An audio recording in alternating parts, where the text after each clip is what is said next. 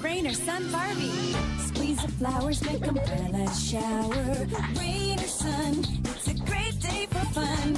Rain or sun, Barbie. And when the rain's not there, turn your backpack into a chair. Rain or sun, dress for fun. Rain or sun, it's a great day for fun. Rain or sun, Barbie. Rain or Sun Barbie doll and friend dolls each come with raining umbrella and their own rain and sun gear. Dolls each sold separately. We're going out tonight. The scene is out of sight. Gonna get my girls together. We'll be feeling alright. We're gonna move through the crowd. Come on, boys, get loud. 'Cause when the music starts bumping, the whole place will be jumping. It's my scene, my scene. You know what I mean. It's my scene, my scene. You know what I mean. My scene. 11.5-inch dolls each sold separately. Mystery Squad, solving mysteries with style. They're the coolest teens. Mystery Squad is on the scene.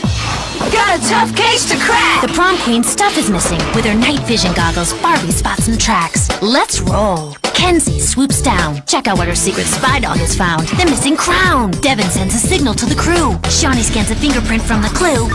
Transmit the data back to HQ. It's a match! Got suspects to catch. They're for hip teens. Mystery Squad is on the scene. Mystery Squad.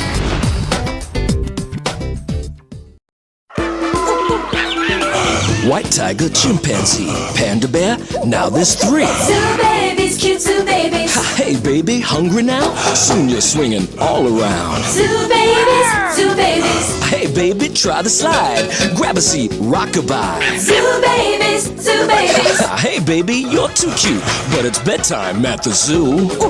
That's gotta be Barbie. Zoo babies come with toys you can transform. Pet sets each sold separately. Barbie doll not included. Got a head for style? Get round, Barbie.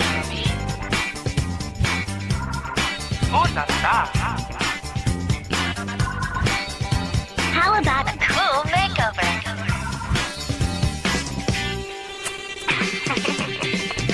Let's change my look. Get glam, Barbie. Styling head makeup changes with icy and warm water. Batteries not included. It's Barbie Genie. With a magic bottle for you. Let's open it. CD-ROM adventures, just waiting for you. With Barbie Genie's magic bottle. Seek stolen gems, the kingdom We through. have a magic carpet too. You can solve puzzles, and with the rub, uncover clues. Find all our gems, and the magical power's given to you. Let's see what else we can do. Barbie Magic Genie Bottle and CD-ROM for Windows 95 and above comes with your own Genie Bottle. Batteries not included. Rated E.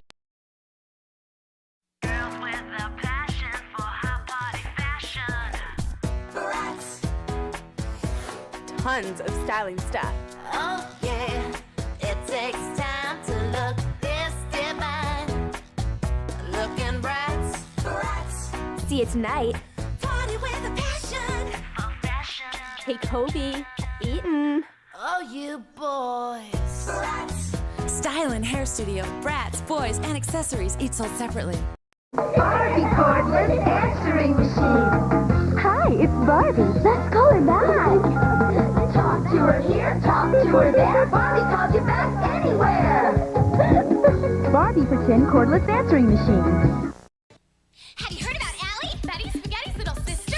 She's got real cool hair, just like Betty. Awesome clothes to share. Her skates really move. Watch out, Betty!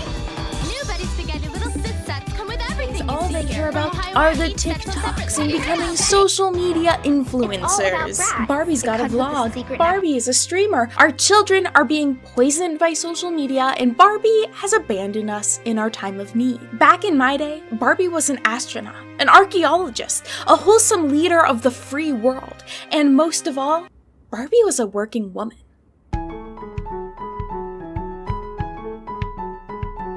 For today's episode of Thrift Games, we are going to be looking into this gem of a doll software combination. the Working Woman Barbie. This is a doll that I obtained through an estate sale, which it turns out is a great way to discover more things you didn't know you needed. This Barbie was released in 1999. That same year, Mattel released the Walking Barbie, Super Gymnast Barbie, a Barbie that you could use her rubber waist to make her jam and glam dance, and the Rosie O'Donnell Barbie. Mattel was truly innovating who and what Barbie could be. The Working Woman Barbie captured the essence of 90s women's workwear, lacking the shoulder pads and voluminous hair of the 80s. This look epitomized the office style at the time. And while Barbie is a fashion doll, this look is not what I would consider to be high fashion. In fact, it's almost unnerving the amount of realism that exists within this doll. Like, why does she look so real? Another thing I want to highlight with this doll is it actually had two versions, the white Barbie and black Barbie. While there had been black Friends of Barbie's dolls starting in the 60s,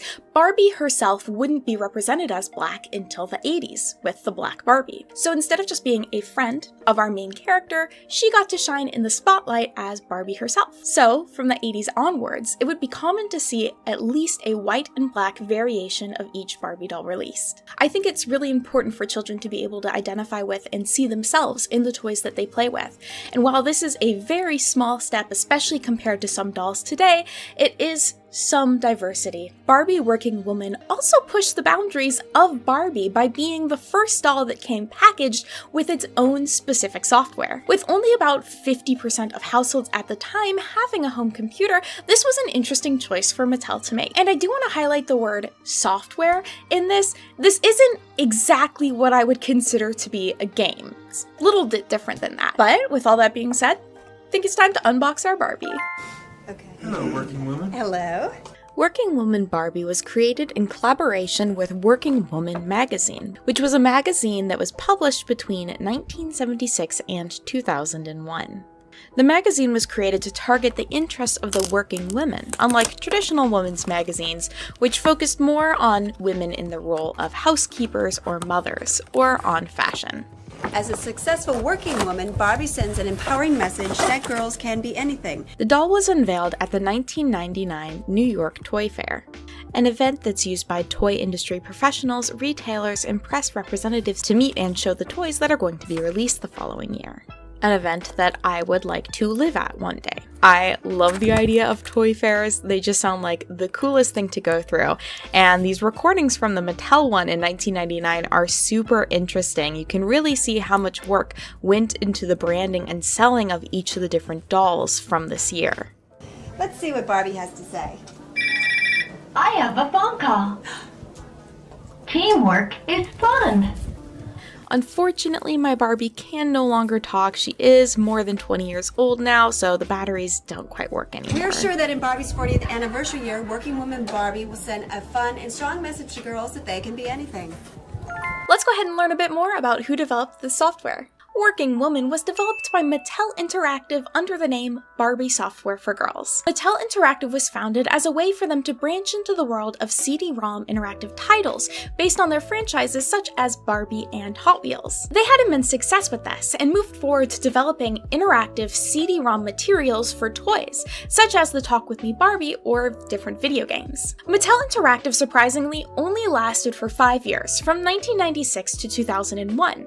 This was due in part to what has been considered to be one of the worst acquisitions of all time by different prominent business journals when they acquired The Learning Company in 1998. If that name sounds familiar, The Learning Company was one of the most prominent developers of educational software for kids through the 2000s. This merger eventually led to Mattel laying off 3,000 employees, as well as selling Mattel Interactive in 2000. That being said, Gorilla Systems Corporation is credited as being one of the developers at the beginning of the CD-ROM. Gorilla Systems would work alongside Mattel Interactive for a number of titles, such as Barbie Ocean Discovery, the Barbie Detective games, and Talk With Me Barbie. However, Working Woman Barbie isn't credited as one of the games that they worked on by their website or other websites, so I'm not really sure what their involvement was in the production of the software. Or, maybe it's just not something they really want to be credited with, who knows?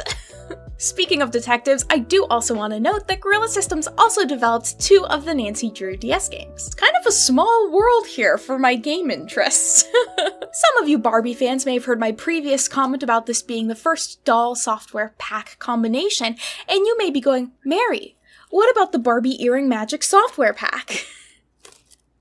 Well, let me tell you. In 1991, Radio Shack had an exclusive Earring Magic Barbie software pack, which was the Earring Magic Barbie doll that came packaged with the 2 Barbie video games that existed at the time. This is Barbie and Barbie Design Studio. So while yes, this was a Barbie doll that came included with software, both the doll and the software were available separately, so the doll and the software weren't specifically made for each other.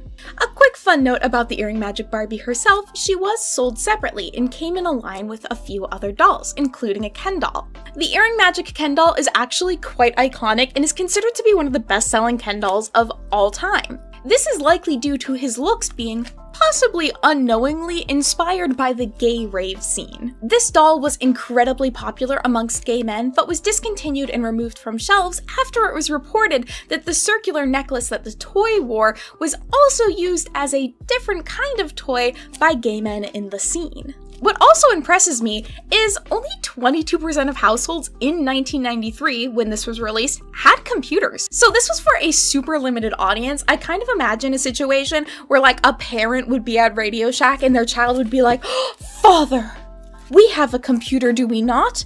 We must obtain this doll. And there happens to be games with it. Like that sort of situation, I don't know. She's very cute though. Her brush is in front of her. I feel very bad. Alright, I've dilly-dallied enough. Let's get into the game. Or software. Whatever it is. Working Woman Barbie is, let's just say, not the most exciting Barbie software. We begin our adventure at a home screen, which allows us to choose which version of Barbie we're going to be playing with. Then we have 2 location options. Home or work. Wow. Just like real life. Help. If we select the house, we can view Barbie's well-kept 2-story suburban home. And we can pick one of 2 windows to have a little look-see. By clicking on the upstairs window, we'll enter into Barbie's bedroom, and we can participate in the classic Barbie experience of dressing her up for work or for a date. Weirdly enough, none of these outfits actually match the doll's outfit. The pinstripe suit is kind of close, but it's still not the same. It does make me kind of curious about which was developed first, the software or the doll, and what sort of communication was happening between the 2.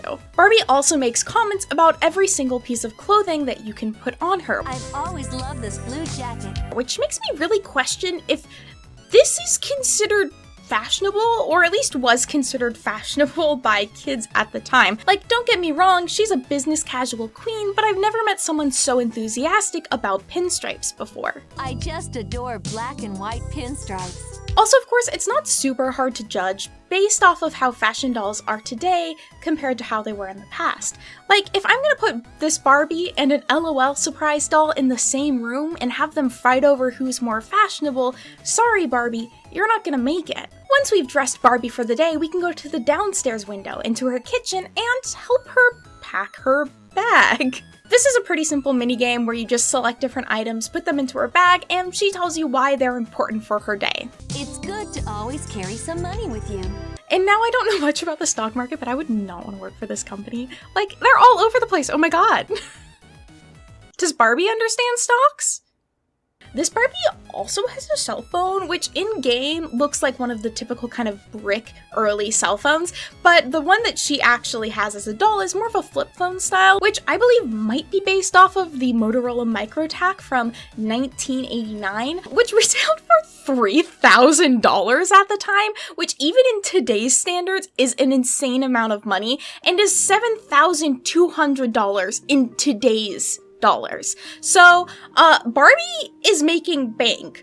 Also, Barbie has a home. Like, I don't, mean to be that person, but like, oh my god, Barbie has like a family home in a suburban neighborhood outside of the city that she works in.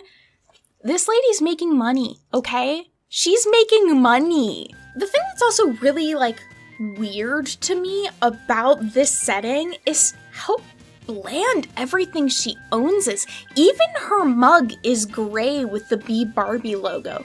At least the doll herself gets a black mug with the pink Barbie logo on it, which I think is like, I don't know, a little cuter. But I feel like pink has been a color that's been so heavily associated with Barbie as an individual and as a brand that seeing her in a space where all of her items are totally devoid of it feels a little off-putting. There aren't really any small details that even make this bag look like hers. This looks like you punched a random guy on the street and took his bag and unpacked it. Like, none of these are specific to Barbie in any way. There aren't any small details that make her bag look like hers. There's like no semblance of individualism. Corporate America. From here, we can leave her home and head into her office in the big city, where we see a continuation of the pinkless Barbie world. Welcome to my office. I'm so glad you're here. In her office, Barbie sits at one of 2 desks facing away from her windows, working on a laptop. You can interact with many of the items in her office and choose to move things around or decorate them however you see fit. You can also unpack the things from her bag and even change the time of day by clicking on the windows. This leads to some interesting commentary from Barbie about how pretty the office is. All time of day. The office is beautiful at any time of the day. Huh, Barbie. You can also turn on her radio. Have you found a song you like? Change the images on her desktop. What a cool screensaver. And get phone messages. Thanks for returning my call. Barbie, I'll have that information to you right away. The 2 playable or game-like sections of this page are the Working Woman magazine and the stationery. The magazine section allows you to select from a number of different magazine layouts, adding in your own photos of Barbie or different headlines. I always appreciated this sort of thing. I know that I would have loved it as a kid, and many of the kids that I've worked with have a bit of a fascination or find a lot of joy in creating books and pamphlets in their own comics, so I think this sort of thing would totally hit home for me. This also featured connectivity with the Barbie Photo Designer digital camera. You know you make me wanna.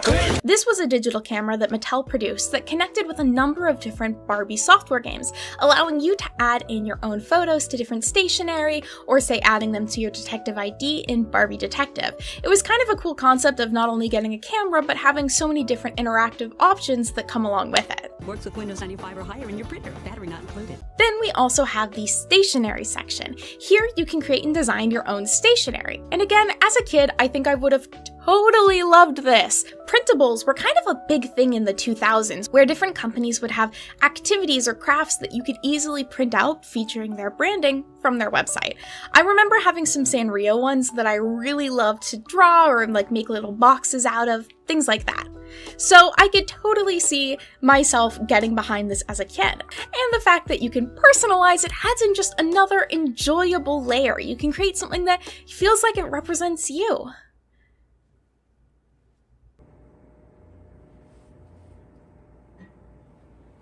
So that's basically the entire game. While this Barbie is advertised as having a second going out outfit, and we can dress her up for a date, there is no date activity for us to partake in. Perhaps Barbie and Ken just want a private moment. But I do think it's kind of a missed opportunity. A study by Asana this year found that 70% of adults are experiencing burnout, which is a combination of exhaustion and depression, often caused by overwork. Having a good work-life balance is essential to survival, and that's something that I really want to make sure kids see as well, who often are forced into the grind of preparing for university or seeing the people that they aspire to be online working endlessly towards their goals. Which, hard work is good, but it's important to take breaks too. Unlike Barbie here, we need to know how to leave work behind. The office may be beautiful all times of day, but I don't really think there's a reason for us to be seeing it at night. The other thing I've been thinking about a lot with this game and this doll is the idea of what the ideal adult should look like. Barbie has again and again shown young people that they can go out into the working world with their own sense of identity and flair. Barbie is bringing a pink Barbie branded flag when she goes to the moon as an astronaut. She's wearing a pink ascot when she's discovering dinosaur bones as an archaeologist. Why all of a sudden, when she becomes a businesswoman, does she lose these aspects of her identity that she's had in almost every other role that she's been in? There have been countless articles over the last few years about why it's important for you to embrace your identity in the workplace and show up as yourself. The experiences of the individual can help to shape and drive the organization as a whole. And part of that is letting yourself wear clothing that you feel like fits you and represents you in the way that you want it to. You can wear business casual that has pink on it. And I'm not trying to say that Barbie has to wear pink, but it's weird that, not even her mug has a little bit of pink on it. Her office looks like as though a child is visiting a CEO, not that it's owned by her, the individual known as Barbie. I just feel like we lose a lot when we're not able to express ourselves, and I think it's really hard on us if you're in the workplace and you're not able to express yourself. This doll really led me to develop a strong curiosity about the Barbie games that I played and enjoyed growing up. I think that there's something quite fascinating about looking at software that was specifically developed for kids. What different companies did to get kids interested in the computer, and what long-term effect that might have about our perception of our roles in the world. I've actually collected a fair number of the games and even some dolls as well. Yeah, and some of it is just from my own childhood, but it all fills me with a sense of nostalgic joy and a bit of curiosity as to why they were developed and who made them. This last month, I got my first anonymous Tumblr message in a very, very long time. And it was a message that was making fun of me, essentially, for having cringy hobbies, like liking Taylor Swift and collecting Barbie dolls and cat ear headsets. Basically, they were saying that they were things that I shouldn't be interested in, or at least talking about online in the way that I do. While there were a lot of layers to this situation, I couldn't help but feel really bad for this person. Just imagining being someone that feels so strongly that others expressing their interests in things that bring them joy online is a bad thing, to the point where you have to reach out to them and tell them to stop doing that. I just feel like that's a really sad place to be. And I know there's a lot to be said about how bad social media is. I think there are a lot of aspects to it and corners of it that are quite negative, but I also can't help but highlight the parts that I think are really cool, such as having these platforms where people are allowed to express their interest and share them.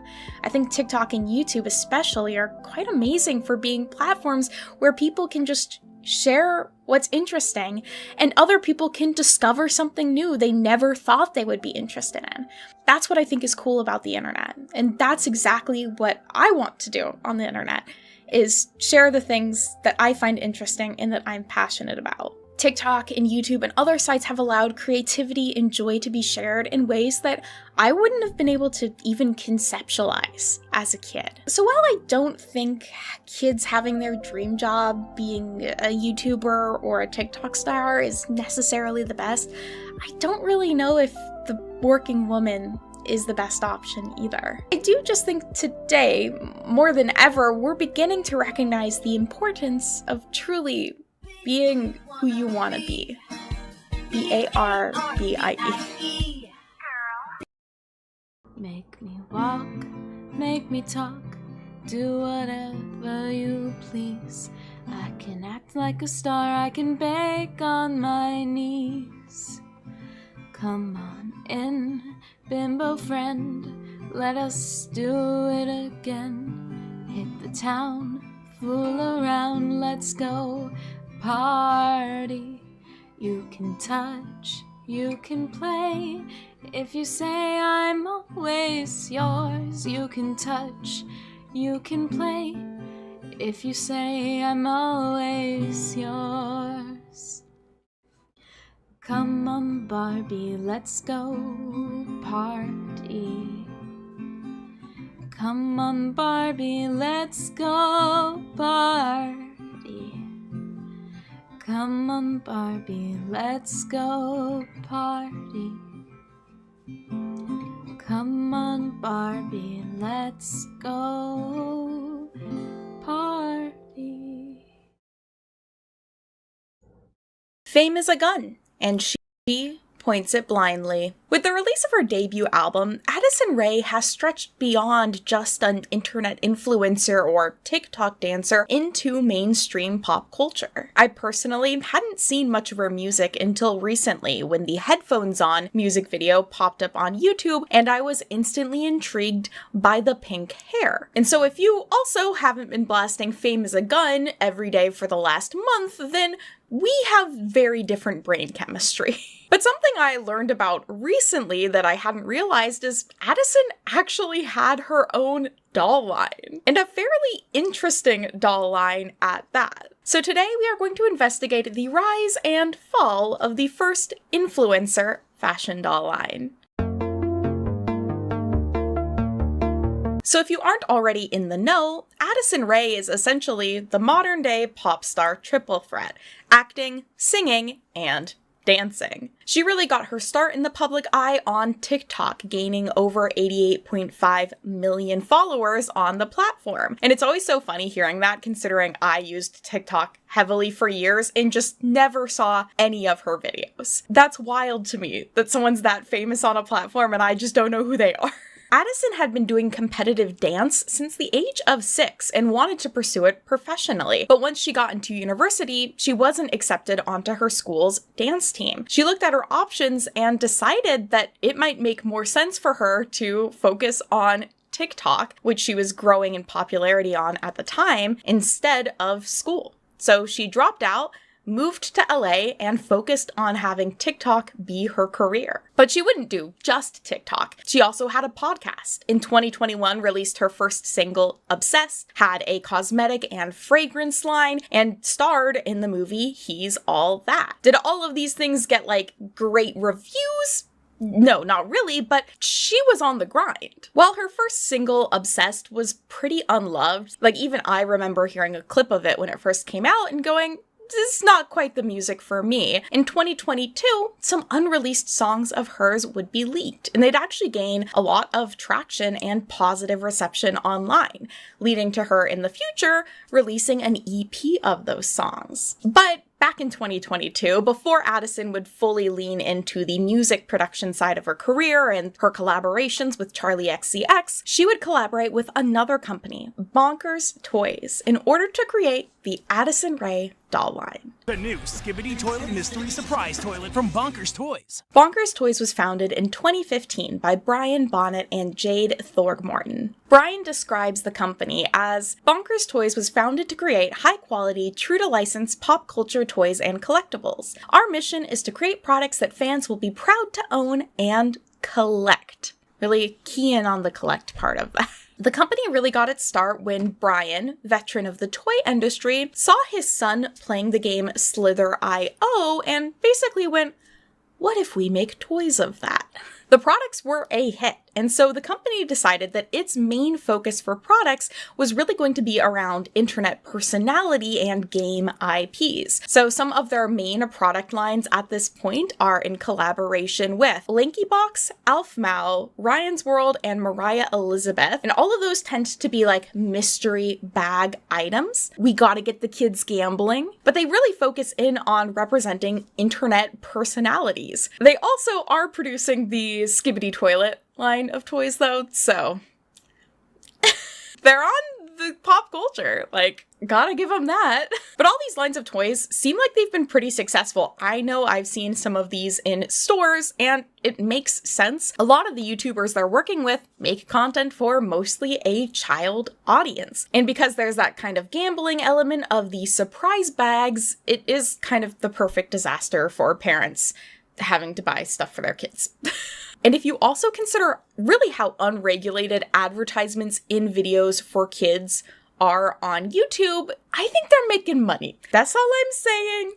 Big money is involved in this. As far as I understand, they hadn't ever produced a fashion doll style doll in the past before the Addison line, and they haven't also since. So she is their one and only attempt at it. Slightly unrelated, but also interesting to me, a snoop. I believe there is a current active lawsuit against Bonkers from who I assume is either Brian's ex or current wife, Julie Bonnett. This is apparently for a breach of contract and was filed in August 3rd of 2022, which is 2 days after the Addison Rae dolls came out, so I don't know if they're connected at all, but I'm really curious. I can't see the documents unless I want to pay for them, and I don't want to pay for them. And so maybe it's not a big deal. Maybe it's not a huge thing, but I'm just really curious. I'm snooping. Oh my gosh, is that Addison over there?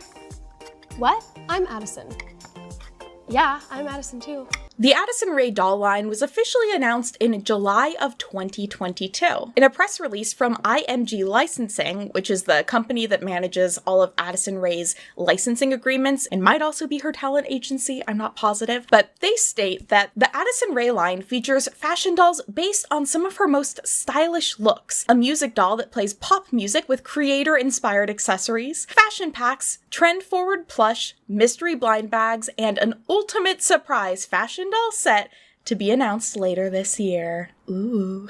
They also highlight that the dolls would include personal messages about embracing body positivity and female entrepreneurship, and that Bonkers Toys and Addison Rae will be supporting nonprofit Girls Inc. to help further inspire all girls to be strong, smart, and bold in their lives. About the line itself, Addison is quoted as saying, "I have dreamt of having my own doll line since I was a little girl. I worked with Bonkers Toys on every detail of the dolls and toys to inspire young kids to dream big," which is interestingly very similar to what Taylor Swift said about her own doll line. Girls just want their own doll line. What can we say? And I think it's kind of everyone's dream at some point is to like have a mini version of yourself. I mean, there's only so much you can say about having a doll line made about you. Like, no, I never wanted this. No one's gonna say that.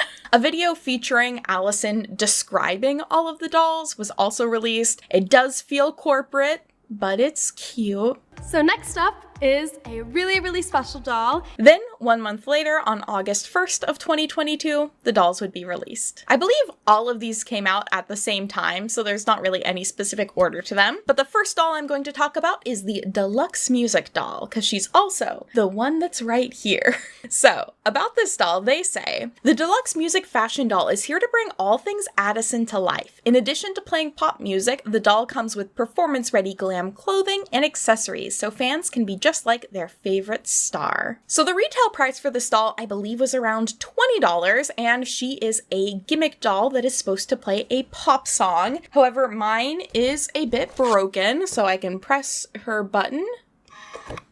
Oh, that sounds worse than it did before.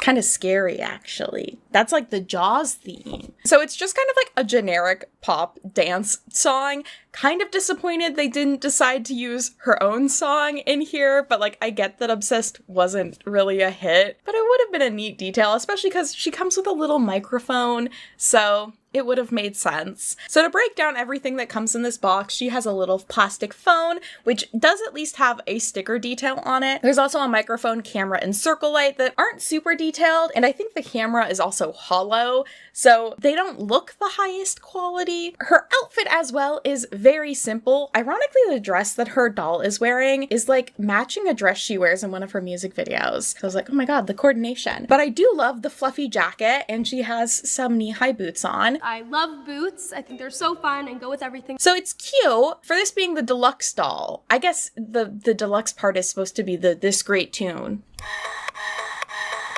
which sadly is not tuning anymore. On the back of the box, it does have some like details about how she's passionate about female entrepreneurship and has a multi-platform business. Do kids care about that? I don't know. But it does also have a QR code on it, and if you scan this code, it will play a quick video for you from Addison. So the video is a pretty short clip. It's like a minute long, and it's basically her saying how proud she is of the businesses she's been able to create and that she really wants to create authentic businesses, and that's a big part of her brand, which I have mixed feelings on. Like, firstly, I'm very pro women creating businesses and playing the game of capitalism, as I like to phrase it to myself. Like, we exist in the society. Sometimes you gotta play by the rules that exist in the structures that exist in order to support yourself and other people. There is a lot of good that can be made from when you have money. There's a lot of good stuff you can do when you have money. I'm not against women owning businesses, but I also do believe that consumers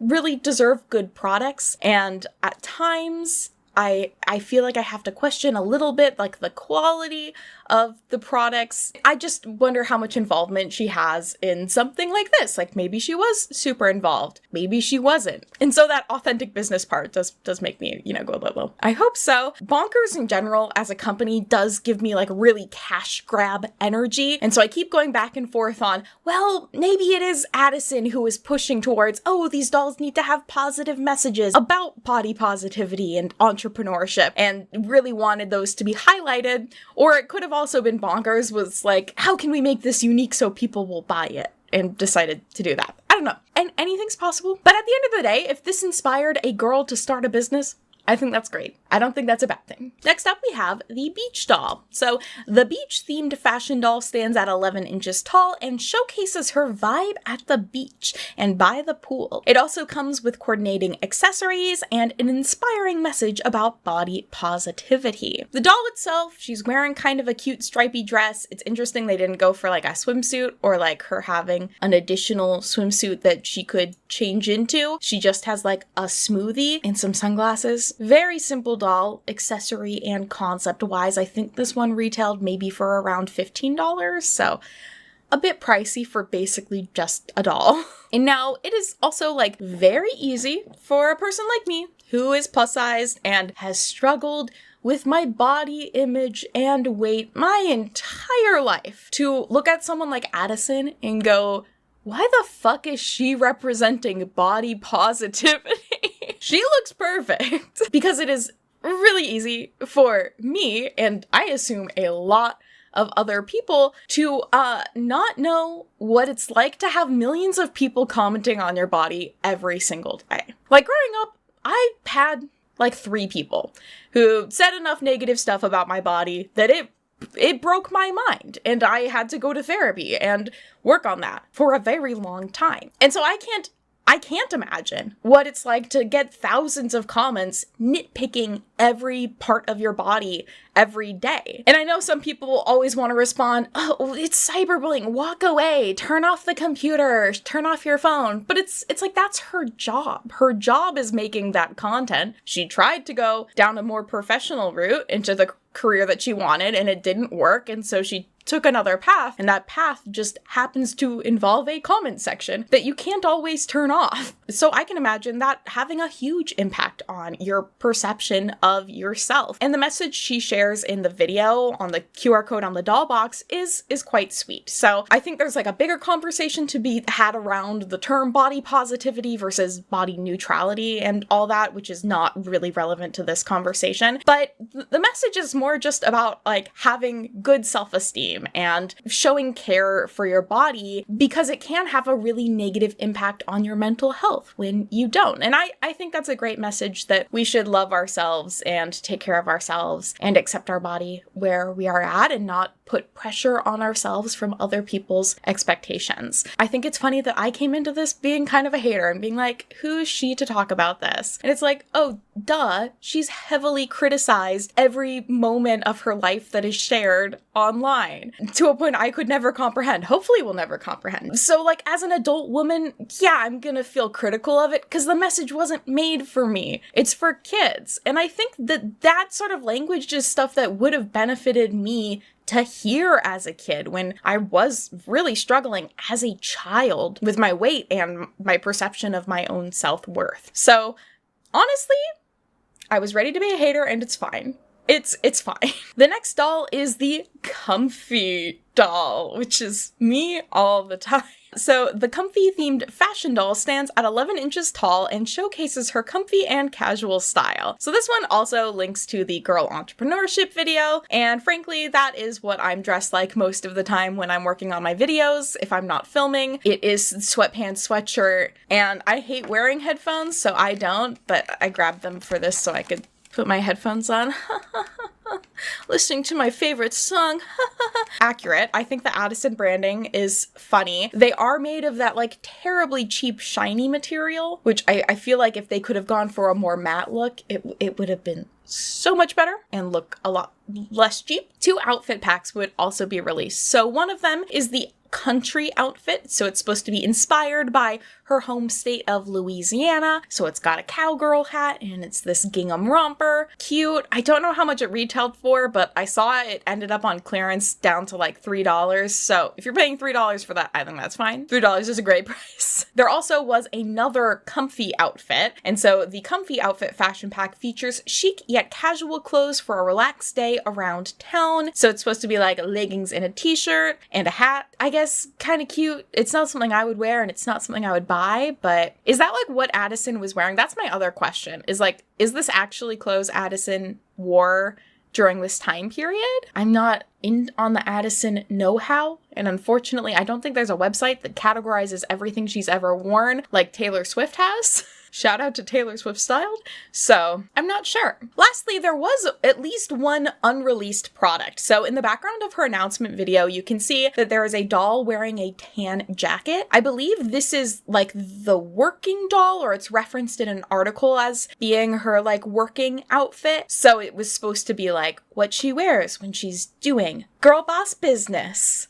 I didn't script that part, and now I'm really proud of Girl Boss Business. So those were the main dolls that were released. There also were some plushies, surprise bag sort of stuff, and then the combination of both. Here I have the ultimate mystery surprise Addison Rae doll set, and we are going to open it. Aren't we so excited for this ultimate mystery surprise? It has 60 plus surprises. We're gonna have to count how many times I'm surprised. Now you might be going, Mary, that seems like a waste of money. Fair enough. I did get this for like $10 though, and I'm hoping it will have stuff in it that I can use for my mini-me doll. Because, fun fact, I make content. And if there's content related stuff in here, which I believe there is considering it advertises a content studio, Mini Mary can work. Muska has already chewed on the tape, so he's been excited to open it up. Ooh, oh, this is fun. It has numbered boxes. So I guess we will start with the glam set. Gotta go in order. So we have a little armoire, and then we have, I believe, 5 surprises back here to open. The first part is a chair and what looks like a pink fuzzy robe. And these have paper backgrounds on them, which is honestly nice. Oh my god, this is like the right size for Mini Mary. That's pretty cute. Let's open up this one. I wonder if this is gonna be one where it's like a shirt will be in a box. Ooh, there's some accessories. I got a green drink that has an A on it. There's also some hangers and a blow dryer. This box.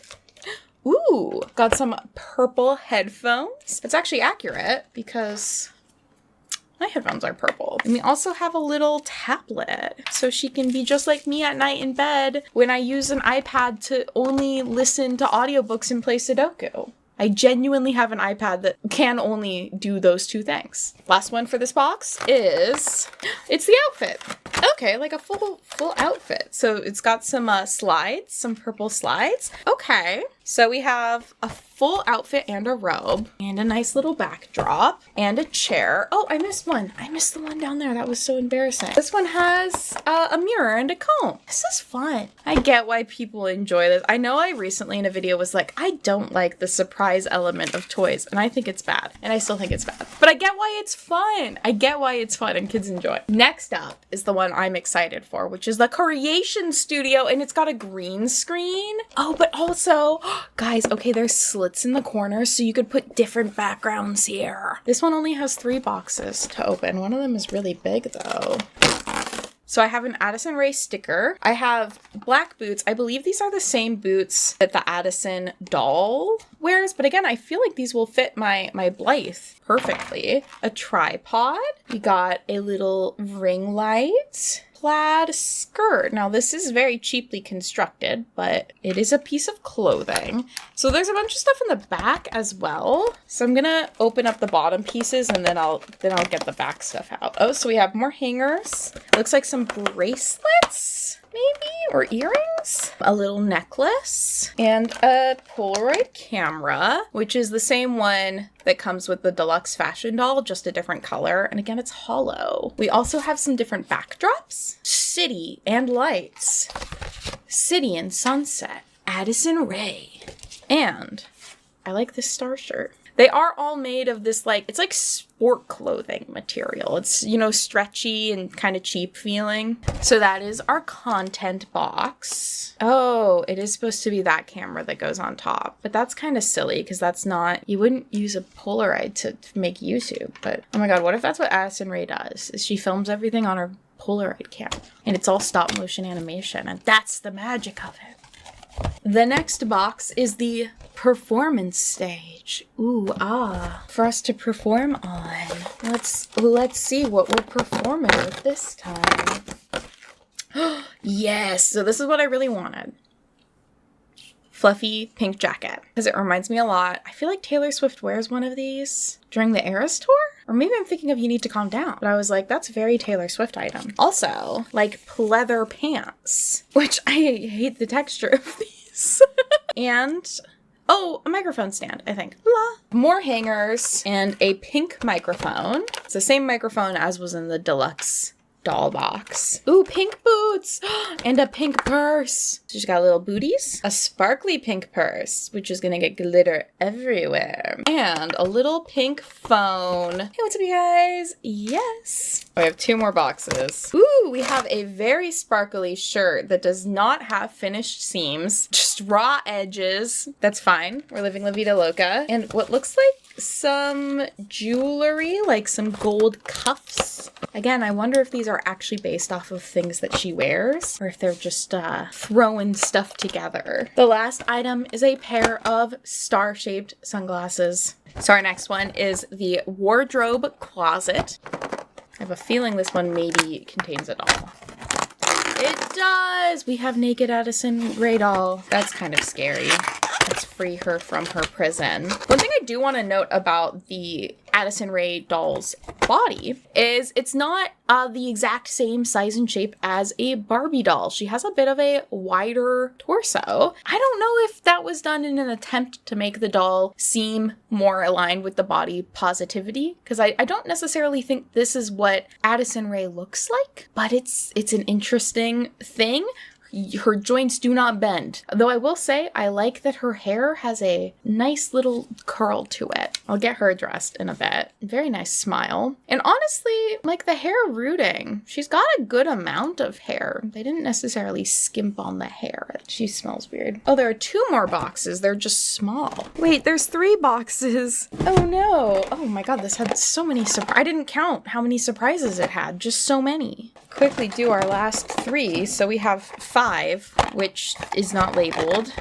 A suitcase and shoes. So we have little silver shoes, and this is so cute. A little suitcase and oh, that's great. I love that. Actually, enjoy that. I'm having fun surrounded by cardboard right now. Number 7. Okay, well, this is fun too. It's boots, pink long boots. We got a lot of the same boots, but then also a laptop. And this will be great for Mini Mary to use so she can actually work. It looks like it's showing Addison recording something. Okay, and the last one. Our last surprise is more shoes. This girl's got shoes. We have some boots and, again, a hollow boombox, which is on my floor now.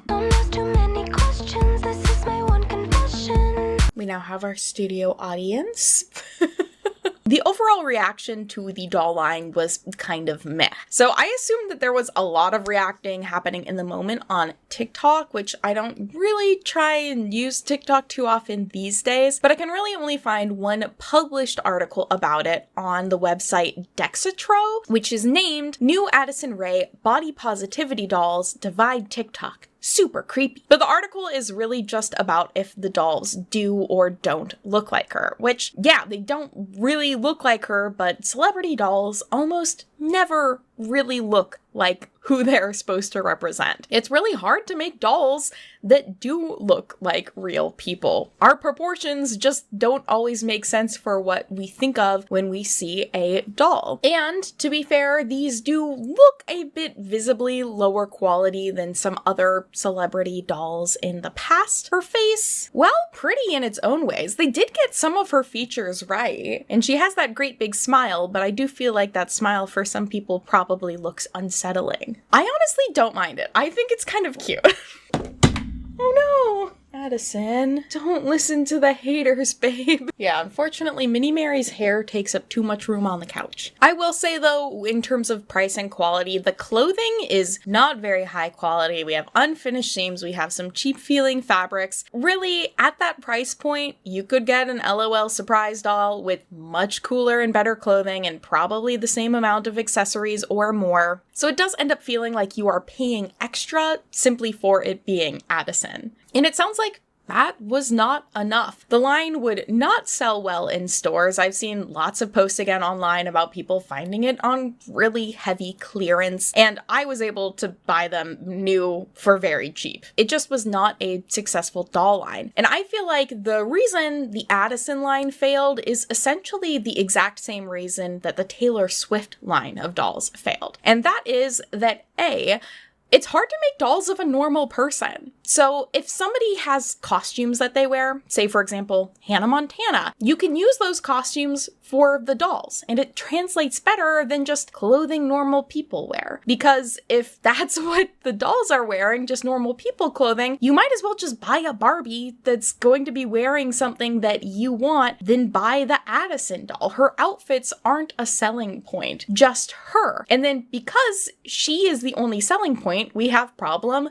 B. It's pointless to buy more than one doll. You don't need 2 or 3 Addison Rae dolls in the same way that you would get 2 or 3 Barbie dolls that all look kind of different because they're different people and can be different characters if you're playing with them. You only really need one Addison Rae. So if you do have a fan base that wants to buy these dolls, they're gonna get one and they're gonna be done. And there is a good amount of accessory repeating through the dolls. So again, there's no value to buying multiples of them. So in some ways, the line does feel like a cash grab that was destined to fail, with a toy company that doesn't have a lot of experience in the world of fashion dolls attempting to profit off of kids using Addison Rae's face and name. And you remember how I brought up that I do think that there is good that can be done from people having money via capitalism? Well, if you remember, in IGM's press release, they did report that Addison and Bonkers would be working with the nonprofit Girls Inc. However, I can't find any evidence of that collaboration or what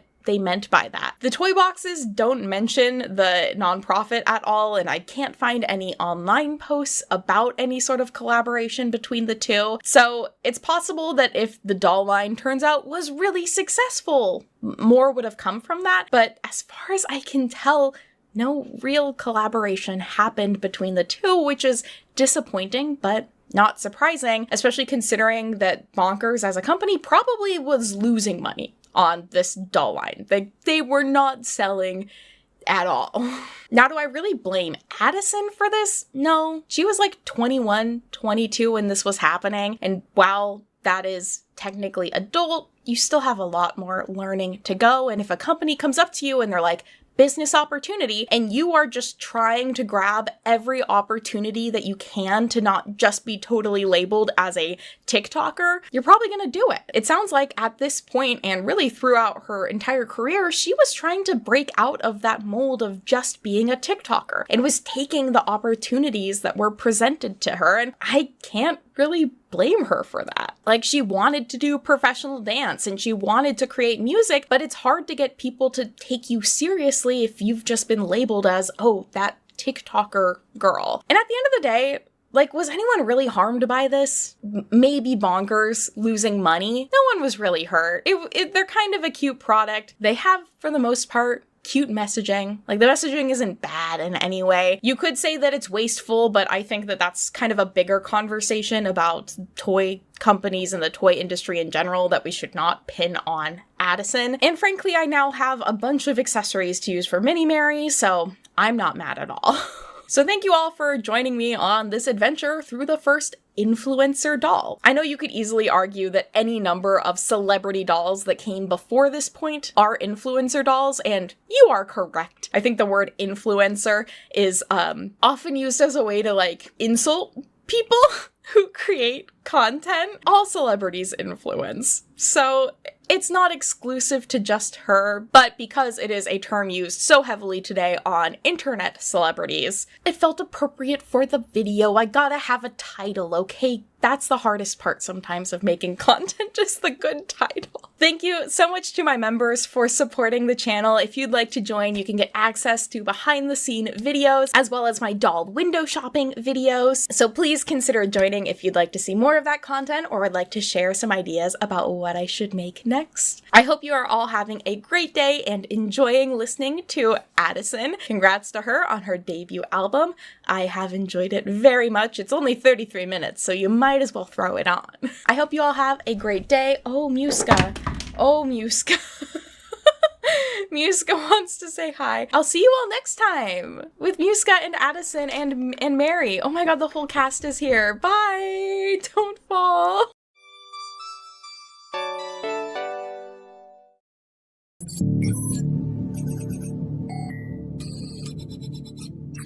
Oh, I didn't see you there. The early 2000s were a really interesting time in media, especially with cartoons. One that specifically comes to mind for me is Totally Spies.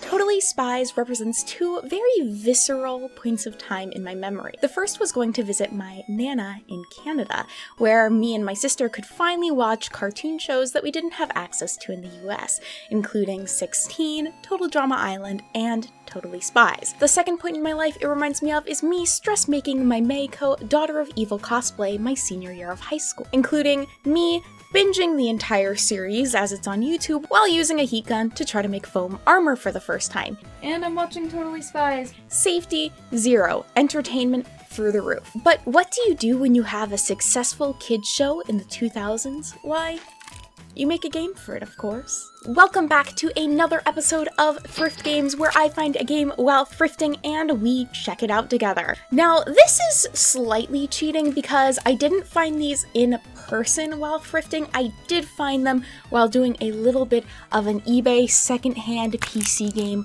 haul. Sometimes you go on eBay and you find games for incredibly cheap that you've never heard of, and you buy them.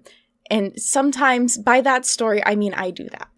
It's a me thing. I have played one, and there's something specific about them that I found incredibly intriguing, which is why I really wanted to make this video with them. So welcome to Thrift Games, I guess episode 3. Now, before I cover that secret something that intrigued me so much, let's go ahead and talk a little bit more about the background of these games. Now, if you don't already know, Totally Spies was an animated series that originally ran from 2001 to 2005. It consisted at the time of 5 seasons, the first 2 being created by Zodac Kids and Family Studio France, so by a French company, and then the remaining 3 were produced by Canadian company Image Entertainment Corporation. A 6th season, which I didn't even know about, premiered in 2013 at the Palace of Versailles. Okay. French cultural achievements. And then a 7th season is currently in production, slated to be released in 2023. The show was mostly enjoyed by viewers, though at times had some interesting content to go back and look at as an adult. The creators of the show had some really interesting ideas about what should happen to some of the characters sometimes. But outside of that, it was an upbeat, colorful, action-packed series that pretty much anyone could enjoy. It had a pretty gender-neutral viewership as far as I can tell, which is pretty awesome for a female lead-based show that especially leaned into femininity. Like, all of the tools and gadgets were very like your lipstick razor and your hair dryer, whatever.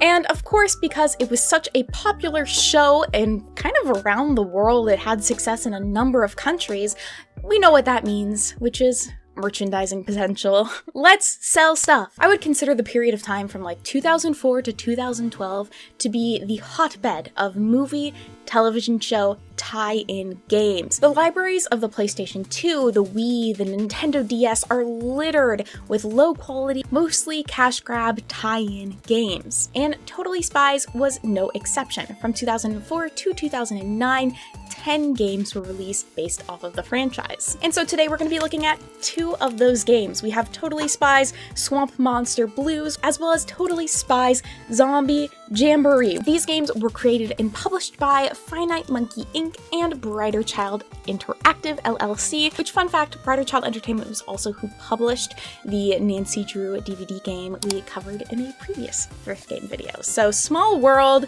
in the world of childhood entertainment games. Now, Finite Monkey died in 2005, and it looks like they specialize basically as well in childhood entertainment games. They made a Zaboomafoo game, they made a Garfield game. We know we love Garfield here. I tried to make myself Garfield today.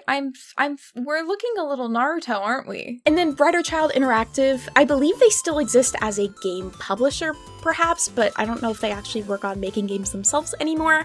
It looks like the part of the company that did do game development kind of faded away after 2006, but they did a number of the Totally Spies games, as well as some, again, general kids television tie-in games, including Muppet Kids, Caillou, JJ the Jet Plane, and Land Before Time. What's also interesting about these games is they are designed to run on both Windows and Mac, which I just find interesting. So I'm assuming these must be somewhat simplistic because they can run on both. So that's cool. So I was actually able to use the Wayback Machine and look at Brighter Minds' website for Swamp Monster Blues, and this is the thing that really originally intrigued me about this game the first time I tried it out and played it, is they're educational games, which, if you know anything about Totally Spies, it's not an educational show. It's kind of like the junk food of kids television, which, don't get me wrong, I absolutely love it, but, you know, there's not a lot of actual substance and learning from the show. It's kind of like 3 girls going on adventures and fighting crime, which we absolutely love, but again, I'm not learning a ton from this. So they made these into being educational games, which I find really interesting. Some of the specific details that they describe it with is entertaining games with beautiful graphics, fun learning with a unique adventure, a 32-page puzzle book included, 8 interactive challenges, and 3 difficulty levels. But let's go back to what actually matters, the 32-page puzzle book, which is required to play the game. You need to solve the puzzles in the puzzle book to play the games. So we can play Totally Spies Swamp Monster Blues. Let's get it. Look at them. They don't look great. Girls, are you okay? Oh my god, does this not make all of you just feel so nostalgic? Welcome to Totally Spies Swamp Monster Blues. My name is Jerry, and I will be your backup on this mission. The first thing you will need to do is log into your agent profile. My old profile is still here. Now Okay, wait. choose a level. Level 1 is easy. Level 2 is medium. Level 3 is the most difficult. Please look at your screen. At the bottom, you will see several items. Click the arrow key to begin. Oh, okay. And good luck, spies. Thanks, Jerry. Let's try and print the code book. Where did I put my printer? Oh, it's right here. I found the printer paper.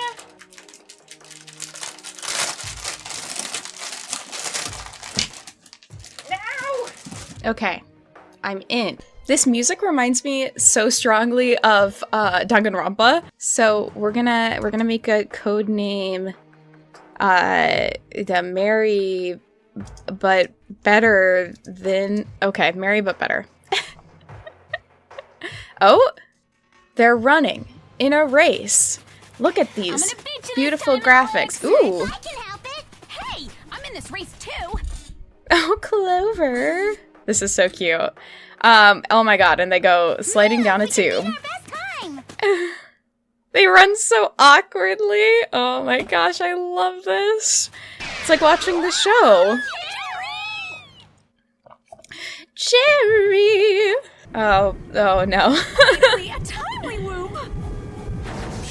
It feels like we stopped. Gee, you think? Hello, girls. It seems we have a little problem with the computer guidance system on our Whoop tubes. You'll need to guide the transport in yourselves. The Whoop tubes? To guide your transport. Wow, there are a lot of tunnels. Okay, I'm assuming, yeah, it's to here. No! Oh my god, this is quite long. Do you want to play again? A silent screen asks you. What is this? I want a boot. Like, that's so bad. Like, kind of 70s vibe boot.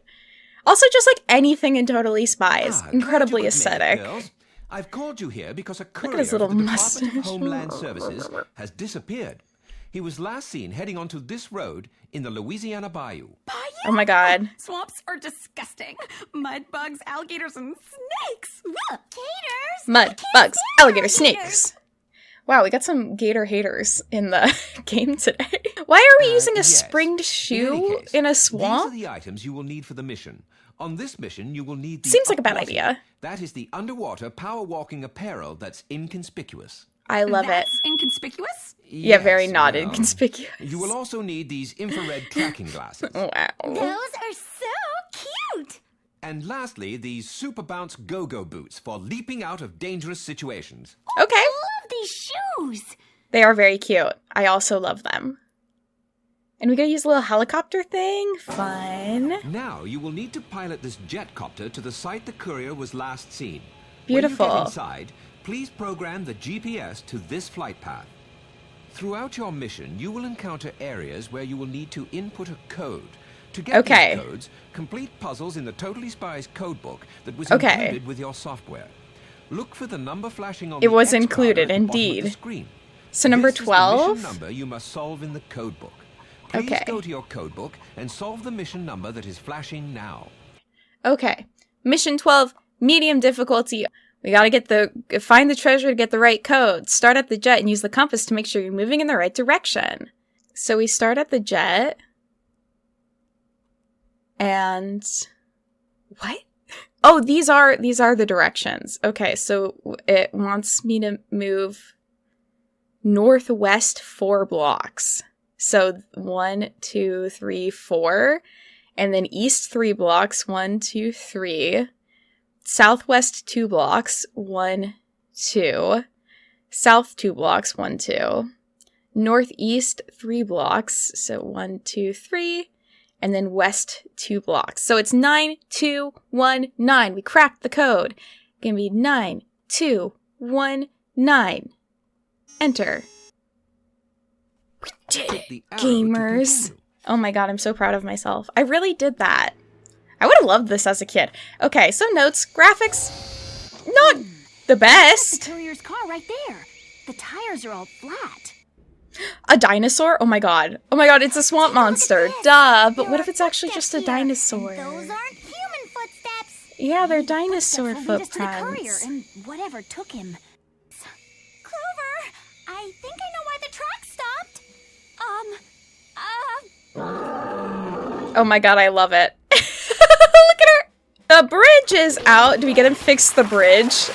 Oh, what? He broke the bridge? I don't know. Wait, are we chasing the monster or running from it? Sugar Company. Big Sugar. Oh, It looks like it's been closed for a while. But the tracks lead right to the front door. suspect. Monster. That's why you should cut sugar out of your life, because they're actually creating a swamp monster. What is the point of the bad guy? 0, 3, 5, 1. Enter. I cracked the code. I get so proud of myself. Wow. Maybe I am just a little kid. Monster or any sign of where he went. I can with the infrared tracking glasses. Ooh. Look at those warm footprints on the floor. He really ran. His little warm feet. Oh my god, what is happening? My toe! I wonder if they took the audio clips from the show or recorded them for this. Like, are these parts of actual episodes of the show? Oh my god, is he cute? He's so cute! I love it. He looks great. Beautiful, green, stinky friend. Okay, so my camera died and I have no clue when. Like, froze. It's never done that before. That's so strange. Pop the green bubbles. They don't match my outfit. These bubbles are hard to see through. Pop some more. What is it about, like, this corner that just fills up? Okay, I think I... Oh, no, I do not want to play this again. Oh my god. Excellent job, girls. We'll take it from here. Thank you, Jerry. I tried the rose red polish, but it was too red. Too red. This color. Too red. Is just the perfect Complain color. about my nails. 2 of them fell off. So rude. I see you made quite an impression, Clover. He's probably just scared of the monster. Well done, girls. This monster has been kidnapping unsuspecting people for years. And as a reward, I'm authorizing you to spend the rest of the day at the Deep South Mall. You may even use the Whoop credit card. Oh my god. It's so over the top girly. A shopping spree. Ooh, I can't wait. Oh my god. Alex, I thought you were afraid of alligators. Animal cruelty. Me in a shopping spree. Yep. So is that the... I beat the game. Wow. A gamer. And I will be your backup on this mission. So, let's talk about that. I'm not going to go through and play the other one because I feel like it's going to be the exact same as that, which isn't a bad thing. It just, is what it is. Actually, okay, you know what? I fucking enjoyed that. I'm not gonna be a hater. I could be a hater. I could be a hater right now and be like, oh, wow, that was a mediocre experience. But you know what? If the year was 2005 and I was 9 years old and I liked Totally Spies and I wanted an educational game experience, yeah, I would be down for that. It had all the characters I liked. It was fully voice acted. It had music. The games were honestly fun.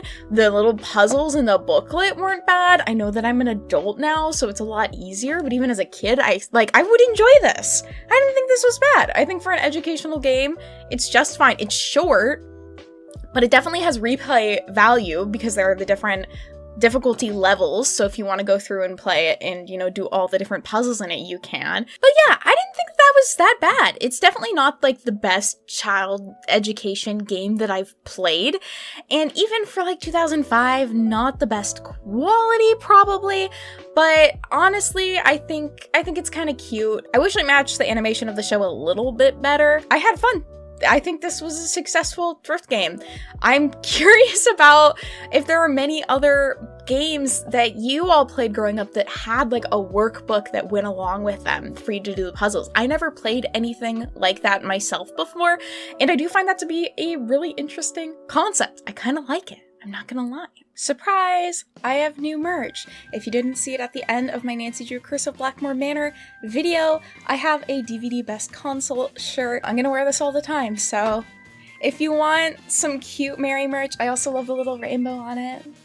It's so cute. So, yeah, just saying this exists. If you want cute Mary merch, and or weird Mary merch, I guess, is the alternative. Yeah! Okay, bye.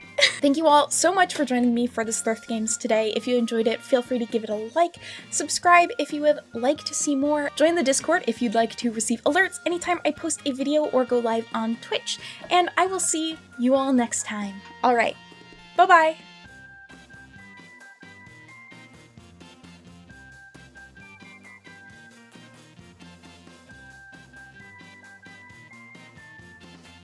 Something doll collectors of today have in common with doll collectors of 200 BCE is looking at a doll and wondering, but what if she had joints? Adding joints to dolls allows for better posing, realism, and today is often a sign of a higher quality product. The more joints, the better. But starting in 1999, ball-jointed dolls became their own subgenre of dolls. Produced commonly in Japan, Korea, and China, these dolls were known for 3 main things. First of all, being incredibly beautiful, second of all, being incredibly customizable, and third, being incredibly expensive. However, within the last few years, the world of ball-jointed dolls has changed, or at least the way that we use the term ball-jointed doll. So today we are going to be investigating this shift from the Dolphies of the 90s to the blind box BJDs of today, including my own history with ball-jointed dolls.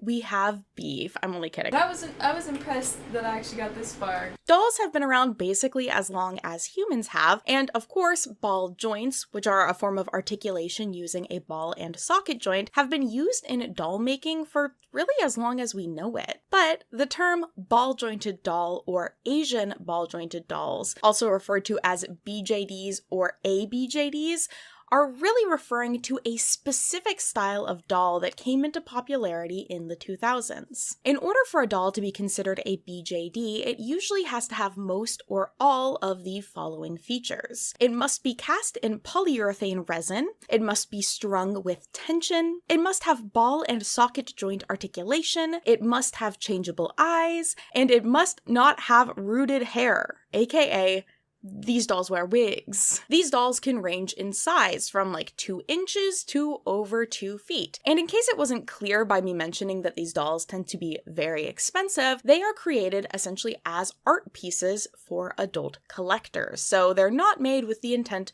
of kids playing with them. While today I tend to really enjoy looking into and learning more about dolls that are designed for the sake of like play and for a younger audience, I also have to acknowledge the really wide world and history of dolls being used as an art form. Doll makers have to use an incredibly wide range of skills for their craft, from molding and sculpting the doll itself, creating clothing for it, wigs for it, as well as painting its features on. And not only is creating the doll itself a work of art, but because dolls are often created to represent humans, they can be used artistically to invoke really interesting feelings and emotions that wouldn't be possible with using a human model. One example of this is an artist who's kind of been credited as influencing some Japanese artists that might have led to the creation of modern ball-jointed dolls, and his name is Hans Bellmer. Have you ever looked at a work of artwork and gone, gosh, I really need to rewatch the creation of Silent Hill 2 documentary because I feel like this is something that inspired Silent Hill 2. Because that is the vibe of this artwork. Now, interestingly enough, Masahiro Ito actually clarified that Hans wasn't an inspiration for Silent Hill 2. However, Hans would go on to inspire a lot of different Japanese surrealist artists who would then go on to make their own ball-jointed dolls. So it is possible that there was a little bit of like a trickle-down effect from him in terms of the inspiration. But it's also important to note that Japan had already had a super long history of the creation of dolls as works of art. And so the ball-jointed dolls of today could also be kind of just considered a natural evolution from that. But leading up to the creation of these dolls, one other important thing was taking place. As Japan was having an economic boom in the 80s, one particular form of artwork was thriving: anime.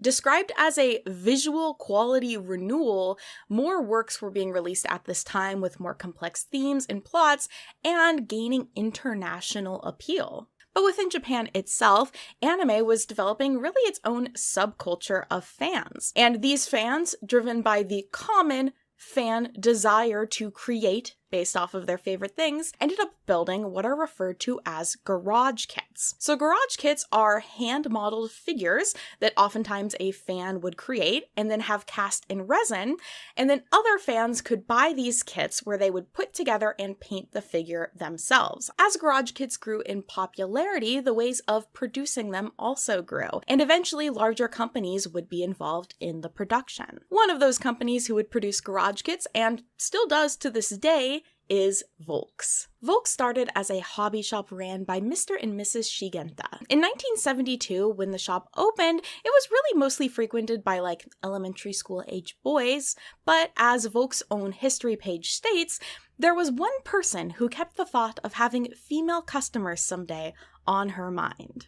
As the story goes, in 1998, Mrs. Shigenta saw a handmade ball-jointed doll that one of the sculptors who had been making garage kits with Volks had created for his wife. She became completely enthralled with it, with the Volks website noting that it felt like a doll that you could change as you like and that reflects you like a mirror. This doll is very precious. You can always hold it in your arms. This doll is another yourself. In response to seeing the doll, Mrs. Shigenta said, "How wonderful would it be to offer such lovely dolls to our customers?"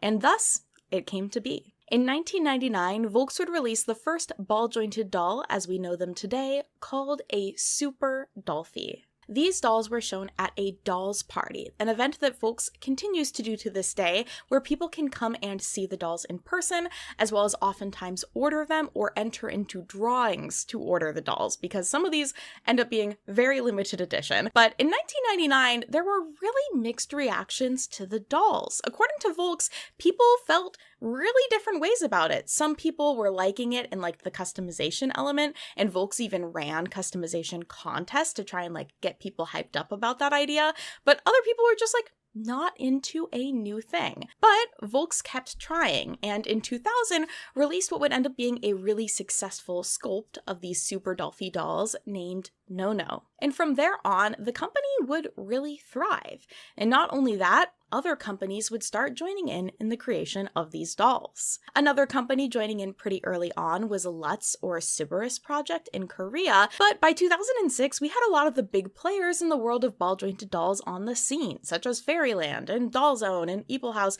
just to name a few. There are a lot. While ball-jointed dolls have never been hugely mainstream, they have been used in some different works in media, such as the horror movie Dollmaster and in the music video for Walking on Air, which went platinum in my childhood home. And as often happens with a niche hobby, a pretty intense international fandom ended up developing around the dolls. Arguments about what did or didn't count as a ball-jointed doll, who deserved to buy the latest models or monthly exclusive releases, and of course shame for either spending way too much on dolls, like, oh my gosh, don't you have other things to care about, or for being way too cheap and maybe buying a recast. All of these arguments were commonplace in the online communities. And how would I know this? Because I was in them. Not the arguments, the communities. I was too scared to argue.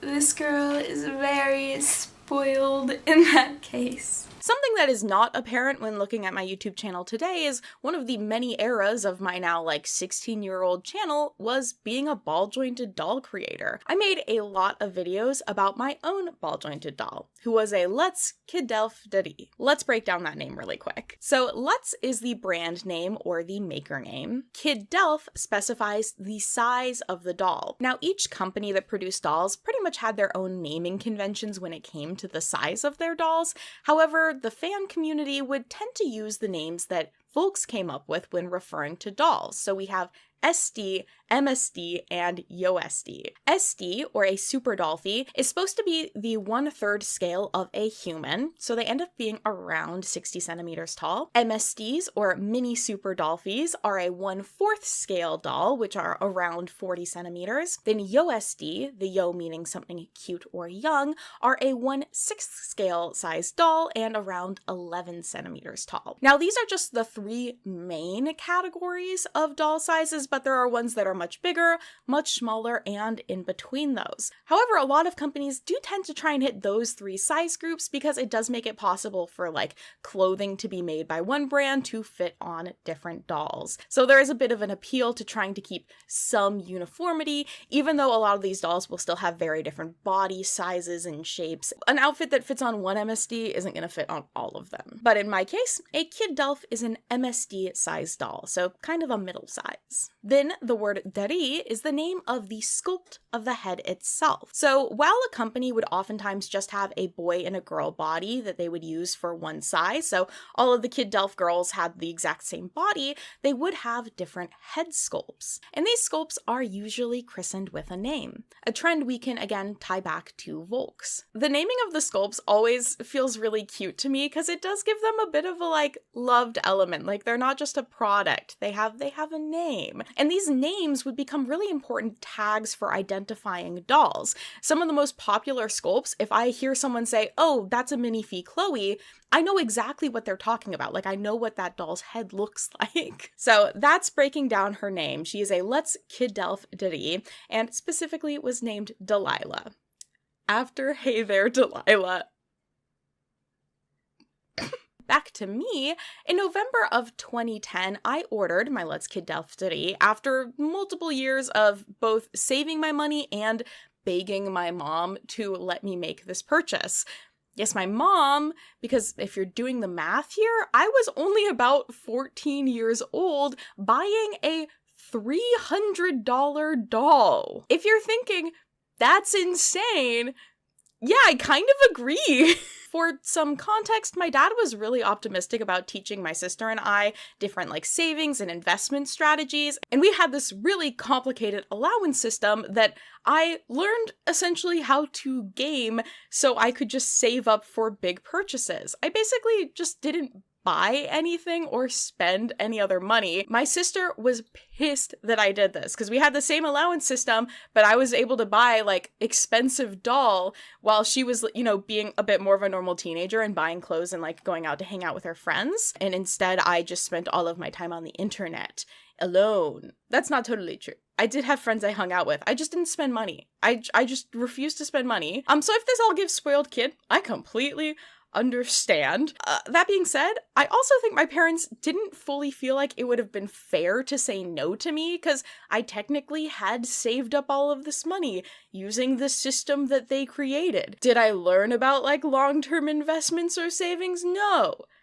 I just wanted a doll. But the deed was done, the doll was ordered, and thus the wait began. So not only was she shipping from Korea, which just in general at the time would take a long time, but these dolls are also really often made to order, and that was the case with Lutz. They don't just have like a bunch of stock ready to mail out. When they get an order, they have to then cast it and sand it and prep, like do all of the steps to make the doll. So it would oftentimes take up to 50 days for the doll to ship out, and in my case would take a little bit longer because I had also opted for the company to do the doll's face-up. Now, what is a face-up? A face-up is the term used to describe the painting on the doll's face. So Barbies and Bratz of today, their face-up will be basically like printed on with stamps, I'm pretty sure, but for ball-jointed dolls, they are hand-painted. So most companies like Lutz will have a base look that customers can opt to pay a fee to have them paint on the doll. In my case, that was around $60. Customers can also choose to just get a blank head, which then they can customize themselves, or they can commission somebody else to paint a custom look for them.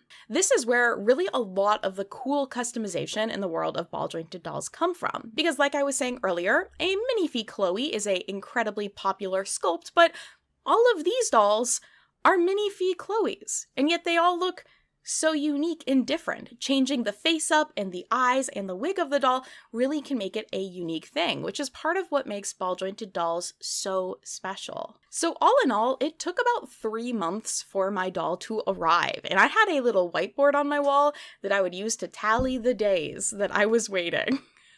When she did arrive, I absolutely adored her and pretty much immediately started like filming content about her. I think I filmed an unboxing video. I was so excited about it.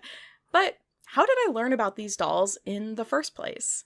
My own history with these dolls really starts with a book. So my sister had bought this book called Japan Ai, A Tall Girl's Adventures in Japan, and her and I became kind of obsessed with it.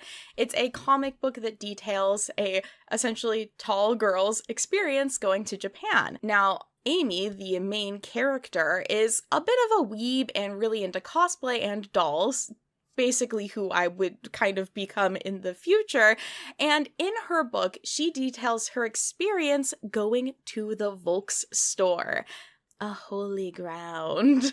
The Volks store that she went to not only had a big display of all of the dolls, but also had a system which is essentially like Build-A-Bear in the world of ball-jointed dolls called the Full Choice System, where you could go and like custom pick all of the parts of your doll to have them build it for you.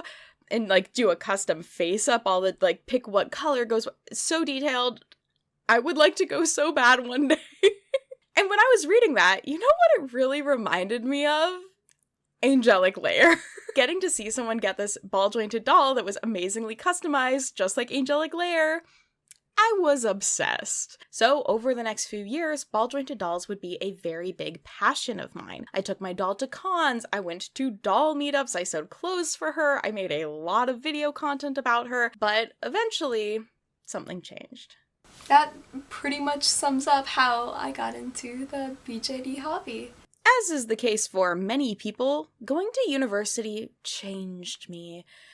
Namely that I had to finally learn the skills that my dad was trying so hard to teach me as a kid, and I needed to save money. I had a really hard time getting a job my freshman year of university, and that combined with the fact that I was trying to really have that new year, new me freshman year. I'm changing, I don't have time for anime, games, and fun stuff.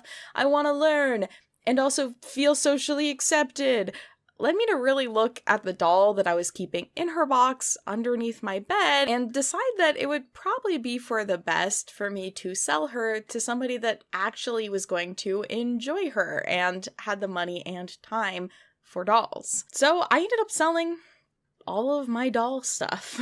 While I do really love my doll and I kind of like miss her sometimes, I don't totally regret selling her. I think it is really what made the most sense for me at the time, and I had a lot of other things to focus on in the moment anyways, like making 70 Dream Girlfriend videos. I was busy, okay?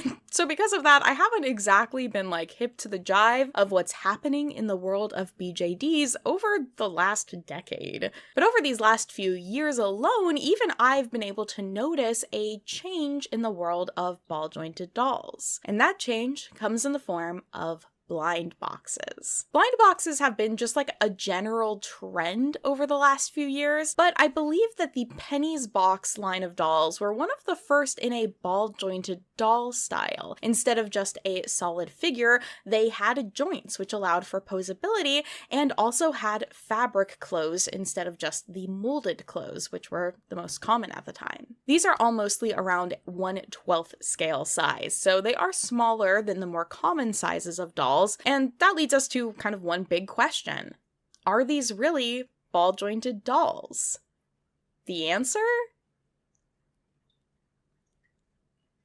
If we're following the rules that I described earlier in the video, most of the time, no, these wouldn't count. A lot of them don't have changeable eyes, most of them have molded on hair, though sometimes you can get a little plastic piece to replace the back of their head so you can use a wig with them, and the plastic that they're cast in isn't the same resin that ball-jointed dolls are usually cast in. Those rules that I was referencing earlier are actually a shorter version of the rules that the discussion board Den of Angels uses to determine whether or not a doll is on topic. Den of Angels had been the place for English speakers to talk all things ball-jointed dolls through the 2000s. But the rules that they use for deciding what is or is not a BJD have often been criticized as being too restrictive, and that those restrictions end up leading to elitism in the community. Because remember, these dolls tend to be really expensive, and cheaper options oftentimes wouldn't fit within those rules. Don't get me wrong, these are handmade to-order dolls, so at the end of the day, they're going to be expensive no matter what, but by excluding dolls made of maybe cheaper materials from the discussion in general, it does make a higher entry cost into the community, which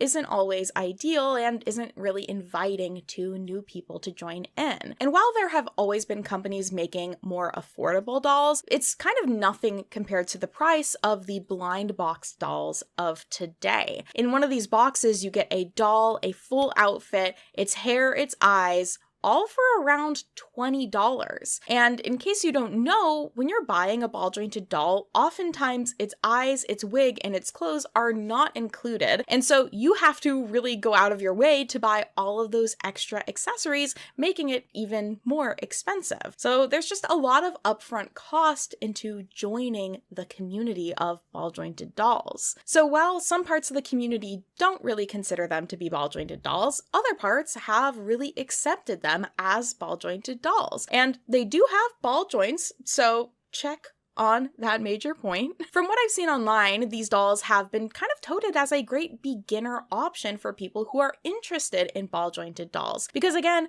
they're a lot cheaper. So they're a way to kind of like get introduced into the hobby without making a $100 investment that you're hopefully not going to regret. It also allows for people to practice skills like restringing, which is something that I never did when I had my doll because I was so afraid of messing her up. And if you want to customize your doll, it's a lot less scary to customize, again, a $20 little figure than a $200 head. So in some ways, I think it would have been really nice to have had one of these as an option for me to buy when I was 14. So I could get kind of like into the hobby, practice customizing and sewing and doing all of those things without spending all of that money. And of course, as well, there are just collectors in general who have regular ball jointed dolls or don't, who love these. They don't just have to be like beginner items for newbies. People love them, and it makes sense. I love them too. They're super cute, they're incredibly well designed, and they are still customizable, even if it's a little bit more limited than regular ball jointed dolls. So of course, these super cute collector's items are going to have massive appeal to doll collectors in general. And speaking of an appeal to a collector, I have a little friend here to open up. I'm so excited to check her out and open her up. I even put a poll up on my Instagram asking everybody what outfits they wanted the most, because when I first saw a photo of the girl in the like flared jeans with the ruffles, I immediately knew. I was like, oh my god, I want to buy one of these. And then it took like a year for them to finish production and actually come out.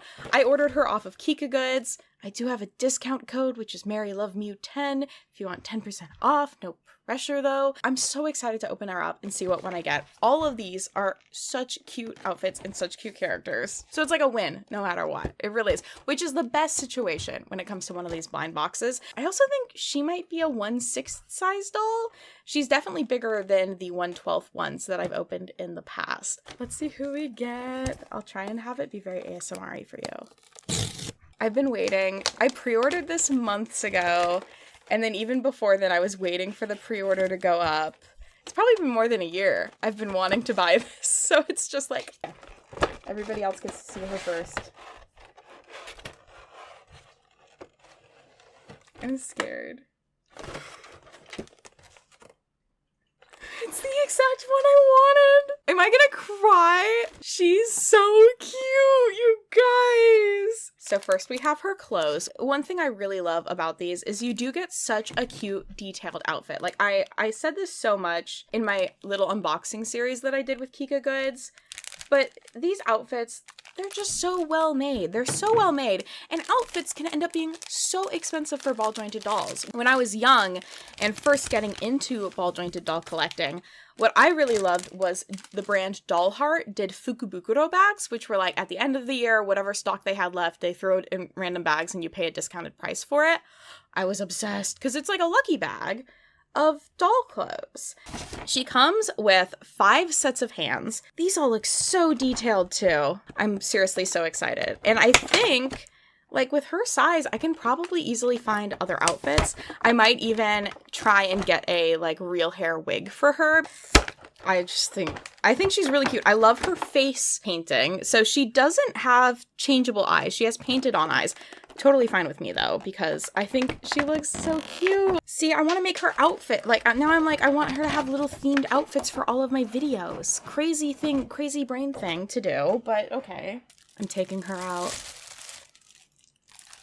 Dude, she's just like, she's so detailed. I'm gonna have to maybe censor her a little bit because another thing with ball jointed dolls is they are usually atomically correct. Anatomically, I can never say it. They include some details you wouldn't with most dolls. I love how thick her ankles are. Again, I'm just a fan of these. Also, this doll I think was about $40, so definitely, you know, more than the $20 small ones. I feel the quality. I'm still a bit of a scaredy cat when it comes to like restringing dolls, so I absolutely would still avoid it. If the world was like, Mary, you need to, I'd be like, do I really though? Like, these pants are so cute. They were like the selling point for me. were these pants. Oh my god, her face is so cute. She just looks so happy. That's part of why the doll that I chose was the Let's Kid Delfteri, is because she's smiling. And I loved that she just looked happy all of the time. I thought that that was the best. There's got to be some psychology that looking at things that are smiling just like makes your brain happier. Because I think that's what was happening for me. I crave smiles. She has shirt. Will you wear shirt? Just a girl in her doll. We're kind of like coordinated today. I love it. I love her so much. She is so tightly strung. She's having trouble like staying still. But oh my gosh, so adorable. So to finish off this video, this all just goes to show how like complicated language is, and that it does make sense to have a specific term used to describe the dolls that have been ball-jointed dolls. But I do want to say it does make sense to me for us to include this newer style of doll within the ball-jointed doll ecosystem and to have them exist together. This entire situation just made me really think about how I think about what a doll is. For a while, I considered dolls to only be ones that have like brushable hair. I was like, if it doesn't have that, it's not a doll. But like, she's for sure a doll. So I was like, well, maybe, you know, they need either fabric clothing or brushable hair. But there are other dolls that don't have fabric clothing that I still consider dolls. So it goes to show just how complicated all of this is. So I'm really curious about how you feel about the ball-jointed doll side of thing, either as an outsider who maybe didn't know too much about it coming in, or as somebody who is in the hobby and maybe has some opinions or feelings about it. I just love all dolls. Full stop. I also, again, I love these as a more affordable option, considering a lot of the times the other kind of more affordable options that people end up purchasing can be things like recasts, which are illegally made copies of an artist's doll. And I don't support recasting at all, so I would much prefer options like this, or maybe even 3D printed dolls, as long as, again, all of the ethics are in line, nobody's having anything that they designed stolen. I'm really all for it. More dolls for more people. Doll Nation, rise up. So now you know everything. Thank you all so much for joining me today. If you enjoyed this video, feel free to give it a like, subscribe if you would like to see more, and I'll see you all next time. Bye-bye. We all know a train is a perfect vessel for a story. It's contained yet takes our characters on a journey. Any number of events could take place. Murder, romance, perhaps even hot chocolate. That is gross. In today's episode of Thrift Games, we are going to be taking a look at some iconic train media. The Polar Express for the Game Boy Advance. I obtained this game in a bargain bin at a game store, so while it maybe isn't kind of thrifting, it feels like thrifting, there's something very thrift adjacent about digging through a bin of second-hand Game Boy Advance games, and the Polar Express here was about $1.50. In 1985, Chris Van Allsburg would publish a children's story about a child's adventure on a train to the North Pole. No murders involved. The success of this novel led to a creation of a movie in the 2000s. It was loved by elementary school teachers nationally for being a film that they could show to their students on the day before winter break when everyone was way too rowdy to actually learn anything. The film was released in 2004, which, if you've somehow managed to forget, was the absolute peak of tie-in movie video games. The Incredibles got a game, Scooby-Doo 2 Monsters Unleashed got a game, Barbie as the Princess and the Pauper got a game. But I'm a girl like you. And the Polar Express? Well, you may have heard of Christmas movies, but allow me to introduce you to The Christmas Game. It's no greater gift. Released 8 days before the movie came out in 2004, the Polar Express game was created for the PlayStation 2, GameCube, computer, and of course, Game Boy Advance. And can I just say, if the Wii had existed at the time, this 100% would have been on the Wii, and there would have been some sort of like motion control snowball throwing game or something like that. This is like the perfect sort of thing for a Wii game. In fact, the PlayStation 2 version even had iToy support, which, if you don't know, was a camera add-on for the PlayStation 2, which allowed for some motion capturing. With iToy, you can drive the train or decorate the Christmas tree. So basically, again, this was built for the Wii before the Wii existed. THQ developed the PlayStation, GameCube, and PC versions of the game, whereas Tantalus developed the Game Boy Advance version. Let's go ahead and take a look into Tantalus Media for a bit, because they are actually huge. Founded in Melbourne in 1994, Tantalus has actually worked on over 100 different games in its 28 years. The company worked on making games for licensed properties, but also did some porting, as well as did have some original IPs. Their best-selling original game, or IP, was actually Pony Friends for the Nintendo DS. The overlap between gamer girls and horse girls is insane because it's like almost a circle. I think any girl who was a horse girl and couldn't afford a horse had horse games, and they had so many different horse games. Okay, that's my horse girl tangent for now, but like shout out to the horse girls are gamer girls. Tantalus also invented CRIS, C-R-I-S, or the Character Render Interactive System. This was a procedure which made it possible to render 3D mesh on handheld systems like the Game Boy Advance. Their website is still up and running today, and you can look at information about the past games that they released, such as the Polar Express. On the webpage for that, they highlight that it utilizes the CRIS engine, that clips of the film are displayed as cutscenes, and that it's based on the roller coaster-like sequences that punctuate the action of the film. The Polar Express is an action film. Yeah, he's gonna probably throw her right off the rear platform. It's standard procedure. The games, of course, also had an ad, which I do feel like I distinctly remember seeing. Interestingly enough, though, no footage in the game is the footage from the Game Boy Advance version.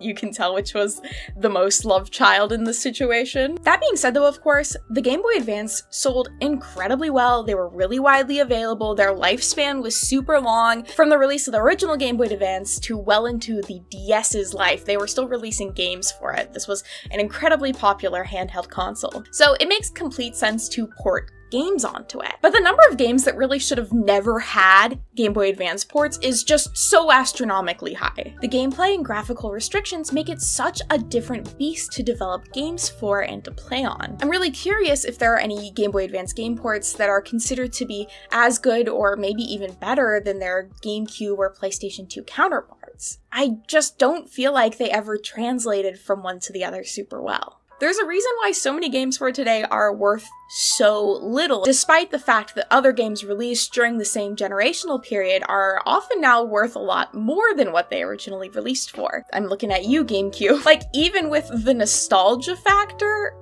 they're still just bad games. This porting down to a significantly different console isn't something that we really see anymore. Most consoles today are capable of maintaining similar graphics, 3D rendering, and gameplay. Even mobile versions of games today tend to do a pretty good job of creating a similar, if not almost identical, gameplay experience. Another thing we just don't see much of anymore is the tie-in movie game in general. There was a point in the mid to late 2000s where almost every movie that came out had a tie-in game. Like, sure, there are still games based off of franchises such as Barbie, LOL Surprise, Paw Patrol, but they don't tend to be tied to a specific movie that's released in the same way as they have in the past. And the idea now of a game being created specifically around a holiday movie as well feels a bit odd, to say the least. App tie-in games are still pretty common, but they tend to not follow the plot of the game and more so use characters from the games in more simple app game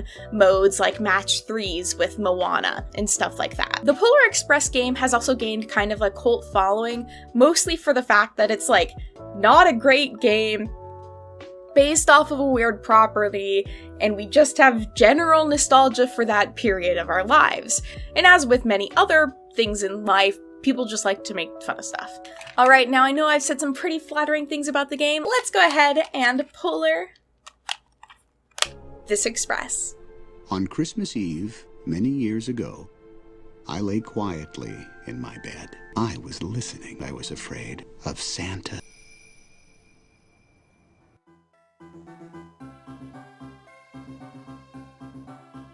This game is a game. I hope you like platformers with repetitive Christmas vibe music, because that is what this is.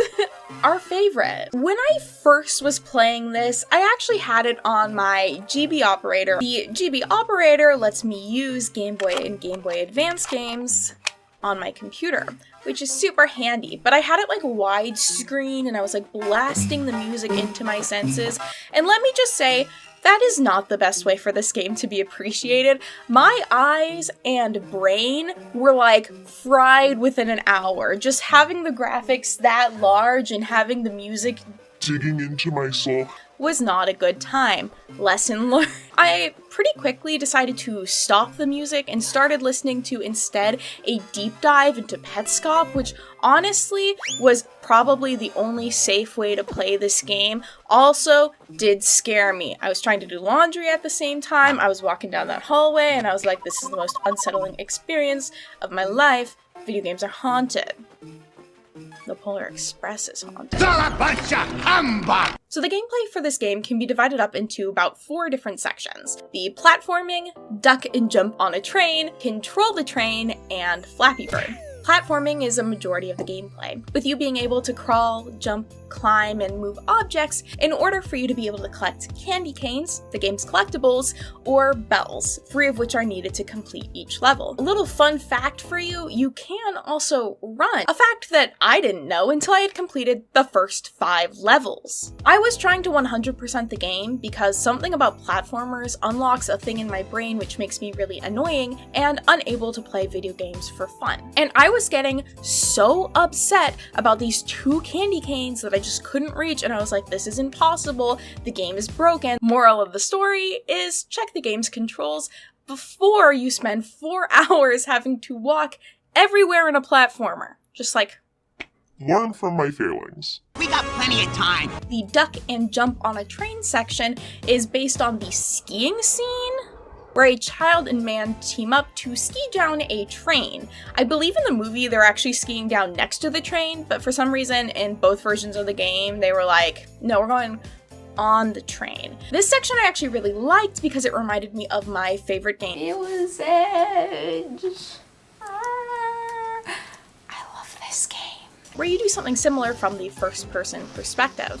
I actually looked it up and realized that the console version is also from like the front point of view instead of the side point of view. Okay, hopping on here as editor voice because I realized I'm wrong. So the non-Game Boy Advance versions of the games have 2 separate sections. One of them is where you're running on the train, which is what reminds me of Mirror's Edge, and the other one is you're skiing with the guy. But in the skiing with the guy segment, you're not skiing on the train like in the movie and the Game Boy Advance game. So, I don't know. That is it. Which means, did the Polar Express inspire Mirror's Edge? Or is there just an entire subgenre of duck and avoid on a train style gameplay? Like, is this like a built-known thing? Or is this just the unconscious human brain that wants the risk and reward of jumping around on top of a train and we simply can't ignore its calling? Put us on the train. We yearn for the train. The train controlling section is where you control the train. Because children, the people that we don't trust to drive smaller vehicles, should be able to drive larger vehicles. You're driving a train? They put me in charge. This section is one of my least favorites. There are a few of them throughout the game, and I disliked it because you can't 100% it the first try. You have to try it multiple times, no matter what, because you have to learn what ways you have to go. Like, it's just the way the game works, and I didn't like that, because I was trying to 100% it. I didn't. Fun fact. The last level is Flappy Bird. It's literally just Flappy Bird. You're flying Santa's balloon of presents, and you don't want to hit obstacles, and it's Flappy Bird. The graphics are both good and bad. The good is that the Character Runner interactive system that Tantus invented, whatever it is, looks really good, and in my opinion does do a good job of rendering 3D artwork and models within a limited space. That being said, the color palette can be a bit muddled at times. Oh my god, especially in the Lost Toys section. It's time to admit something to all of you. I never grew up with a Game Boy Advance. I bought this one this year. My first handheld console was the DS. So, I have one question. How did people see things with this? How did you see the gameplay? How did people do it? I could not figure out the good lighting for the life of me, especially for this section of the game. I was at my parents' house for Christmas, and I just had like a lamp directly above me playing underneath it, like eyes so close, because it's just like such a muddy area of the game, and the screen is already so dark because it doesn't have backlighting. It was suffering. Anyways, if anybody has a Game Boy Advance light attachment that they do not want anymore, let me know. So I got about halfway through the game before I decided that I've evolved past the need for Game Boy Advance platformers.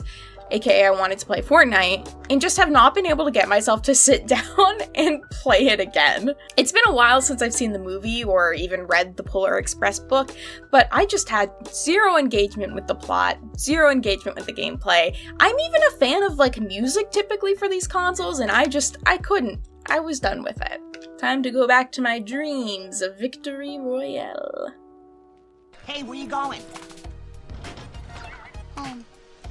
Oh, okay. On that note, it seems like I'm not alone when it comes to the mediocre reviews of this game. Most of the critic reviews I was able to find for the Game Boy Advance version were not very good. The highest was a 63 out of 100, the lowest being a 20, specifically by a French company. It's French people. Gotta get their Christmas games right. The non-Game Boy Advance version of the game also doesn't receive rave reviews, so kind of makes sense to me that a not great game would do kind of worse on a handheld port. Some specific reviews I want to highlight. There's one from DSX2 from 2005, which highlights that whilst the production values in the Polar Express are undoubtedly very high, which I agree with, it does suffer from being a bit of a one-act game, as once you've done one platform section, they do start to look all the same. This isn't just visually either, as they generally have similar objects, with the only break occurring when you enter one of the few 3D sections. Completely agree with that. That was my experience. Another review more harshly notes, this was from My Gamer in 2004, I hope no child receives this game from Santa. Receiving this game as a Christmas present is worse than getting a lump of coal. The bogged down play control, the tasteless graphics, and weak gameplay concepts make the Polar Express a title that should be avoided at all costs, which is harsh, but frankly kind of true. I would be, though grateful to get a video game as a child, disappointed with this specific one. This copy that I have even had a past save on it from the previous owner, and they had only made it to level 7 as well, so hypothetically even a child that hopefully didn't have as broken of an attention span as I do couldn't get through this game. The one situation I could see myself getting really into this game is if I had my DS with my backlight, I was on a road trip with my family for like 9 hours, there was nothing else I could do, and we had an audiobook playing. I could imagine myself turning down the music, getting into the audiobook, and just zoning out, pressing some buttons, hopping over stuff, because I literally had nothing else to do. That is the one case scenario I could see myself really enjoying the Polar Express. There are simply so many better games out there, and better games for the Game Boy Advance. Like, Mario Tennis for the Game Boy Advance, I have played through so many times. It is such a good game, I love it. This is bad. I just don't think any piece of this is engaging enough to stand up on its own. And it's just so weird that this even exists. Like, it makes sense, sure, but it's still weird. It's almost as weird as the fact that Tom Hanks was originally supposed to play every character in the movie. Just an entirely Tom Hanks cast. What could have been.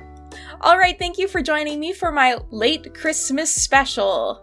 Happy New Year's, everyone! I hope you all have been doing well. If you're enjoying these thrift game videos, please make sure to let me know in the comments down below. I do have a couple more of them planned, as well as I would like to do some other sort of deep dives into things that I just find interesting. We know I love doing that. I want to give a shout out to my Twitch subs for helping to fund my interests, and my subscribers for sticking around with me. Anyone who likes or comments on my videos, you're amazing. If you share them, you're also amazing. Thank you all so much. I very much just enjoy, of course, doing weird things on this platform. I hope you all are doing well, have a great start to the year, and I will see you all next time.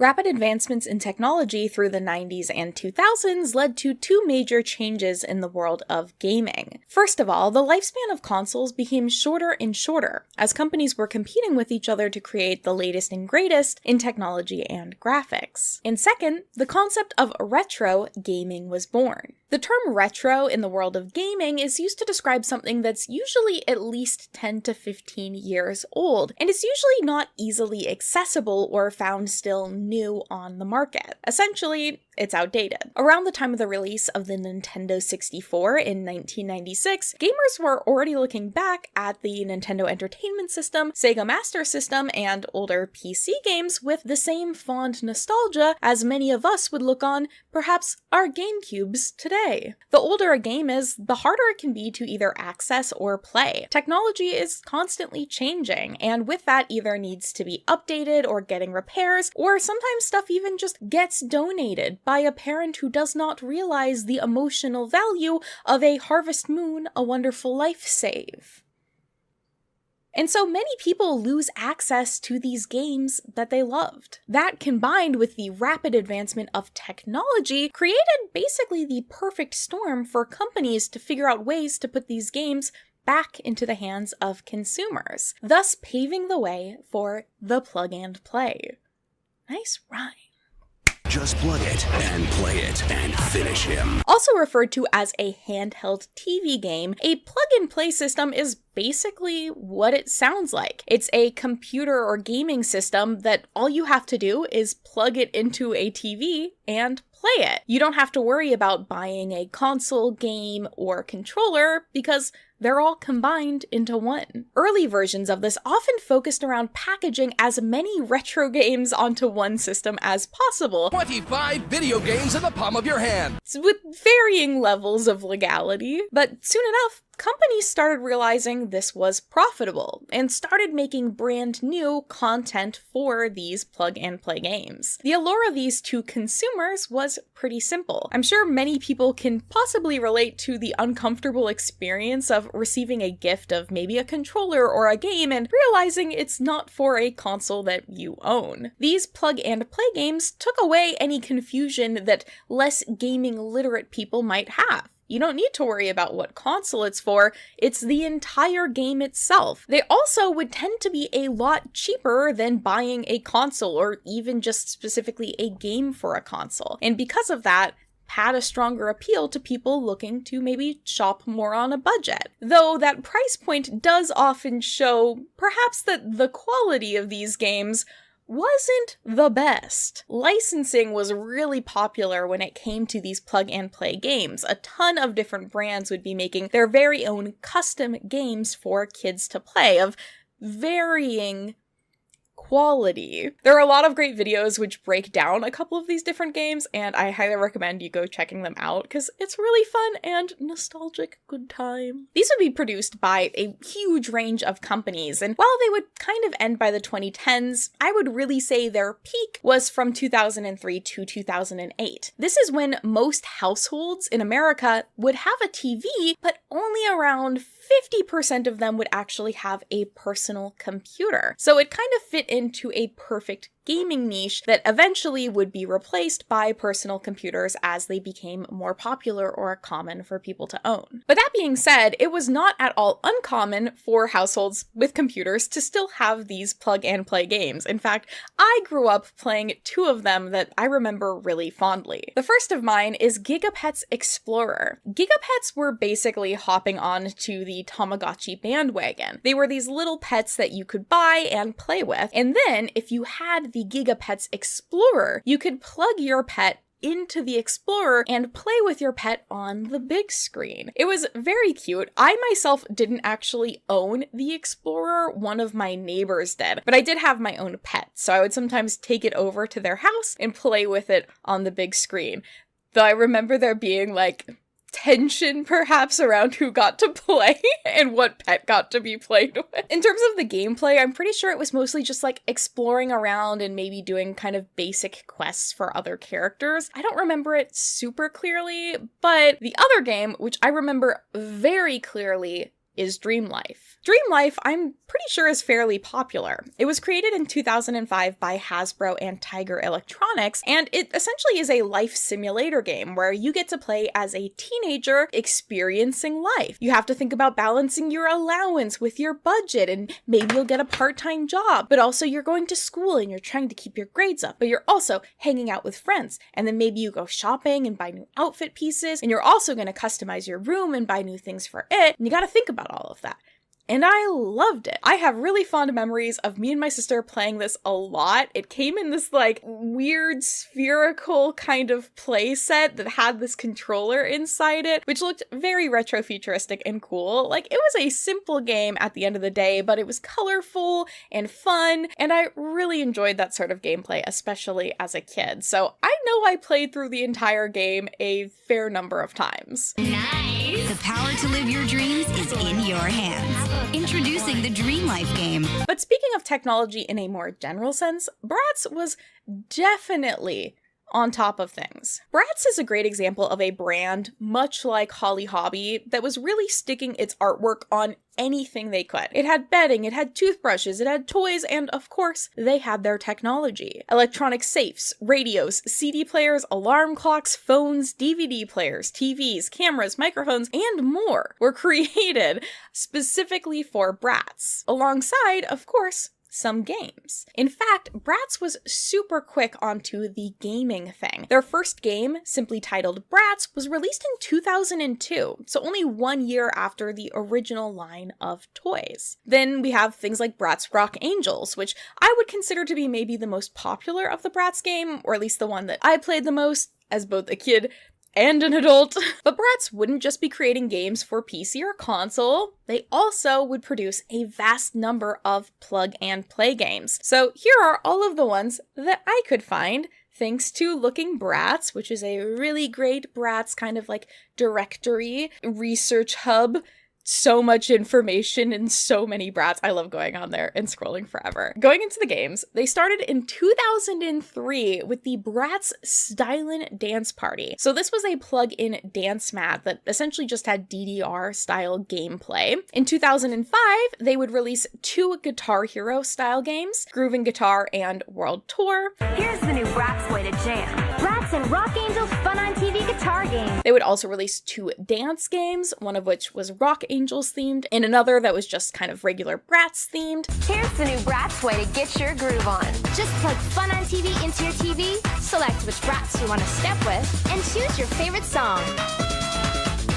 And they would also release a Bratz sports tennis game. For this one, you'd have a little sensor that you'd put at the top of your TV, and you'd play with a racket-shaped remote. So similar to the Wii, but a year before the Wii came out. Though I'm pretty sure in retrospect they probably already showed Wii sports content before the Bratz game had come out, but in my mind I'm like, what if Bratz inspired the Wii? What if? That same year, a Bratz Babies educational laptop game also came out, which would allow for you to also plug it into the TV to play it, but you could also just play it by itself.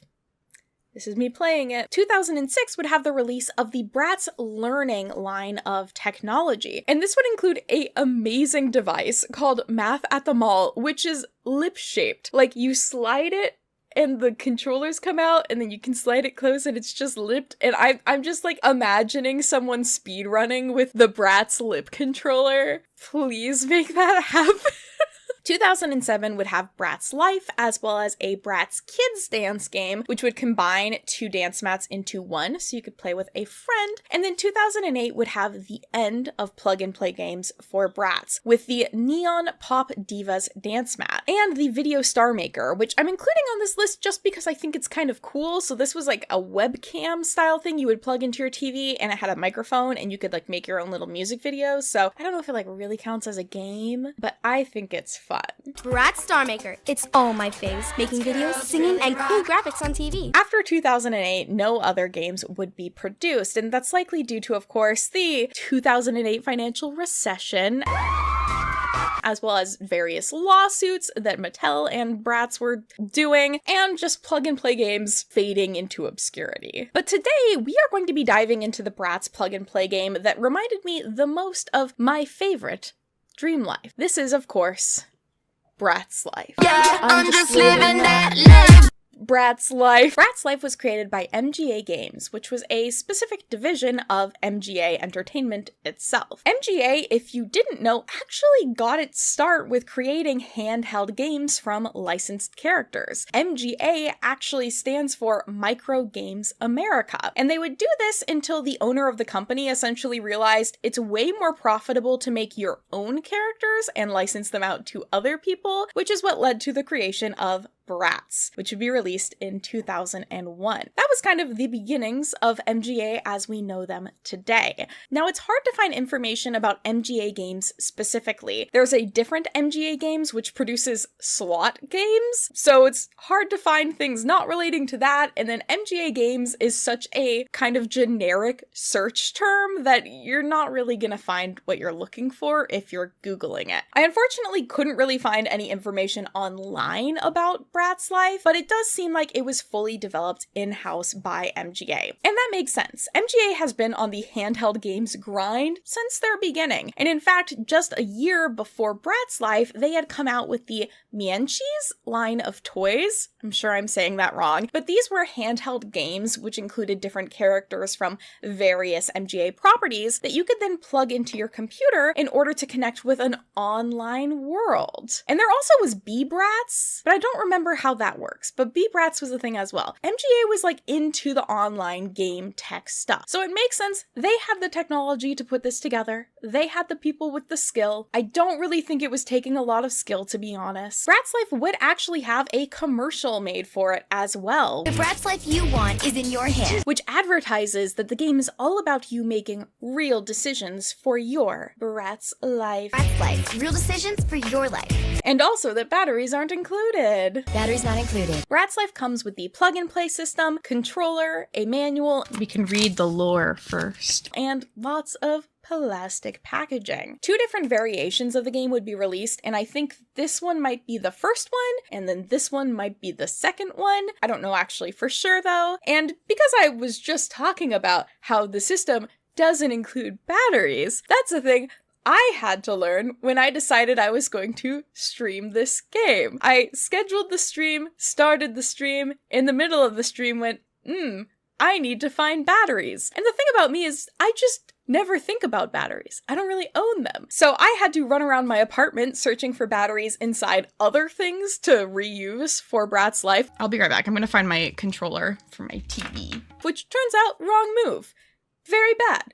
Not very Bratz Life of me. Because in case you missed out on a battery safety lesson in life, using older batteries with low charge can be bad.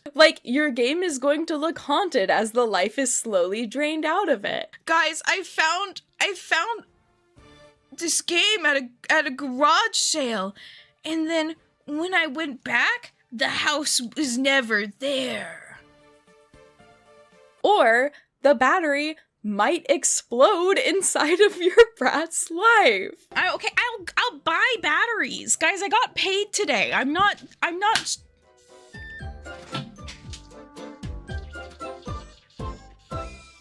Guys, it just exploded. Bratz Life exploded. Not like I would know from experience or anything. Come on, girls, time to play the Bratz Life game. Let's do it! Bratz Life opens with a cutscene featuring animations from various Bratz properties and movies. Once you enter the game, you are greeted with a message asking if you're ready for the challenge of trying to get onto the cover of Bratz magazine this summer. If you are, you may start creating your character. To do that, you'll pick your astrological sign. Guys, today's day. Oh, should I say it's my birthday?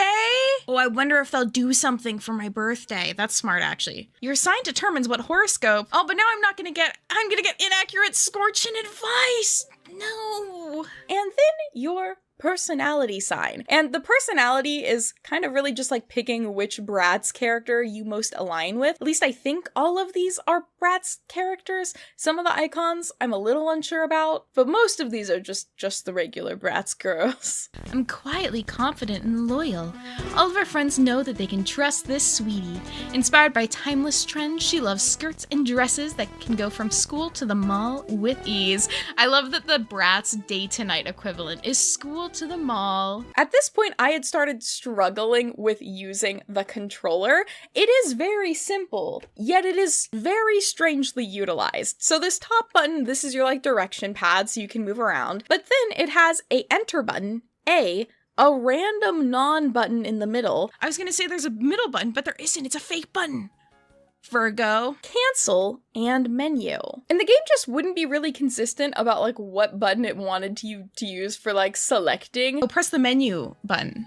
Oh, now it wants me to press the A button to select things. Why is it changing up the controls on me? This is very stressful. And it's like, I don't make the Bratz Life rules, but I don't know if anybody's making the rules. What is going on? Entering into the character creator, we really start to see the limitations of the Bratz Life technology. Our Brat is a pretty flat 3D model with really limited hair, makeup, and outfit options. I was trying to remember how this compares to the Dream Life character creator and ended up looking it up and was shocked by how much more in-depth Dream Life lets you be versus Bratz. With Dream Life, you have different style options, you can change the color of the hair. It ends up looking a lot better and feeling a lot more robust. Like the art style of Dream Life is just really nice looking. It was definitely created with intent. Whereas Bratz, sometimes stuff just looks bad.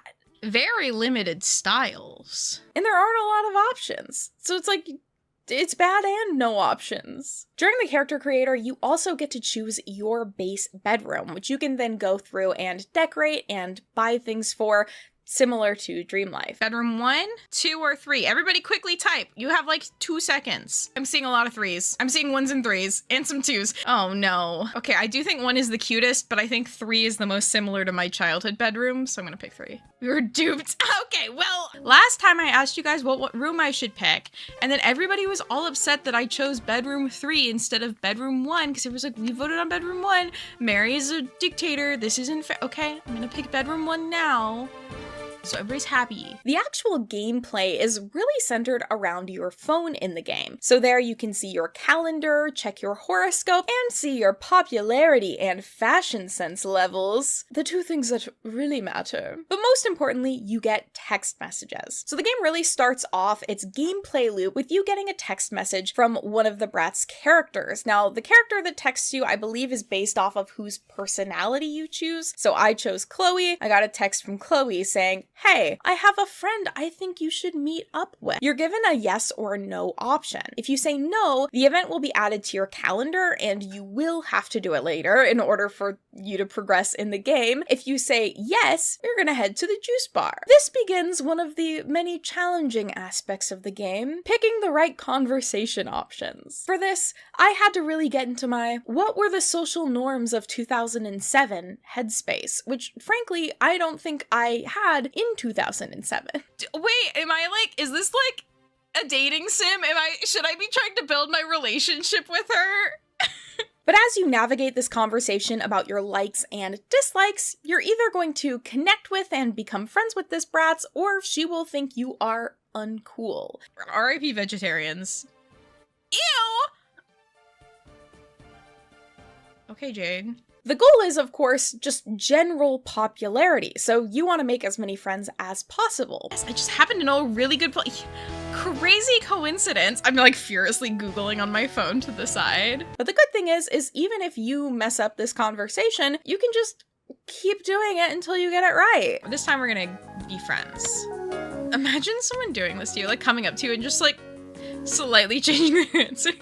Which is, of course, how friendship works. If you don't agree with somebody, just lie. And then you become best friends. I am cool. You're right. Once you do become friends, you'll get another text message taking you away to your next minigame. This one is called Fashion Blitz. In this game, it's your goal to create 3 outfits for friends within a specific budget that's as fashionable as possible. Which makes sense, right? Wrong. Because you see, there's no way to really know what is considered fashionable by the game. I could never figure this out. The first time I played through this, I just tried to make outfits that I liked, and I got the worst ratings possible. What determines the fashion? 1?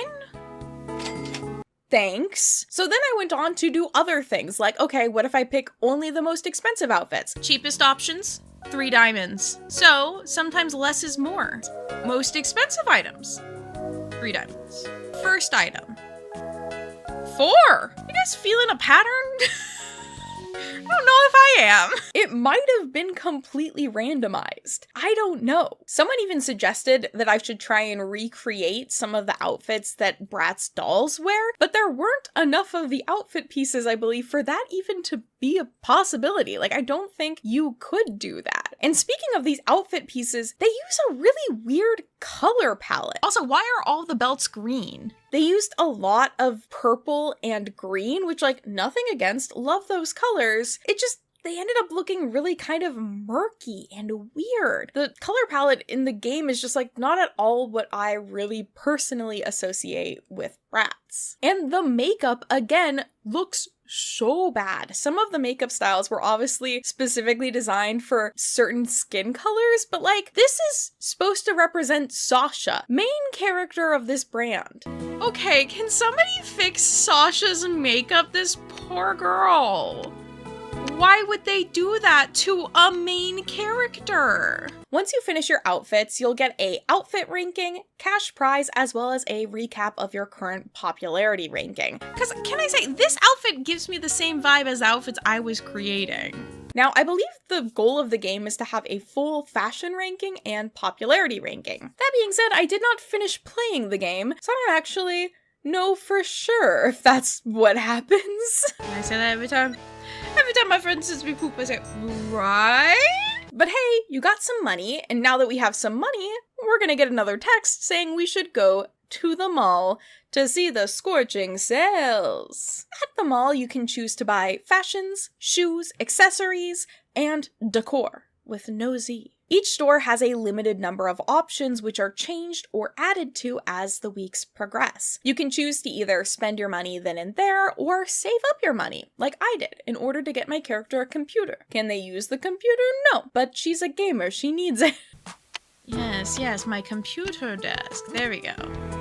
And now we can game. Once you've gone to the mall, you'll get another text message taking you to your next event. In my case, it was Fashion Crazy. Fashion Crazy is another minigame. For this minigame, you pick from one of 2 outfits and then can add a little design to the top and or bottom of it. And then your outfit is graded. And again, I don't know what makes things fashionable or not according to this game. Yeah, I went from a 1 diamond to a 4 diamond. It's called growth.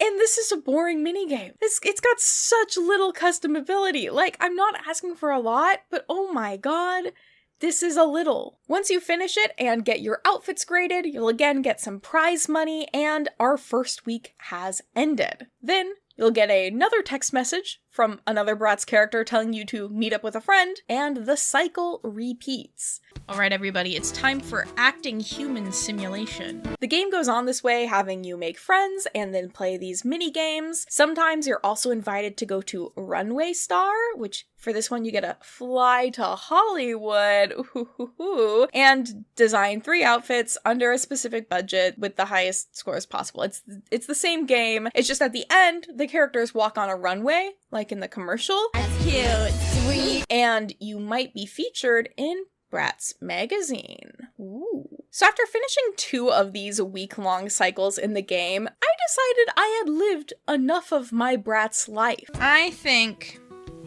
we've Bratzed and we've lifed. Basically, this game is just, like, really boring. And I'm the sort of person who loves repetitive gameplay. But if we're gonna compare it to Dream Life, which I feel like I have to considering it's called Bratz Life and has the same kind of remote control controller mechanism, I think some inspiration took place. Dream Life is so much better. You have to consider, like, balancing work and your friends and dating and school and everything. But Bratz Life is really more just about, like, getting popular and putting together outfits that the game is gonna tell you is bad without telling you how to make them better. And I get that the Bratz characters, I don't think they canonically go to school, but like, why not include something about the magazine? or like elements around that. I feel like that would show them being creative and interesting characters and not as flat and one-dimensional as it feels. And speaking of flat, the graphics are just ugly. Like I was saying earlier, I feel like the graphics for Dream Life were kind of built around the constraints of the console, whereas the graphics for Bratz Life feel a lot more just like they were copying and pasting from what they had already made and trying to like fit it into worse pixel dimensions, and it just looks bad. It does not work for the format.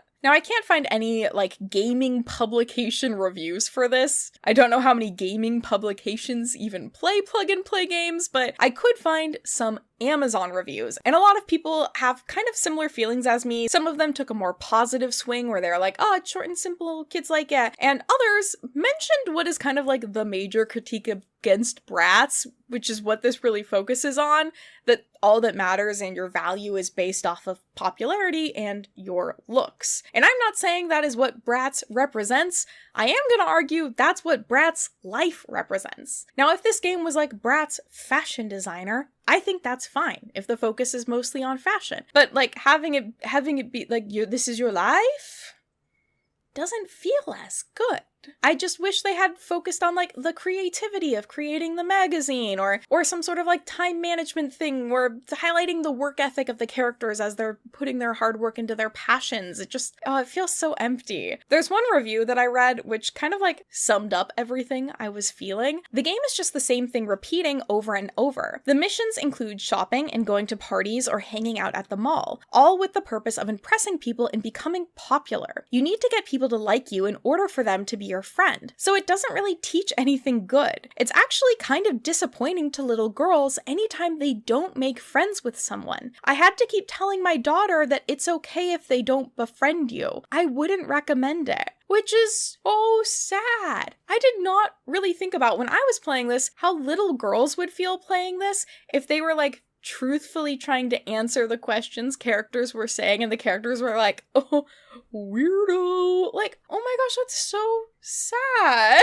And so overall, just like, this isn't good. This is bad. I wanted to check it out because I have such strong nostalgia for Dream Life, and I was never super into Bratz growing up, so I definitely wouldn't have chose to play this growing up, but now as an adult that I'm like kind of getting more into them, you know, I like to keep my eye out for Bratz products. Speaking of which, this is actually my second time I've recorded this. I have a brand new camera.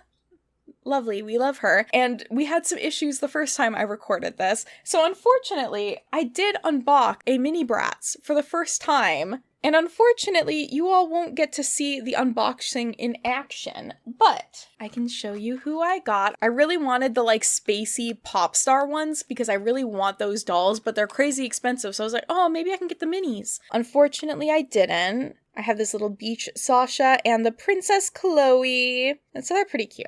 It's not what I wanted, but they're pretty cute.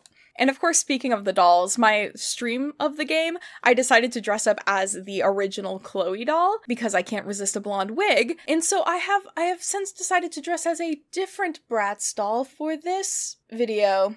If you know who, put it in the comments below. I hope it's obvious, considering how much work I put into styling this wig, which also some of you were very impolite about my wig in the last video. I understand that not everyone can appreciate the nuance of a wig that I personally partially destroyed in order to create an 80s prom queen vampire look for Halloween 2 years ago. I understand not everybody's into that, but I worked hard. And also, nobody look at the lace. I know the lace does not match my skin color. Okay, guys. I try so hard here. Thank you all so much for joining me today. My next video, I'm pretty sure, is going to be a doll brand deep dive. So if you're more into that, don't worry, stick around. Next one's that. Also, sorry for the like slower production of videos in general. I've had just a bit of a weird month. One of my kitchen lights started leaking and I've been dealing with just apartment stuff and life stuff. So we're trying to keep on top of things. But I hope you all are doing well. If you enjoyed this video, feel free to give it a like, subscribe if you'd like to see more, and I'll see you all next time. Bye! Silver medal syndrome is a phrase that's been coined to describe the feeling of disappointment that people get when compared to those who get third place or bronze. The idea is that if you get second place, you're more likely to focus on how close you were to getting first place, rather than if you get third place, you're more likely just going to be happy that you placed at all. Second place can be a disappointing, frustrating, and even forgettable experience, and oftentimes you're then forced to really focus on every little thing that you did and figure out a brand new technique in order to get you into first place next time. And one brand who has had to time and time again sit with the dissatisfaction of second place is Pepsi. That's pretty good, actually. In the world of soda, Coke is getting gold, and for most of its existence, Pepsi has been considered second best. But not for lack of trying. In its history of rebrands and world building, Pepsi's tried a lot. But one thing they've tried that's a little unusual compared to other food brands is Pepsi actually created its own doll line. So for today, we are going to be diving into the history of Pepsi, soda doll collaborations, and the Pepsi Generation Next doll line. Move over, I'm next. Move over, I'm next. Sorry for the interruption, but we would just like to say... You looked so uncomfortable. I would just like to say a quick thank you to Sedata for providing the desk I am editing this video at and filmed it at. A few months ago, Sedata actually reached out to me about sending me one of their desks, and I got to pick from their very wide selection of different designs. All of these desks are ones that you can build yourself, which is my favorite thing when it comes to furniture, and they sent one my way. I put it all together. I loved it. And then, as many of you know, my apartment complex had a fire, and unfortunately a lot of my furniture ended up being damaged from that, including the desk from Sedata. Thankfully, I was able to get a replacement in a slightly different style. So I have now tried 2 different desks from them, and I love both. They have just such a great variety in styles. The current setup I have, I adore. There's a shelf that my PC and my printer fit on perfectly, as well as some really great display shelves. And you all know I have a lot of stuff to display. So I wanted to say a thank you to them for not only sending a desk my way, but also being really patient with me, because this video is supposed to come out 2 months ago, and obviously some life stuff happened that made that a little hard, and they've been very patient with me, which I appreciate. So if you all are interested in getting a new desk, I'm gonna put a link to their website and their Amazon storefront in the description down below. So thank you all for listening to my spiel, and let's get back into the video. Pepsi was invented in 1893 by Caleb Branham in New Bern, North Carolina, with the goal of creating an appealing fountain drink which would aid in digestion and boost energy. The drink was originally called Brad's Drink, which just is a great name. Why would they change that? But it was renamed to Pepsi Cola in 1898 because it was specifically being advertised to help with dyspepsia. I don't know what that is. What is I think it's just indigestion. Dyspepsia is chronic indigestion. Could be a symptom of GERD. Shout out to my GERD girlies.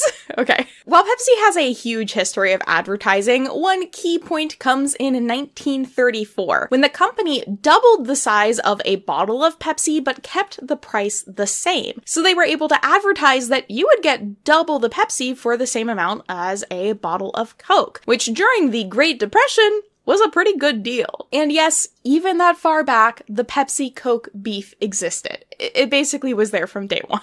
But key to what we are going to be talking about today, in 1963, the Pepsi Generation advertising campaign began. That year, Pepsi would hold a slogan contest, with the winner getting a new car. And the slogan, "Come alive, you're the Pepsi Generation," was the winner. This led into a marketing campaign which was really focused around appealing to the youth of the time, saying that Pepsi was for young, active people. Who is the Pepsi Generation? Just about everyone with the young view of things. Which contrasted heavily with Coke, who had oftentimes used looking back on good old times and nostalgia in its marketing. While they would use that Pepsi Generation kind of concept for some time, another kind of notable or key moment in the history of Pepsi is, of course, the Pepsi Challenge. In 1975, Pepsi held blind taste tests in shopping centers and malls, where consumers would try a Pepsi and a Coke without knowing which is which. And consumers tended to like Pepsi more. Pepsi. Pepsi.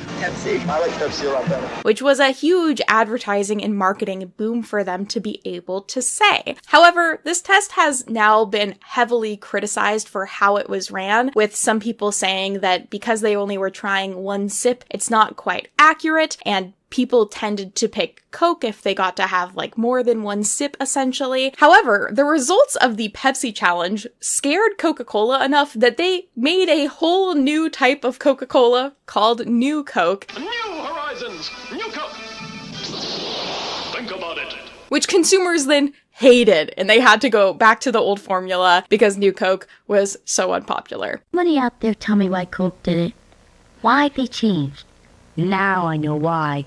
I just think that that's a fun little bit of history, not super related. So Coke and Pepsi continue their fight, and in 1985, Pepsi decided it was time to bring back the generation branding. This was through the Choice of a New Generation campaign, which were a line of commercials that featured Michael Jackson, Tina Turner, and David Bowie in them to highlight that those young, hip artists all preferred Pepsi as their beverage of choice. And then in 1997, it was time for the next generation. This would be the Generation Next marketing campaign, whose commercials featured the Spice Girls, as well as Britney Spears, the most iconic Pepsi drinker in my mind.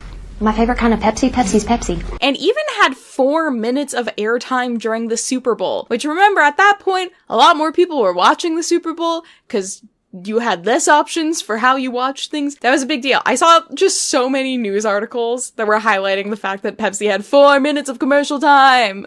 4! That's crazy! With each era of branding that the company would go to, merchandise always would play a role. I feel like especially in the 90s, it was a great time for putting a brand logo on a piece of clothing or a journey or a bag and selling it to people. And Generation Next had a fair amount of clothing and products made for it. But one piece of merchandise that I personally had never really expected to see from a soda company was a doll line. You're in the Pepsi generation.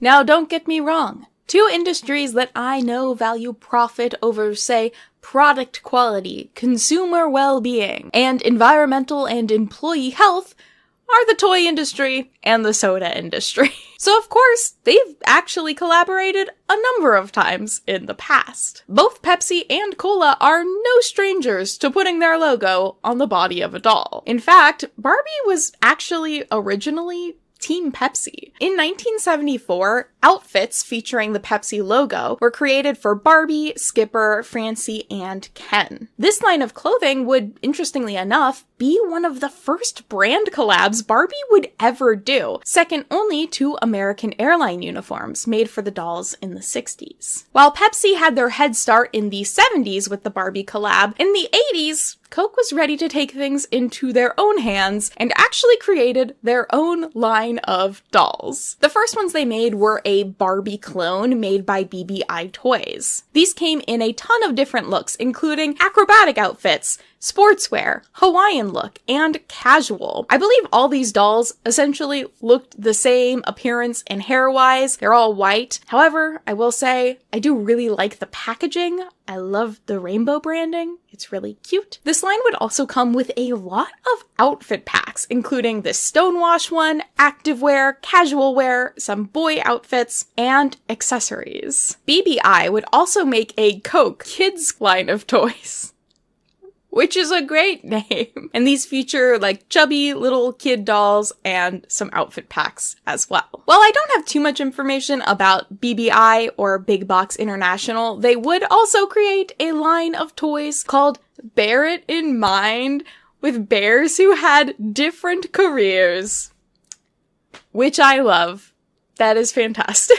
While Coke was making its own dolls, Pepsi would once again have another collaboration with Mattel in 1989 with the Pepsi Spirit line of dolls. This line would include Barbie and Skipper wearing Pepsi branded clothing and including some red and blue beachwear. It seems like, however, this line was originally supposed to be a lot bigger. In an Instagram post from a Pepsi collector, ProtoGuy69, they shared a quote from the supposed designer of the dolls, who said, "Here's the interesting story about the Pepsi dolls. I don't remember exactly what happened, but my friend who was the marketing person at the time reminded me. In 1989, Mattel partnered with Toys R Us to make exclusive Pepsi Barbie and Skipper dolls only sold at Toys R Us. They were called Pepsi Spirit Barbie and Skipper. They sold well, and Toys R Us had Mattel create more Pepsi Spirit Barbie dolls with Ken and all the friends, which I designed. They were submitted to Toys R Us, and before going into production, Toys R Us decided to cut Mattel out of the deal, and they launched some dolls they called Generation Next Pepsi dolls, which were knockoffs of Barbie. So the Pepsi Spirit dolls we have here were never put into production, and they're one-of-a-kind prototype dolls and outfits. The outfits all have hand-cut-out labels and logos." So this post does not include the designer's name, and so we're gonna have to take all of it with a grain of salt in general, but it is really interesting to get to hear a little bit of behind-the-scenes stuff and get to see some of those prototype dolls as well. Moving back to Coke, they would once again release another line of Coke dolls in 1993, these ones being made by the Ertl Company, or ERTL. But in 1996, for some reason, the tides would change, and Barbie would decide that Coke was now her beverage of choice, with Mattel releasing a number of different sort of historic styled Barbies in collaboration with Coca-Cola. And Pepsi was once again playing second fiddle. Apparently the aurora is visible right now, but I need to film this, so we are not gonna get to see the beauty of nature. But it seems like Coca-Cola and Mattel's relationship actually started a lot earlier in that, with a news article from November of 1990 highlighting that Mattel and Coca-Cola were going to have a $700 million marketing campaign together for the holiday season. This was a Christmas promotional campaign where coupons would be found on specific Coca-Cola products, which could be exchanged for toy money or discounts on Mattel toys. So at some point between 1989 and 1990, it's likely that the ties between Pepsi and Mattel were severed. I think a likely situation was that Coke and Mattel were really considered to be the giants of their industries, and one of them must have come up to the other and gone, "Hey, I got a great idea." Mattel had already done a similar coupon campaign in the past, but palling up with Coca-Cola really would put their coupons in front of more people. I think with Coca-Cola's kind of powerhouse of having really popular wintertime marketing, and of course, toy sales being a huge thing in the wintertime, the companies were like, we will win. This is great. As far as I know, how it worked out is Coca-Cola basically did all of the advertising and paid for all the advertising, which again, they do in the wintertime anyways. And then Mattel covered the cost of the coupons, which I'm assuming they made a lot of money through this, so it probably was fine. And really, it likely pushed more consumers to be specifically buying Coke products if they were already going to buy soda anyways, because then they would get a discount on their Christmas present shopping. So with what the possible designer was saying before, I'm sure the Pepsi Spirit dolls did sell really well, but the reason why the collaboration ended more likely had to do with marketing deal rather than anything Toys R Us was doing to cut corners. Like, maybe? But maybe Mattel backed away and then Toys R Us went, let's go in a different direction, which is also kind of confusing because Toys R Us is just a retailer and wasn't creating the dolls. Maybe it had to do with the specific collaboration they had. I don't know.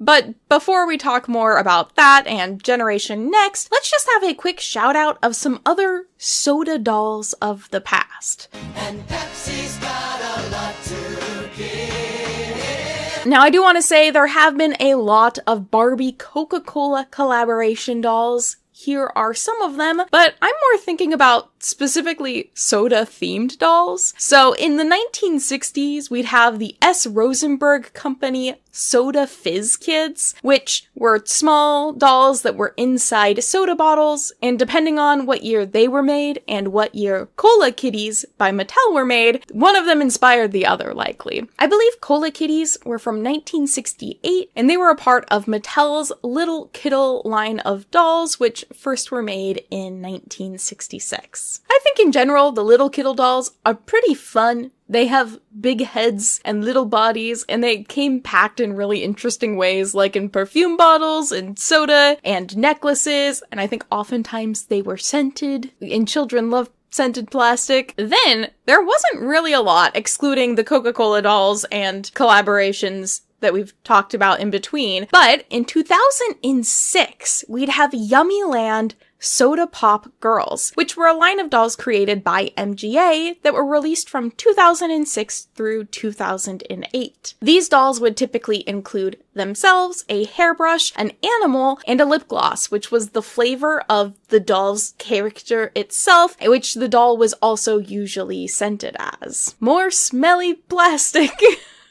The lines of Yummyland dolls included the original 6 dolls, as well as cream soda dolls, Sundae Pop, Candy Pop, Flower Pop, Smoothie Pop, Ice Cream Pop, Pets, Snow Cone Pop, a soda shop, Bubble Van, dress designing, and necklace making playset. While I love the theming on these, I love that they're packaged in soda bottles. I feel like I clearly remember seeing them on the shelves. I doubt I would have liked that they were scented. Again, I feel like scented stuff, especially scented toys, end up being really like strong smelling and kind of sickly. And I didn't love it, and I'm assuming a lot of consumers didn't because the brand would disappear, but then reappear in 2024. MGA would revive the line, though with dolls that look very different to how they did in the past, but these ones would still have their iconic lip glosses with them. And while it's not specifically soda theme, in 2001, the Britney Spears doll line would actually release 3 dolls where she's wearing the outfits that Britney wore for her commercials. I did not realize how many Britney Spears dolls exist. Guys, there are so many Britney Spears dolls. They're everywhere. But speaking of Pepsi, in 1990, Mattel had broken that long-standing partnership with the brand, and Pepsi had to follow in Coke's lead in the past and work with a smaller company to create their own line of dolls.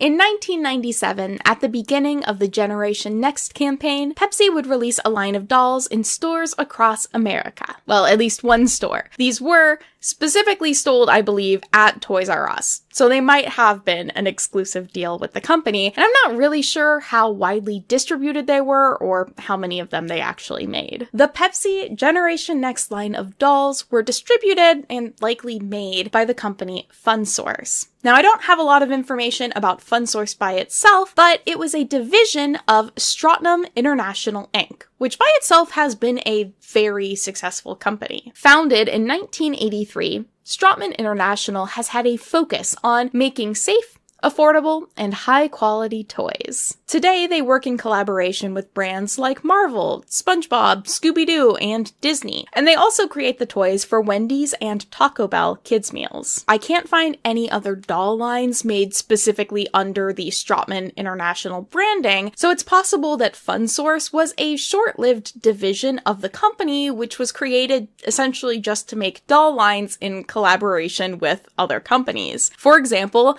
the Hey Macarena doll, which included a tape so you could listen to the Macarena while making your doll dance to it. They also continued that idea with this Island Princess Hula doll. FunSource would also reissue the Cupcake dolls in 1998 after the line was dropped by Kenner in 1992. Doll companies are so weird, guys. They're just, oh, we're not gonna make this anymore. You can, okay. What? But other than those, I can't really find any other dolls that the company produced, other than our Pepsi Generation Next girlies. The Pepsi line consisted of 3 dolls, tie-dye outfit, black walking outfit and beach party. Woo! Each of these dolls was designed to fit into a sort of like brand and identity that Pepsi thought would be really hip and kind of fit in with what was cool with the young generation, the young Pepsi generation. I'm getting brain blasted remembering the song I Generation, which goes, hey, you're part of it, talking about the I Generation. And that's just what I think about with Pepsi now. That wasn't their song. They didn't, not related at all. Each of the dolls had their own kind of, not really like poem, but message on them that shared these ideas that Pepsi had. So the tie-dye doll states, my philosophy on life is love it. At school, my friends and I are totally slammin'. We are in all the coolest classes and hang out with the top of the line. We're even honor students. Way cool. In Council Club, my generation helps our community whenever we are needed. We do everything, from assisting senior citizens to raising money for charities. For fun, we cruise the mall and look for wow. Sometimes we rage at the clubs with the latest dances. I am kind, helpful, and an achiever. I make a difference. So together, let's make the world a special place. That's why we're Generation Next. TM. It just has such strong hello, fellow youth energy. Like, to be fair, I was alive then. I was 1 year old when this came out. So maybe this aligned with the 12-year-olds of the time. But it's feeling really cheesy to 29-year-old adult as me. Oh god. It looks like it's possible this retailed for $9.99, which would be about $20.28 today, and I found a clearance price for it being $5, so more around $10, $12. They weren't crazy expensive. Some of her key features. She has super long blonde hair, like crazy long hair. Kind of ridiculously long. It very much is giving they got the heads and did not cut the hair energy. So she has like a little nice red cardigan on her waist. She has the tie-dye shirt. She's wearing khakis. She comes with a pair of boots as well as a kind of cute messenger bag that does say Generation Next on it. And she should have a Pepsi bottle. Mine is sadly fallen down to the side. But I do think she's pretty cute. She has a really intense smile. Like, you can see her bottom teeth. She got a big smile for you. The black walking outfit doll has the following message. My philosophy on life is, it's a journey. Just got back from a power walk. Wow, what a rush. Adrenaline is awesome. When I relax, I always enjoy a cool, refreshing Pepsi. Exercise gives me time to think about my future and the dreams I have for myself, like traveling to exotic faraway places. That's why I'm studying to become an astronaut. I'll be so mass. What is that? What is so mass? I'm totally into the environment and aware of the earth. That's why my generation recycles. I am confident, considerate, and accomplished. I make a difference. So, together, let's start on the adventure of a lifetime. That's why we're Generation Next. So this doll is wearing her hair down, and she also has a bag and soda bottle. Kind of similar energy. I love the juxtaposition of her being like, I love to work out and then enjoy a refreshing Pepsi. My sport drink, my pre-workout of choice, and post-workout, apparently. And then lastly, we have the Mega Beach Party Doll set, which there's so many trinkets in this one. So this one says, it's a totally amazing day, so me and my friends are packing the wheels and heading for some rays and waves, so jump on in. We just need to mellow out and chill, so we're heading for Sanctuary, the beach. We've brought along all the cool party accessories and a wow time. Check out the windsurfer. Work that surf. I'm always careful to make sure I use ample sunscreen. Shout out to that. And if the heat's blazing, under the umbrella I go. The cooler's packed with our favorite libation, Pepsi. Gotta have it. Libation? Who says that? And the Barbie smokin' with Fab Eats. The guys are really into that game of beach ball. Hey, watch it. The sun has started to make its way out of here, so my generation's purging our area and sorting out the recyclables, taking extra care that marine life won't be harmed by our visit. I make a difference. So together, let's care about each other. That's why we're Generation Next. I believe this one was retailing for $14.99, so that would be around $30. 44 cents today. Which, as much as I love that she comes with so many trinkets, they just look so cheap. They really do. So all 3 of these dolls have been advertised as being posable, but they don't actually have elbow or knee articulation as far as I can tell. And while it's not really possible for me to know what Pepsi had in mind in terms of the longevity with this line of dolls, they don't exist out of these 3 that were released, and many of these seem to have gone on clearance. Like, usually if I'm finding listings of them, they have some sort of like clearance sticker on them, so I don't think they were like falling off the shelves.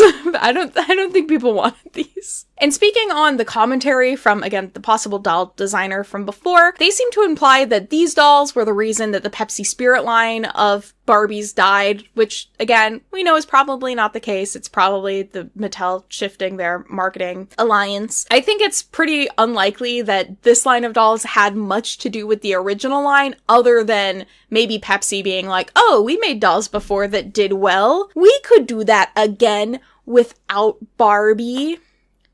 Foolish things people have said. Sorry, I have to pat the cat now that my hand's over here. So these dolls came out 8 years after the Pepsi Spirit line of dolls. They have, I'm assuming, completely different outfits than what were planned for Pepsi Spirit. So I just don't think they're actually that related, other than Pepsi going, well, we could still do that. We could still make something. I don't also know how involved Toys R Us would be in it. Again, the designer seems to really heavily imply that like Toys R Us was having a lot of like product development decision power. And I would just find that surprising, because I would more so think Mattel and Pepsi would be the ones making those decisions, but I am not a part of the toy industry. So if somebody has insight on that they would like to share, you're very welcome to. I always do like to include a like, why this failed segment to my videos, but for this one I feel like it's kind of obvious in just like, they're kind of shitty soda dolls. I don't think they were designed to be the next hit thing in dolls. In my opinion, I think it's kind of crazy for anyone during the 90s to be making a like Barbie-like or Barbie clone doll that doesn't have any sort of niche or gimmick attached to it to sell it, because kids are just gonna buy Barbies. Barbies were around the same price as this, so unless you have a kid that like really loves Pepsi, there's no reason for them to buy this. Just buy a Barbie and then buy Pepsi and drink it. Cheers. The 90s in general, I think, is an interesting time period, not only for dolls, but also in terms of like diet culture getting kind of crazy and interesting. And you have things like the Atkins diet getting really popular, while also the United States reaching its peak in soda consumption in 1998. So we had like a lot of people drinking soda, but then also this like crazy diet culture that was happening. So I just have a feeling that parents weren't really like, yeah, I'm gonna buy my kid this soda branded doll. Again, I don't see it happening. And the overall, like, vibes of the brand really trying to capture the, like, hip and youth thing, I think that could have worked for teenagers, kind of, but it does feel very artificial. And again, I wasn't there. I don't know how people communicated. Maybe you were taking libations with your pals around the Barbie. I don't know, but I just think it's very hello fellow kids. And them also trying to put environmental messaging in it is a little cringy. It's like, you guys are the problem and you're not changing anything to help the problem. You're just like, yeah, let's relate to the youth that do care about this. It's the most hello fellow kids thing I feel like I've seen a doll brand do ever before, and it is cringy. So the irony of all of this is this soda-themed doll really is like the junk food of the toy industry. It might have pretty colors and some fun ideas, but at the end of the day, it's lower quality and kind of emptier than you would ever want it to be. Next wave. So thank you all for coming on this little adventure in soda and dolls. If there are some other soda-themed dolls that you know of that I didn't include, please let me know. And it was kind of hard to research to find the soda dolls, so, or if you have a favorite like Coca-Cola collaboration doll. I'd really been wanting to get a Coke Barbie to like have in the background or have in my collection, but all the ones near me when I was shopping were very expensive. Also, welcome to the new filming setup in my new apartment. If you for some reason haven't heard, because I feel like I've said it a lot everywhere, but I know not everybody is everywhere on every platform. My old apartment The unit above mine caught on fire while I was in my apartment. Very scary, very sad. Had to move. Had to move a few times. So I'm kind of settled again in a new place. This is the first thing I filmed in here, so hopefully everything went okay. Thank you all so much for joining me today. I hope you all are having a great autumn, fall. Stay warm, stay cozy, enjoy a delightful beveragino, libation, as the kids say. If you enjoyed this video, feel free to give it a like, subscribe if you'd like to see more, and we will see you all next time. Bye! I have Coke. Pepsi. Everywhere now.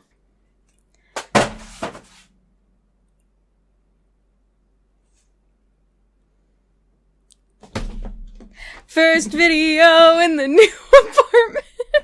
Now sit back, relax, and enjoy this exciting video from Mary. Something that perhaps ages me a little bit is that I am a dedicated CD collector. To this day, whenever one of my favorite artists releases an album, I almost always buy a CD as long as there's one available. I'm looking at you, Lord. While CDs can be a really great way to support artists and also a way to ensure that you have access to this media regardless of what happens to streaming services, my personal drive to buy CDs is more just a habit that formed from my childhood. One of my favorite Christmas memories was Christmas of 2001, where both myself and my sister were gifted our own CD player. I had this really cute Hello Kitty one. I'm pretty sure my sister had this Barbie one, which came with a microphone, which I remember being very jealous that hers came with a microphone.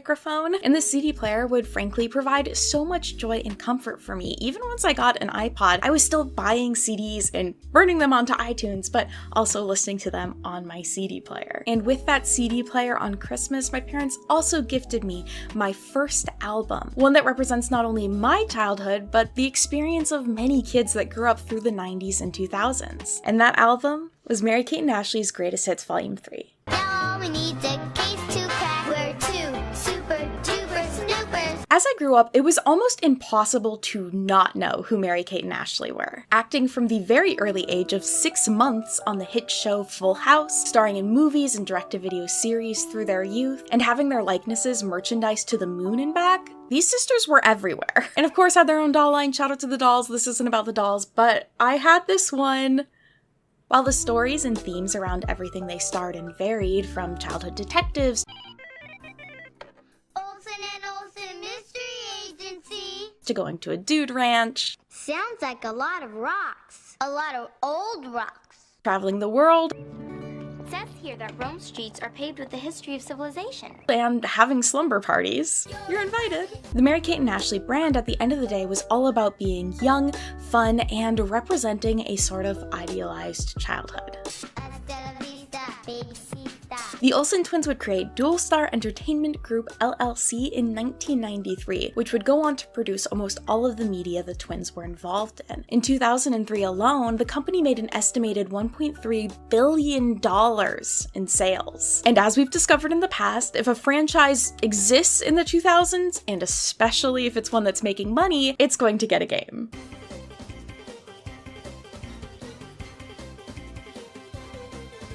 From 1999 to 2002, 9 games would be released from the Mary-Kate and Ashley brand via a licensing agreement between Dual Star and Acclaim Entertainment. Acclaim Entertainment was an American video game publisher first founded in 1987. The company originally worked by translating and localizing games for release or hiring out smaller development companies to produce games that they would then publish. According to Wikipedia, and I don't have an exact source for this, so take it with a grain of salt, the name Acclaim comes from Greg Fishbach, one of the 3 founders of the company. Greg, who had formerly worked at Activision, wanted his new company to appear before Activision in phone books, thus Acclaim. Ironically enough, though, this is also reportedly exactly what the founders of Activision did when they left Atari. If only we could still let phone books help us decide our company names today. Hello everyone, my name is Mary Love Mew. Acclaim would maintain moderate success through the 90s, relying heavily on popular IPs such as NBA Jam, Marvel Comics, The Simpsons, and of course,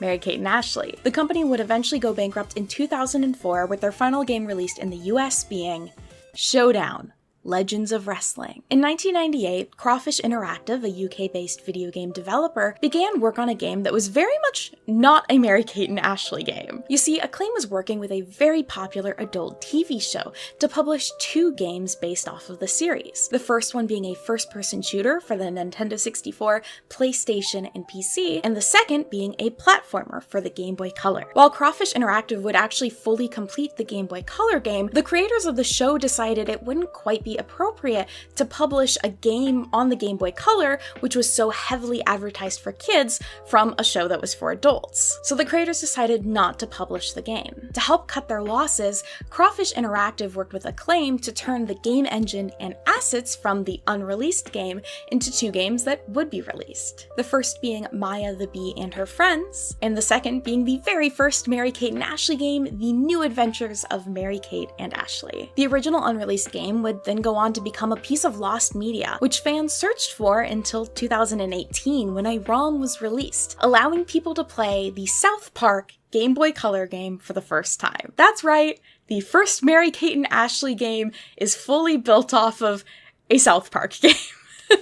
CDs, video games, popcorn, check, check, and check. That being said, for this episode of Thrift Games, we are actually going to be taking a look at the 5th game released from the Mary-Kate and Ashley game brand. And this is the Mary-Kate and Ashley Pocket Planner. Released in the 2000s, the Pocket Planner was a pocket planner. While many people would associate mobile technology from the 2000s with a Nokia phone or a pager or maybe even a Game Boy, an often forgotten tool from the time is the PDA, or the Personal Digital Assistant. PDAs would typically consist of a calendar where you could record appointments, a to-do list, notepad, calculator, or other basic tools like that, as well as an address book for storing people's information. PDAs would essentially become obsolete with the growth of mobile phones in both their accessibility and their capabilities. But as a kid, I do remember my parents having an old Palm PDA that they let me use at one point, and I just remember feeling so cool and business-like, playing around on it, adding in my fake events because I'm a child with nothing to schedule.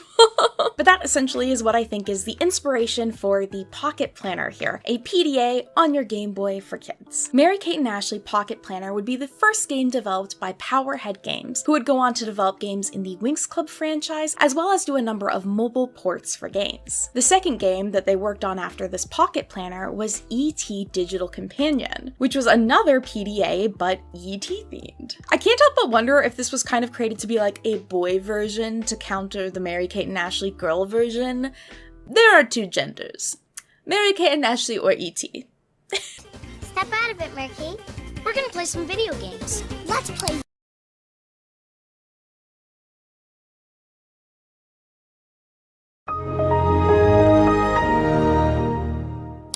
Because this game is basically a planner, I figured what better way to test it out than use it as my planner. I honestly do love keeping a written planner. I write down all of my events because my brain does really well when I do that brain to handwriting connection. So my goal was, for this week, instead of using my paper planner, I was going to use my Game Boy Advance as my everyday planner. Or at least that was my plan. When you first open up the game, it will request that you add in the date and time. Thankfully, the developers at Powerhead had the foresight to know that someone would be playing this game in 2024. However, the calendar only goes up to 2027, which means I only have 3 more years to use this calendar to get my life together. Once you've entered in the time and date, you're ready to start planning. So on an exciting Friday night home alone, I went out of my way to meticulously add in all of the information Mary-Kate and Ashley requests for my 411, which is no doubt some sort of tax document I can use to write off all the time it took to fill out all this information. The game will ask for your full name, address, phone number, birthday, and favorite color. So basically a docs with a cherry on top. Are you afraid? This system, however, does have a pretty large library of information, and as you go about starting to type in your answers, it will offer auto-suggestions for many of the categories. When filling out your address information, it can also pull your city and state from your zip code. We consulted our trusty atlas. It was actually able to figure out that I lived in Seattle, Washington, based off of the 98101 zip code that I entered in. Yeah, I kind of live on the gum wall, in case you're wondering. However, I did also test it with 76066, and it wasn't able to figure out that I live in Cool, Texas. So I'm assuming it only has a library of the more populated zip codes. Sorry, Cool, Texas. You'll always be cool to me. So once you've filled out all that information, you're ready to have some fun. Just don't forget to feed Clue trademark. The game will then leave you off at what is the normal start screen, which shows you, hey, this pocket planner belongs to so-and-so. Here is all of their personal information, so give it back to them. Or else. I have a lot of plans in there, okay? This page can also have a passcode. However, I never set one because I was honestly so worried about forgetting it and accidentally locking myself out of it that I was like, no, we're not doing that. Turns out that fear would be completely unfounded, but we'll worry about that later. Entering into the game, you'll be able to see a quick overview of your day with the date and time, as well as easy access to your to-do, events, and Gmail. Pressing B or start from here will take you to our main menu, where we can access all of the features of the game, including your calendar, friends list, to-do list, fun stuff, tools, and settings. The calendar is exactly what it sounds like. It's a calendar. It has a month, week, and day view and includes most nationally recognized in the 2000s holidays. You can also add in your own events as well, such as one-time events like when I upload this video, or maybe reoccurring events like if you have meetings or like an after-school club to go to. Like Mary Love Mew Club is every Tuesday and Thursday after school at like 4:30 PST.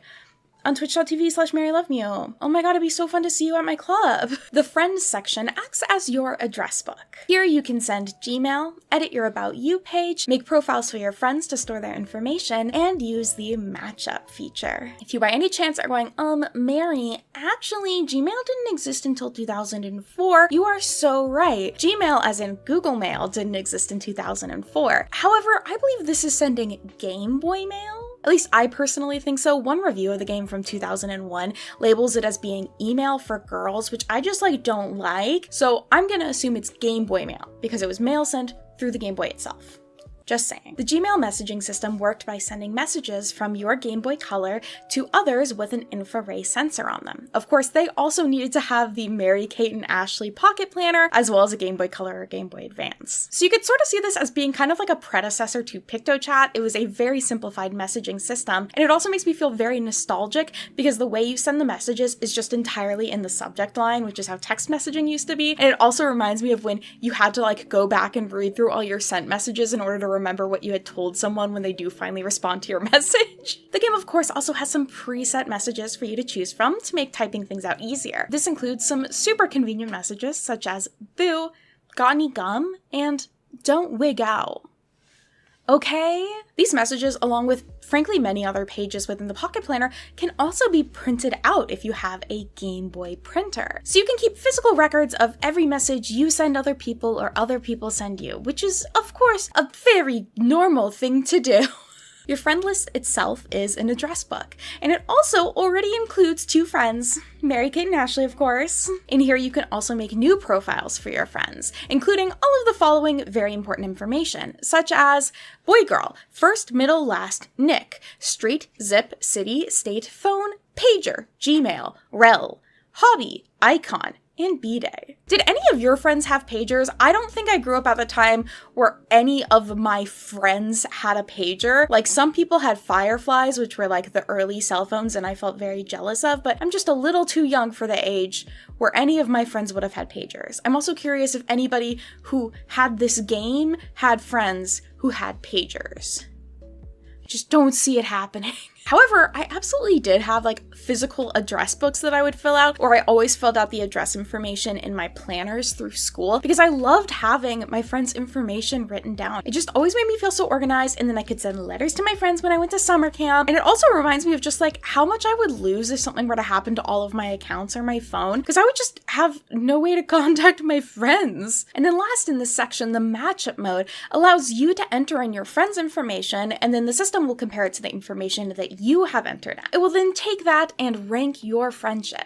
A third-party friendship ranking tool is honestly kind of a helpful thing to have if you're anything like me as a kid and maybe kept scores for your friendships and tallied friendship points in your mind. And yes, I am neurodivergent. Next, we have our to-do list, which is both the friend and the enemy of anyone whose brain is too fast for their own good. The game sets you up with a couple of tasks for you to work on, including feed Clue, TM, enter friends' names, complete About You, and set your password. All of which I had done.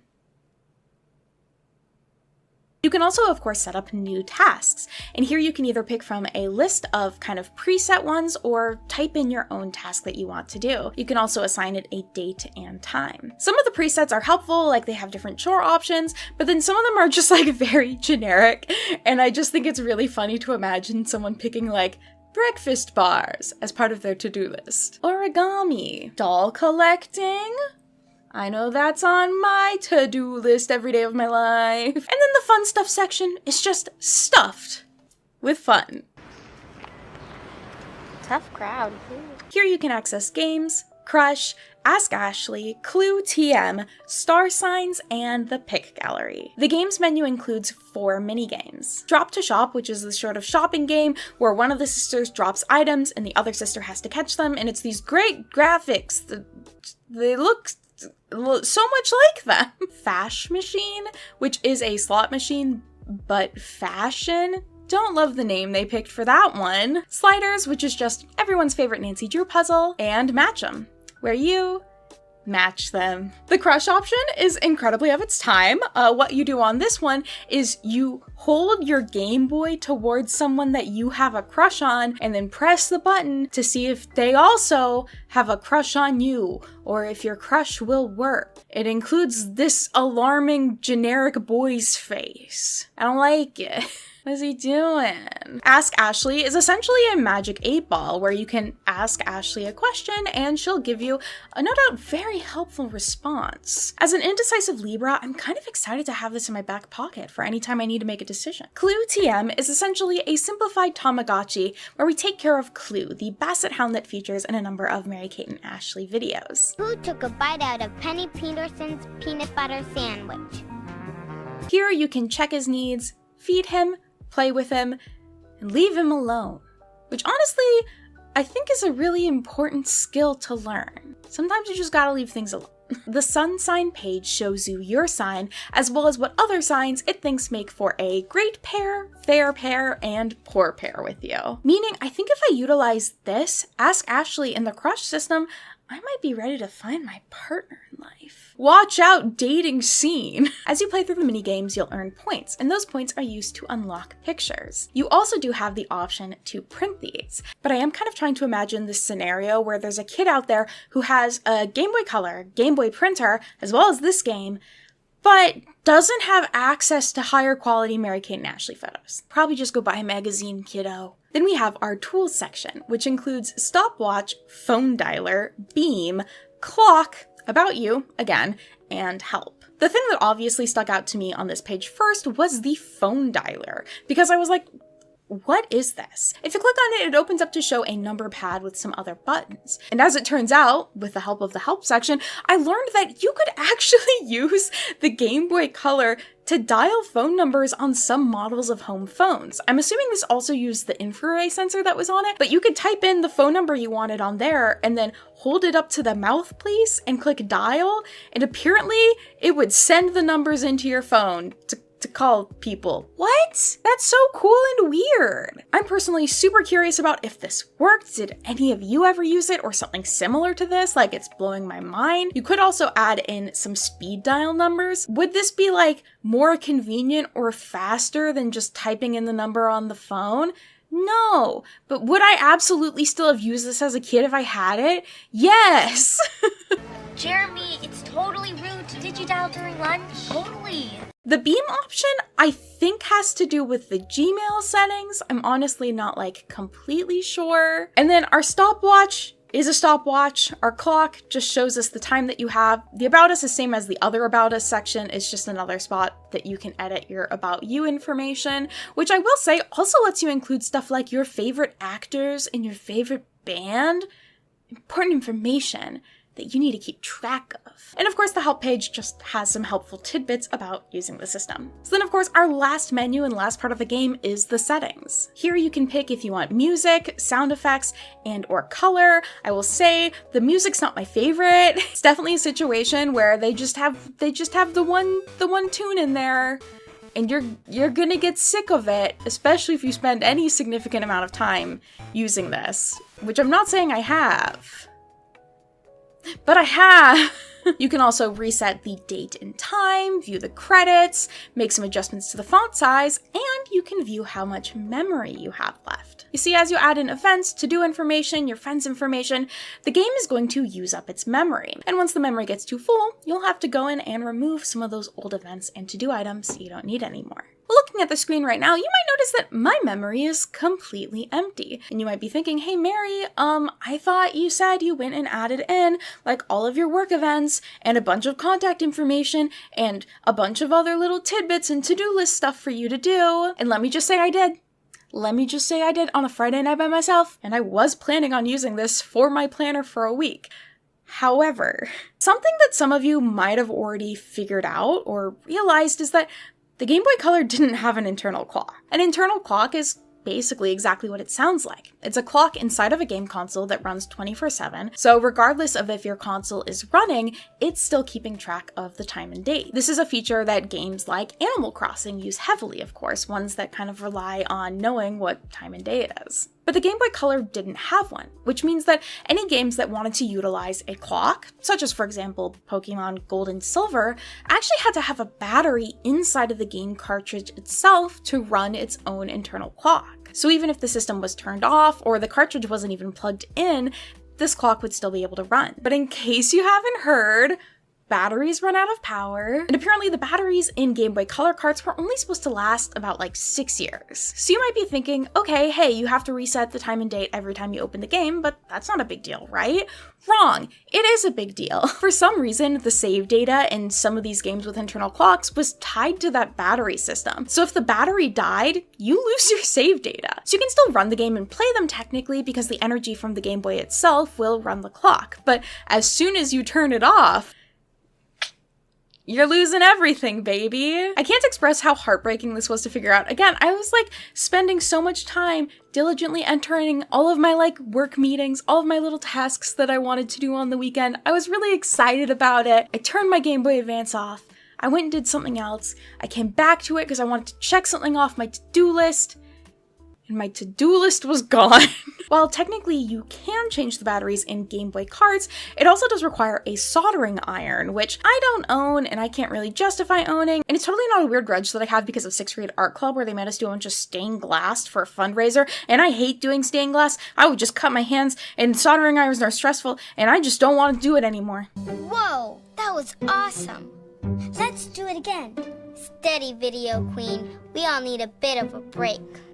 Overall, I do think that this is a simple and cute personal digital assistant. Yeah, it's not doing much that's like technically new and unique, but I do think it kind of hits a sweet spot in terms of it being something that would have been popular at the time from a brand's kid loved and was pretty adequate at what it was doing. I know that there were probably young people that loved this at the time, and I certainly think I would have really liked it as a kid. There was such a trend of kind of like business stuff for kids or like tech that was coming out but kid version, and I feel like this just perfectly fits into that. And I know I would have absolutely loved like putting in my friends' phone numbers and playing the little mini games and feeling very independent and mature and grown up and cool. As for the official reviews for the game, IGN gave it a 7 out of 10, saying it's a good pocket organizer when it's on, but it can't beep an alarm or give you a reminder when it's off like a real pocket organizer would.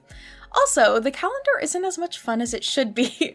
It doesn't do anything special like play special Christmas music or sing you happy birthday or special events. This review might be asking for a little bit. It was an overall very positive review, and that was kind of its ending comments. I also get kind of weird vibes from this review in general. It feels like it was supposed to be written by a teenage girl, but they don't credit who wrote it. So if like a grown man wrote it, I feel like I would find it kind of uncomfortable. If you get the vibe, it's like, are you being sarcastic right now? I can't quite tell. Nintendo Power actually gave it an 8 out of 10, with them saying, not as dopey as you might think. Great way to start a review. But still, an 8 out of 10 is good. It looks like Telegraph also did a review of it for the UK release, but it's behind a paywall, so we'll never know. But overall, from what I've been able to see, the game got positive reviews. It's cute and simple, but it does what it does well. Wow, so that was just such a fun little Thrift Games look at a Game Boy Color game. I'm sure there isn't anything else to talk about in this video or anything.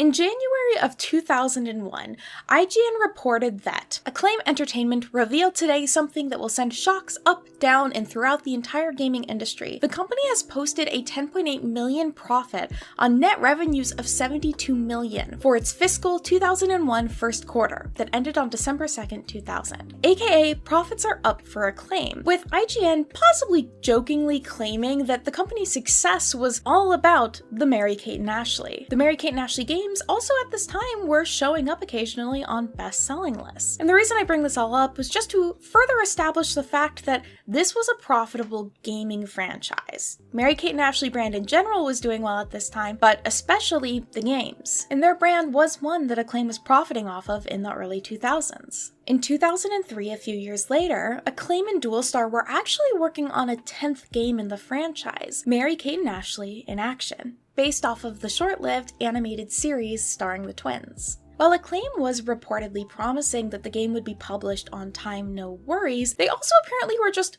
not paying the actual developers of the game, which were apparently a Seattle-based company.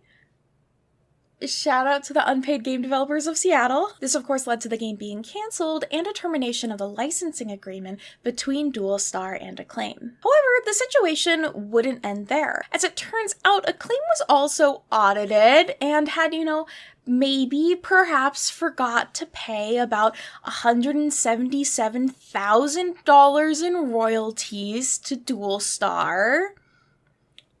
Whoops. With the company's attorney, Martin Singer, writing that Acclaim blatantly abandoned the Mary-Kate and Ashley brand and has taken the Mary-Kate and Ashley brand in video games, which had flourished, and has now run it into the ground. Basically, they were like, not only did you not give us what you promised, but you also did a shitty job with what you did do.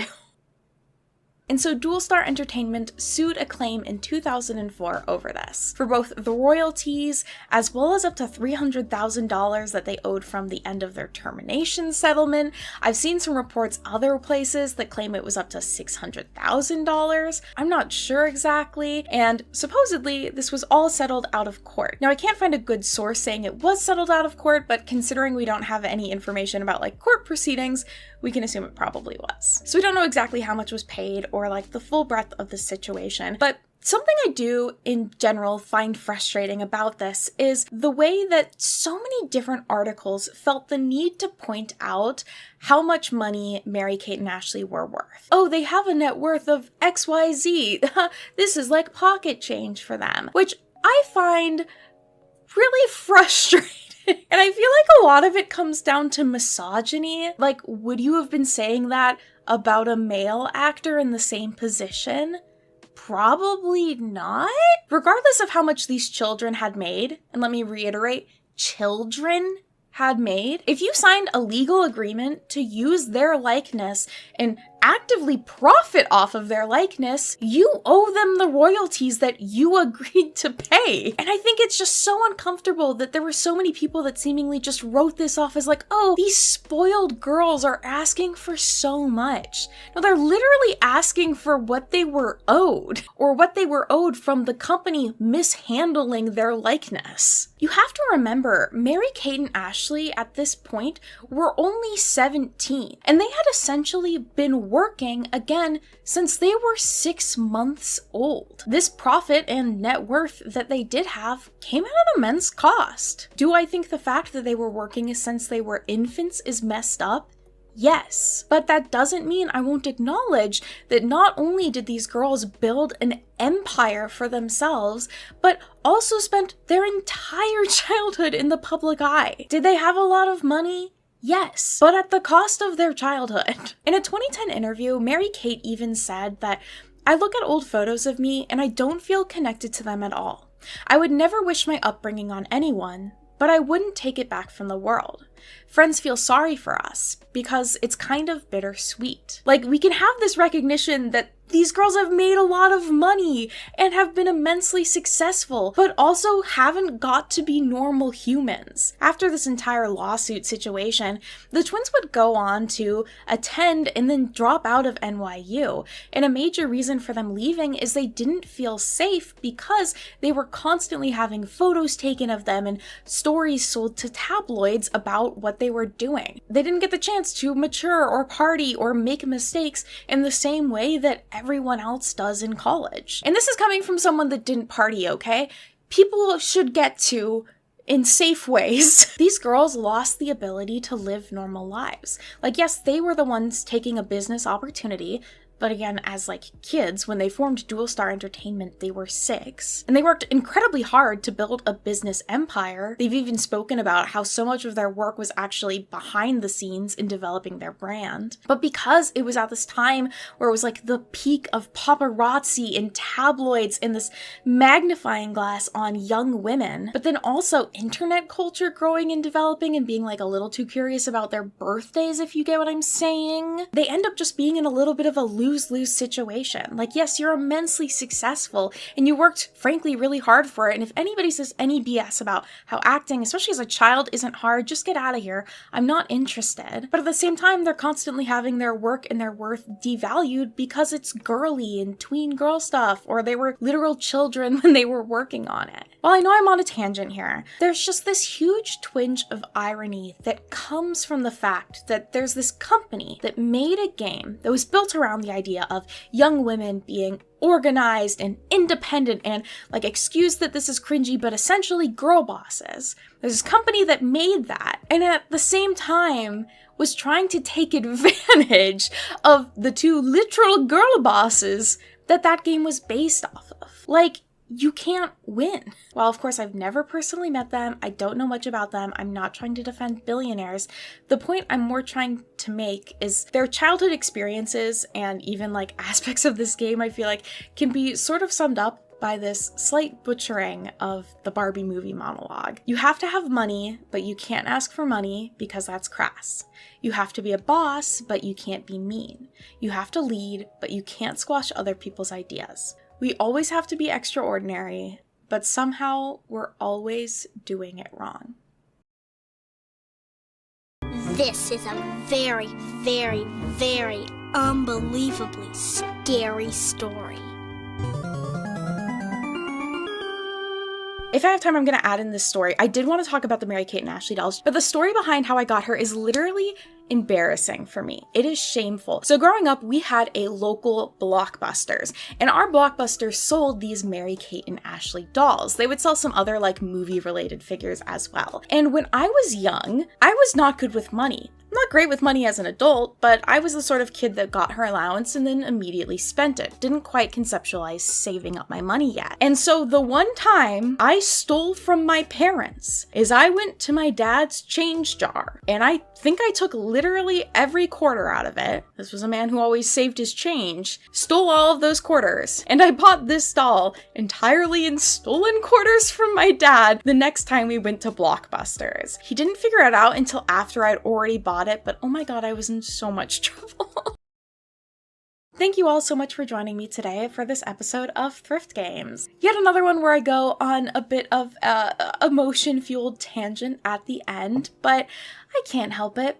It's just who I am. Thank you all so much for joining me for this episode of Thrift Games. If you'd like to watch more, there's a playlist right up here. This game series is centered around the idea of me finding games while thrifting, or kind of like the cheap, forgotten things at the bottom of the bin, and doing a deep dive into them, because I just have too much love to give. If you ever played any of the Mary-Kate and Ashley games, I'm really curious, and I would love to hear more about them and how you felt about them. I hope you all are having a fantastic week. Feel free to give this video a like if you enjoyed it, subscribe if you would like to see more, and I'll see you all next time. Bye-bye! Tokyopop is a name that many fans of manga and anime will recognize as one of the first and biggest publishers of manga in the United States. Founded in 1997, the company would really hit its stride in 2002 with the introduction of 100% authentic manga. Oftentimes when manga would be translated into English, its artwork would be flipped in order to be more understandable to a Western audience who are used to reading from left to right instead of right to left as it was originally written and illustrated in. Not only did this allow the artwork to be published as it was originally drawn, but also meant they would have less issues with image distortion and thus had less work to do when publishing. This made it possible for Tokyopop to publish manga at a faster rate for a lower cost than any of its competitors. This edge in the market, along with the growing popularity of manga in the US, especially among girls and women who didn't always feel like the best represented by Western comics, meant Tokyopop was making money, and they were ready to invest that money. Mostly into themselves. What if instead of having to deal with artists and obtaining licenses and legalities and time zones and communication issues, the manga could just be created by Tokyopop itself? Tokyopop would test the waters of this in 2002 with the Rising Stars of Manga, an annual contest they would host where artists could submit 15 to 25 pages of their own comic in order to possibly be featured in an anthology, pitch their own artwork or story to Tokyopop, as well as win a variety of other cash and merchandise prizes. But that wasn't all. Tokyopop wanted to create its own manga series. This would be the first of its kind, made jointly between Tokyopop and Japanese publisher Shinshokan. It would combine the skills of a Japanese artist with writing from an American team, consisting of DJ Melky and the woman who would serve as the inspiration for the story itself, Courtney Love. Their powers combined created a story like no other, Princess Ai. Let's start over. I'm Ai. Nice to meet you. I can tell there's something special about you. Princess Ai is a manga series, which consists of the original trilogy, which started in 2004 and ran through 2006, 2 collections of short stories created as collaborations between different manga artists, a comic book strip series, and 2 volumes that continue the original story, which were later published starting in 2008. Princess Ai follows the story of a princess from another planet. It's that planet called Earth, who lands in Tokyo with no memory of where she's from or who she is, other than a heart-shaped box, which she knows she has to keep with her. This box is the only connection back to my home. Ai meets and falls in love with a boy named Kent. Sky. I feel like I know him. And ends up working at a strip/escort club. Huh? This is a strip club? But she does not have to strip. My body is sacred, so it's a no-go. Ai's voice and musical talents are so fantastic that she can simply perform in order to get paid by the club. Music was a part of me. In fact, she's so good that a record company employee at the club hears her singing, "What's your name, princess?" and gets her signed to a record deal. And the rest of the series from there is basically Ai experiencing how much she does not like the music industry, but does like her fans. Was I performing? I didn't even notice.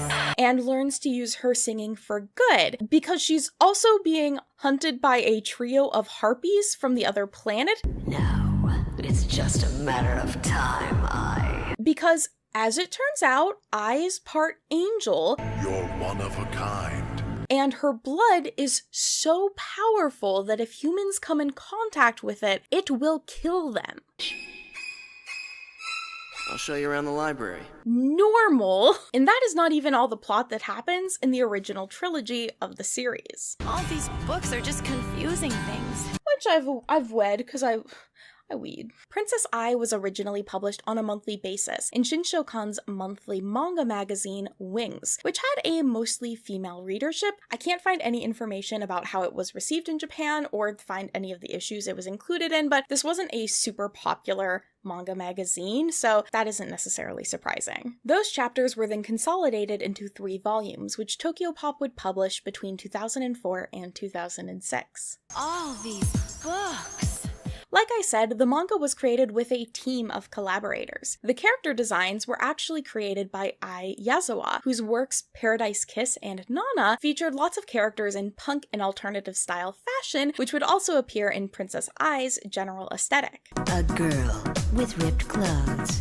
Misaho Kujiraru would do the artwork for the series. And while I don't think she would ever publish any other works in the United States, in her little character bio that's included in the first volume of Princess Ai, she does say that her current obsession is dolls, specifically Super Dollfies. So just everything is connected. And then the story was written by DJ Melky and Courtney Love. Now, who are these two people? Who the hell are you? Starting with the easier of the two to talk about, DJ Melky has been credited as a writer, musician, and more. He had his own website, email newsletter, and even a MySpace page, which said that he lived in Tokyo and created funky-ass beats so you can move to the groove. DJ Melky did a majority of the writing for the series, even writing most of the song lyrics for the songs in the stories, which are all included in the backs of the volumes, and writing some poetry, which is featured in an art book for the series. In the second volume of Princess Ai, a section about the creation of the series describes that the initial story for Princess Ai began in the United States, where DJ Melky,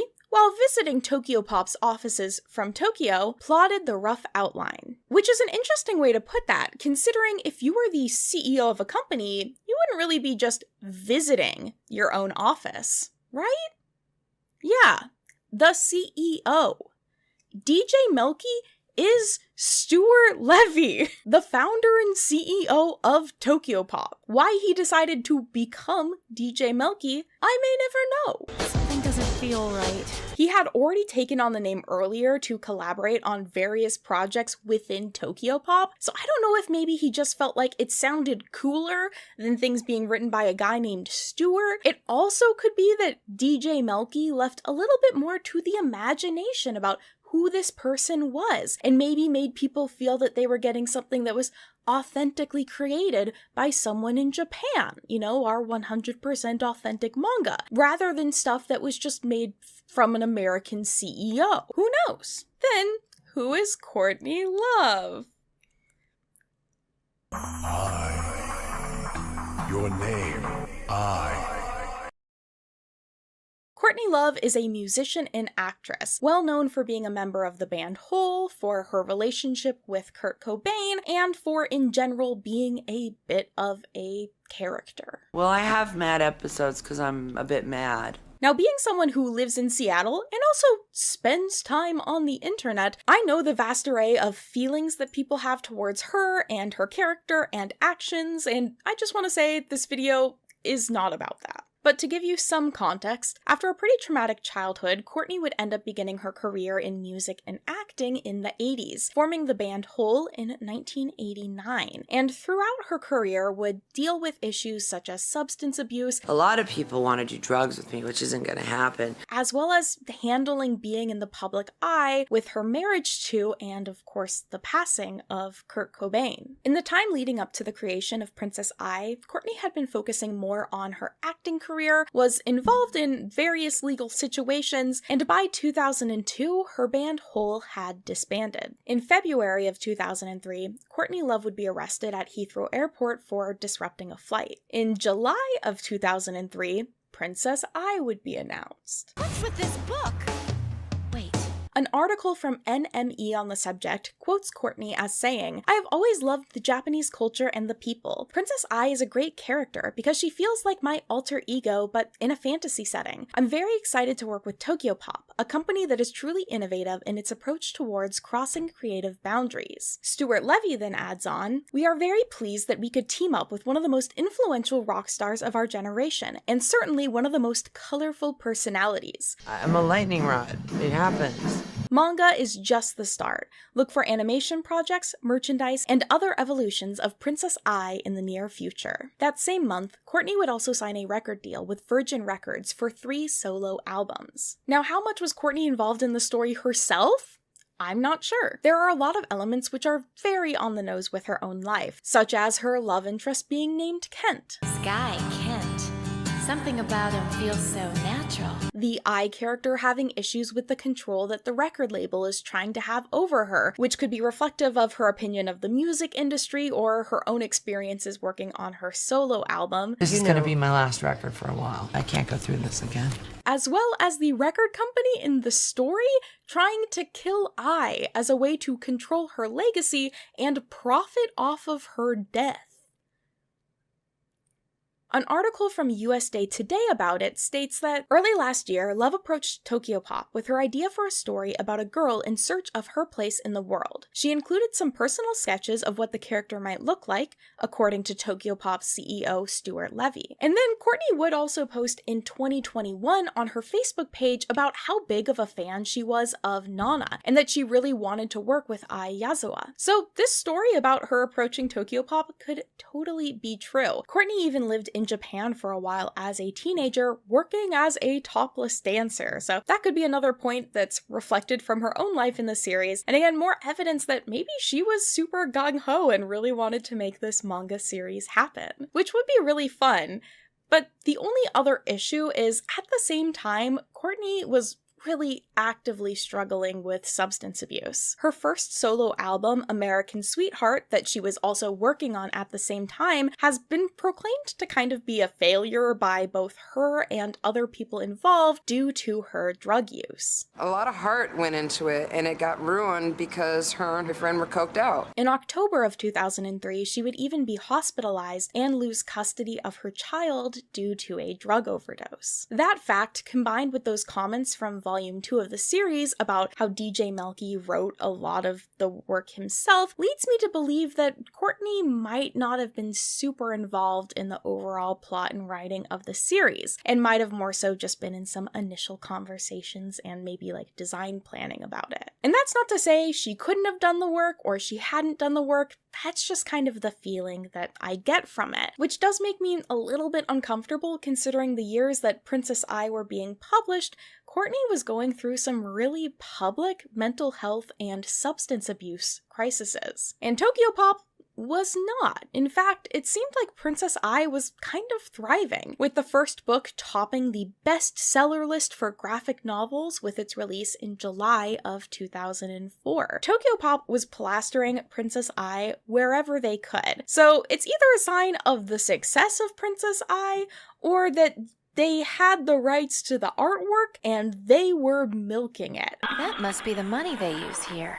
Now, how do I get my hands on that stuff? A variety of pieces of merchandise would be created. A Princess Ai specific cosplay contest would be held at the 2005 San Diego Comic-Con. The first issues of the manga would be available on cell phones, and Princess Ai's first volume would also be the first manga that you could read on the Wii, thanks to a WiiWare application if you lived in Japan. But of course, out of everything made for Princess Ai, there's one specific product that interested me. A line of dolls created by Bleeding Edge Goths. There's something important here for me to find. Who's that chick? Hook me up, man!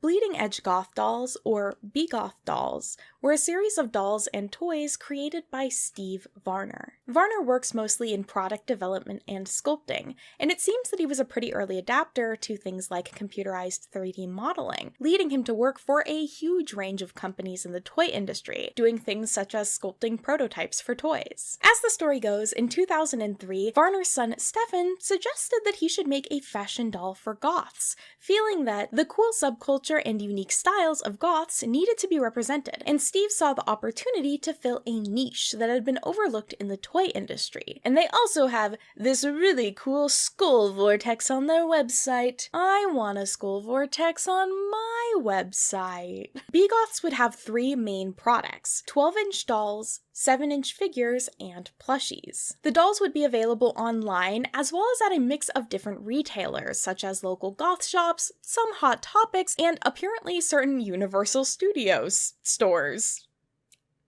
Which is cool. Also, excuse me, I need to go make a account on gothicmatch.com. I need to meet Dark Ed. Where are you, Ed? Overall, 8 series of dolls and figures would be released, with many of the dolls having different color variations or limited edition versions, which would only be available at specific locations in certain countries for certain events or from the B-Goths online store itself. This character, Storm, is who I would kind of consider to be like the main character of the line. She was included with the first series of dolls, and pretty well every series after would include a story Storm doll. The overall style of the dolls is very 2000s goth, and I don't know enough personally to be able to identify the different sub-styles of the dolls, but from my perspective, it does seem like they did a really good job of creating fashion dolls for goths. Like, they have really cool outfits and brushable hair. It's like a Barbie, but she has piercings.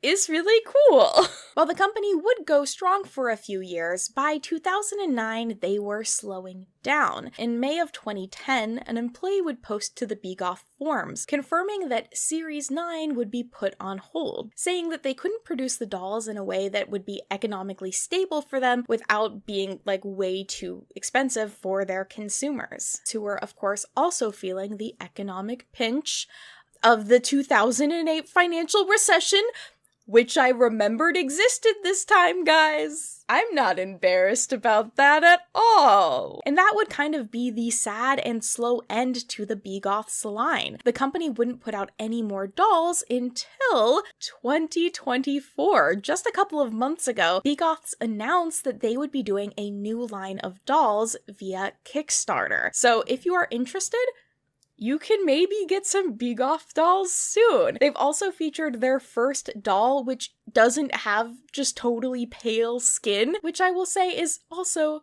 very nice to see. So excited to see what comes from the future of BGoths, but going back in time. Never got a grip.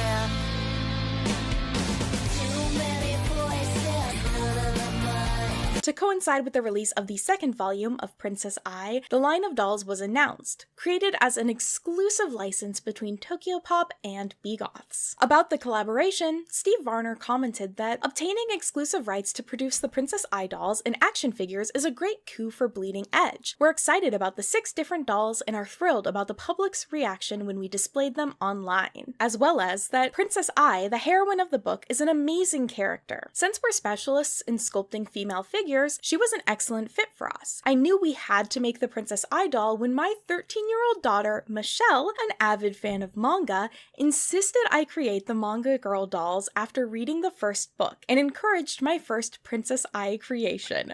Which is frankly so sweet. Like, what an adorable story. It seems like Varner just has a great relationship with his kids. I hope that that is the case. The Ai dolls would actually end up being the first and really only anime-style dolls that BGoths would produce. Volume 2 of Princess Ai actually has an entire section where they break down the creation of the dolls, which is really neat. It covers how they're modeled and created, how the painting process works, and even talks about how complicated it is to do things like style the hair and make the clothing, which I really appreciate. Like, what a cool way to highlight one of your products. I also just like doll lore.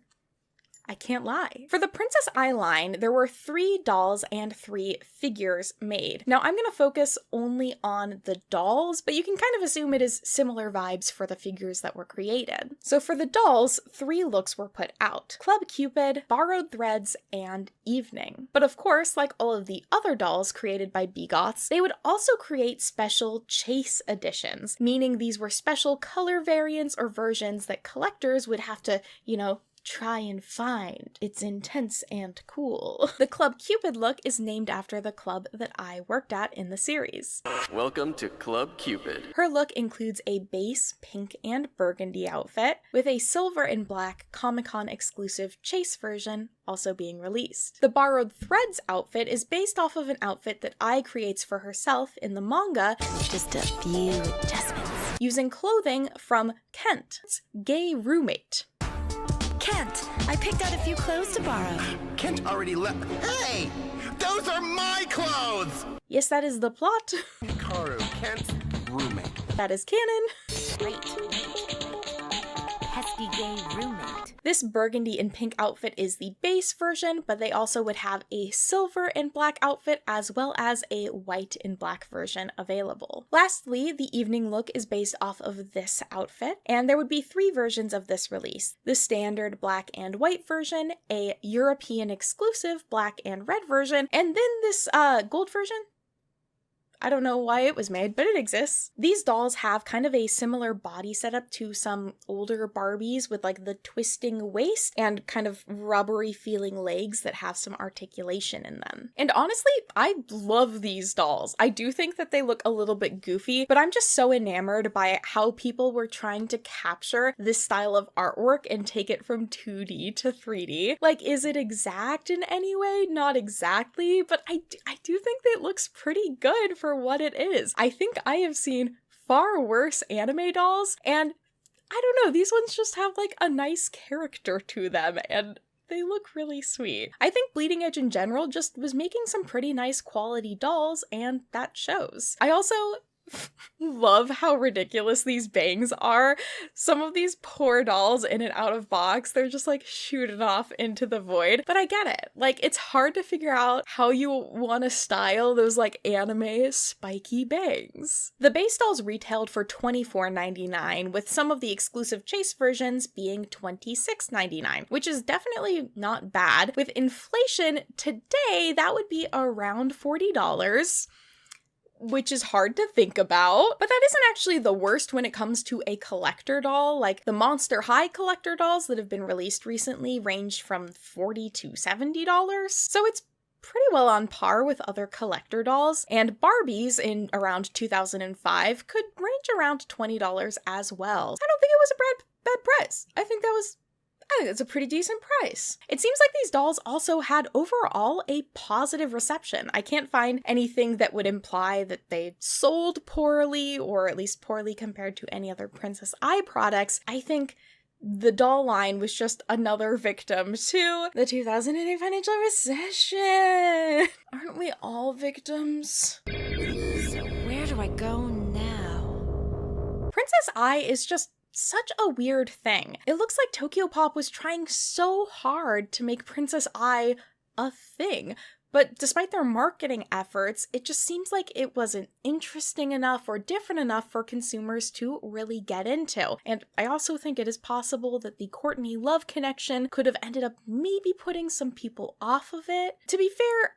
I don't know how many people knew it was about Courtney Love. I would be curious about the stats on that. Because in some ways it's obvious, and in some ways I'm like, you could hide it pretty easily. It is also just kind of hard to tell if it did like well in the grand scheme of things, because it seems like the issues sold well, but they were only releasing one issue a year, which, if you consider the fact that I can read one of these volumes in like half an hour, I don't think it would help it create too much organic interest. I'm killing them. I'm just not sure if that slow publishing rate would help it build organic interest. And of course, it's a pretty short series compared to some other manga at the time. That being said, after this original trilogy, Tokyopop was still trying really hard to keep audiences engaged in Princess Eye. On their YouTube channel, they would produce 8 different motion comics, as well as 4 music videos. And for those music videos,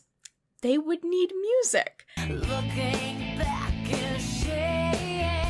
So DJ Milky and some of his friends produced the songs from Princess Eye. Some of those would be released through iTunes CDs. 2 of these came out.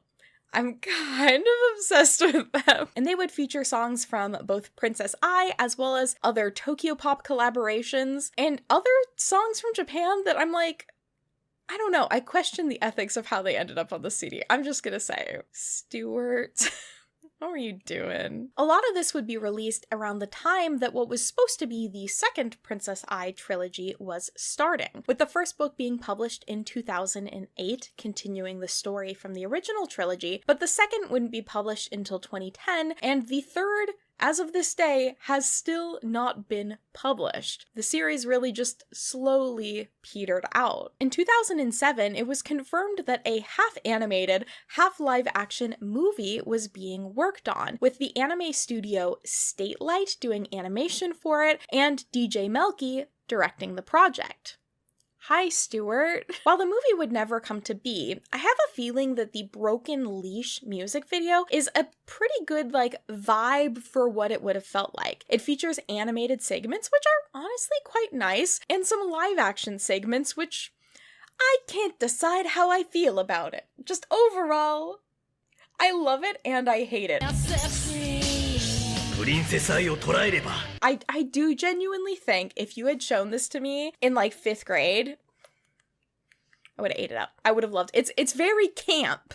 Now I look at it and I go, this is so camp. But I feel like it was not done for the sake of camp. You know? But regardless of how well I was selling or her products were doing, it just didn't matter. Because you know what would happen? Say it with me.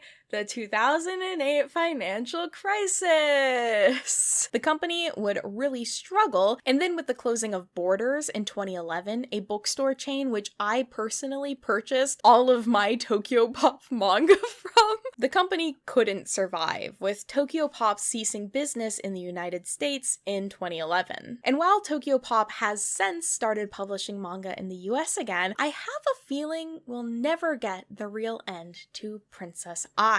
And honestly, I'm kind of okay with that. While I can be optimistic and hope that Courtney was like really actively involved in this project and gave her blessing to the first trilogy, I'm really not sure if she was involved in the second. She isn't credited as a writer on it, just as a designer, and I just don't love that considering how much of the first series was really tied to her own life and perspective and personal experiences. So Stuart going on and creating more stories about this character without her just feels weird. It feels like, you know, fanfic about real people. And then Stuart has a lot of money, so he's putting a lot of advertising budget into this fanfic to try and make other people like it. And I just don't like that vibe. I also think I just don't like Stuart. I don't like that DJ Milky thing he did. I think that's weird. I'm just picturing me as a child, like, giving my allowance money to a man role-playing as a Japanese DJ. And I don't like it. As I'm dressed as a Courtney, I'm basically bold of me to say as I'm dressed basically as Courtney Love. Like, I can pretend this is a Princess Ai cosplay, but we know. While I'm complaining, another thing that I don't like is the cover art that they used. This is so weird. You guys have to hear me out. Here are what the covers in Japan looked like. And then here are what the covers in the US looked like. Why on earth were they using those covers in the US? The Japanese ones look so pretty. They own all the artwork, the same art. The drawings just don't look the same caliber as the first cover art. Like, the first cover art, great. The art, like, this art, so good. But then the second, it's just like, but it's so weird because they have these sections where it's like, that could have been a sick cover. It upsets me greatly. I also want to highlight, though, I can tell that there was definitely a fandom or, like, fans of Princess Ai because I found some really cool cosplay photos, including this group of Ai with the trio of harpies. And, like, these harpy characters, some of them don't even appear until the final book. So this is dedication. These people are cosplaying from a series that just had 3 books. I love you all. You are so cool. And so with that, leads us to the end of the Princess Ai video. I feel so alone. Shout out to those of you who saw her in my Baljoina Da video and were like, is that Princess Ai? And I was just... This has been an interesting video to research. I really love the vibes of Princess Ai. I love the fashion. I do really like the artwork. The Courtney Love connection, it's interesting. It's a very interesting cultural thing, a thing of its time. It does kind of feel like somebody making a comic strip about Britney Spears during her hardest time of her life. And it's like, the ethics? I don't know. I want to know about the profits. Hey, Tokyopop, send me all of your files. How much did everybody make off of this? What else was Stuart involved in? That man was trying to direct a movie and write his own manga.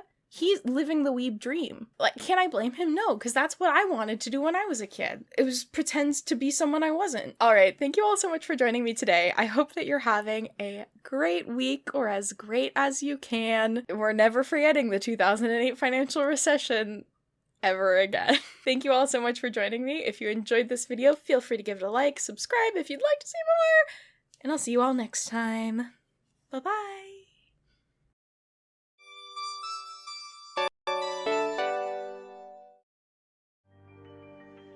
The year is 2007. Your kid keeps talking about these Nancy Drew computer games that they want to play, but you don't have an at-home computer.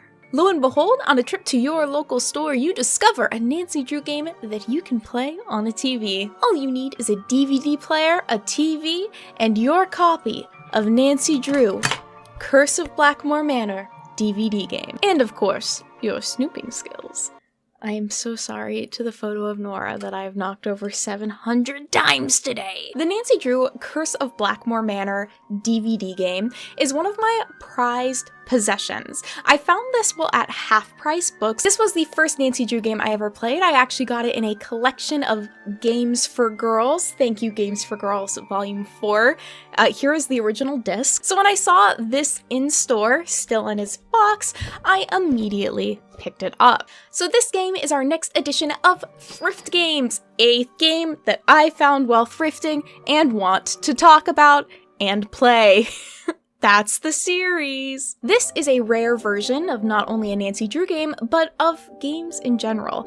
It is a game that was made to be played on a DVD player with a controller using a TV, so no console or computer required. Before we get into the nitty-gritty lore of this game, let's learn a bit more about the Nancy Drew games themselves. Thankfully, I have the perfect person for that.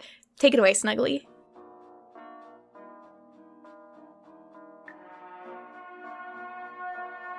Hello, I am the Nancy Drew expert. My name is Snuggly, and you can find me rambling about Nancy Drew on Twitch, YouTube, Instagram, and Twitter. For those of you who are unaware, Nancy Drew is a fictional teenage detective who first appeared as a children's book character in 1930. Nancy's popularity has endured up until today, and she has spawned multiple book series, movies, TV shows, and computer games, the first of which came out in 1998. These games are developed by the company Her Interactive, whose mission is to develop PC games for a young female audience. In other words, for girls who aren't afraid of a mouse. The Nancy Drew series of games have by far been their most popular products, so much so that they've released multiple spin-off series starring Nancy. To date, there have been 33 main series Nancy Drew games, the last of which was released in 2019. The gameplay is in the style of point-and-click puzzle games, with the player navigating diverse environments to find clues, interview suspects, and solve puzzles. If you're wondering why this series is so beloved, there are a few reasons why. The Nancy Drew games have amazing soundtracks, well-developed characters, twisty mysteries, varied locations, rich atmospheres, satisfying puzzles, fun mini-games, interesting stories, and they evoke a cozy sense of nostalgia, even in those who didn't grow up playing them. They've got something for everyone. Now that you know a bit more about Nancy Drew games in general, I'll send you back to Mary, who'll tell you more about the Nancy Drew Curse of Blackmore Manor DVD game. Out of Her Interactive's 30-plus games in the Nancy Drew series, only 5 have ever been ported to non-PC or Mac platforms. These include 1 Game Boy Advance game, 1 Wii game, 2 app games, and the elusive DVD game. So what do I mean by a DVD game? That phrasing might be confusing in and of itself, just because most discs are referred to as being like CDs or DVDs kind of interchangeably, and a DVD drive is the disk drive that you use on your computers. So when I'm referring to a DVD game, what I mean is a game that you specifically play using a DVD player with a TV. So not a full computer, much simpler technology than that. But why would this exist? Now, some of you youngins may not know this, but DVD players were peak entertainment through the early 2000s. Almost every household had a DVD player. In fact, in 2009, in the UK, 90% of households had a DVD player. They were widely available for at-home entertainment. The home computer, on the other hand, was a more expensive and less widely available option, with only about 70% of households in the UK having them in 2009. So that's a 20% difference in who has access to your Nancy Drew computer games. My assumption is Her Interactive saw that statistic, or were just trying to broaden their reach and their audience with who they were making games for. I don't know if a specific company maybe reached out to them about like, hey, this sounds like a really good idea, but I think that they were simply trying to reach out to a broader audience of people that did not have access to home computers, which in a lot of ways is a great concept. I'm all for more accessibility, especially when it comes to educational games and fantastic games like the Nancy Drew series. And of course, they're also not alone. This was not the first game that was released for DVDs or a game that utilized a DVD player. You may immediately think of different movies. I remember one of the Harry Potter movies having a minigame that you could play using your controller, as well as a variety of different board games that utilize the controller, like the Scene It series, specifically Twilight Scene It, the best one. In terms of the history of DVD ports in general, it's a little bit challenging to find information about it just because it's kind of a hard term to search for.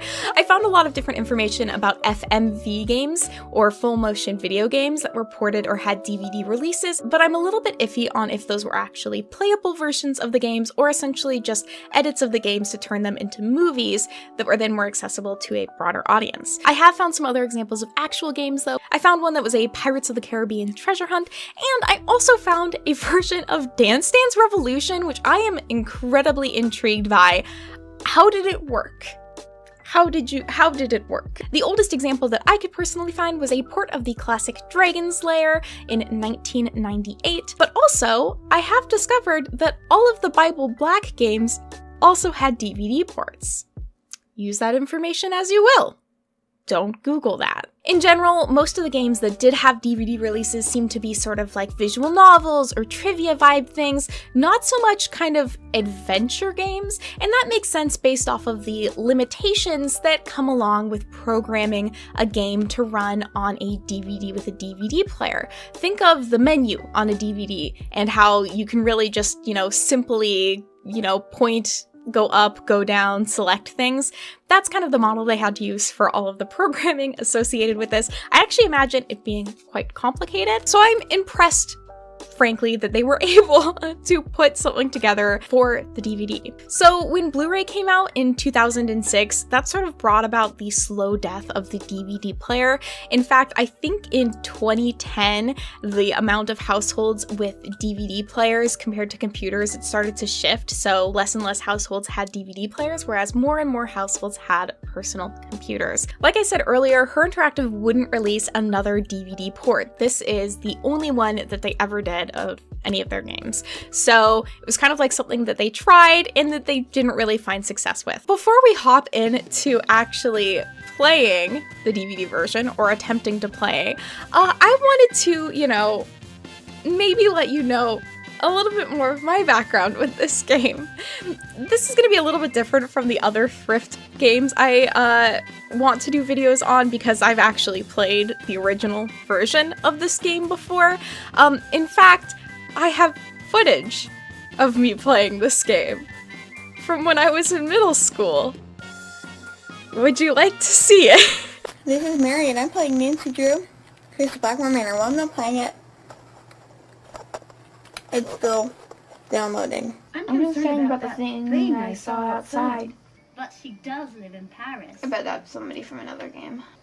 Hey, it's an easy bake oven. There's nothing more cringy than finding a vlog that you made with your parents' tape camera that they then had ported onto a disc because they didn't know what was on the tape, and it's literally just all me recording the screen with the camera, and then me later vlogging as a cringy middle schooler. It's the forbidden tapes. So some details about the box to keep in mind. So this is rated ages 10 and up, which makes sense. Honestly, this is one of the hardest Nancy Drew games. I recently played through it on my stream, actually. Here you go, Lulu. Yummy cake. I don't feel so good. So I do have VODs of all of that up on my archive channel if you do want to see a full playthrough of this. It is one of the more challenging Nancy Drew games, and it's far more puzzle heavy. Now the game box, this is one of my favorite things game boxes can ever have, this little fold out moment where they show you all of these little details. You can see bits about the characters. Why does it zoom in on Nigel's face right here? We may never know. But one thing I want to note on the back, I'm not going to read through the entire back, but one key thing that also sets this apart from other Nancy Drew games is play alone or with friends and family with 1 or 2 player format.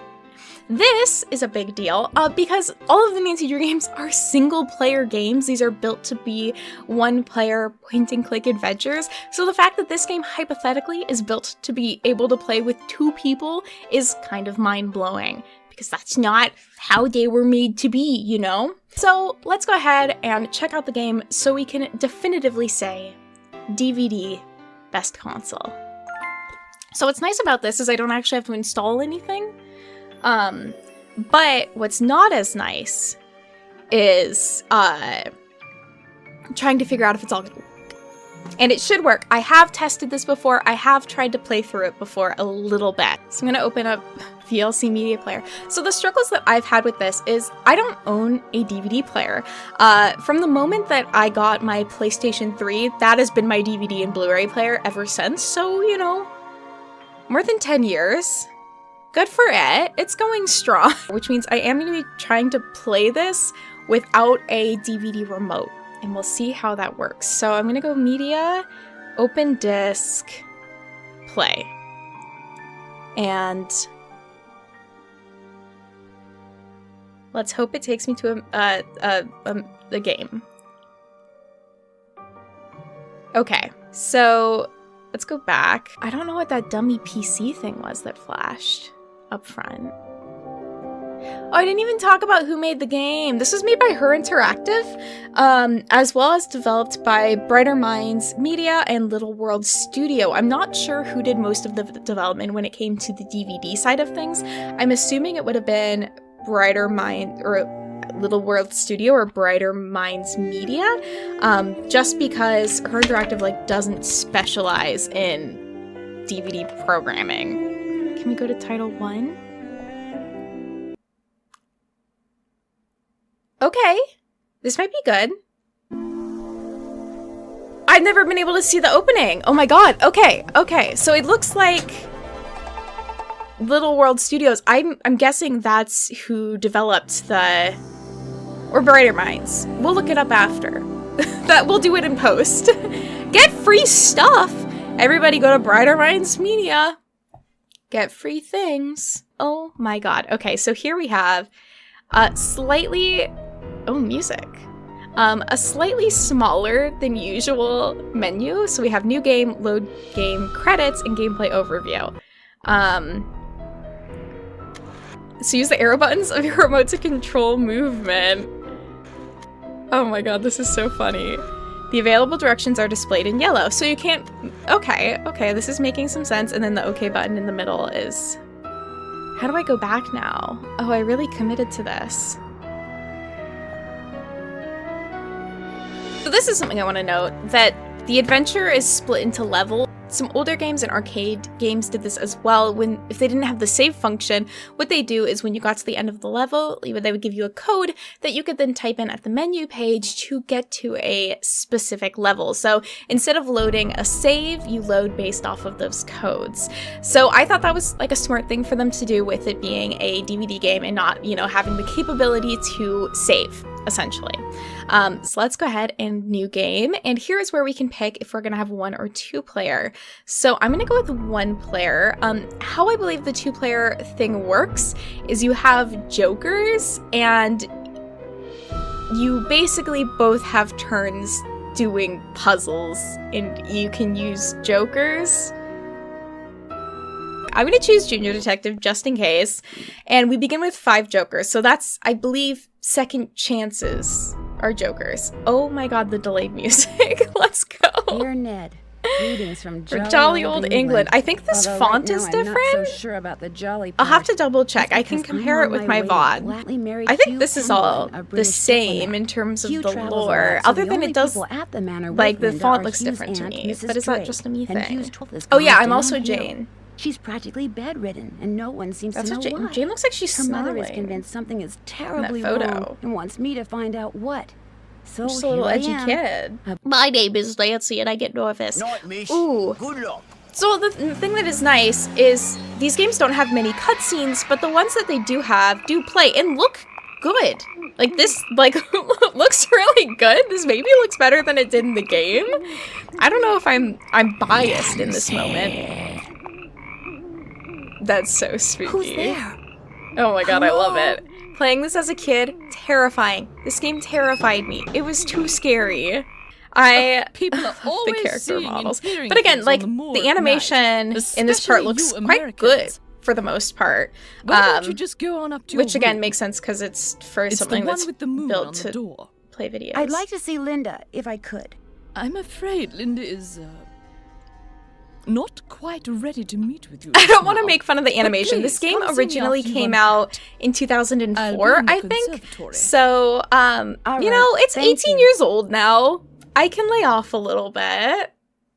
So we can enter in a passcode here because we're starting from the start of the game. We're just going to click OK, I'm assuming. Yep, and that takes us to Nancy's room. So I'm hoping I can just use my keypad. So yeah, you can just like point and click to move around. One thing about this I will point out that I noticed when I played through a bit of this with my friend Snuggly, is we can see the ceilings. We can't see the ceilings in the game, and they put in these little like animations of you getting closer to things. And yeah, so it's really cool actually. You can like see a lot more of the environment. So it makes me wonder how much of the environments were already designed by Her Interactive. Did they add in things? So yeah, I don't know like what they might have added into the game to kind of flesh it out, I guess, a little bit, but it does seem like you can see a lot more of the environments. Another thing I want to point out that you can see, first of all, also these walking animations are quite smooth. They look quite nice. In my opinion, the Nancy Drew games themselves are point and click adventures, and they don't have kind of like a walk that you do. You just like go from point A to B. Let me turn. I find that animation quite fun. I don't know, it's a bit jarring. And then if there's any music that starts, it's going to stop again. And also, you might notice it's doing this thing where it's showing that none of my movement options are available, but I can still move. And I'm going to try and turn because I can look at this painting. This is not a painting that you can look at in the original game. So they've actually added to the game in some ways. Like all of the ceiling. I can't get in there right now. That's weird. All of the ceiling isn't in the original game, and it's gorgeous. So yeah, it really just makes me wonder how much of this game was like all of these interiors designed. I don't know how game design worked for Her Interactive like this. It does suck that the music stops every time you turn.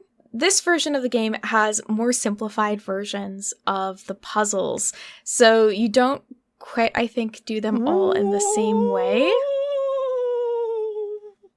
Except we still have this puzzle.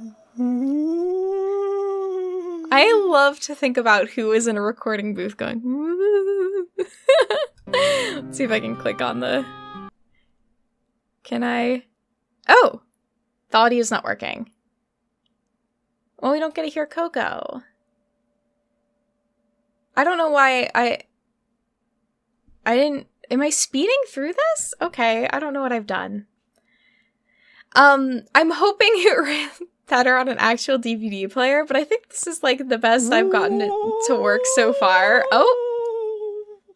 And we're back to Ghost Parrot. Okay.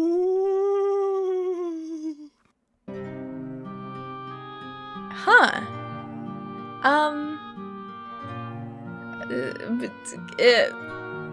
It doesn't work super well. You know, I'm not here to be a hater, but some aspects of this are definitely what I would personally call crunchy. And, you know, It's not an insult. It just is what it is. It's also a very slow way to play the game. I feel like maybe if you were a kid and had like a slumber party and like hanging out with your friends, it'd be fun to like be playing through this together because you have like your friends to, you know, keep you entertained. But as a adult with a short attention span who also really likes the original version of this game, why? Okay. It is a little hard to go and play it this way where it's much more broken apart and much slower. So this is driving me insane.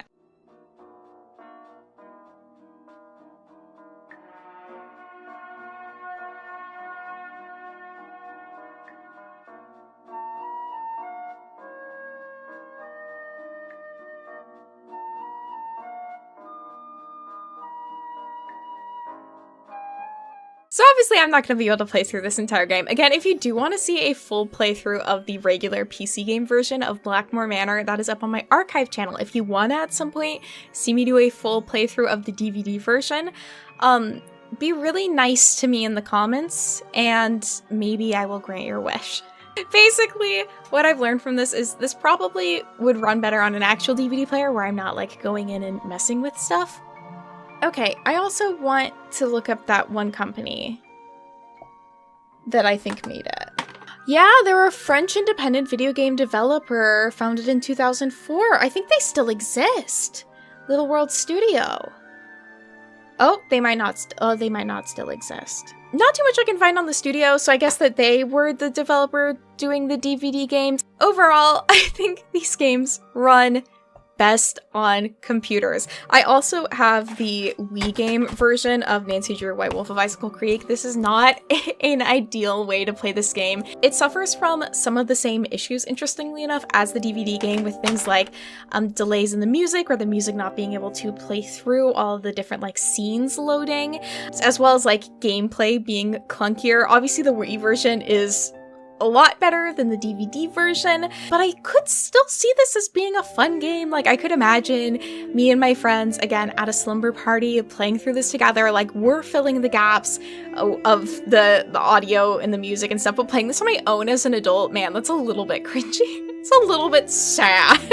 Not an ideal way to play the games, but definitely a product of its time. I think never again will we really see games made for specifically DVDs or video playing systems. That is just a relic of the past, and this fully kind of fits into that specific time period where DVDs were still kind of overshadowing personal computers as being a source of on-demand entertainment for people. So I think that that's super interesting. I love that I own this and that I was able to find it while thrifting. And what we can always remember is DVD best console. So thank you all so much for joining me. If you've been enjoying these thrift game videos, please let me know. I have a couple more lined up that I'm quite excited about. I do love going on my little trips to half-price books.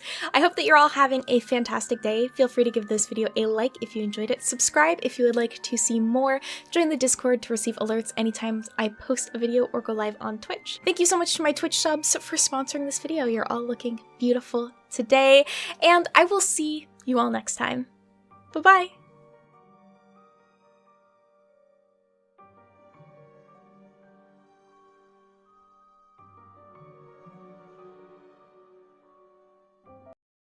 When you think of a doll with a big head, big eyes, and a smaller body, there's likely two things that come to mind: Blythe and Pull-Up. In fact, for me, these dolls have been kind of interchangeable, or one and the same. From an outsider perspective, they might be like siblings, or even dupes of each other. And over the last 2 decades, these two dolls would sort of coexist in the same spaces as competitors, but not having one that seemed like it was really taking the lead. That is, until the last 2 years. A shift has happened, and one of the two has unexpectedly rose in popularity. So today, I'm going to be looking into the history of pull-up dolls and investigating why it has lost the battle of the big-eyed doll.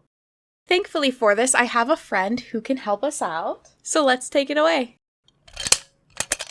Pull-up dolls were designed and created by the artist Mango Park. Park is the creator and CEO of the company Art Gratias Artists. which means art for art's sake, and is the company responsible for all of the original Pullup designs that would be released. In an interview with Doll magazine, she describes her background as having studied craftwork, industrial arts, metal, visual design, as well as illustration in Korea, as well as interior display and design in France. So she has a pretty strong arts background and would end up designing the first Pullup doll in 2003. In that same interview, Park actually describes one of the major original inspirations for the dolls being online avatars. So she says, when the online community was popularized in Korea, a pretty avatar that expresses its own character also became very popular. I wanted to deliver a possibility of that individual sense through a figure with a big face and slight body, while keeping characteristics from the small image made on a computer by a few pixels, which I find incredibly interesting. So what she's likely referring to are the pixel dolls that were popular online through the late 90s and 2000s, especially those used on Korean social media platforms like Say Club. So the aesthetic in general had very much the vibes of a Pullup doll, kind of a big head, skinny but adult proportioned body, and large anime-like eyes. And while I fully believe that that was likely a large inspiration for the dolls and is like a really interesting thing to design a doll around, we have to also note the release of Blythe dolls. So while Blythe dolls were originally designed by Alison Katzman in the 70s, they were actually finding modern success in Japan in the 2000s. The company Takara started producing Neo Blythes in Japan in 2001. So it's very possible that their success was also a bit of an inspiration for the large head, small body dolls. Both of these lines of dolls would also use their eyes in big ways. With Blythe dolls, they have multiple eye chips that you can rotate between, which are looking in different directions, allowing for the doll to have different eye colors and to be able to kind of express itself in different ways. Pullup, on the other hand, has switches on the backs of their head, which allow you to open and close the doll's eyes, as well as have them look around. The bodies of the dolls are also quite different, with Pullup dolls having a lot of articulation, allowing for a lot of movement and posing, and Blythe dolls having kind of more Barbie-like rubber bendable limbs, but not the same sort of articulation as Pullup. Another inspiration for our Pullup dolls was actually likely from Volks. If you watched my ball-jointed doll video, you might remember me talking about how the No-No head sculpt kind of changed the game within Volks for their ball-jointed dolls. And that sculpt was likely a pretty strong inspiration for Pullup's head sculpts, considering they do look pretty similar. These dolls were originally produced and released through the Korean company Cheonseng Chonha, which I'm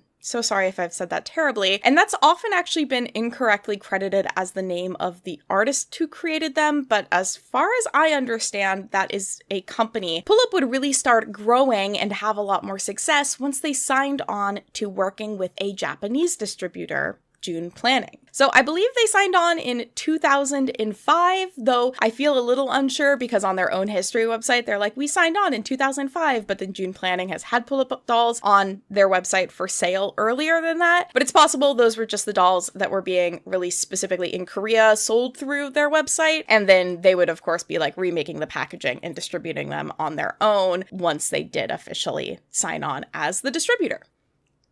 Maybe the history. Some background on June Planning. They were a manufacturing and distribution company that was founded on April 1st, 1985. And they worked with a pretty vast number of companies, including Disney and Sony and Sanrio. So they were working with some major brands. But with distributors in place and the dolls designed, the world was ready for the first wave of Pullup dolls. Cool wind going through verdure. I want to pedaling along in the sunshine. Feel like so. The first wave consisted of 10 dolls, all original designs by AGA, which were released through 2003. The first ever Pullup doll released is named Wind. She had two versions, one that came with a bike and one without, and had a very hip Y2K style fashion, including the very thin eyebrows I am trying to emulate. While I'm not going to be able to cover every single doll released over the course of this video, the overall vibe of this first wave is very cute and kind of alt-fashion looks. Moon is a personal favorite of mine, reminds me a lot of Ichigo from Tokyo Mew Mew. And you might also notice I have Noir standing here right behind me. Though this isn't actually one of the original release dolls, we'll talk more about her specifically later on. Pull-up dolls would actually have 4 different styles of bodies over the course of their release. And part of the reason why is each had their own kind of unique quirks, which people did or did not love. So the first body, which was used during this first wave of dolls, had visible screws, which people didn't love, and also had issues with its neck being really fragile. So the weight of the doll's head, especially if they had long hair, could sometimes cause their necks to break, which is very dramatic. These bodies would also deal with issues like the plastic of their legs splitting. The body for these dolls was actually originally designed by another company called Marmot, and they produced different anime figures and dolls. From my impression, it kind of sounds like this body was originally designed for kind of those anime figures, and then the Pull-Up team kind of took Pull-Up's head and just stuck it on top of it, which of course didn't work perfectly, and there was some room for improvement. At this time, the dolls would also have rooted hair, so similar to how like a Barbie or Bratz works, where they have one solid headpiece, but the hair is kind of like injected into the head of the doll itself, rather than wigs, which Pull-Up would eventually switch to. This wave would also be our introduction to Pull-Up as a character herself. So much like Barbie, Pull-Up has her own identity. She is a 17-year-old Korean girl who lives in Italy. In school, she plays in a big band, she's in the drama club, and her hobbies include scuba diving, shopping, hosting parties, photography, to just name a few. So every Pull-Up doll is technically this Pull-Up character, though there's not any like canon reason behind her different outfit or style changes. But what would end up being a consistent piece of branding is that there's a tagline that goes with each of the dolls, and they would include a phrase that kind of describes the feeling the doll is supposed to give you. And all of those phrases would end with "feel like so." So for example, the Lopreto doll's line is, "Pajama party tonight. Let's knock out everyone with special costume. Feel like so." So it's just supposed to like give you the feeling of, oh, I'm going to have a lot of fun at the pajama party and I'm like dressed up for it. And I always thought that this was kind of interesting, them having their own kind of like branding. Feel like so. A Wonderland-like dream. I am chasing the rabbit and wandering into there. Feel like so. Pull-Up would continue strong with its second wave in 2004. This year would have around 20 dolls released, with some highlights being this very adorable Anne of Green Gables dolls, Mitzi, because I'm just like obsessed with this cat girl look, Venus, who is an American pageant queen icon, and Scarlita or Scarlita, who is a nun, all very cute. Wave 2 would bring us a brand new body type as well, which once again had its own quirks. One of the major issues this time around was they decided to use a softer, more plush type of plastic for the torsos of the dolls. But that plastic didn't react well with the plastic the rest of the body was built of, and that would cause a chemical reaction at the neck and arms and other parts of the doll, which would cause the other parts of the plastic to kind of melt. Science is wild, guys. I can't believe these are issues that we have with dolls. Like, she's just melting. Normal, it's fine. During this time, the dolls would also transition from having rooted hair to having wigs that were, I believe, glued onto the heads of the dolls, but could be removed and kind of more easily changed out for if you did want to customize your doll's look. This year, we would also get a new character in the Pull-Up cinematic universe named Namu. Namu was introduced as Pull-Up's first boyfriend, with him being a fashion school student who's also in the fencing club and is sensitive and calm. 7 Namu dolls would be released in 2004, with many of their designs intended to match with a specific Pull-Up doll as well. Along with the Anne of Green Gables doll, a Fantastic Alice in Wonderland inspired, as well as a Red Riding Hood inspired doll would be released. These are original designs, but are obviously inspired by other works of media. So we don't have collaborations yet, but we do have AGA taking inspiration from other works, which is totally fine. I'm not trying to say that's a bad thing. That's fine. The day spent with everyone is 100% more fun than alone. so we can be together all my life. Feel like so. Wave 3, or 2005, is a very unfortunate time in the pull-up timeline. Our star has arisen. 16 dolls would be released over this year, and some of the highlights from this time include Cosmic Mercu and Jupy, like Mercury and Jupiter, who are so cute. They remind me of the, like, space pop star brats. I love them. There's Chica, who reminds me a lot of the unreleased Teen Trends doll, like similar vibes. And Paja, the dinosaur, is so cute.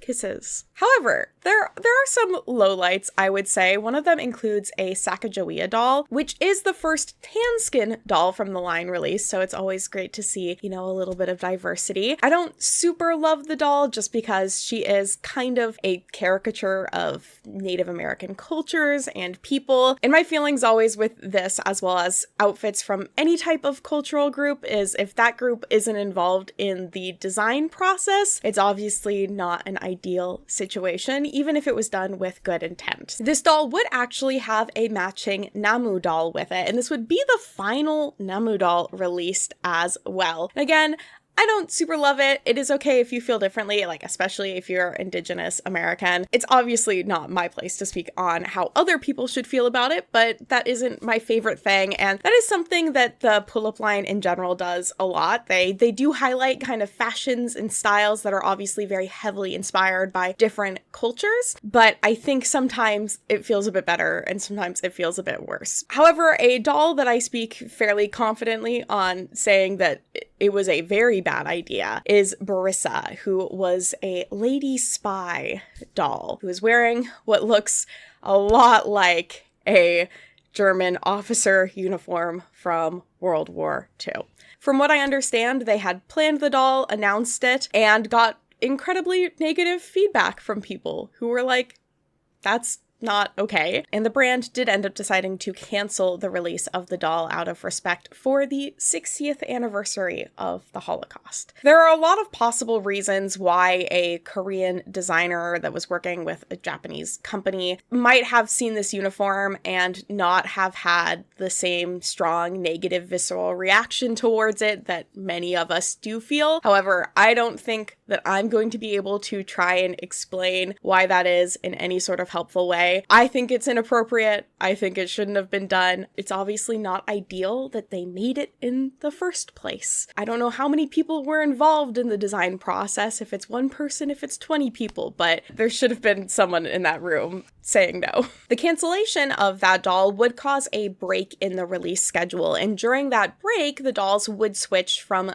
body 2 to the third body type. Now, this body, of course, would have its own issues as well, with its wrist being pretty fragile, and this body, in fact, not actually having been originally designed for pull-up dolls. These bodies were actually designed for a different short-lived line of dolls by June Planning that were named Hiesta. One other little part of 2005 would be the release of the Little Pull-Ups line. So these were a line of around 5-inch tall dolls, and these would either be small versions of the original pull-up designs or some original designs that were created specifically for them. And there would also be smaller versions of other characters in the pull-up cinematic universe as well. This line would ebb and flow with releases, with the last of them coming out in 2013.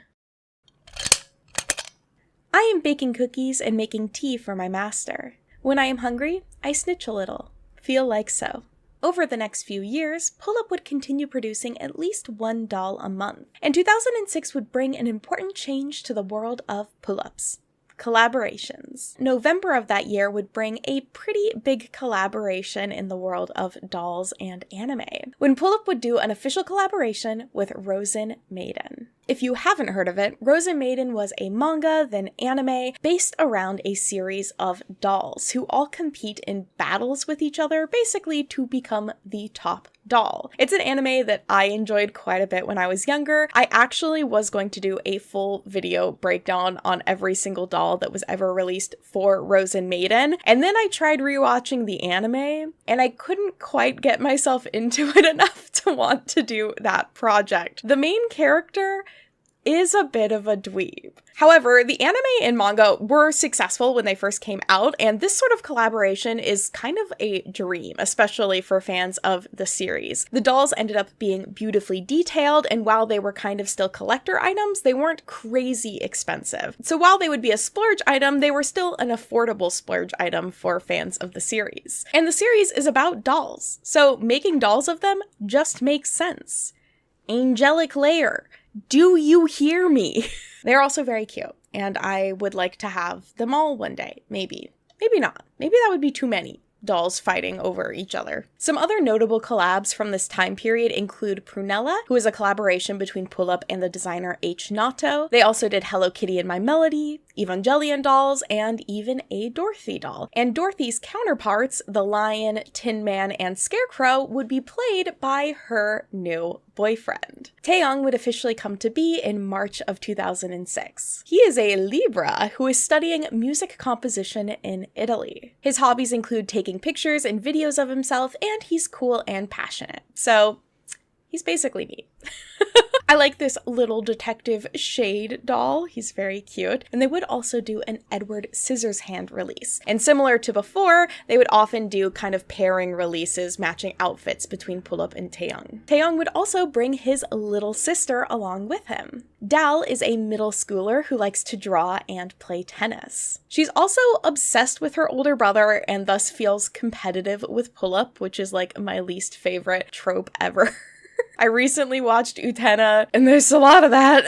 Dal is only 10 inches tall compared to Pull-Up's 12 inches, so they do have a bit of a size difference, and she also has very young-looking, chubby cheeks. To round out our cast for now, we also have Dal's best friend Bayul, who is only 9 inches tall and has even chubbier cheeks than Dal. Like, girl, you're a little squirrel. Bayul is the first canonically Italian character of the cast. The rest are all Korean, and she loves wearing dresses trimmed with lace. The dolls would continue their steady production until... In the darkness where noir can feel comfortable, only White Moon can shine her. Feel like so. June Planning went bankrupt. According to an article from Anime News Network, the company was 3.2 billion yen in debt and had worse sales than planned in 2003 and 2008, which led the Japanese branch of the company to go bankrupt in 2009. Thankfully, in March of 2009, the company Groove Inc. would come to be and would take on that role of distributor for the doll line from here on out. 2009 would lead to the final body change for Pull-Up dolls. Body Type 4. This is the most sturdy of the four, and there's now actually more Pull-Up dolls released with this body than the other three combined. So they've been using it for quite a while now. From 2009 to 2014, over 130 dolls would be released. These included some major collaborations with things such as Black Butler, Vocaloid, DC, Disney, Paramount, Madoka Magica, Sailor Moon, Rosa Versailles, and Go Sick, just to name a few. Fashion brands such as Angelic Pretty, Baby the Starshine Bright, Alice and the Pirates, Innocent World, and Tokidoki also created a number of different collaboration dolls as well. But at this time, still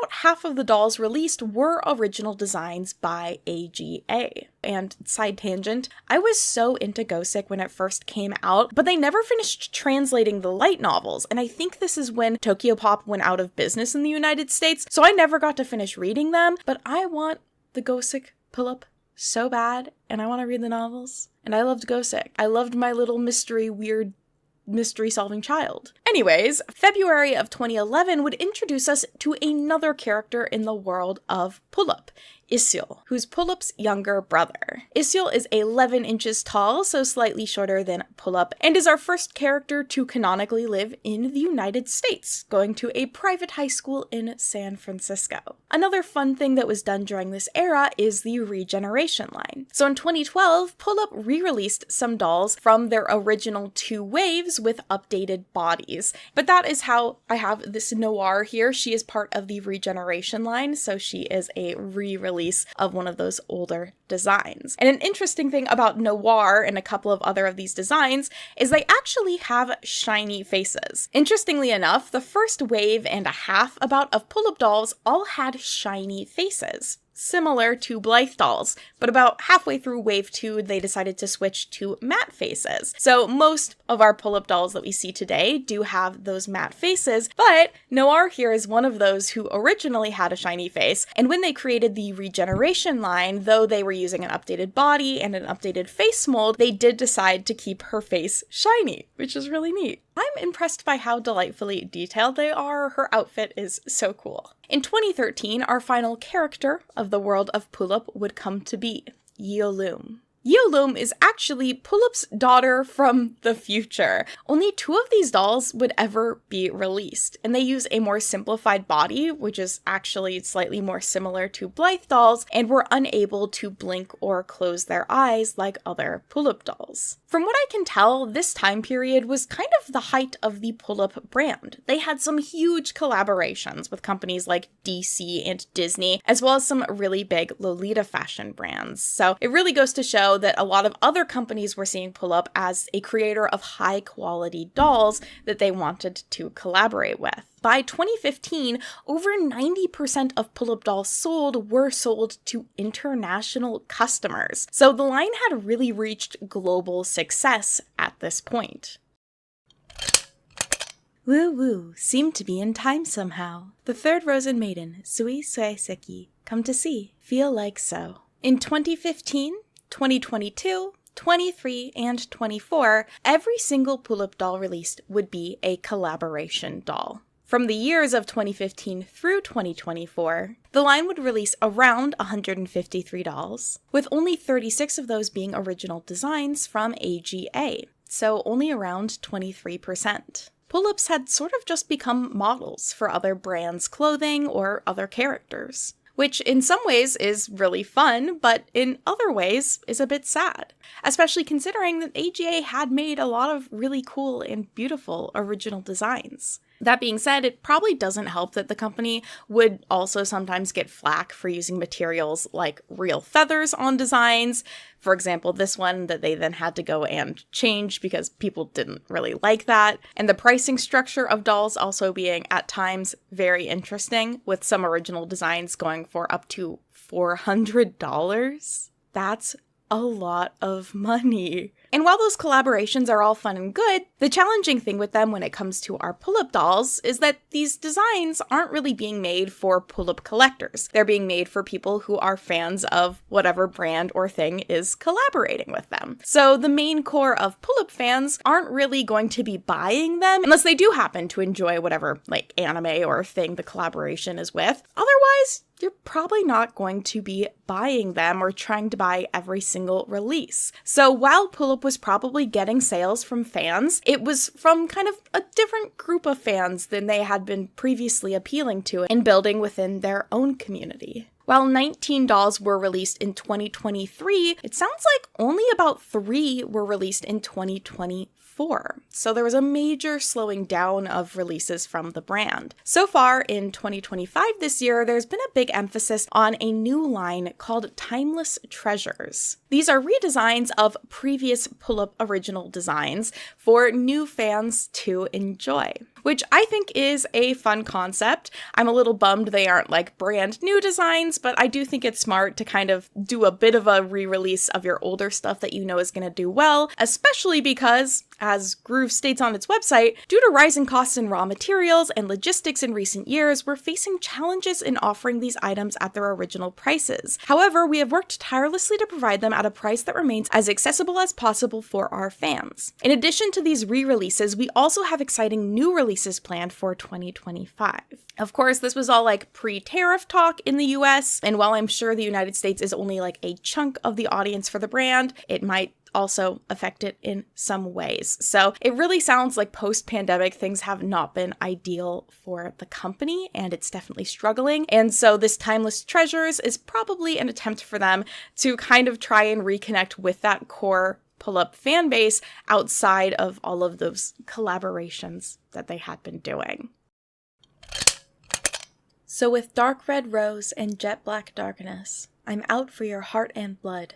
I want all of your love. Feel like so. One major part of the pull-up doll community, which I haven't really talked about so far, is customizing. Much like with any line of dolls, there's a community focused all around taking doll designs and changing them, either the face-up, the hair, the outfit, to make something that you personally want. But the one challenge of that, of course, with pull-ups is that they're not cheap. The original line of dolls retailed for $65, which doesn't include shipping. With inflation, that would be around $100 today. And these dolls would, of course, increase with price over the years with inflation, but also collaboration dolls would tend to be more expensive than AGA originals, who would also release some at times very pricey limited editions of dolls. So if you wanted to make your own doll or customize a pull-up doll, you would have to invest a fair amount of money into it. Unlike ball-jointed dolls, which you could buy a blank face version of, you would be buying a complete doll with outfit, wig, hair, eyes that you would be going in and making changes to. Some people in the community would split up parts of dolls, so they would buy it and then one person would get the outfit, another person would get the body, but it's still not a cheap line of dolls to customize. Over the years though, AGA and Groove did seem to recognize that there was this core part of the pull-up fandom and released a couple of different things to kind of help support other people's creativity. The first of these comes in 2012 with the My Select pull-up dolls. So these were basic versions of older releases of pull-up dolls that wouldn't come with an outfit. They were basically just wearing a towel. So the idea was you could then dress and customize them. These dolls released for $65 rather than the $100 to $130 that most of the full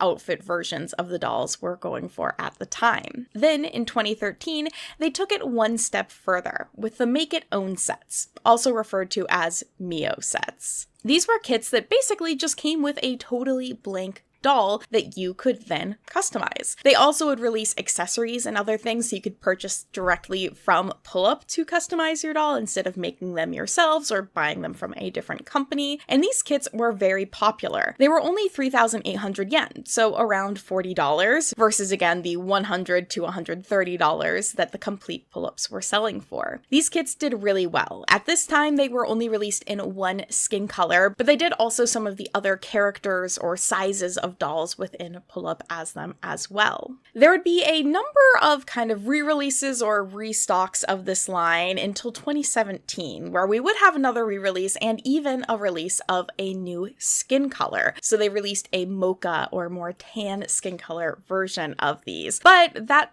sounds like it might have been the last time there was kind of a really big restock of them. It sounds like there was a lot of like ebbing and flowing with when stock would be available, or maybe even that the line was originally intended to be discontinued in 2018. And where I found kind of most of that information from is actually from the Reddit account of the supposed owner of a popular US pull-up retailer website, who has said a lot of stuff about their experience with selling with Pull-Up. So, for example, that Mango Park, aka AGA, owns the trademark but hasn't wanted Mios being made at all the past several years. That's why I had to be discreet about restocks, only cryptically referencing them in PS posts. Now that she has her crafting dolls, she views Mios as even more of a threat. So Groove backed out of my last order for Naturals, of course. They didn't admit it till it was already early June. I don't know when or even if Groove will make more kits. Like, hello, I'm waving $50,000 right in front of your face if you make me these. And they could instantly pocket their markup without even having to sit on the inventory. Logistics movement is my specialty. They're not serving anything with me. They've been using me as their personal bank to fund production for the past 3 years, but a high percent of the releases were just not popular since everything is a flipping collab. I eventually had to put my foot down on that because I was having trouble selling these newer dolls, many with insanely newer prices, which is not good. We have to take all of this, of course, with a grain of salt, because, like, we're not hearing these conversations personally, but the idea that Park doesn't like people creating custom dolls with the Mio kits, they have a newer version I'll talk about in just a bit, but it's both understandable, but also kind of troubling. Like, you want to protect your copyright in your artwork, and obviously they care a lot about the designs that they've created from the dolls, but it's also really sad considering just how huge custom dolls are in general. Like, people love creating them, and taking away access to that is a bit of a bummer. They've also said some other pretty negative things about working with Groove and AGA and the financial situations of the companies, which of course I can't speak on or verify, but it's not good if true. It's pretty bad. And so part of the reason for some of this trouble with those Meowkets in the modern age, it sounds like might come from the crafting dolls that Pull-Up has released. So regardless of how Park felt about the Meo dolls, they would release these crafting dolls. These kits are more like the My Style dolls, where they are just simple dolls with a towel, but they do have a face-up and hair. And they actually are using the Yumiloom bodies from 2013. So really simple, not a lot of articulation and smaller, and these are selling for $65 and do not seem to be very popular choices. People like Pull-Ups because of the articulation, and they like the Meo kits because it's really a blank slate to build off of, which obviously have also been sold for less than $65 in the past. So all of these things combined are just part of the reason why I think Pull-Up is losing the battle of the big eye dolls. So am I kind of making this battle up? Yes. People aren't necessarily pitting Blythes and Pull-Ups against each other, but the two dolls do look similar and have similar traits. And if we are going to compare the popularity of Blythes versus Pull-Ups, it really seems like Blythes are pulling ahead and rising to the top. Or really it's more kind of has remained at the top. At least comparing the Google search trends between the two, Blythe has always been a little ahead of Pull-Up, excluding around 2014-2016 at the height of Pull-Up's popularity. But if you look at 2024-2025, Blythes are popping off in a way that Pull-Up couldn't dream of. And why is this? Customs. While customizing dolls has basically been a thing forever, a trend that really grew in 2024 and actually kind of broke out of just the doll collector sphere is the Mini-Me Blythe doll. So artists would take a Blythe doll and customize her to match with its future owner. Now, this has actually been a thing for a really long time. In fact, Mini-Me contests have been held at BlytheCons in the past, where owners will customize or try and buy Blythe dolls that look similar to them. But TikTok has really been a huge factor in having these customs reach outside of kind of the regular doll collector world. A prime example of this comes in the form of Morella's Dollhouse, a TikTok creator whose custom Mini-Me dolls have gained millions of views on the platform. And even celebrities have taken part in this trend. So, for example, musician and TikToker Alison Ponthier actually made her own doll, and actresses Courtney Eaton and Samantha Henry have even bought custom Blythes that were created based off of their Yellow Jacket characters from the artist's Your Favorite Sister, who coincidentally also made me one. Everyone say hello to Mini Mary. She's in a cowgirl outfit right now. Don't worry about it. Just wait, transition. So I actually had the really neat opportunity to get to go and see them work on my Mini-Me doll in person, which was such a cool experience. Your Favorite Sister is ran by couple Sophie and Madeline, and they specialize in these Mini-Me or portrait dolls, which are customized either based off of like photos that you sent in or really can be changed to look however you specifically want. So based off a certain character or celebrity, or in my case, me. I swear this isn't so vain as I have her in like a complete matching outfit to me. So basically I just sent them a bunch of photos that I liked of myself and they created her based off of that. So they actually hand carved details in her face and like adjusted the sculpting. They do a custom face up of the face based off of like the makeup or style that you like. So they gave her my little like winged eyeliner. I can't live without it. And while I was there, they even let me pick out a bunch of different stickers to put on her eyelids. So I picked some strawberries and bows and little stars and one cat specifically for Muska. I was like, I gotta have a little Muska one. And now she's sleeping. So they did a lot of their like classic designs for the eyes. They hand draw all these designs. So she also has these pink ones I fucking love. She also has these like swirl. This is me editing video. If you've ever been like, what does Mary look like when she's editing a video? It is actually this. But these are also something that you can customize through them if you want like a specific color. And they hand draw all them. These ones are little bunnies. I see you with my Miffy eyes. And then also little blue eyes. I also got to pick out like the charms that they put on the end of her pull strings. So on the back of Blythe's heads, they have 2 strings. One is to close the eyes, one is to reopen them. It's how their like eye mechanism works. And so they make these custom beaded strings that have charms at the end of them. And for mine, I kind of accidentally ended up picking 2 Saturn ones. Saturn's my favorite planet. This is such a like random story, but back in the day, I worked at my university's dining hall, and when I got my name tag, they were just making the name tags by creating little labels from a label maker and like sticking them on a name tag. And they put 2 Saturns next to my name just for fun. Just like no specific reason. I didn't ask for it. The person making it just did it as like a way to be cute. And I've just like ever since had a strong affinity for Saturn because of that. And when I saw them, I was like, oh, those are kind of cute. Little Spacey Mary. I gotta get that. So that's why she has those little charms on hers. That's why I picked them. But they had a lot of different ones to pick from. I almost felt overwhelmed by options. I was like, how do I even choose from all of this? There are so many choices, like with the eyelid stickers and with all of those. And it's another thing where like you can choose to go simple and that's okay. But I was like, no, I want the stickers. I want these little details. And getting to see them add on some of the final details, like they added on kind of her last bit of eyeshadow and blush, and it was so cool. It was so cool to get to see in person. They did a really lovely job with her details. Like her eyebrows, I feel like very much look like my eyebrows. They're very, I don't know, my eyebrow style. I'm very weird about my eyebrows, guys.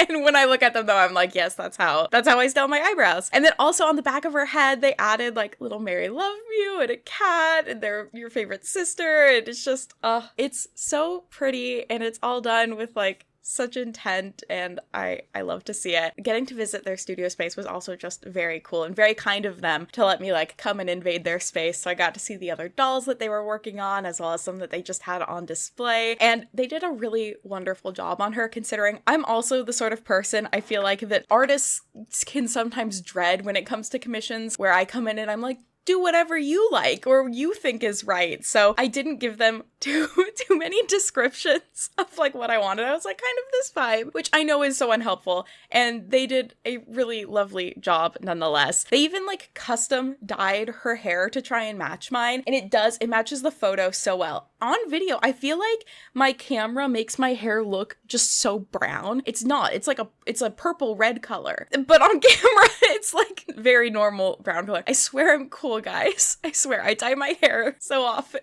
But yeah, they custom made her hair color so it would match up with my photos. And they did leave it really long. They were like, we can cut it for you. And I was like, no, I do just want her to have really princessy long hair that I can like do in braids and stuff. Like, would it have been more accurate to cut it? Yes. And eventually I might cut it if I really decide I want to. But it is fun having a doll that just has like, you know, super long hair. I did specifically go out of my way to buy her some clothes that would match stuff that I knew I owned. This striped shirt was actually a complete surprise. It is almost like the same fabric as this t-shirt, which is one of my favorite t-shirts that I wear anyway. So I was like, okay, well that's perfect. And then I got her a little cardigan, and I want to add some stars to the elbows, so it's like my Taylor Swift cardigan, so she's just a little Swiftie. And I also did get her some glasses. I don't wear my glasses in my videos usually, but I am for this moment because the glare is so bad a lot of the time. I just think the glasses look so cute. Okay, guys, I'll just let her sleep. She's really tired, guys. You guys gotta lay off in the comments. Mary's working really hard. See, anytime you're mean to me, that's who you're being mean to.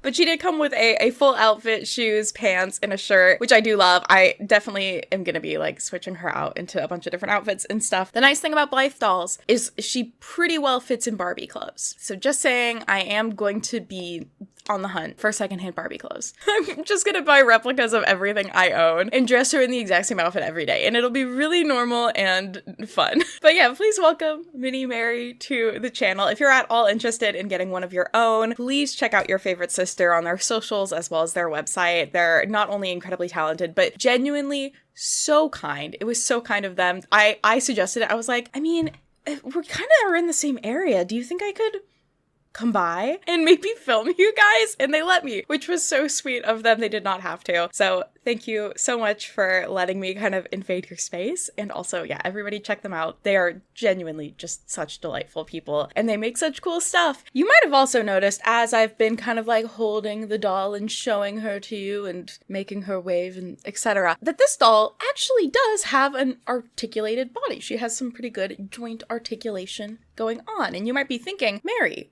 didn't you like specifically say earlier that Blythe dolls don't have a lot of articulation? And you would be correct. Blythe dolls from the originals by Kenner in the 70s to the Neo-Blythe dolls of the 2000s all had the same minimally jointed body. But if you look at a lot of these custom dolls today, they all have jointed bodies. So why is that? Well, at some point through the history of Blythes, either through leaving molds at factories or heads being recasted, possibly legally, possibly not, again, this is over the course of 50 years, manufacturers in China combined Blythe doll heads with their eye mechanism with the bodies of A-Zone Pure Nemo dolls to create these new Franken-Blythes. Nobody calls them that. They've been frequently referred to as factory Blythes, Ali Blythes in reference to Alibaba or AliExpress, or TBL Blythes, Taobao Blythes, and DBS Blythes, which are in reference to a specific manufacturer. They've had a number of other names as well, but they are all basically the same thing, which is bulk-produced blank dolls, which are sold at a significantly lower price and are popularly used for customizations. Because much like pull-ups, official Blythe dolls aren't cheap. Neo-Blythes from 2004 were priced at about $100, which would be $172 today, which is actually even more than pull-ups were at the time. These factory dolls also have a wider range of skin colors available for them than typical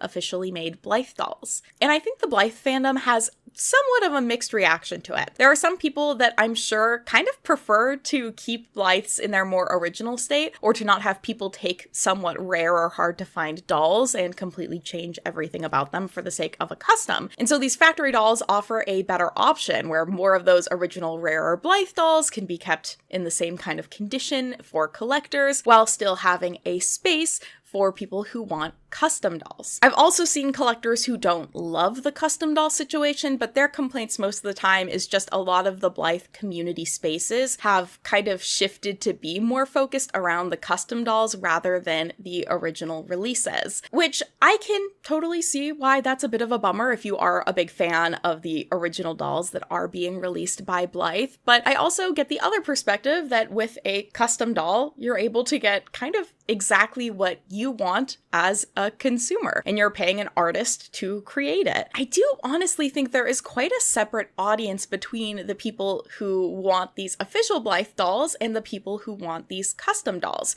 Yes, they're both appreciating the aesthetics of Blythe overall, but the people who want customs probably want them to be a custom doll for a reason. They want a specific character or pop star or person or themselves to be represented by it. Whereas, of course, these original designs are just original designs. They're not going to necessarily fit the specific niche that you want. And these original designs are also expensive. So if you're going to put a lot of money towards a doll, I can see the appeal in wanting to get exactly what you want. And also, of course, with like the mini-me trend, you have to get that custom. The company's not going to make a mini you, and it's so cute. I really like it. I really like the mini-me thing. I think it's really cute. The one unfortunate thing, of course, is that these custom factory dolls, they aren't official products by Blythe. So aside from general advertising, it's not really doing a lot for Blythe as a company in order to profit off of. And again, the legality of these is in a bit of a gray area. It is totally possible that they are made in a legit way due to contracts from back in the 80s and 70s and things like that. But of course, Blythe doesn't really offer another option. They're not creating Neo kits like Pull-Up did. The only way to buy a Blythe doll is to buy just one of their original release designs and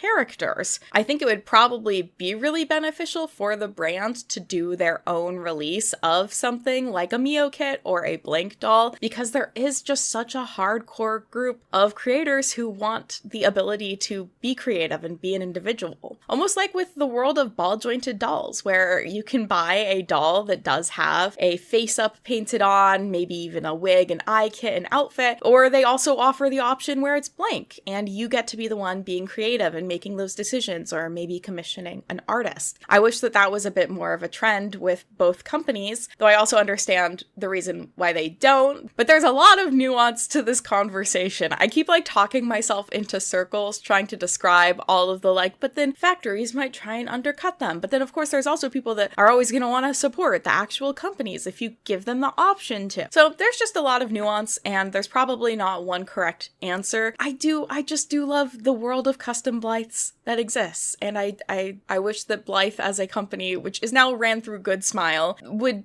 figure out a way to kind of take advantage of the fact that there are people that really want to support the company and would like a different option in terms of buying these. Of course, the economy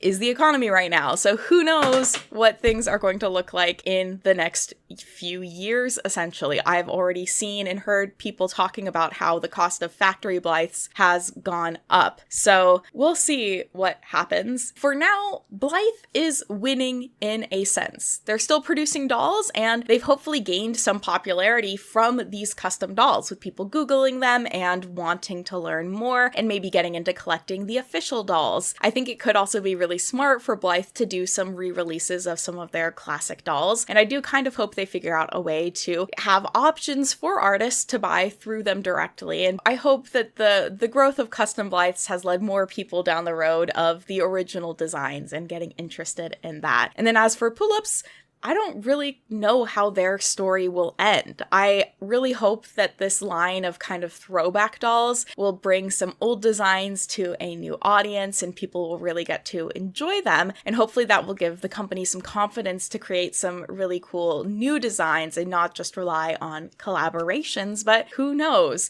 Again, it's a really rough time in the economy. I wouldn't be surprised if maybe even both brands end up fading away, but I'm curious about how you all feel about this.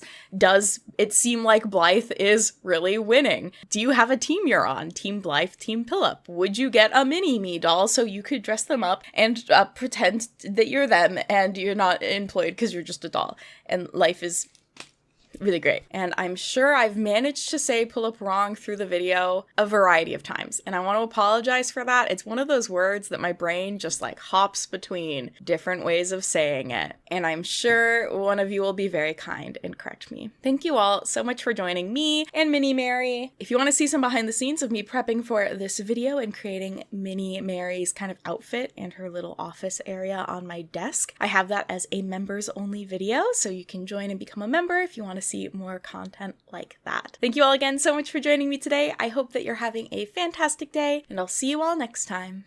Bye-bye! In the 1990s, as Mattel Media was developing its first home computer game based around Barbie fashion designer, they actually faced pushback from retailers who were afraid to stock the game due to the common idea at the time that girls simply didn't like technology. And they would be, of course, embarrassingly wrong about that. The game, which allowed users to design and then print out and create their own fashions for their Barbie doll, would end up selling over 1 million copies by 1998, only 2 years after its release. And its success would really open up a new world of gaming, with games for girls. While many games in this subgenre would end up really leaning into stereotypes and sometimes would, coat themselves in a layer of pink and glitter in order to sort of profit off of young girls, there would be some genuinely great games that also would come from this. And over the 90s and 2000s, what would become a popular trend in the world of girl games for the PC would be box sets, where 3 or 4 games would be packaged together for a sort of value deal. These would sometimes even just be called games for girls. And I myself can say that I put many hours into Games for Girls Volume 3. I owned this one. And looking over these box sets, we can get a feel for what the sort of like subcategories of these games ended up being. We have horse games, which is like an entire fascinating subgenre on its own, fashion games, licensed games from Barbie and Hello Kitty or other kind of girly brands, games that were kind of trash, genuinely good games, such as the Nancy Drew series, and of course, pet games. The virtual pet subgenre of games really came into popularity in 1995 with the release of Cats and Dogs for the PC. Selling over 1.5 million copies worldwide, these were the beginning of the mostly successful Pets franchise. Tamagotchis, of course, would join in on the mix, becoming a craze around the world. And at this point, we don't see like a super strong gender divide in who is enjoying pet games. Like, yeah, it's mostly just children, but it's still a pretty gender neutral experience. But through the 90s and 2000s, as gaming became more popular and accessible than ever, we do start to see that gender divide. For example, in 2006, Nintendo reported that while only about 44% of people who owned a DS were a girl, almost everyone who played Nintendogs was a girl. A popular subgenre of pet games, vet simulators, are more likely to be popular with women because, in general, women are more likely than men to become vets. Since the 1980s, women have been the majority of students in veterinarian science programs and often get representation in books and TV shows and media. Oftentimes, if you see a vet in something, it's going to be a woman. But if we're stepping back and looking at like broader representation with who owns pets, it's kind of hard to say. It seems like there is a pretty even gender divide in terms of pet ownership. I looked at a number of studies. There's one from 2019 that said 64% of pet owners were women, but then since then I've seen a number of studies that say it's a more even match, or even that men have more pets than women. So my guess is it's probably a pretty even split at the end of the day. However, when it comes to pet care, in some studies that were highlighted from the National Library of Medicine about pet care during the pandemic, they noted that if a single person in a household was going to be taking care of a pet, it was most likely going to be the mother figure in the household. However, they also did find that in most cases, pet care would be split between multiple members of the house.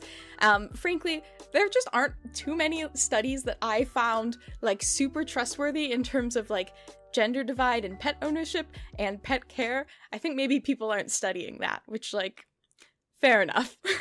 So what it might just come down to are the ways that we end up internalizing stereotypes about women being caregivers being reflected on pets and pet ownership. But I don't quite think that's the full reason why pet games end up being marketed towards girls or more successful with girls. I think that it instead might have to do more with the gaming market at the time in general. If it wasn't clear already, let me just say we are going to be talking a bit about gender stereotyping here, and I just quickly want to establish that the concepts and ideas that I share are not going to be universal experiences, and or what I personally believe in, and I fully acknowledge at times are harmful. It is just, you know, society sometimes. So speaking on that, I have a very early memory in my gaming years from middle school when I saved up for and bought my very own PlayStation 3. Now at this time, around 2010, I was super into gaming. I was watching a ton of gaming content, getting gaming magazines.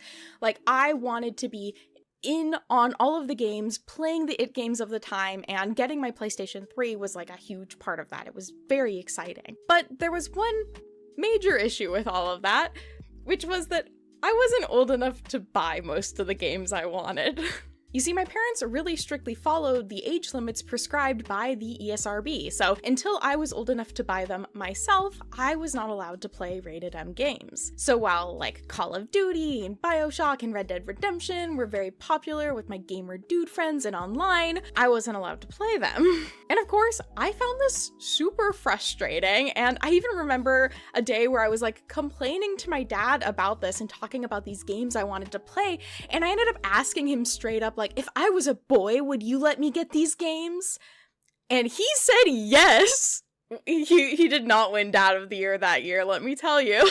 Now, I wouldn't say that my dad is like a sexist man, and through my childhood, I've never felt that I was less than for being a girl, but I think it was just such a cultural norm for boys to be playing these games that my dad sort of just saw it as like the equivalent of him and his brothers playing Risk growing up. Like, he ended up just sort of being a victim to the idea that games like that were just for boys. Oh, war games, boys play that. The boys, they do it. I'm not one of them. Now, of course, I wanted to see if I could find like a study to back up this concept about like gender and the ESRB ratings and they don't matter for boys. I couldn't find one that I could access that wasn't like $50, which, please, researchers, don't paywall stuff. I know why you do it, but like, please make education accessible. But I know it's a common thing that I've seen and other people have seen where like a kid goes into a game store with like a mom or grandma or parent and is like, this is the game I want. And the employee's like, hey, do you know what this game contains? And the parent's just like, whatever. I know that that's happened and I didn't get to experience it, so I'm very jealous. Because these age limits to the ESRB were like not really being equally applied to boys and girls, there would be a lot more games available that would be considered appropriate for boys than for girls. So even if a game for kids was designed to be completely gender neutral, it might have ended up being more popular with girls simply because of these gender stereotypes. Girls would have less options of games to pick from that were considered like safe options, whereas boys could hypothetically have any game to pick from. So that's just a little bit of my own opinion as to why pet games might have ended up becoming games for girls. Now, I'm not saying they are only ever games for girls, but I will say one of them very specifically, I believe, was designed to target them. And that game is Hollywood Pets. Let's go to Hollywood. Oh my god, hi. We're going to Hollywood, right? I don't have a small animal that I can put in a purse, so Wizard Cat is trying his best. Okay. Hollywood Pets was developed by Threewave Software Inc. Threewave was founded in Vancouver in 1994, and the company specialized in a very specific type of game. They made multiplayer game modes for FPS games. Threewave has been thrilling FPS fans consistently since 1996, delivering addictive online content and gameplay to select titles. Quake, Doom, Wolfenstein, and the Jedi Knight series are just a couple of examples of titles that the company would make online multiplayer content for. And for some reason, they don't list Hollywood Pets anywhere as a game that they created. Now, it might sound like some sort of conspiracy is brewing here, but sadly, it's not. It turns out that just somebody on Moby Games mislabeled the developer for this game. So I foolishly believed them and trusted them, and then upon doing research was like, maybe this doesn't actually make sense. Sure enough, it didn't make sense. They did not develop Hollywood Pets. Hollywood Pets was actually developed by Lost Sock Games, which I can find alarmingly little information about other than their website via the web archive. The company originally started as a puzzle game developer, but would shift into the pet simulation genre with Puppy Love for the PC in 2006, which I'm almost positive that I've played before. Positive, because that dog just looks so familiar to me. Like, I've seen that man. Puppy Love would get a sequel, and then the Love series would expand to include Kitty Love and Pony Love. Hollywood Pets would end up being the last title developed by Lost Sock Games, with their website advertising it as Hollywood Pets is the follow-up to the original Puppy Love. It's the glitz, the glam, and the gorgeous. Dressing up pets is one of the major rising trends in Hollywood. Posh celebrities are determined to have posh pets, and they spare no expense when it comes to accessorizing them.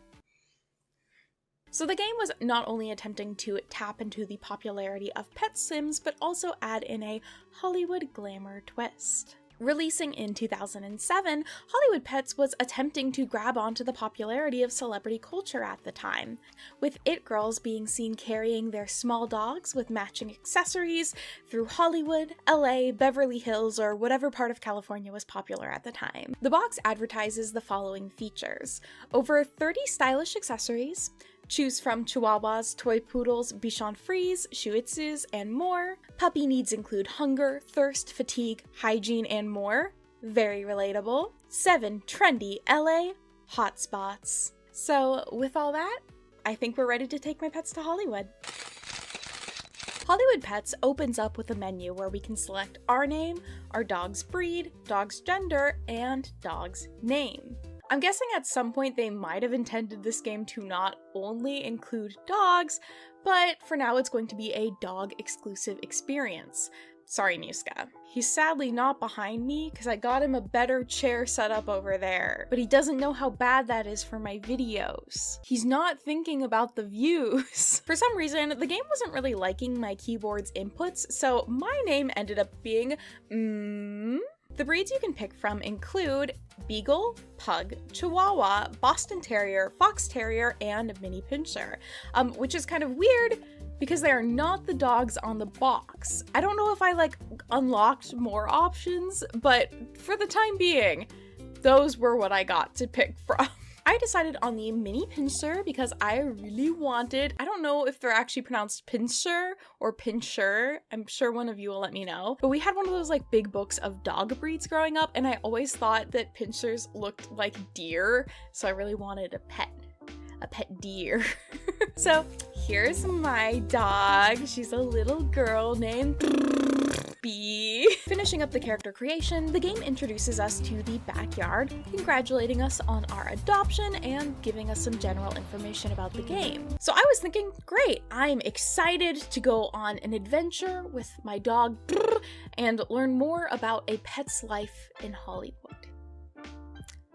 Which might have been just some bold assumptions on my part. See, if you're anything like me, you might have some general expectations about what a pet or dog simulator is going to be like if maybe you played Nintendogs like I did a lot of growing up. So I just need you all to take those expectations and then divide them in half, and then also recognize that they're probably going to be a little too high still. So go in with that mind frame.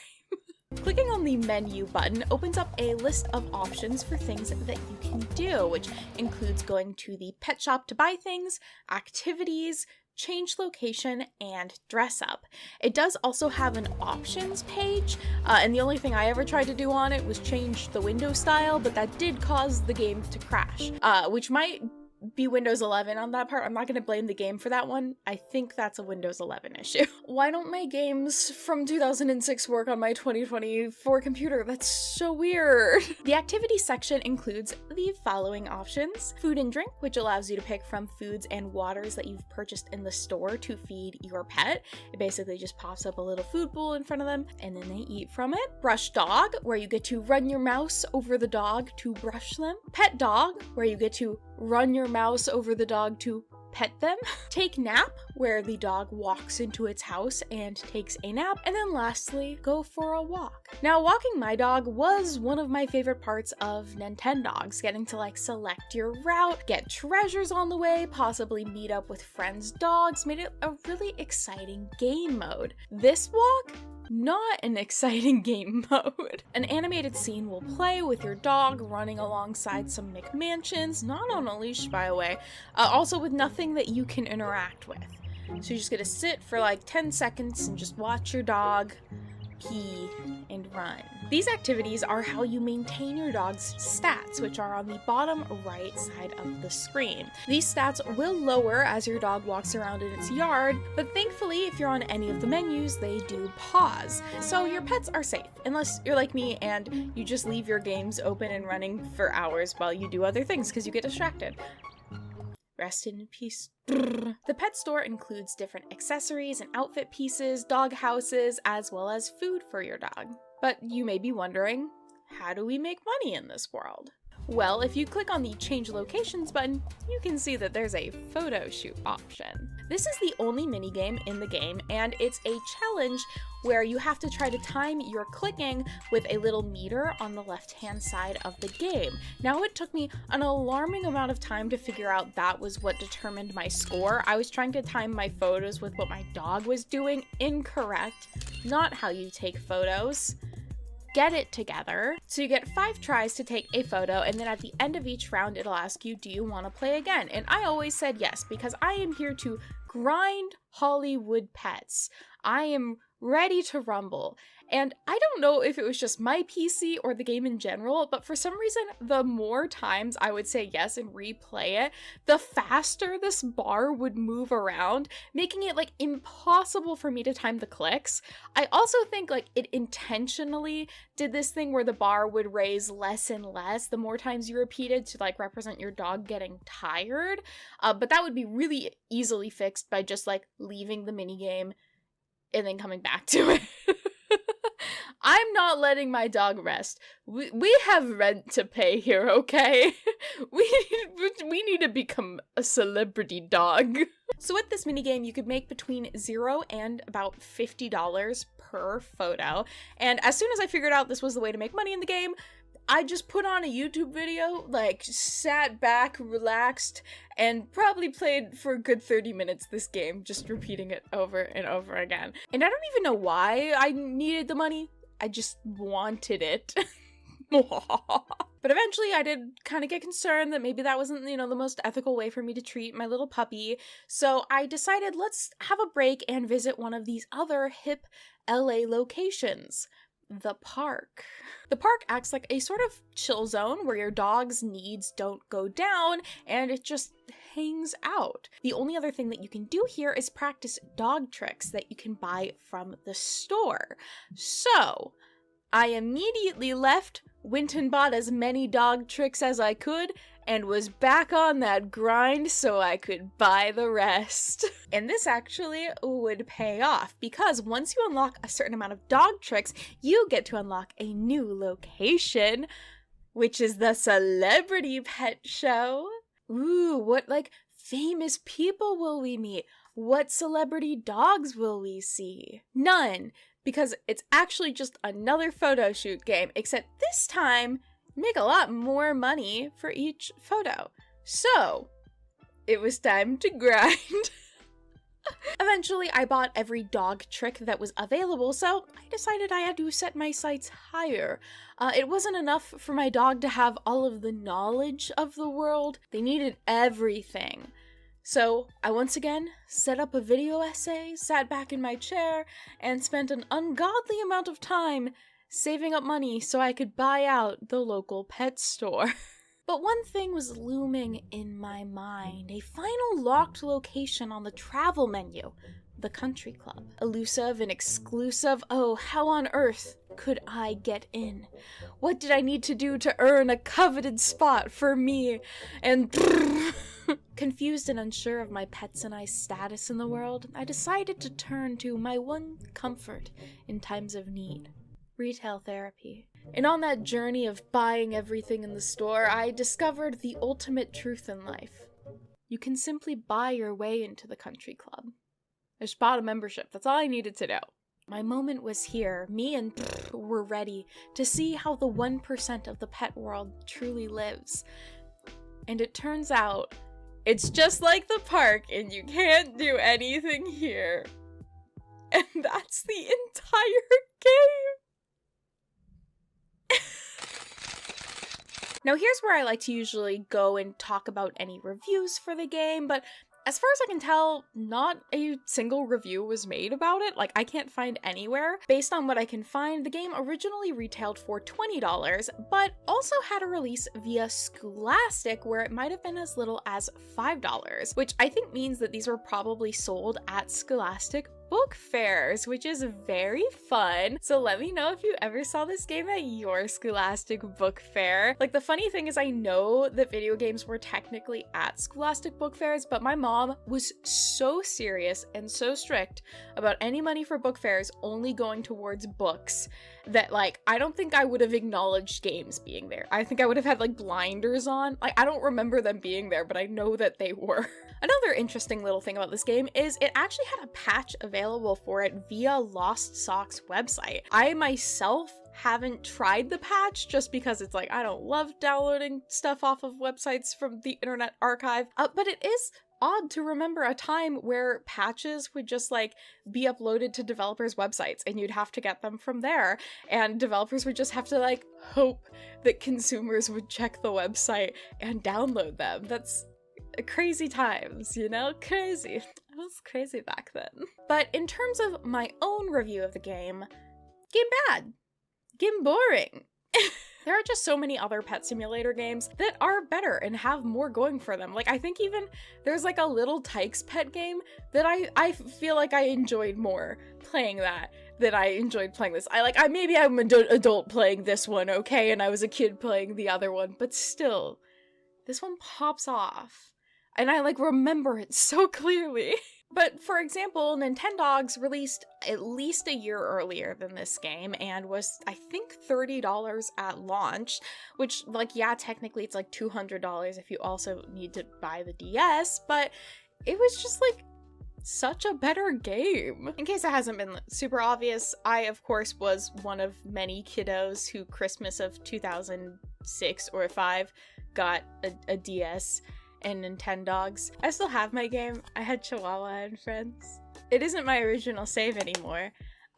Story time. When I was young, I went to a daycare, but it wasn't really a daycare. It was literally just like a lady's house that we went to, and all of the kids were in like an upstairs room together recreating Lord of the Flies, and then like the one adult lady stayed downstairs and watched Big Brother all day. Like, not kidding, that was the dynamic of this place that I went to every day for most of my childhood. And a lot of the kids at this daycare did have DSs and Nintendogs, and in Nintendogs there's this really cool feature where you can connect with other people's DSs, and if they also have Nintendogs, your dogs can meet up. And eventually we learned that if you have different versions of the game that have different dog breeds, sometimes you can unlock it in the other person's game by meeting up with them in the game, which is a very cool feature. So at this daycare, there ended up being a day where I got into some sort of trouble. Now, when I say trouble, it wasn't like exactly uncommon for me at this daycare to end up being a scapegoat for other things. The finger would often get pointed at me, and because I had gone there for so long and it was like a long-running thing, I couldn't defend myself. It was just easier to blame Mary. So I spent the afternoon downstairs at the kitchen table thinking over whatever it was that I did that I wasn't supposed to do. And eventually my mom comes to pick us up and I go upstairs, get my DS, and head home. However, when I next opened my game, I discovered that one of my dear dogs had been donated. And they had adopted a different one in its place of a breed that somebody else was trying to unlock. So they got rid of one of my dogs. For them. Top 10 heartbreaking moments of 2006. Story time's over. Hollywood Pets is my mortal enemy at this point. I actually put such an alarming amount of time into this game for a game that has such little gameplay. This game is no game. And it's crazy right now also because I just started basically my first playthrough of Fallout New Vegas, which is a game with a lot of, there's a lot of game going on. There's so much you can do. There's so many options. And I'm like, man, wouldn't it suck if you were a kid and your brother got that game and you got fucking Hollywood Pets? I would be pissed. I'm making up a scenario right now, but I would be pissed. All right, thank you all so much for joining me today. Thank you all very, very much for the support that I've seen on my last few videos. It's been very nice of all of you to come by and hang out and comment and all of that. I feel very spoiled. I feel very spoiled by life right now. So thank you. If you like this hat, it is my merch. So you're welcome to get one yourself. It is just a regular, dad cap. I don't have any of my snapbacks from high school anymore, so I didn't have any of those to wear. Is it on brand or alarming to know that I wore snapbacks in high school? I was a pretty cool chick. Thank you all so much for joining me and my wig today. Oh, what's the moral of the video? Moral of the video is that it does kind of suck that sometimes girls have been advertised worse products for money. I guess boys have too. It's a universe. It sucks. Shovelware sucks. Bad games suck. Okay. Thank you all so much for joining me today. If you enjoyed this video, feel free to give it a like, subscribe if you'd like to see more, and I'll see you all next time. Bye-bye. Milady. What you do when Y2 girl comes up in Milady's your lady. When it comes to fashion playline dolls, companies will often attempt to design dolls that match the style or sizes of other popular doll lines. This way, consumers may feel that they can easily trade clothes or accessories between the new doll line and their old dolls, or that the two will simply play well together and look right next to each other, thus possibly buying more from the new doll line. But sometimes a company will go in the opposite direction, creating something that doesn't really match with anything else on the market in an attempt to stand out. They can't be replaced or replicated because there's simply nothing else like them yet. This can be a gamble. Sometimes it pays off and sometimes it doesn't. And one example of a larger company failing to break the mold comes in the form of teen trends.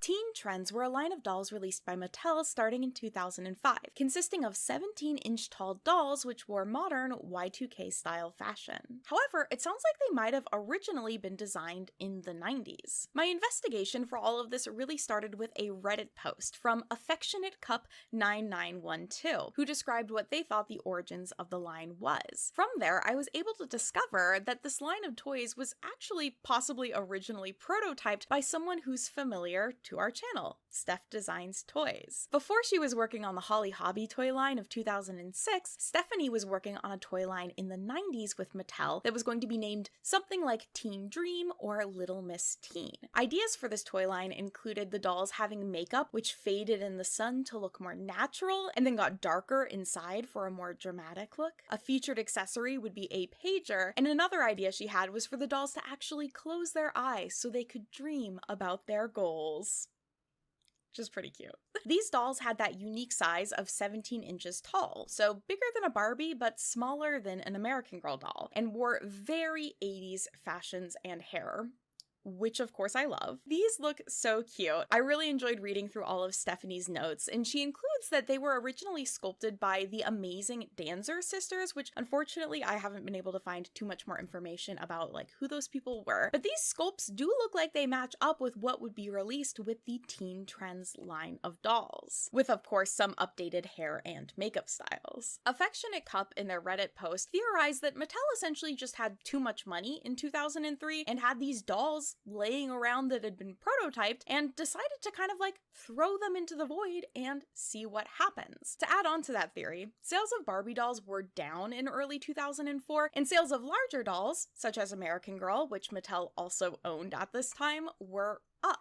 So I have a feeling Mattel was seeing a trend that maybe people were just wanting larger dolls more than the smaller classic Barbie doll. So those are some theories, but what does Mattel say about their origins? Well, in an interview with TD Monthly magazine, Stephanie Coda, who was the vice president in girls marketing with Mattel at the time, had the following to say about the line. From inception to research to production, it was less than a year. The goal was to work on a shorter timeline so we could ensure we were capturing the latest and greatest trends in our products, and that our incredibly gifted internal design team nurtured this product from inception to the final designs. The team came up with a few different looks for each of the 4 dolls to share with girls ages 6 to 12 years old to get their insights. And that short timeline only really makes sense considering that the dolls' bodies and head sculpts were probably already designed and finished, and the only things the team would really have to focus on were like hair, makeup, fashion, and branding for the line. So they really had a solid base to work off. Specifically about choosing these larger size dolls, Coda said, "We knew we could better play off the details older girls were looking for in a larger scale, and could really make the dolls ultra posable." Which does highlight another cool feature with these dolls. They actually include some ball joints. So at their elbows and their knees, they have ball joints, and they also have articulation at their shoulders and at their hips. So they can move around and pose pretty easily, and they're actually strung with elastic, similar to ball-jointed dolls. This allowed for much better movement and posability than American Girls and most Barbies at the time. So Mattel basically took some dolls that they had designed but not released in the 90s, updated them with 2000s hair, makeup, and fashions, and showed them off at the 2005 Toy Fair, which I can once again not get photos of. 2005 specifically is a hard year to find the doll photos at the Toy Fair. The same website that had hosted photos of Evergirl from that Toy Fair actually also has a page that they had hosted teen trend photos on, but those photos are no longer available. In a really roundabout way, I was actually able to find the person who took the photos at this event, but unfortunately they don't have access to them anymore, which is a huge bummer. So in this moment, I just want to give a quick shout out to everybody who's doing some really great coverage from Toy Fairs, especially from doll lines or more like girly toys, because that has not historically been the case, that those have been preserved or shared really easily, and I just appreciate how much easier it is for us to look at them now. Thank you everybody for going to the Toy Fair. So sadly we won't be able to see these early versions of the dolls, but they must have been pretty much ready for release. The Toy Fair is held in the spring, and our first wave of teen trend dolls would be ready for consumers in August of that same year, so just a few months later. Then in September of 2005, a webpage for teen trends would also appear on everythinggirl.com, which was Mattel's sort of online hub for all of its non-Barbie girly toy brands in the 2000s.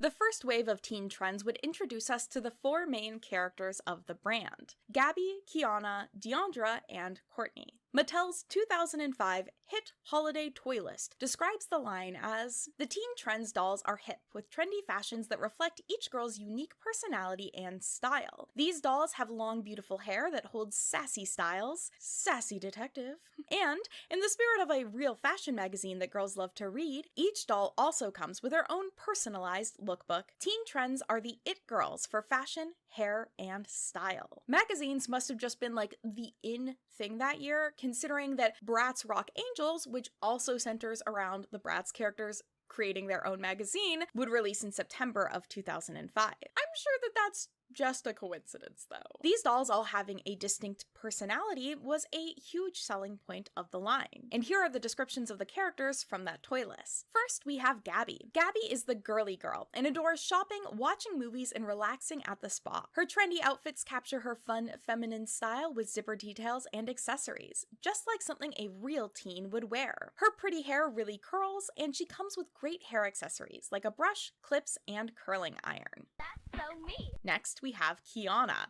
who's the rocker girl. She has a blast going to concerts, playing her guitar, and writing music. Her contemporary style truly matches her wild personality. She comes with pink gel for her hair and other fun hair accessories, so she can look like a rock star every day. Then we have Deandra, who is the bling bling girl and loves doing anything outdoors and getting her groove on the dance floor. Her trendy velour sweatsuit is the perfect outfit for an active girl. For more funky fun, she comes with clips, a brush, and a hair extension, so girls can create her perfect look. And lastly, we have Courtney, the preppy girl, who enjoys going to the beach, riding her bike, and taking her dog, Francie, to the park. Courtney is charming in casual fashions and comes with bendy curlers that really curl her hair, and other accessories for variety and vogue, which, I'm assuming this is supposed to be describing this doll for an adult, because what child is going to read Variety and Vogue and go, ho,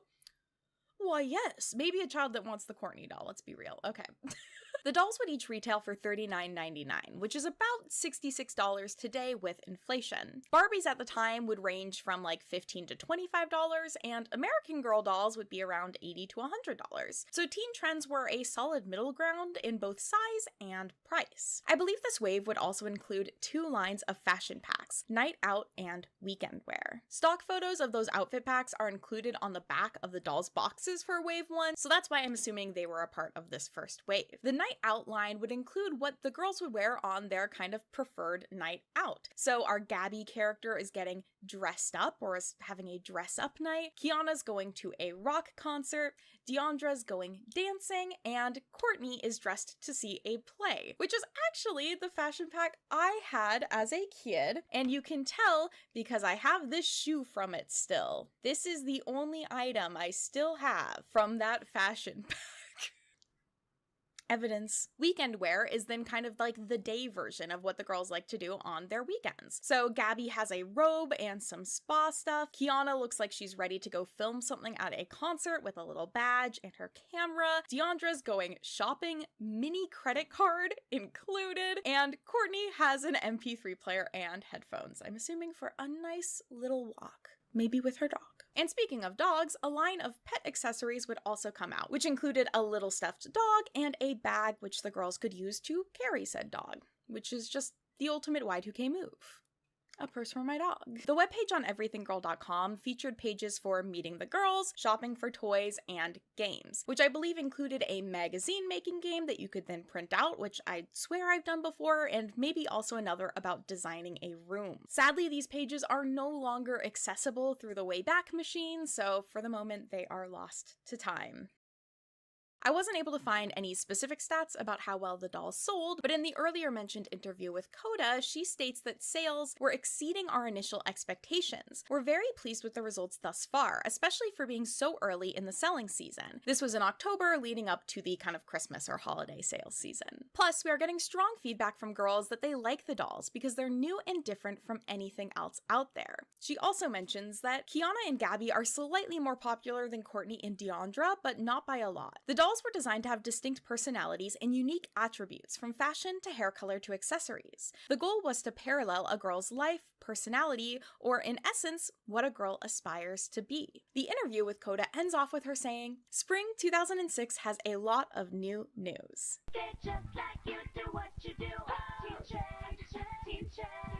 And part of that news would be a lawsuit.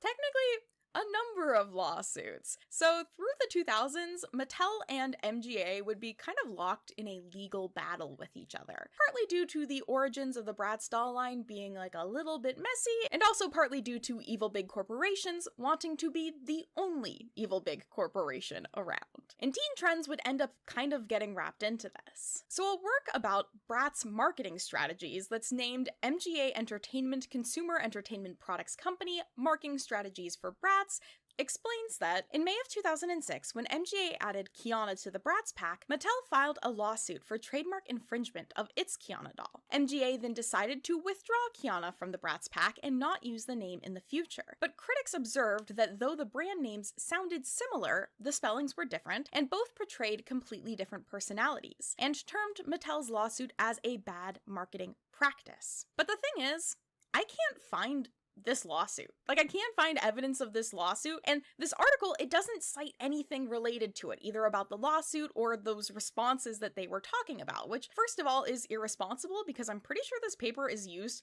in classes at a university, or at least it was in the past, so like, boo. All of my sources with my script are in my description. The MGA versus Mattel legal battles of the 2000s onward are pretty well documented and reported on online, and I think a case like this would have been at least reported on in an article once somewhere, but I can't find that or evidence of a filed lawsuit about it. A different article from 2007 in Marketing Week states that MGA Entertainment withdrew the Kiana doll after Barbie owner Mattel claimed it owned the trademark to the name Kiana with its Teen Trends doll line. The two companies are now entangled in a legal battle, which is both more accurate and a little bit misleading because that legal battle is technically not directly connected to the Kiana name situation. It's connected to other lawsuits that were happening at the time. What I think might have actually happened, and this is all in my opinion, is I think Mattel might have instead just like sent a cease and desist to MGA and was like, hey, we have this name trademarked, which they did. In 2004, Mattel did trademark the name Kiana, and 2005 is when the MGA Bratz Kiana doll would be released, and they didn't trademark their variation of the name. Why this kind of matters as well is, if you weren't already aware, a lot of the legal battle between Mattel and MGA at this time was centered around the idea of the brands copying each other and kind of using unethical practices to get an upper hand to try and imitate the styles of dolls that the other company was releasing. So My Scene is a big part of that. But specifically, in 2005, MGA sued Mattel over allegations regarding Mattel's serial copycatting of MGA's products. And it is a little bit awkward to sue your competitor over copying when you then go on to create a doll that's using almost the exact same name as one that your competitor already is using and has trademarked. So I don't think it was a lawsuit. That's all I'm trying to say. I think it was a bit of a quieter Mattel going, hey, stop using this name, we have it trademarked, and MGA going, oh, okay, we are suing you for copying us. I guess that's kind of reasonable. They are similar names. They're very different dolls. Like, these are two very different dolls. It kind of sucks, though, because Kiana in the Bratz line is a cool character, but I digress. But because all of this was taking place during, like, the peak of these legal battles between MGA and Mattel, I think people have just assumed it's part of those lawsuits. And if I'm wrong, please correct me, but I have searched through as many documents as I can find, and I really just can't find any evidence tying this name situation into the lawsuits that were between Mattel and MGA at the time. I've already spent just too much time looking over these for somebody who did take the LSAT twice and then did not apply to law school, so I think I will rest my case here. It was not actually a lawsuit, but if you find evidence proving otherwise, like, please put it in the comments, because I would love to see it. It gets referenced as a lawsuit all the time, and I'm like, I don't think it actually was. The thing to really note with this is Mattel is willing to really just burn money in lawsuits. I think I read somewhere they had spent over $90 million in a few years over this Bratz MGA lawsuit. They're willing to spend the money they have, and I do really think it is important to, like, protect your creative works, but I don't necessarily approve of, like, what these companies are doing at this time. We don't have to love it. Just like you do what you do. With Mattel pouring money into legal situations, we get Wave 2 of teen trends. Wave 2 is where things start to get really kind of murky. So Wave 1 started in August of 2005, and Wave 3 was shown in spring of 2006. So I would expect Wave 2 had been released at some point in between, with the assumption that Wave 3 is coming out in fall of 2006. Maybe like late winter, early spring. I don't know. The Wave 2 stock photos were actually used on the Everything Girl page of the brand, so it's likely that these dolls were ready to go for some time and had been developed really early in the development of the brand, which, remember, is a really short development period, so it's kind of impressive how much they hypothetically created during that time. The Wave 2 line of dolls is basically the same format as the first. The dolls came in these kind of walk-in closet style boxes, just like the first, and had some hair accessories. This time, of course, with slightly changed makeup, hair, and outfits. But was this line of dolls fully released? I'm not actually sure. So far in my research, I've found a couple of listings of both the Courtney and Kiana dolls, one of the Deandra doll, which I think was from a bidding site in Mexico, and absolutely none of Wave 2 of Gabby. And because I've been struggling to find evidence of listings of all four of the dolls, I don't know for sure if they were actually all released. What complicates this further, though, for me, is I actually was able to reach out to the person who designed the boxes for the line, Sweet Tooth Designs, and in some emails, she said, first, that yes, the second wave of dolls was released, and I believe they were sold in Walmart and Target as far as I can tell, and then sent a follow-up email saying, I have to say I'm not sure the second line was released in Target and Walmart. Maybe one, not the other? The problem was that the boxes were too tall for the shelves, so at one point we designed them to make sure they were sitting down, but by that time they were dropped. So it is possible that these dolls were all fully released, but maybe just had a really limited run, or were only available at one retailer. Or perhaps maybe not all 4 of the dolls really went into production. Maybe they wanted to cut costs and kind of test the waters of the second release and see how it would do compared to the first. The point that she makes also about the boxes is really interesting. So we've covered in the past the importance of retail shelf space to a doll line and how that can sometimes affect how well a doll line does. If a box isn't going to fit next to other dolls, this is a lot taller than your average Barbie or Bratz style box, it might not be able to be displayed properly on store shelves. Like maybe they were stacked up on their side, or maybe they had to be on the very top shelf or on a specific shelf that was adjusted to make them fit, though retailers don't really want to do that because they want to be fitting as much stuff in as possible, and making exceptions for one brand can make other stuff sometimes not fit as well. So it gets really complicated, and I could see actually the size of the box alone being a reason why possibly people wouldn't have bought them as much or have been an issue for their production. And it's kind of a bummer we never get to see the updated sitting version of these boxes, because that would remind me a lot of Glamour Secrets, and I would be so intrigued. Something about a doll sitting in a box that, you know, just catches the eye. I actually even reached out on r/dolls asking people, hey, do any of you own one of these dolls? And I didn't get any responses where people were like, yeah, I own one. So, hi, internet, do any of you own a Wave 2 Teen Trends doll? Where'd you get it? Do you have a photo of it? Because it seems like people online, they're saying, yeah, they were released, but I just feel like if they were fully released, we would see more of them. I've been following the listings for Teen Trends on eBay for a while, and they get consistently posted. They're not super rare dolls, but the Wave 2, I just can't find them. I'm not seeing them, excluding Courtney. Courtney and Kiana, I'm seeing you guys.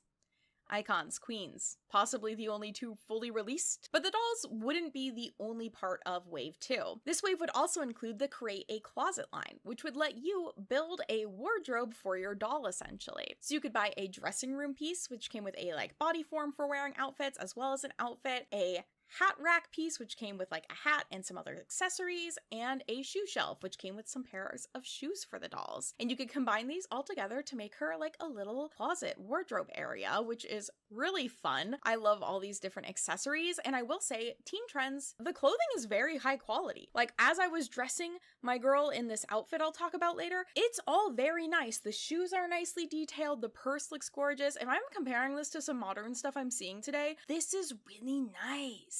I'm just saying. I have been able to find a number of these on US bidding sites, so I do feel like the closet pieces were released in the United States, though again, perhaps weren't super popular or just aren't up for resale very often. We would also have 2 more lines of outfit packs with this wave, which would be pictured again on the back of the boxes, so that's why I'm assuming these 2 were released then. The first is Going Glam, which are glam looks for the dolls. I think these are actually supposed to be prom dresses because all of the girls also come with their own prom photo. Deandra's, I'm just saying, who is that man? Who is he?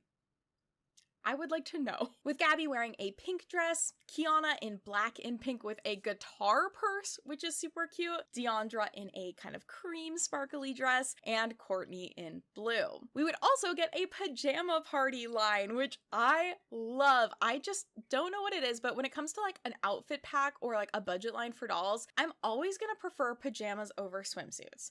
What is your preference? Are you team pajama or team swimsuit? And these ones are so cute. So Gabby's is this super pretty dress. They all come with their own pillow as well as a little accessory, so she has a lamp. Kiana is wearing a comfy graphic tee and sweats and has this lip-shaped pillow. Deandra has this so cute leopard print look. And then we have Courtney in blue.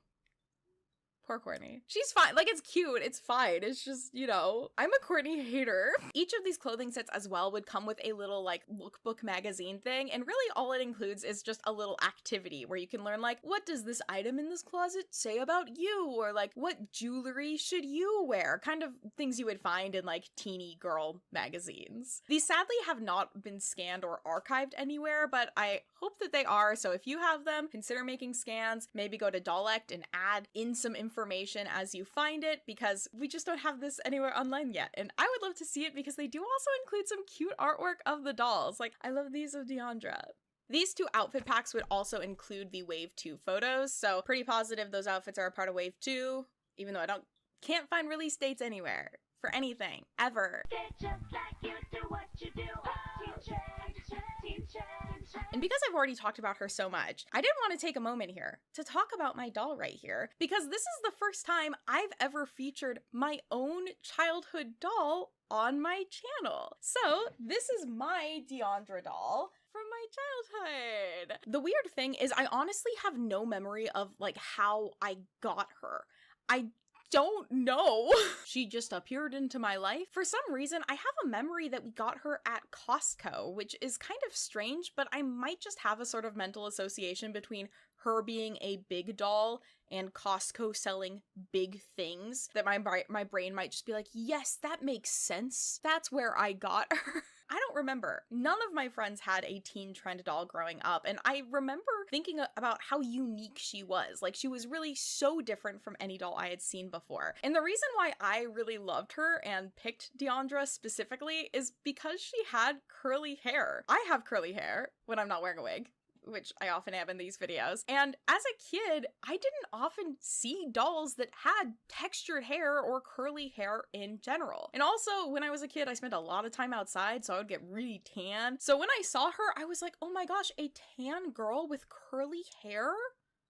That's me. I do find that a little bit ironic just because I'm very white, and Deandra is without a doubt designed to be like ethnically ambiguous, with a lot of her fashion styles definitely pulling from Black and Hispanic American culture. It is a little bit funny that I was like, she's the most like me. But I loved her. Her hair being curly was just the selling point. We should have more curly hair dolls. Textured hair dolls. But she was the one that when I looked at them, I really related to her. Not only did she have that curly hair and tan skin, but also wore velour tracksuits, which I've talked in the past about how that was my uniform in my youth. It was a velour tracksuit in a polo and a rain jacket. Don't worry about how I was as a kid, I was weird. I had found her when I was visiting my parents for Christmas and knew that I really wanted to kind of give her a makeover and look into the line. So some things interesting maybe to know about the doll line is, first of all, in Deandra's case, her curls did not survive, and their hair is actually really interesting. So teen trends dolls use a somewhat unique type of hair that's referred to as memory hair. I think it's saran. It's designed to essentially hold shape without heat, so you can curl the doll's hair without using heat on it. That's how the curling iron and Courtney's curlers worked. However, over time, it doesn't work as well, and it did get quite frizzy. Now, I did do a kind of full wash down of her, as well as I tried to do some like boil curls, so I wrapped her hair and then put boiling water over it, and that did work for the most part. Some of the curls didn't hold their shape as well. Some have just totally flattened out, and others have kind of frizzed up. So I think just over time, the hair's not really doing what it's supposed to achieve in terms of holding a shape, even after I tried to restyle it. And another thing that I noticed, and it's something that I actually remember from when I first got her, is the doll smells weird. The plastic that they use, I think specifically on their arms and legs, which is a different plastic than the base of their body, it's softer, it smells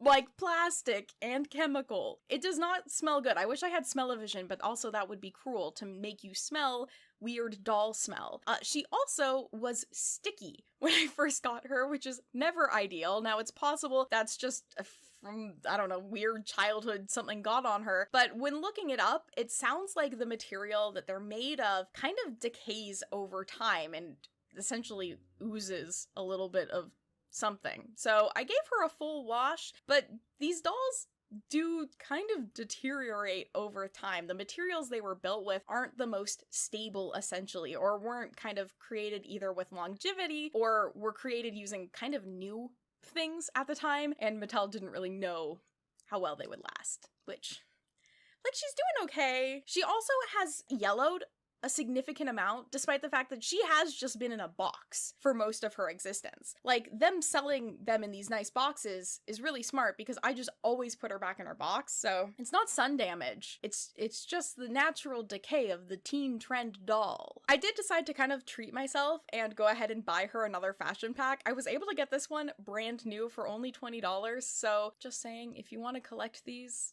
they're not going for too much. And if people start selling them for more, don't buy it. Don't buy super expensive stuff. Just wait till it comes up at a better price. The reason why I really wanted to get her prom dress is because it actually looks really similar to, at least in color, how my prom dress was. Well, the prom dress I was supposed to wear. I didn't go to prom, but I had a prom dress. Crazy stories. But yeah, I also had a cream color, kind of like sparkly, bejeweled, flowy prom dress. So I was like, wait, we match. I'm glad I have her here. I fixed her up. I'm glad to have her like included with the rest of my dolls I've got as a adult collector, because it's really fun to have like my childhood. Get just like you, do what you do. Team Trend. Next, we would have Wave 3, which would be shown off at the 2006 Toy Fair, and we thankfully have some video evidence of. So AOL had actually sent some kids to the Toy Fair to interview people about the toys, which is kind of a cute video. But they captured footage of the dolls, which featured our 4 main characters, each of which had 2 new outfit packs and a brand new character, Reina, who is supposed to be kind of based on Japanese street fashion. Now, we can't see it fully, but it looks like there might have also been some like beauty salon sets, like maybe a hair salon in the background as well, but that is just kind of a guess. Like, it looks like they had some more things planned, but unfortunately, these would never see the light of day. Which leads me to my favorite question to ask on this channel: what happened?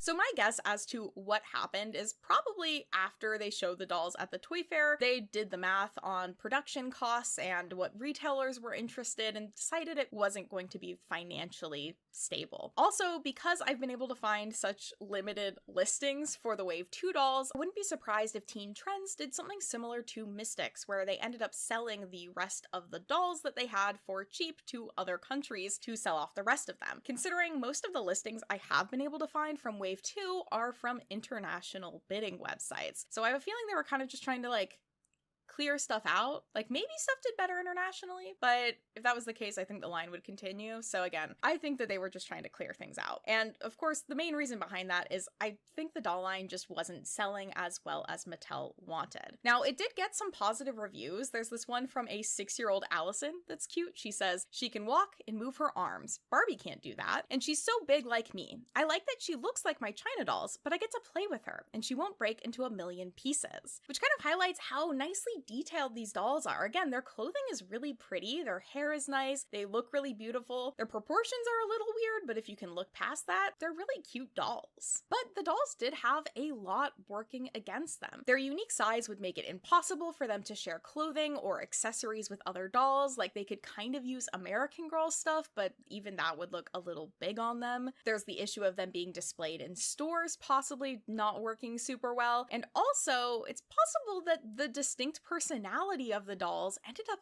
working against the line. The unique personalities of dolls like the historic American Girl dolls works because those dolls are historic figures. So kids can learn about them and their background and relate to them, but they're not necessarily seeing it as themselves. But I think because Teen Trends was more focused on modern fashion and modern life for kids, they would instead look at a doll and go, "Oh, that's me. I want to get the one that's me." And then they're probably not going to be getting the other dolls in the line that they don't relate to as much. And that $40 price point meant that you're probably not going to be buying duplicates of the same doll from one wave to the next. And unless you really want multiples of them, you're probably just going to get one. So having the waves of these dolls that only really have slightly different outfit styles, just months apart it seems, meant that you were kind of trying to sell the same thing twice to the same consumers, and that just didn't work. I feel like it was kind of a waste of money for them to put together this Wave 2 line of dolls, and they should have focused more on the clothing and accessories, or maybe introducing a new character or two with Wave 2, instead of just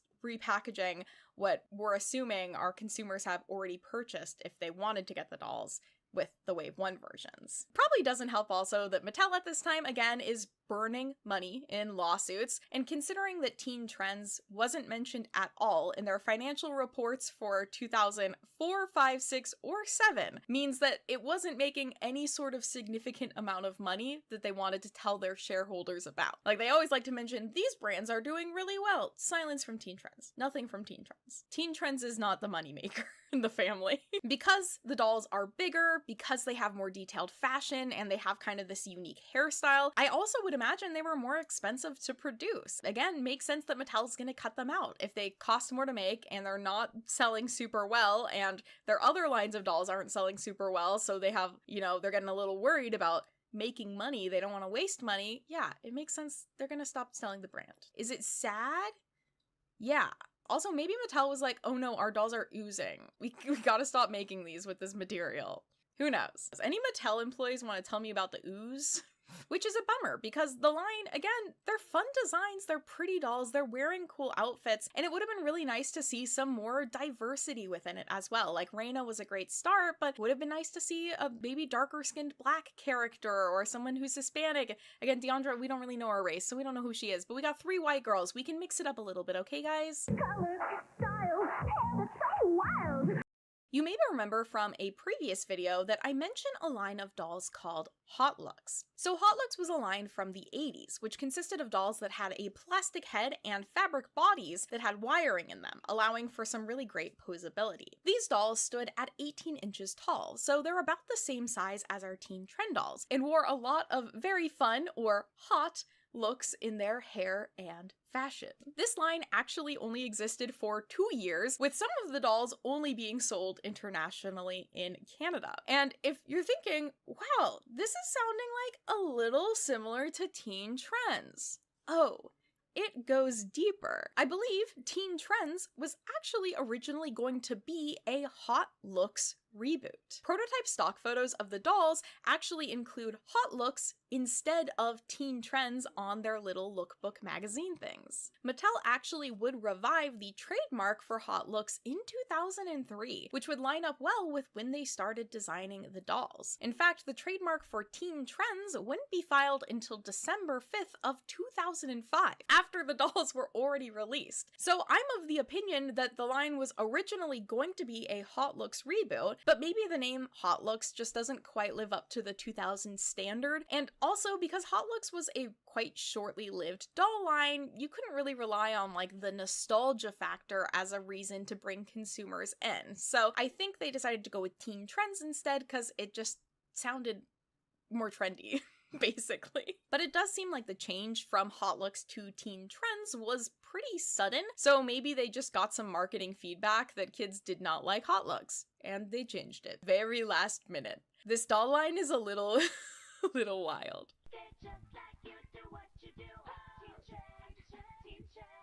So here are some other tidbits that I just haven't had a place to talk about earlier in the video. One of them is that the first wave of Teen Trends packaging include a link to everythinggirl.com on them, and the second wave includes a link to teentrendsgirls.com, so a specific URL. I think it still just redirected it to the Everything Girl page, but it's interesting that they were trying to kind of like hone in on that brand and have a bit maybe more confidence in the brand itself and direct people there. I also have found a box design for Deandra that wasn't used, so it's possible maybe this was a first iteration of a design, or maybe this was going to be used for Wave 3. I don't know. It is very cute though. I think in store, the outfit packs might have been displayed on this little hanger thing. So I found this on eBay, a listing which included a weekend wear hanger specifically. And because the outfit packs all came in these like frankly really nice plastic packs that have a hanger with them, it would make sense if that was the display in store shelves, which is very cute. I love a display shelf detail. And lastly, Mattel actually still has a lot of information about Teen Trends on their website. So on their customer support website, they still have listings for all the dolls. They do feature Courtney and Gabby in their Wave 2 looks, which is so funny to me because again, I can't find a Wave 2 Gabby online anywhere. But Deandra and Kiana are in their Wave 1 prototype photos, so that's interesting. If you actually go into Deandra's page on here, you can download a little instruction sheet, and that instruction sheet is actually the Wave 2 instruction sheet. So like, it doesn't mean much, but it's kind of interesting. Again, it goes to show it was fully developed, but again, I'm like, Who had a Wave 2 Deandra? Can I have it? Mattel also still lists Teen Trends as one of its brands on its page, and they also still keep the trademark active. So we really could get our third wave of Teen Trends at any time, which would be crazy. Wave 3 dropping tomorrow. But it is interesting that they're keeping that trademark. I think Teen Trends was done also probably in response to Bratz. They're another doll line similar to My Scene that's Mattel's attempt of being like, we are the really trendy, fashion-forward doll. My last theory, which is not true and I have disproven for myself, but was my theory for a while researching this video, is that Wave 2 actually originally was Wave 1. I don't think that's true. I don't really have much to prove it. But that's a genuine thing I thought, so now you know that. Yeah, that's me. Alright, thank you all so much for joining me today. I hope this video wasn't too crazy. I thought it was kind of a fun jaunt down my own childhood memory lane with my own doll as we learn about a brand that no longer exists. But again, did you own a Teen Trend doll? Or specifically a Wave 2 one? I'll stop bringing it up, but like, I want to know who has all of these. Where are they? Were they destroyed and buried next to the E.T. game in the desert? Like, Mattel? Call me? I hope you all are doing well and having a good kind of start to your spring. If you enjoyed this video, feel free to give it a thumbs up. Subscribe if you'd like to see more. And I'll see you all next time. Bye!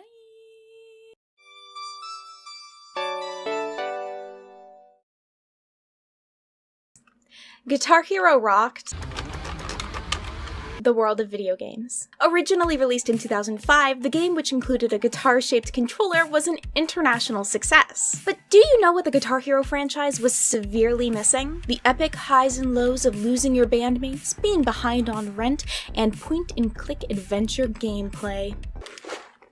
Obviously. Thankfully, Iron Roses is here to swoop in and fill that gap in the market as the first rock and roll adventure. You see, on one of my beloved trips to my local half-price books, I once again scoped out the PC game shelf to see if anything would catch my eye. Barbie Fashion Show tempted me. The Woman's Murder Club intrigued me. But Iron Roses caught my eye just as I was giving up on the shelf for the day. See, I was a huge fan of Guitar Hero 3. Legends of Rock. It was one of the first games I distinctly remember saving up for and buying, and the excitement when it arrived in the mail was like nothing else. It's also a game that frankly really influenced my taste in music. Like, Radio Song is still an absolute banger, and I think I got a lot more into the genre of rock in general because of Guitar Hero. So seeing Iron Roses, which has somewhat Guitar Hero vibe packaging, I was immediately intrigued and I had to pick it up. Iron Roses is a game that was released in 2010, the same year as the final mainline Guitar Hero game. The timing of the game is what I would consider to be, like, super unfortunate. By 2010, the hype and excitement around the Guitar Hero and kind of rhythm game genre was really starting to die down. Guitar Hero 3, released in 2007, was one of the best-selling games of all time. I'm pretty sure the genre of rhythm games was just becoming oversaturated with Guitar Hero and various versions of Rock Band, and the Just Dance series was starting to come out, so there was just kind of like too many options.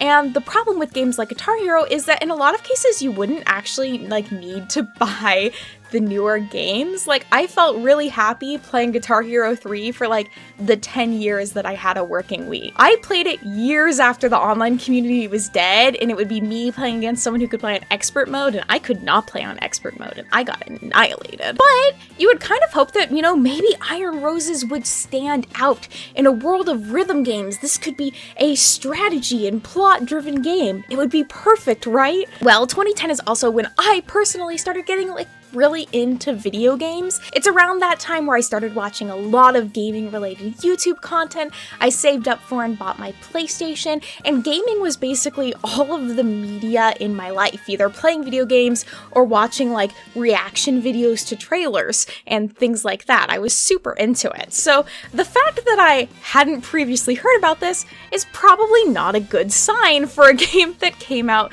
during like my peak gamer girl era. Iron Roses is developed by Kateria Games, which actually still exists, which is pretty rare for a Thrift Games video. I feel like most of the games I've covered have been by publishers that do not currently exist, but they still do. They developed a number of different adventure games, including Tibor, Tale of the Kind Vampire, Hotel, which is a detective mystery game, and Where Angels Cry, which I just thought sounded dramatic and cool. They then kind of pivoted, I think in around like 2015, to more making mobile games, and have since been purchased by the developer Playrix, and they now exclusively make mobile games, which is interesting. I don't think I've personally played any of the mobile games they've developed, but like, I think that's where the money is, so I don't blame them. So let's go ahead and take a look at the box here. I still have my sticker on it. Oh, but it's gonna peel off easily. Half price books, 10 out of 10. I feel like their labels are very easy to peel. Up at the top, it says live the dream and make the big time. Iron Roses, the first rock and roll adventure.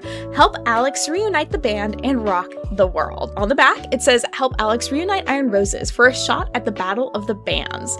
Dreaming of one day making it in the music industry, Alex is searching for her former bandmates to try to convince them to enter the upcoming Battle of the Bands. Do Battle of the Bands actually exist? Like, still, this is gonna make me sound like so uncool for not knowing.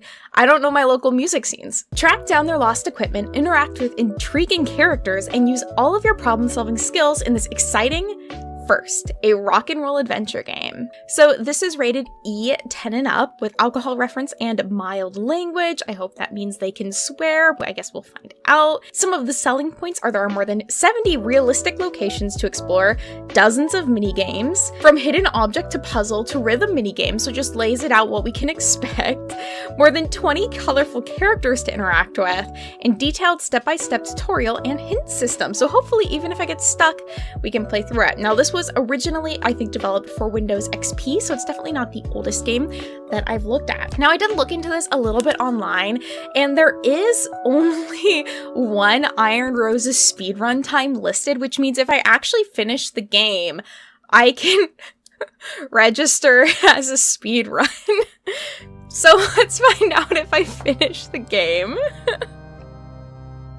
Okay, let's unbox this baby. I actually haven't opened it up yet. Let me be frightening child vibes. You know, I worked a full day of work. I ripped the case! Now I'll never get my money back.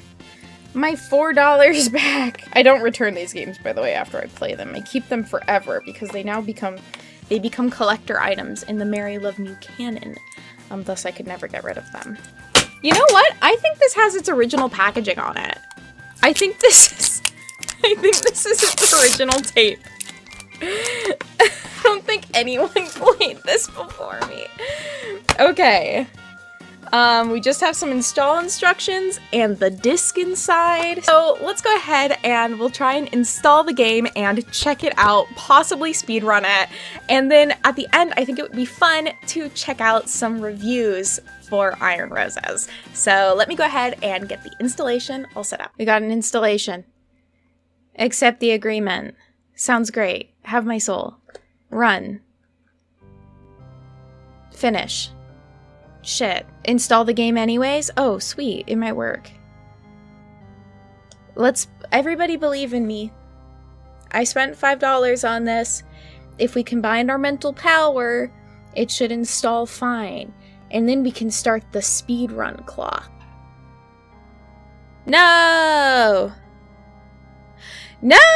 Wait. Close. Let's try it again. I have a feeling it'll work. No! The system cannot find the path specified. Where did it go? It's because I have too many files on my computer. Contact tech support. Do you think their tech support still exists? Okay. Gonna have to do this hard way. I'm gonna shut down my computer and restart everything.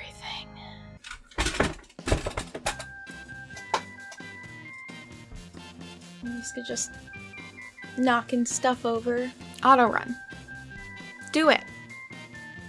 2010 isn't even that old. 2004. Maybe that is old. If I have to buy this again, I'll be upset. Okay, so what's happening now is I couldn't get a game that I bought for $4 to work. So now I don't know what to do. Like, the only places I can possibly get it are like the absolute sketchiest locations on the internet. It was on Steam At the request of the publisher, Iron Roses is no longer for sale on Steam. Why? Disappointingly short and easy. Screamingly dull. It's only money, right? The game is rubbish. I played it as long as I could, but the end is the only positive thing about it. A fine point-and-click adventure. I love point-and-click adventures. I want to play this so bad. Whatever it's doing is wrong.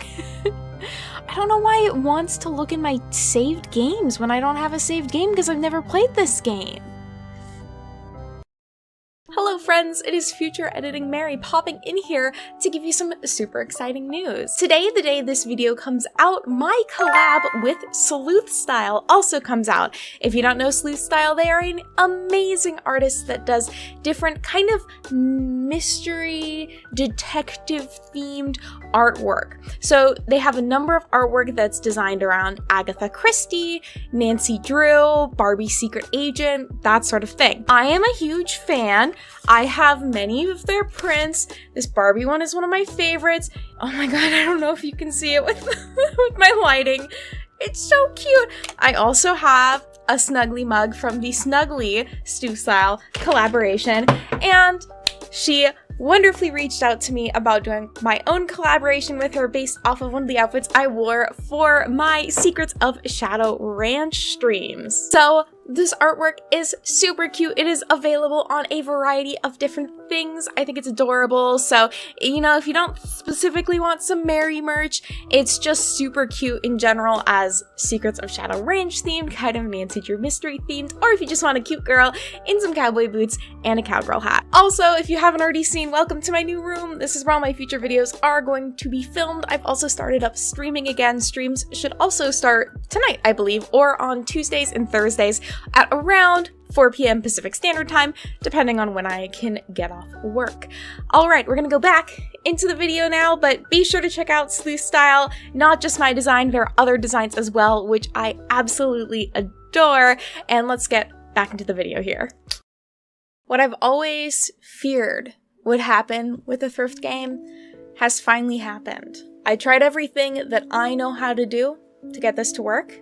Nothing worked. And so we have our first failed thrift games. There was nowhere that I felt safe about finding it online, and the developers have removed it from Steam, which feels like a solid message of, please don't play this. So we'll never get to fully know the experience of Iron Roses.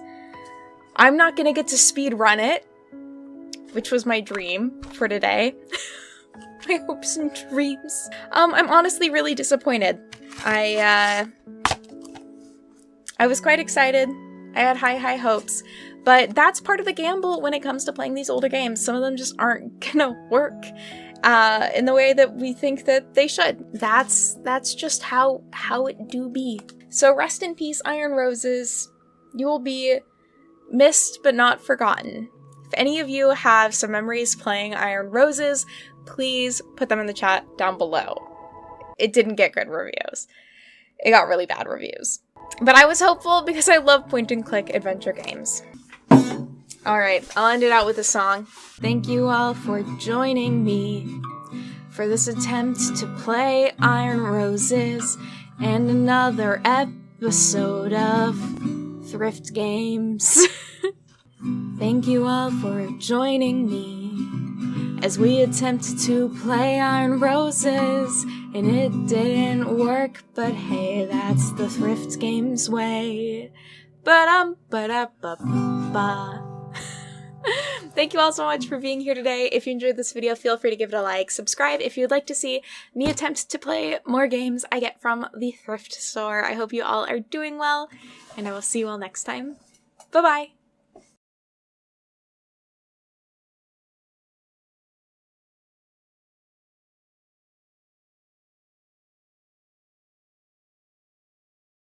On February 19th of 2005, the first episode of Mew Mew Power would air on 4Kids TV, changing my life forever. I'm gonna need you to fight that mutant rat over there. The series, which followed a team of 5 girls who used powers from endangered animals to fight alien parasites and prevent environmental damage, captured the hearts of children and adults around the world. And I was one of those children. So today we are going to be combining 2 things I love to try and answer the question that has plagued me since my youth: why did we never get Mew Mew Power dolls?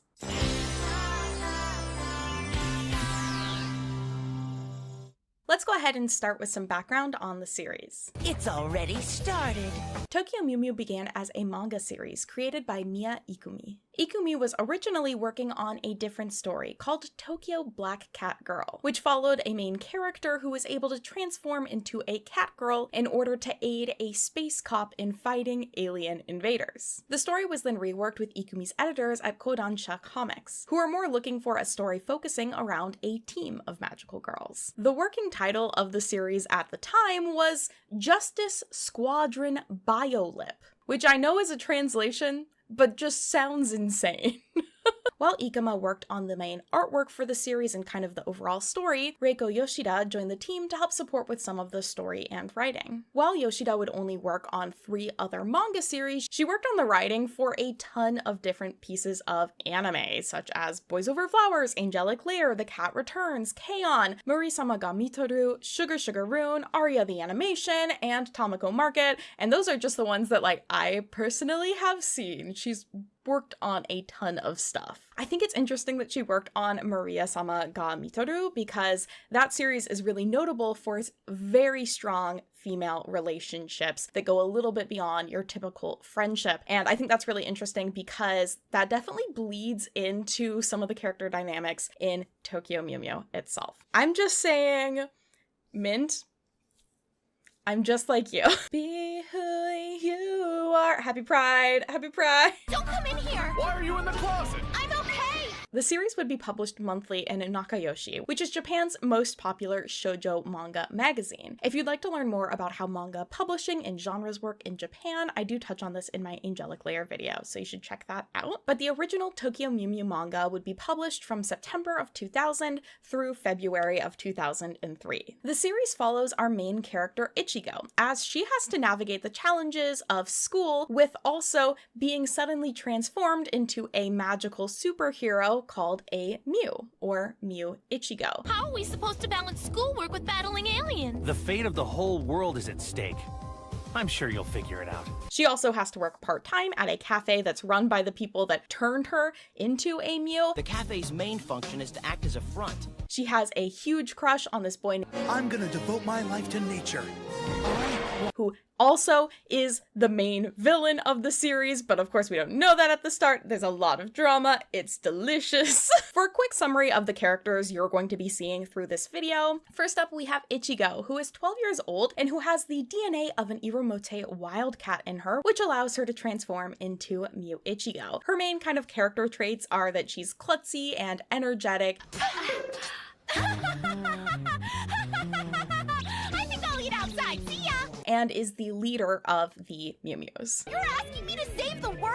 Next up, we have Minto, or Mint. She is a preteen ballerina who comes from a rich family, leading to her being kind of snobby and self-centered and doesn't always have the best work ethic. I know you didn't want it since it touched my dirty, unworthy face and all, but I washed it for you, so here. Very well, thank you. But she still cares a lot about her friends. She has the DNA of the blue Larakeet, allowing her to transform into Mew Mint. Next up, we have Retasu, or Lettuce, who is the 3rd Mew introduced in the series. And my favorite, I always loved a shy, nerdy character as a kid. I think I had the urge to protect them. And she also is canonically bullied in the series, and as a kid that was bullied, I strongly related. She starts out pretty shy, but does develop a lot of confidence in herself through the series. And she is infused with the DNA of the finless porpoise, allowing her to transform into Mew Lettuce. Buling Hong, also known as Pudding, is the 4th Mew character and is just straight up a child. She comes from a large family and has been responsible for taking care of her siblings, while also being an acrobatic street performer. Thank you! Now support the arts, won't ya? Wow, that little girl's doing a street show. And kind of just in general a cute, goofy character. If you're able to look past the fact that her having to care for her siblings is pretty dark. She has the DNA of the golden lion tamarin, a monkey, and it's a running joke through the series that she doesn't understand that it's a monkey and not a lion because it has the word lion in it, which I eat up that stuff. Look, everyone, I'm a lion, the king of the jungle. You're a monkey. Lastly, we have Sakura, who is a teenage model, pop star, celebrity, I guess influencer would be what she would be today. She's kind of cold and is estranged from her parents. It's also implied through the series, through both her weapon and her going to churches, as well as her wearing a cross, that she is likely Christian, which is something that was censored in the American version of the series Mew Mew Power. We don't always get Christian anime characters, so I always thought that was really interesting. The manga series was well received in Japan, having won readers' polls, and books from the series did well in publishing as well. So of course, an anime series would be announced in December of 2001 for airing in spring of 2002. The anime would be previewed at special fan events held in March of 2002, which would also include performances from Mew 5. Mew 5 is a very interesting marketing move made by the Tokyo Mew Mew team. They formed an idol group consisting of a cast of mostly age-accurate girls who would perform as the Mew characters at events. The group debuted in July of 2001, so before the anime was even announced, and the magazine Nakayoshi would actually run contests for girls to audition to be one of the Mew characters for Mew 5. From what I understand, the group only had about 10 live performances and only released one single. And they actually didn't have much involvement in any of the music for the anime, which you might think is surprising, but you have to keep in mind, these were all children. The average age of them was around 12 years old, and the idol industry in Japan has frankly allowed people to be very predatory towards young girls. I've seen the way that some men online have talked about this idol group, and it's really uncomfortable. Take a look at this. It doesn't look good. And it sounds like some of the girls might have also had to deal with some uncomfortable interactions with fans. So I'm really glad they stopped and decided to not continue on with it. I imagine it would have been really stressful. The rough thing about Tokyo Mew Mew is it had both like that child fan base and then adult men who should not have been there, but were.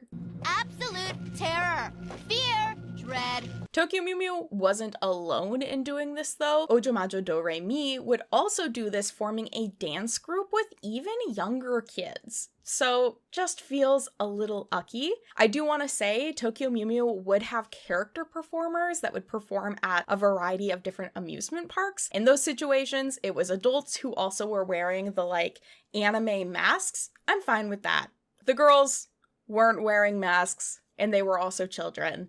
That's my main issue with it. Great, how about a tip? Sure. Never do drugs and stay in school. Related to this though, in 2021, in order to promote the release of the reboot of the series named Tokyo Mew Mew New, they would create another idol group named Smoothie. This time, all of the cast members were adults though. So, while there are still issues with the idol industry, that's better than children. Weird Tokyo Mew Mew moment.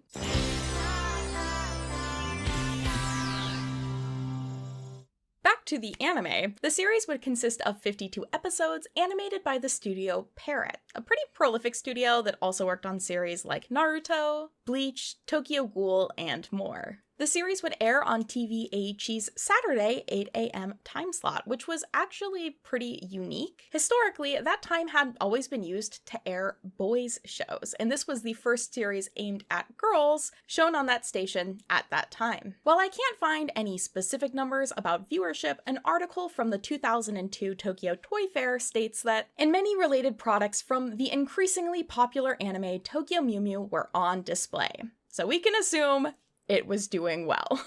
You will have the admiration of all. Your name will be a household word. Really?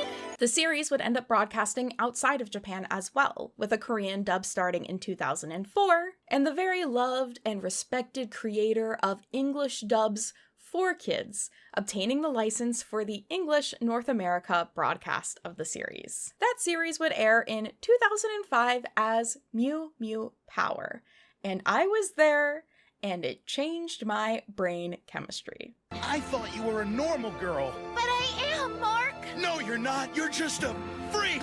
No, Mark, wait! So fun fact about the name, they originally kind of wobbled around with what they wanted to name the series. So 4Kids, what they did with animes typically was really heavy localization. They would change the animation, they would change the plot, and they would definitely be changing names of characters and places. And it sounds like they were originally planning on naming the series Hollywood Mew Mew, with an article about the series featuring the then CEO of 4Kids, Al Khan, stating that by the time we localize the programs, kids don't even know they're from Japan anymore. The airing of Tokyo Mew Mew, as well as Winx Club, which they obtained at the same time, were part of an attempt to increase their viewership of girls on the channel, with a statement on the idea of that being that Tokyo Mew Mew is meant to attract viewers of both sexes by providing girls with empowered female heroines and, at the same time, entertaining boys with cute babes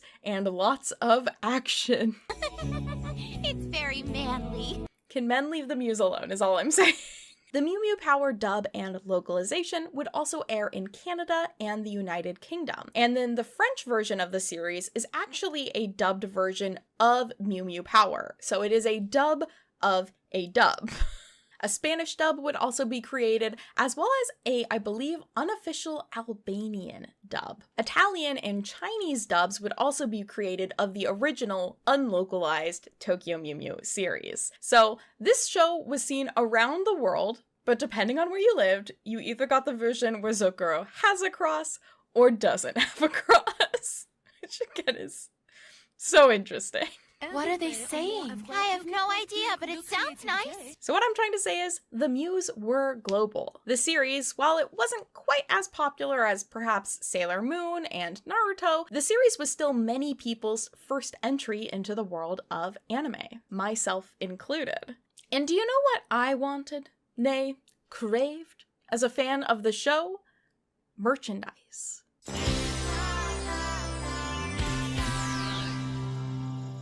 And from really day one of the anime series, merchandise was ready to be sold. Well, technically day 5 of the series. A press release from the toy company Takara announced that they had acquired the rights to produce toys for the series, which would first broadcast on April 6th of 2002, and that they would begin selling character merchandise on April 11th of 2002. Takara was a toy company founded in 1955 with the motto, "Playing is culture." The company exists today as Takara Tomy, after merging with the company Tomy in 2006. While the company has worked on a vast variety of different toys, their crowning jewel, who helped keep Barbie out of Japan, is the Licca-chan doll. First produced in 1967, the Licca-chan doll was designed to look like or emulate the artwork of popular shoujo manga artists of the time, with some of the doll's artwork even created by artist Miyako Maki, who really helped pioneer the style of shoujo at the time. Licca-chan dolls are actually shorter than Barbies and were specifically designed to be. So from what I understand, Takara originally was trying to design a portable dollhouse for the popular import Barbie-sized dolls of the day. But they realized the dollhouse that they would have to make would be really large and inconvenient for Japanese households. And thus they ended up developing the smaller Licca-chan doll, so her house would be a more appropriate size for Japanese households. By 1969, Licca-chan would surpass Barbie in sales in Japan, and today, Licca-chan is often used as a catch-all term for plastic dolls, in the same way that Barbie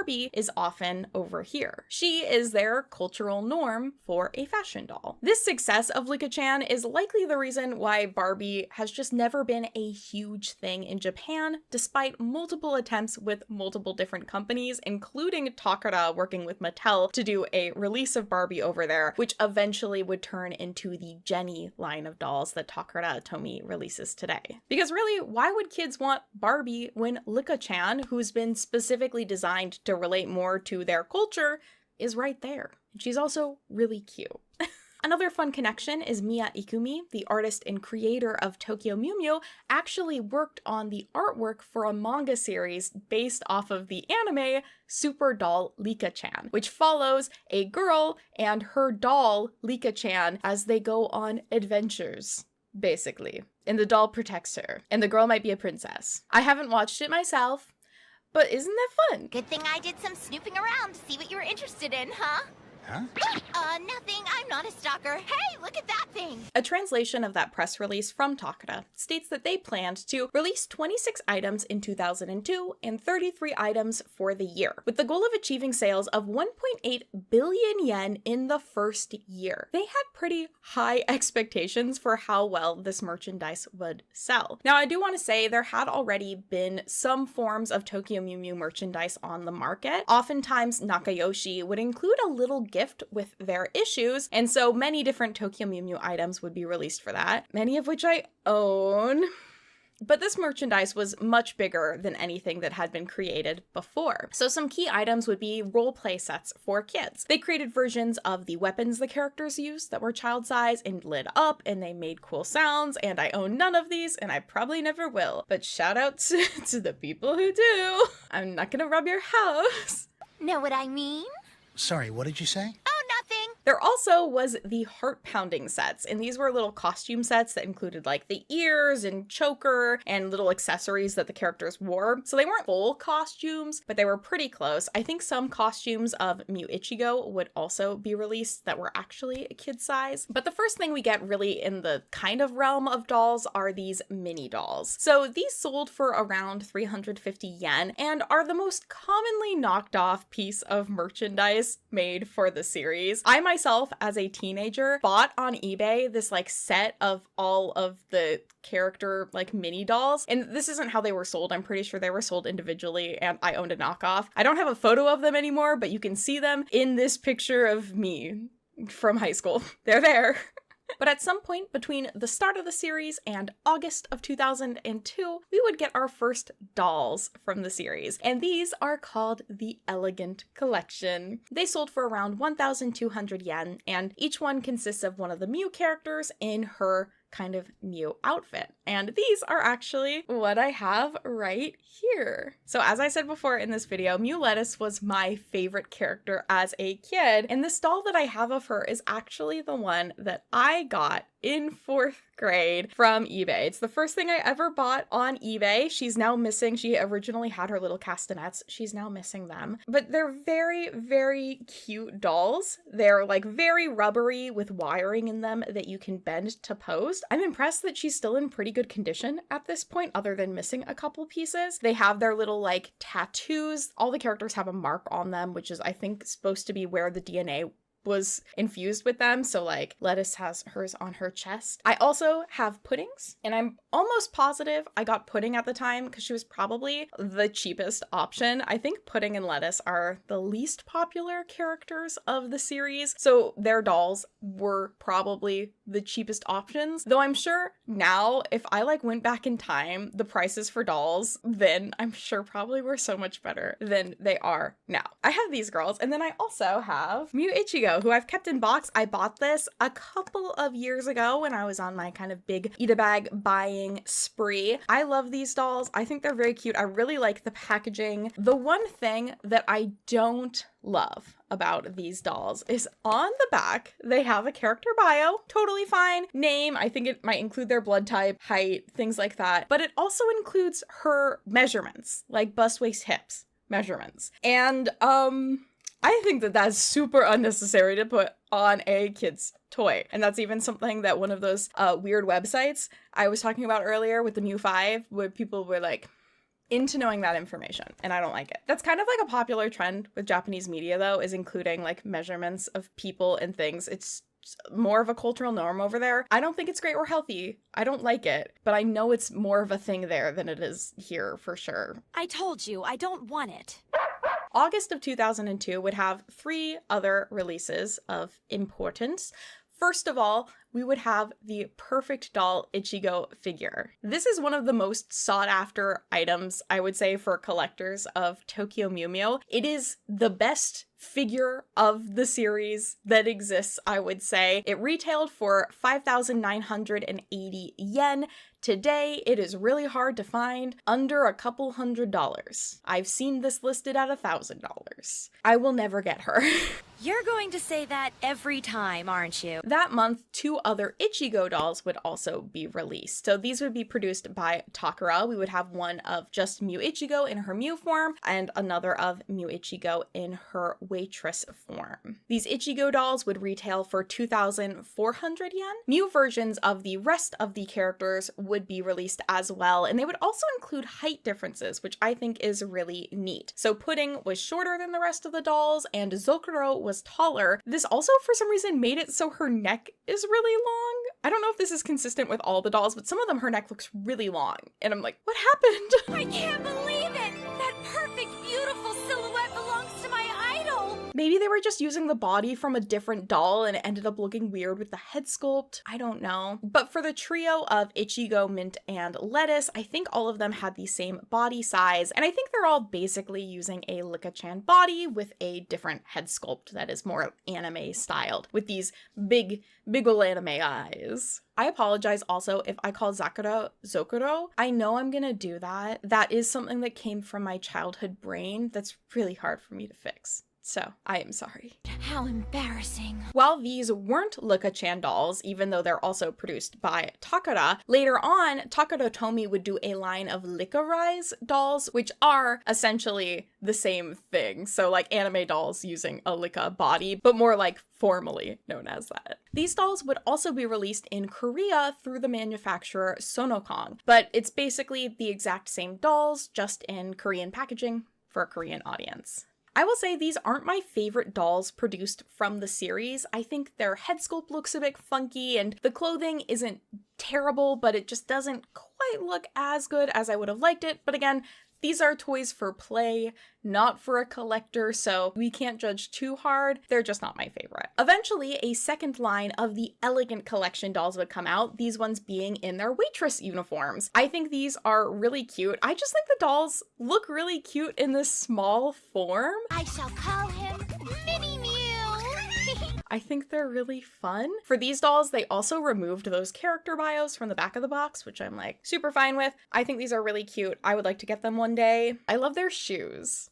Let me be really specific. I love their shoes. Some other notable pieces of merchandise created for the series would be the Sega plushies. So Sega produced plushies that would be used in Crane game machines, and a number of different Tokyo Mew Mew ones would be released, including these like Christmas themed ones, which as a kid I was so obsessed with. There would also be special Tokyo Mew Mew branded sausage snacks that came with stickers, different activity books, and things like shampoo, which some of you may know I purchased in order to get a figure for my Ida bag. So watch that video.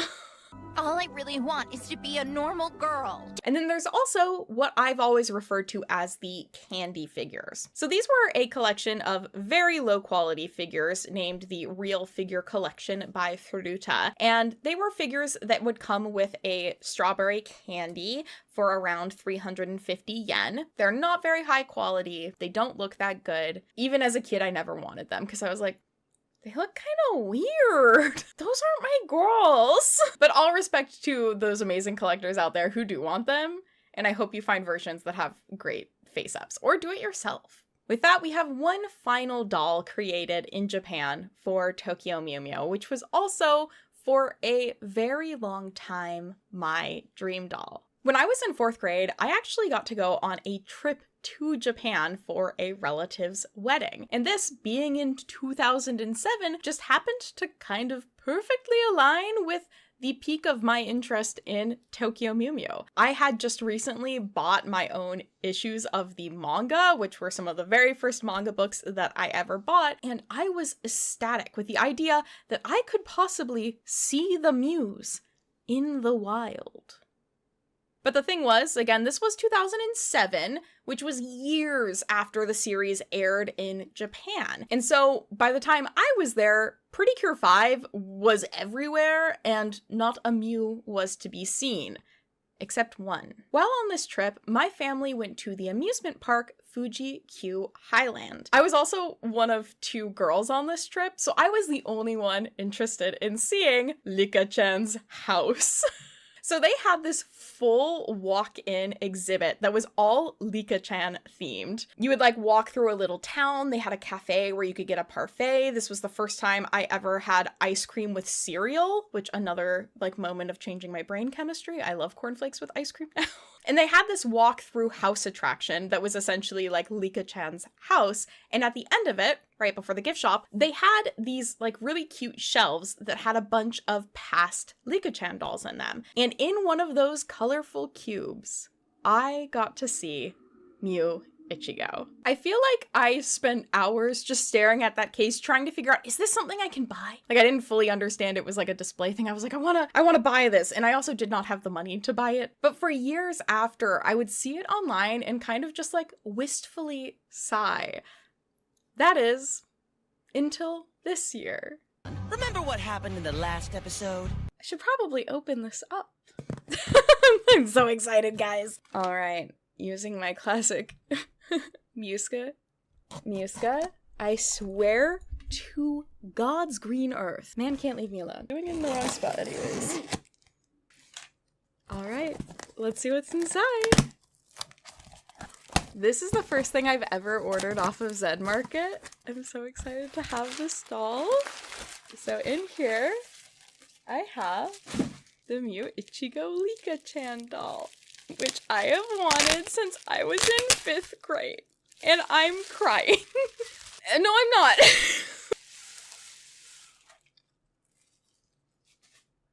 Oh my god. She's so pretty.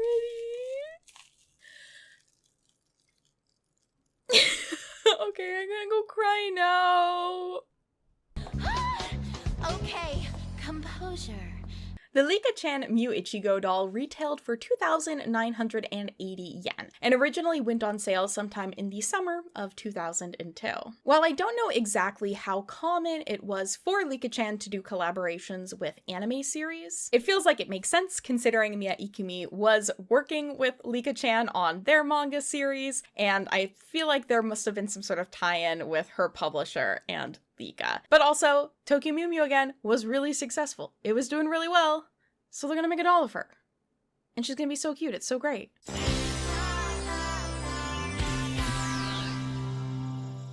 While merchandise would be produced in Japan, as well as some exclusively produced in Korea, one other country would go ham on creating Mew Mew merchandise. And that was Italy. Unexpected for me, but Italy has made some bangers when it comes to the world of like doll anime merchandise. The company Giochi Preziosi would produce all of the merchandise for Mew Mew in Italy. And Mew Mew, that's the name of the series in Italy. The Italian dub would also change the characters' names. For example, Pudding becomes Patty, which I always think is really cute. That's a cute name. Their website does have a little like button to click on to see their Mew Mew products, but it is unfortunately not saved by the Wayback Machine fully, which is such a bummer. I would have loved to see all the stock photos. If I were a walk, where would I be? Founded in 1978, Giochi Preziosi is the leader in the Italian market for traditional toys. While the company would produce a lot of tie-in merchandise for TV series like Sailor Moon, Mermaid Melody, which I want all these dolls. They did Winx. Wikipedia says they made Supergirls toys, which I want a doll from. If that exists out there, I haven't been able to find it, but like, please? They would also do some original toy concepts. So, for example, they have the Unique Eyes dolls, which are welcome to join in on the Battle of the Big Eye dolls whenever they would like. The company would produce a ton of Tokyo Mew Mew dolls. Like, more than they made in Japan. So let's learn about everything they made that we can't have. I'm not sorry, I took a direct blow to the shins. I sadly don't know the release dates for any of these toys, so I'm going to kind of share them with you basically in the order I found them. So first of all, we have a complete line of the Mew versions of the characters. Now, sadly, they all are the same height, but I really do like their head sculpts. So they would have a version of just the Mew character. They'd have a version of the Mew character also with a waitress uniform. Then they would produce a line of talking Mew dolls, where the characters would be able to play voice lines of the Italian dub. I like these slightly less. They're also bigger than the original line of Mew dolls. I don't know why, maybe to fit the speaker better. We then would have the waitress dolls, so they'd have the dolls in their waitress outfits, as well as some that were released with an ice cream maker, which is just such a cute concept for these characters and them having their little cafe. So cute. But not only would they have dolls of the characters in the Mew form and the waitress forms, but also in just their casual outfits, which is so cool. So one example of these is the Perfume Diary dolls. I've always just referred to these as the perfume dolls. They came with a scented doll and pen, and the scents of the dolls relate to the characters, mostly based off their names. I'm not sure what names the Italian dub might have changed the characters to though, because Mew Mint is blueberry scented, and then Mew Lettuce is mint scented.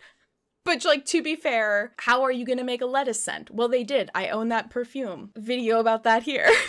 I have so many videos that relate to this. They would then do another release with the characters in casual outfits that included these cafe playsets, which again is so cute and smart. And they also come with an espresso machine. And I feel like at this point in the US, you would not have had one of these dolls coming with an espresso machine. That just feels very Italian to me.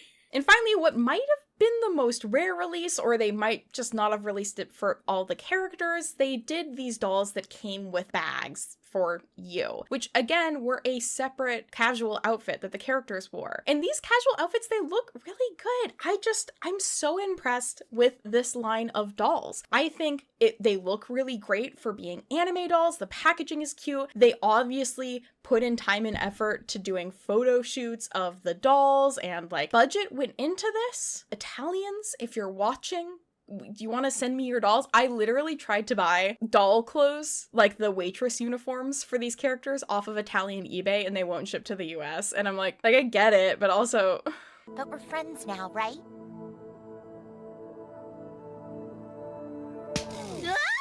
I just want a waitress uniform to dress my mini Mary in, okay? Another super cute toy that this company would put out is the Strawberry Cafe Mew Mew. So this is a strawberry-shaped playset of a cafe that came with a ton of little accessories that you could use, almost like a Polly Pocket sort of thing. As well as in Italy, we would have these little plastic, very thin figures that would be released in kind of a variety of different ways. We have the commercial for that. Run the ad! La confezione Pandovento diventa un bellissimo portabijou. Sei grande Pandovento. Dolci preziosi. And I'm just gonna say, I might not know how to look things up in a way to find it, but I just realized how convenient it is that blogging culture has been a thing in Japan where people will write down heavily about their interests, and I feel like I just can't find any of those Tokyo Mew Mew fan merchandise blogs from the Italians. So if that resource exists out there, please let me know. Also, if I missed any dolls, please let me know, because I've tried to find them. They're not the easiest thing to search for. They have all the cool stuff, and I'm just here gabbing.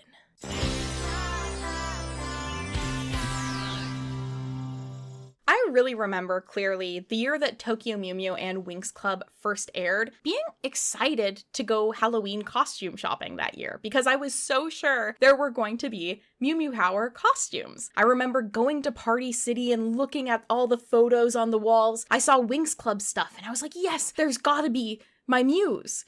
And there weren't. But I was like, maybe they're just not ready yet this year. Maybe they'll have them next year. But next year came and went, and they never had them. And then a year or so later, I remember buying a magical Do-Re-Mi doll at a local discount store and thinking once again, it's so weird that there's not any Tokyo Mew Mew or Mew Mew Power merchandise. In retrospect now, I can look up and see that it seems like the show was airing really well. It's been reported that it was at the New York Licensing Show in 2004 and 2005, so they were trying to make merchandise deals, but for some reason, nothing would ever be released. So, why is that? Okay, I think I deserve deserve an explanation. So what's been heavily reported online is that 4Kids just couldn't get a merchandising deal. And then because of that, or for a different unknown reason, decided that they wouldn't license the remainder of the series, leaving 26 of the 52 episodes undubbed and unaired.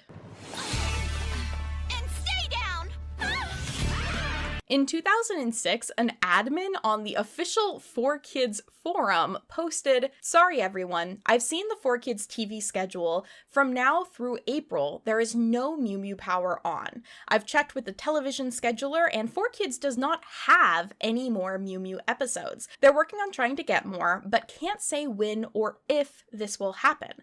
I'll let you know the second I hear anything." So from that perspective, it sounds like 4Kids is trying to get more of these episodes to air, but you have to understand, a large part of the appeal for 4Kids in getting the license for the show was to create merchandise for it. They really wanted to produce merchandise for the girl audience that they previously hadn't been able to reach out to. So it sadly kind of makes sense that if they weren't able to get any merchandising deals, they would drop the series. Fans online have theorized what some of the struggles with merchandising might have been, and some of it might have come down to the really heavy localization that the series went through. So Mew Mew Power changed the names of the characters, the places involved, they were editing the characters like Zokuro's weapon, so it's no longer a cross, and they made those really significant changes to the anime Mew Mew Power. No matter where I go, some crazy stalker will pop up and swear I'm part of their team of superheroes. Get lost, psycho. But at the same time, Tokyopop had gotten the license to publish Tokyo Mew Mew, a fairly unlocalized version of the series. They don't make those significant changes to it. So we had two versions of the same characters in the same space with different names from different places, and so people theorize that this is what led to some kind of legal gray area when it came to merchandising. I'm almost positive the Tokyo Mew Mew manga was quite successful, considering there were many kids who were watching Mew Mew Power, going to Google, discovering it was Tokyo Mew Mew, and then buying the manga. So things might have just ended up feeling like they could get messy from a legal standpoint due to these two companies that probably wanted to merchandise this brand, but would have been doing it under different names, but it's the same characters. And that can be confusing for both legal and for kids. I can imagine a child who doesn't know about Tokyo Mew Mew being like, who's Ichigo? I need Zoe and Mini Mew.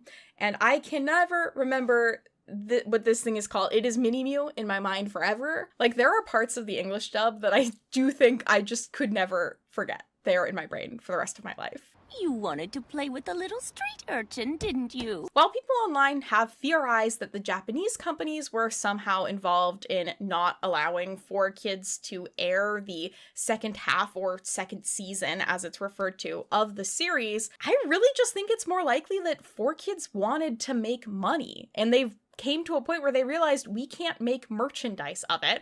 They reported multiple times that like, oh, merchandise is coming in 2005, and it just never worked out. So I think they were just looking at what they had. They probably had put a lot of time and effort into the localization process in terms of rewriting scripts and changing the animation and changing the order of episodes. And they were like, lost costs, we're gonna back out now before we spend more money on something that we can't profit off of, because that's what they wanted to do. As shitty as it is, they just wanted to make money.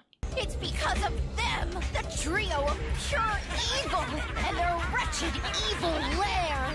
I can't find any official announcements of their decision why they did that, but that's what I think it is. It probably was getting a little weird to try and merchandise it, maybe with the Tokyopop situation, because remember, Tokyopop also really loves money, and they really want to make money, and they're gonna try and do that. So I bet they just were like, let's cut our losses, let's just move on and focus on other things that we can make merchandise for, which sucks for me as that kid who wanted to buy the merchandise. Sometimes I feel like I could almost lose my usual calm and cool demeanor and scream at the top of my lungs.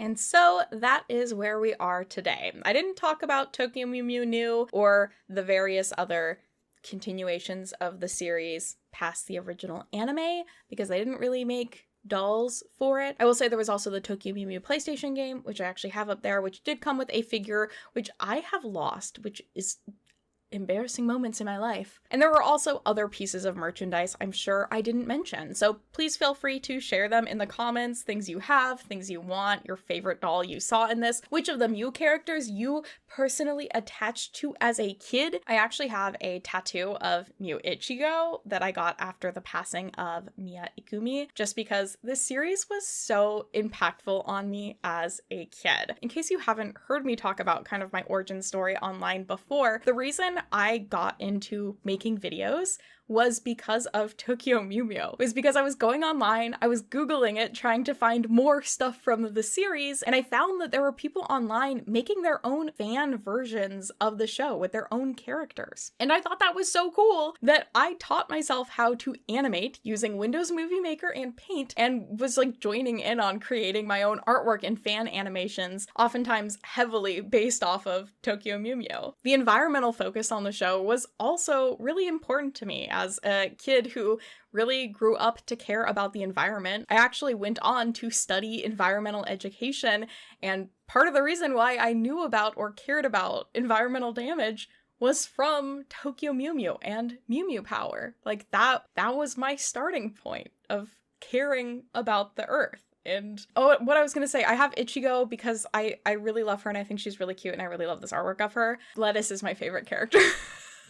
But it's like Lettuce and Ichigo together, and Pink and Green is so cute. I also want to thank all of you for helping me reach 30,000 subscribers and giving me a like perfect reason to get to buy one of my dream dolls. She was less than $200. That's what I can say for sure. I'm guessing with shipping ended up being around $150. I bought her off of, I think, Yahoo Japan auctions. She's in pretty good condition. The red color of her kind of like frills has bled into the other parts of her costume. Not a huge deal for me. I do think I'll keep her in box, but I am tempted to remove the plastic that's around her head and put her cat ears on her. This was a doll I wanted so bad as a kid. And even now, like, she's been in my apartment for days. I want to tear up talking about it because I just love it so much. And it's really cool that like doing this stuff on YouTube has given me a lot of opportunities and I've been able to make a lot of friends through Tokyo Mew Mew. I love you all. I hope that you all are having a great day. What is your dream doll you would make a video about? I want to say thank you as well to my members. I do have an updated version of that poll up so you can vote on upcoming videos if you would like to help me choose some themes. I have one other video I think I'm going to try and make really quickly to throw up that isn't on the poll. So apologies for that, but I'm going to try and also have behind the scene vlogs about this video and probably also that video for the end of the month for my members. So if you want to see some behind the scenes stuff, or if you want to see my doll window shopping videos, those are members only. And if you'd like to suggest or vote on the videos that I produce next, you can also do that as a member as well. Well, thank you all so much for joining me today. I hope that you're having a wonderful Pride. Be who you are, and I will see you all next time. Bye-bye. Okay, see you tomorrow. Maybe. Through the 90s, Nickelodeon had developed a careful trend of ensuring a show was popular before selling merchandise from it, waiting up to a year to develop it into a full brand. But with shows like Rugrats, SpongeBob, and Dora the Explorer becoming huge sellers in the world of product licensing, Nickelodeon was ready to flip its own strategy on its head and do something it had never done before, creating a brand and merchandise without a TV show. So today we'll be diving into the world of Evergirl, Nickelodeon's attempt at making a lifestyle brand for tweens.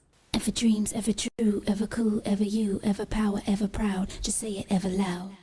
Before we get in too deep, let's get a lay of the land. I would argue that the 2000s were the peak of tweendom. A tween is a marketing term used to describe children ages 8 to about 12. The 8 to 12 age range is actually a specific developmental age, with researchers highlighting that they've seen youth at this time experience a fascinating interplay of wanting to grow up teen culture and wanting the security of childhood play. I personally pretty much grew up at the perfect time to be a tween, and I did personally feel that I was a tween when I was about 10, 11, 12 years old. Brands like Limited Too and Claire's were thriving, plaid shorts were in, and I was spending as much time as I possibly could online. And in the 2000s, this group had big spending power, with a New York Post article citing that they spent over $10 billion per year and influenced up to $150 billion in family spending. So with tweens taking over, Nickelodeon was ready to try its hand at selling it to this frankly huge market. Ever dreams, ever true, ever cool, ever you, ever power, ever proud, just say it ever loud.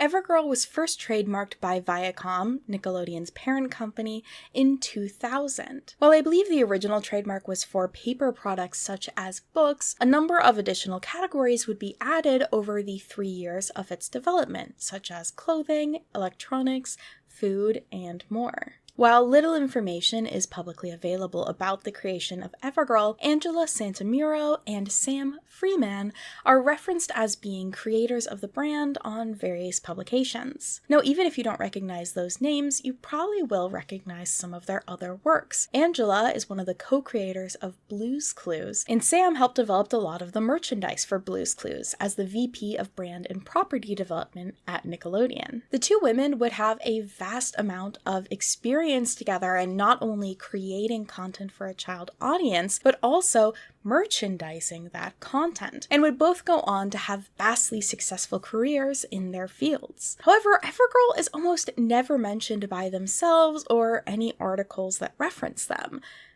Weird. The first published mention I can find of Evergirl is from a New York Times article from January 2003, where they report that in 2004, the company, Nickelodeon, will introduce Evergirl, a website featuring stories about 4 girls, and will depart from its practice of waiting a year until there's a consumer demand for products and market a line of apparel and books based on the Evergirl webisodes. Then it would pretty well be a year until the brand was mentioned again, with a report by Chief Marketing covering Evergirl in December, noting that Evergirl is supported by 20 licensees with products ranging from games, cosmetics, school supplies, and home decorating accessories rolling out for holiday 2004. Nickelodeon was really preparing for the brand to be a home run for the holiday season, setting the stage by releasing the first and basically biggest part of the brand, its website.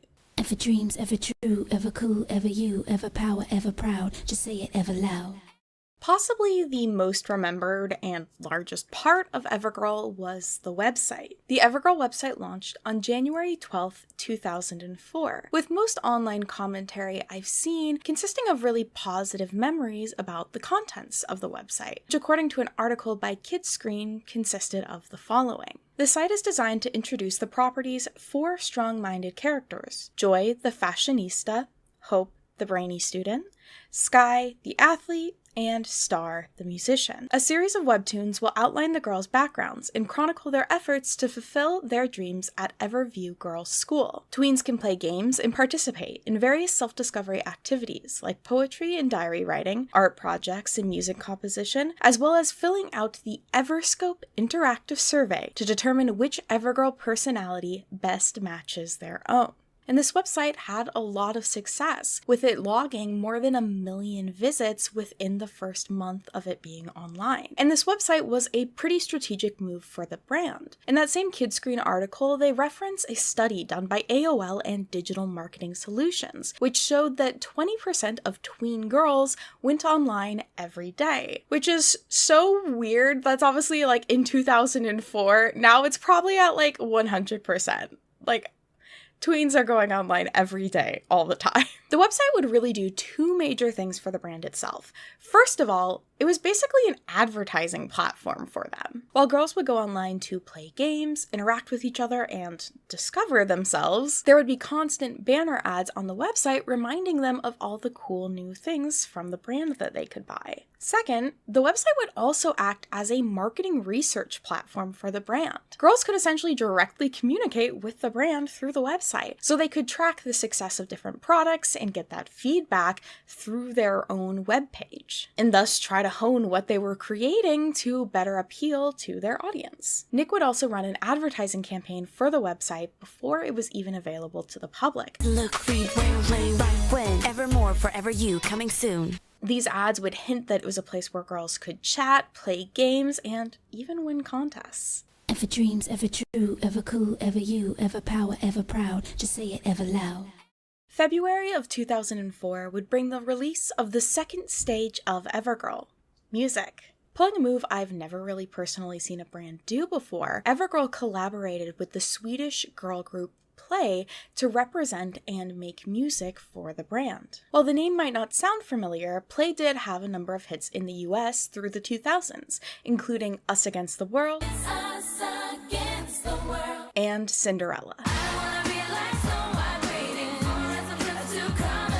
The group had already previously collaborated with both Nickelodeon and Limited too, so their tween audience was primed to see them again. Thus, the group released the single Evergirl on their third studio album, Don't Stop the Music. Hey girls, come and gather round, about to tell you how it's going down.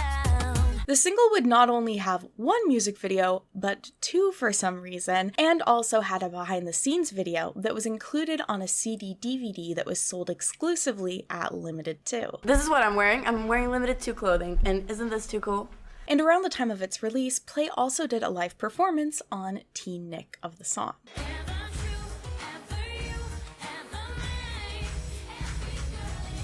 And that being said, it's not exactly the best song. In fact, I would honestly consider it to be pretty bad. While I'm usually all for the girl pop power anthem, the one major issue actually comes from Evergirl. Like the words, Evergirl.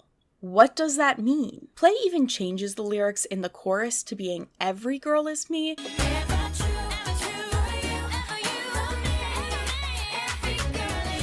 Which at least slightly highlights the communal experience that is girlhood, but Evergirl itself just doesn't quite roll off the tongue. And then the band also tried to kind of play off of this, but it ends up sounding really weird. Like the lyrics, that's the ever way, live it ever day. It's just bad. And we love that song. Yeah. And especially the lyrics. What do you think about the lyrics? Yeah, I think it's a great song because it's about being yourself and, believing in yourself. While the song wasn't released until February, it actually was already being used in January in promotions for the website, with some of the lyrics being changed to highlight different features of the website. Every girl is ever music, ever books, ever fashion, ever web, ever events. The lyrics would also include some of the names of the main four characters, including Joy, Star, and Sky.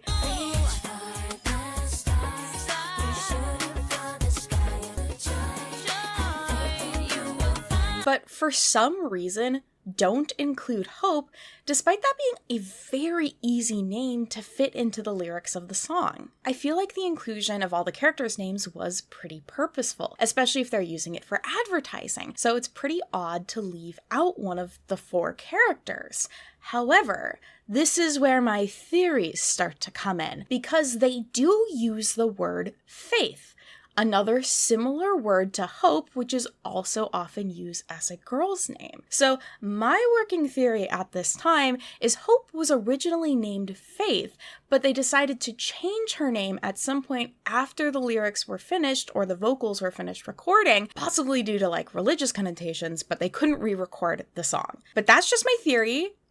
A game theory. Ever dreams, ever true, ever cool, ever you, ever power, ever proud, just say it ever loud. With the groundwork for the brand set, over 1.4 million monthly visits, and 550,000 registered users on Evergirl in June of 2004, they were ready to release the merchandise. That month, Nickelodeon showed off Evergirl at the licensing show in New York. The licensing show, or licensing expo, as it's now known, is essentially a big convention where companies can come and show off different brands that they're wanting to create merchandise for. There they can connect with manufacturers and retailers about creating products for their brands. If you don't already know what licensing is, essentially, companies will create a brand, say SpongeBob, and then they'll license that brand out to manufacturers to make official products for it, such as video games, soaps, towels, anything you can think of. If it's legally made, it's been licensed. A New York Post article about the brand reported that the brand integrates a website, pop music, and a customized line of apparel and accessories available at Kohl's, and will try and get tweens to identify with a computer tween that fits their lifestyle, from trendy to sporty. Sort of like the Spice Girls. Now, you may remember me bringing up an Everscope survey that was on the website. Evergirl split up its brand into 4 main themes based around the different webisode characters.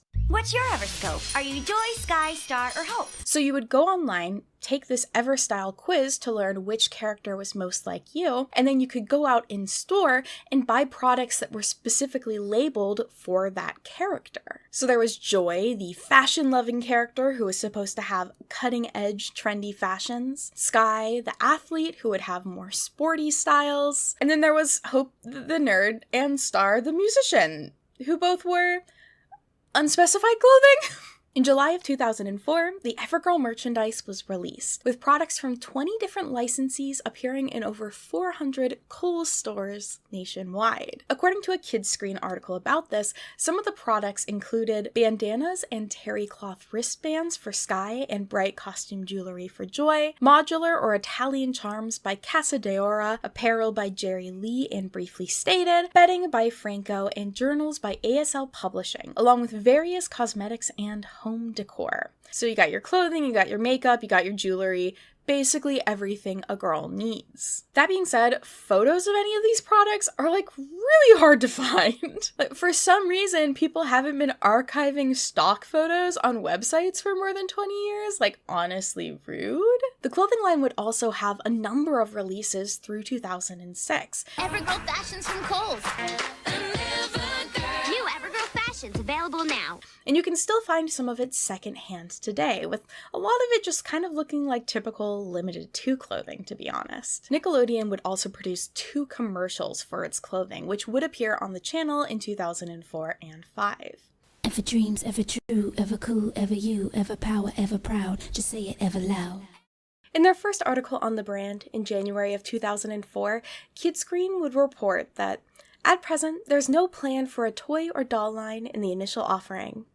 This, however, was a lie, or Nick was trying to hide the fact that they were planning on releasing a doll line from any competitors, because they had plans. In their end-of-year report from 2003, the toy brand Playmates would report that Nickelodeon will unveil this property in 2004 and aggressively promote the unique, positive Evergirl message to girls with TV advertising, promotional, and merchandising campaign, and that Playmates was going to be working alongside Nick to create an innovative, customizable doll and accessory product line to coincide with and capitalize upon Nickelodeon's promotional programs. While I can't find an official release date, the toys would be shown off at the 2005 New York Toys Fair in February. The products included were from Playmates Toys, Cardinal Inc., and Giddy Up LLC, and were made with the intent to help promote positive self-esteem, creative expression, and self-discovery. With a statement from Nickelodeon and Viacom's head of consumer products, Leanne Brodsky, saying, "It's important for girls to be able to express themselves and be creative through play at a young age and carry this into their teen years." One of my biggest heartaches when researching for this video is I got this close to finding photos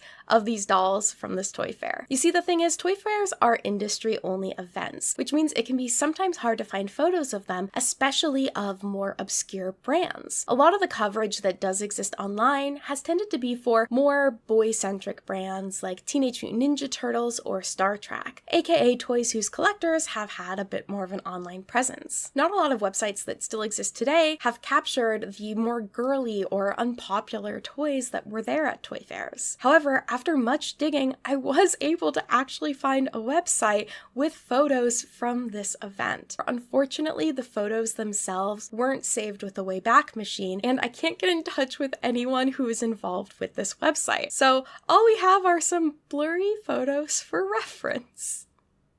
What we do know about the doll line, at least, is that it consisted of 12 dolls and 8 fashion packs. As I brought up before, this line was intended to be innovative and customizable. Instead of any of the dolls being based off of the 4 Evergirl characters, they were actually designed to be blank slates, and so girls could essentially create themselves as a doll. Each doll would consist of a pretty basic outfit, with an Evergirl t-shirt, corduroy jacket, jeans, tennis shoes, a bag, and stickers that you could use to customize your doll. As the packaging advertises, the goal was to get a doll that looked just like you, then take your EverStyle quiz, either by going online or by rotating this disc on the front of the box and learning about all of the different Everscope styles. Then you would buy the fashion pack that matches your EverStyle for your doll to wear. Here's a list of all of the dolls and the names they were listed under on the Nickelodeon website that I've been able to find. African American doll, Asian doll, blonde and brown doll,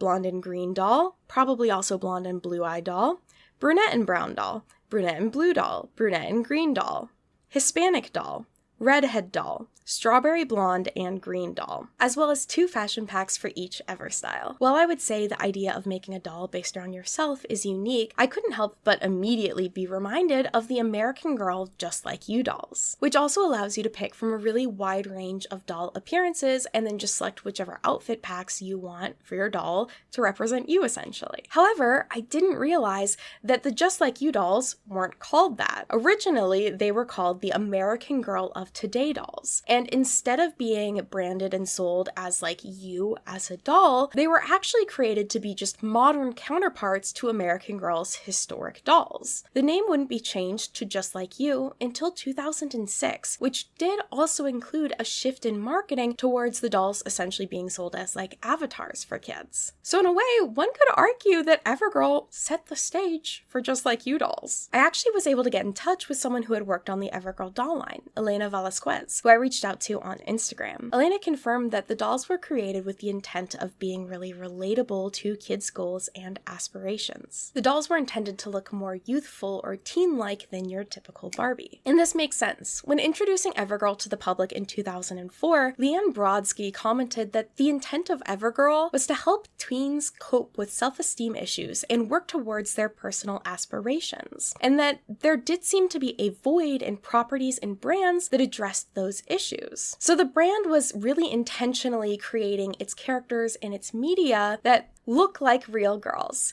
There are aspirational aspects to their life, but their goals are potentially attainable. It's not a fairy tale world. And I feel like the doll line does pretty clearly align with that. During this time period, fashion dolls were leaning in the opposite direction, with a focus on the adult styles of Bratz, Barbie California Girls and Fashion Fever, and My Scene ruling the roost. Evergirl maintained its goal of having a more realistic doll, even advertising the doll's realistic body shape on the box. Apparently, it was the executive team working on the doll line that really pushed to having the dolls wearing essentially basic outfits and then having the fashion packs to customize them. However, as Elena noted in our conversation, it does make the dolls look sort of generic, and it removes a lot of the variety and visual interest from the dolls. This would actually end up being an issue for sales. You see, another thing that Elena told me about is in the world of toys, shelf space is a huge issue. Like literal space on shelves in stores. Newer brands have a harder time getting spots on stores' shelves, who would often rather dedicate that spot to a brand that they know is going to sell well. And so having these 12 different dolls doesn't really work if you only have 2 facing spots, or 2 spots on the shelf that are facing the customer. Customers wouldn't be able to see all of the options, thus losing that first glance appeal of seeing a doll that looks just like you. If the dolls on display don't happen to be the ones that look like you, it doesn't really work. And adding on to that, Elena also noticed that even though 12 dolls were produced, only about 6 of them might have ended up on store shelves. The doll line would only consist of this first release, with the dolls simply not selling well in what is the extremely competitive fashion doll space. As Elena described it to me, you usually get one shot to make it work. If a line is not making profit, it'll get dropped in the first season. which is unfortunate because so much work gets put behind these new brands. I would have really loved to have seen more from the Evergirl doll line. Being a girl who loved her Just Like Me American Girl dolls, I can completely see the appeal in having a way more accessible and affordable option. In terms of other toys produced for Evergirl, there were also a number of different craft sets, like the scrapbooking set that was on Nickelodeon's shop at one point, and I've also found evidence of electronics, such as cameras being produced and sold, though I can't find a lot of photos of these. And speaking of things that I can't find evidence of, Heads Up Creative lists a Toys R Us Evergirl doll commercial as one of the things that they created when working with Nickelodeon on their website. However, I can't find any evidence of this existing anywhere. Photos, video, nothing. Also, ignore the weird censoring on this clip. That's a spoiler for later. Ever dreams, ever true, ever cool, ever you, ever power, ever proud. Just say it ever loud. In May of 2005, the brand would host what is really the bread and butter of the Nickelodeon channel, a sweepstakes. Evergirl brings you the Ever Ultimate Friendship Trip Sweepstakes. The Ever Friendship Sweepstakes had girls enter by either mail or on the Evergirl website, with the only requirement being that they had to write about what made their friendship special. Hey, you have a best friend, right? Then 4 girls would be selected to go on a trip to New York. Have a simply spectacular lunch with an ever-cool secret celeb. And I can say with some confidence that this trip actually happened because I was able to find the website of a designer who worked on decorating the hotel room for the winners. So you can see some of these photos here. She made it cutesy Evergirl themed. She went from drab to fab, you may say. Day to night. Never girl to Evergirl. Then, in August of 2005, Evergirl would set its sights on something bigger than just giving out free stuff to fans of the brand. Evergirl wanted talent. In 2005, things weren't going super well in the pop world of play. The group's third album, which included the Evergirl single, kind of bombed. This is possibly due to 2 factors. The first one is one of the original members of Play actually ended up leaving the group right before this album due to her wanting to focus more on school. We want to introduce our new member, Janet. Welcome into the group. Thank you. So there was a bit of a different group dynamic. And 2, the group was trying to switch their audience from being teenagers and young adults to tweens, which means their lyrics were a little bit more childish and they lost some of that audience that they had already built in the US. So after a couple more unsuccessful releases, the group essentially disbanded by April of 2005. Because of that, Evergirl decided that they wanted to create their own Ever Band and held the Be Heard contest. As reported by Keep Media, the Be Heard contest was a casting call and music tour, which visited different Paramount parks, aka theme parks that I had no clue existed until I did this research. From August 12th until September 15th, Evergirl visited Richmond, Cincinnati, Toronto, and Charlotte, allowing about 50 tween girls to audition at each stop. Girls could also audition online through the Evergirl website. While the touring contest was almost exclusively for musical talents, girls could enter online in different categories, like creating the band logo, creating the CD cover, writing lyrics, and even, thank God, coming up with a better name for the band than Everband. Like, that was seriously the plan, Everband. I'm not making a joke. The contest would allow for online voting, for girls to vote for each other and give them a chance to be heard, with of course the Evergirl reps and music label having the final say. The tour also consisted of a concert, which included performances by the Little Woman Band, I'm gonna say this name wrong, Tania, as well as a little group called the Jonas Brothers. This was actually one of the first tours that the Jonas Brothers would go on, which is kind of funky considering it's affiliated with Nickelodeon, and basically after this tour, they would pretty much exclusively work with Disney. And I have actually been able to find one photo from these events, so I know that they really happened, and I only found it because it was on a Nick Jonas fan page, so shout out to the fangirls of the world for archiving information. And really the only reason I can tell this is from this event is because there's the Evergirl logo right there, so it was real. The contest was going to have 7 grand prize winners, and the prize for those winners was to basically become a spokesperson for the band. They would feature in commercials, make in-store appearances, and create the 2006 Evergirl single. The only person I can find evidence of having won this contest is an artist named Gabriella Hauer, who had also won a number of different youth singing talent contests in her childhood. I can't find anyone else, so if you won the Evergirl Be Heard contest, let me know. I would love to know more. Ever dreams, ever true, ever cool, ever you, ever power, ever proud, just say it ever loud. With the holiday season approaching, it was time to release what would end up being the final stage of the Evergirl brand, the video game, which was originally the only thing this video was going to be about. If only life was so ever simple. The Evergirl games for PC and Game Boy Advance were published by THQ on October 4th, 2005. In a statement about the release, John Ardell with THQ said, "The games will be a wonderful outlet for girls with a passion for self-discovery and creative expression." And with Steve Youngwood from Nickelodeon adding, "The Evergirl brand allows young women to discover their character like never before. We're thrilled to be partnering with THQ to give fans of the property an interactive opportunity to express their unique personalities." Does it feel a little weird that the people representing the brand at this point aren't men? Yes, but I'm sure that's nothing to worry about.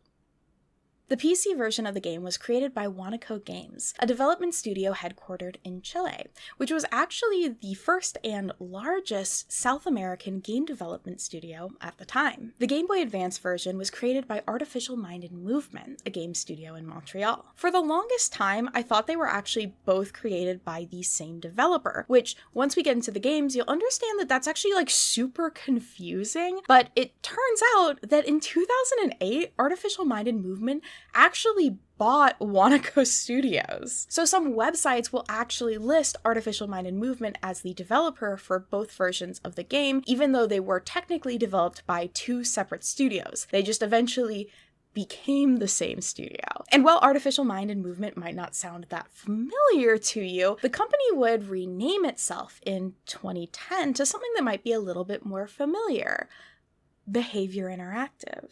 Which means I can technically argue that Evergirl belongs in the Dead by Daylight universe. Kind of.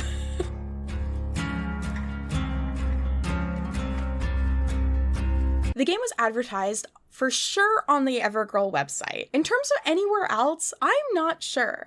I can only find one print advertisement for the game, which was in a Nickelodeon magazine, and it's tiny. It's less than 1/4 of the page. It says, "Be whatever girl you want to be. Choose your adventure based on your own personality. Play sports, go shopping, design fashion, or become an artist. It's all up to you." No other details. No graphics from the game, just the Evergirl logo. I'm sure this is gonna sell so well. My original plan for this video, again, was just to cover the PC version of the game, which goes to show how off the rails this video has gone for me. I got my copy of Evergirl with a lot of other games for $4 from an online estate sale. And I wasn't even trying to buy Evergirl specifically. I actually wanted some of the FMV games that were in the lot so I could give them to my friend Snuggly. But I was kind of excited still because I'd seen Evergirl around and always been really curious about what it was. I knew nothing about it. The cover of the game, again, gives you no details about what it is, but something kind of like itched my brain. I think maybe I recognized the logo. For some reason, I definitely thought it was like an MMO, which it certainly isn't, but that was the first thing I thought when I found it. But enough of my background with it. Let's get into the Evergame.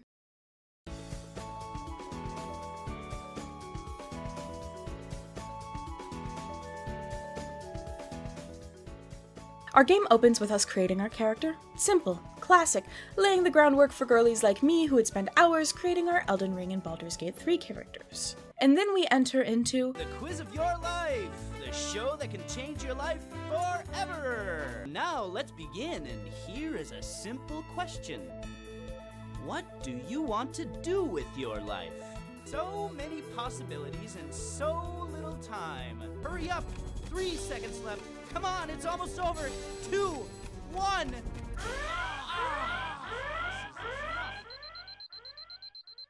the quiz of your life. Honestly, what a reasonable nightmare to have. The game takes place right before your summer break from school, with you, the main character, having to decide on who you want to be as a person.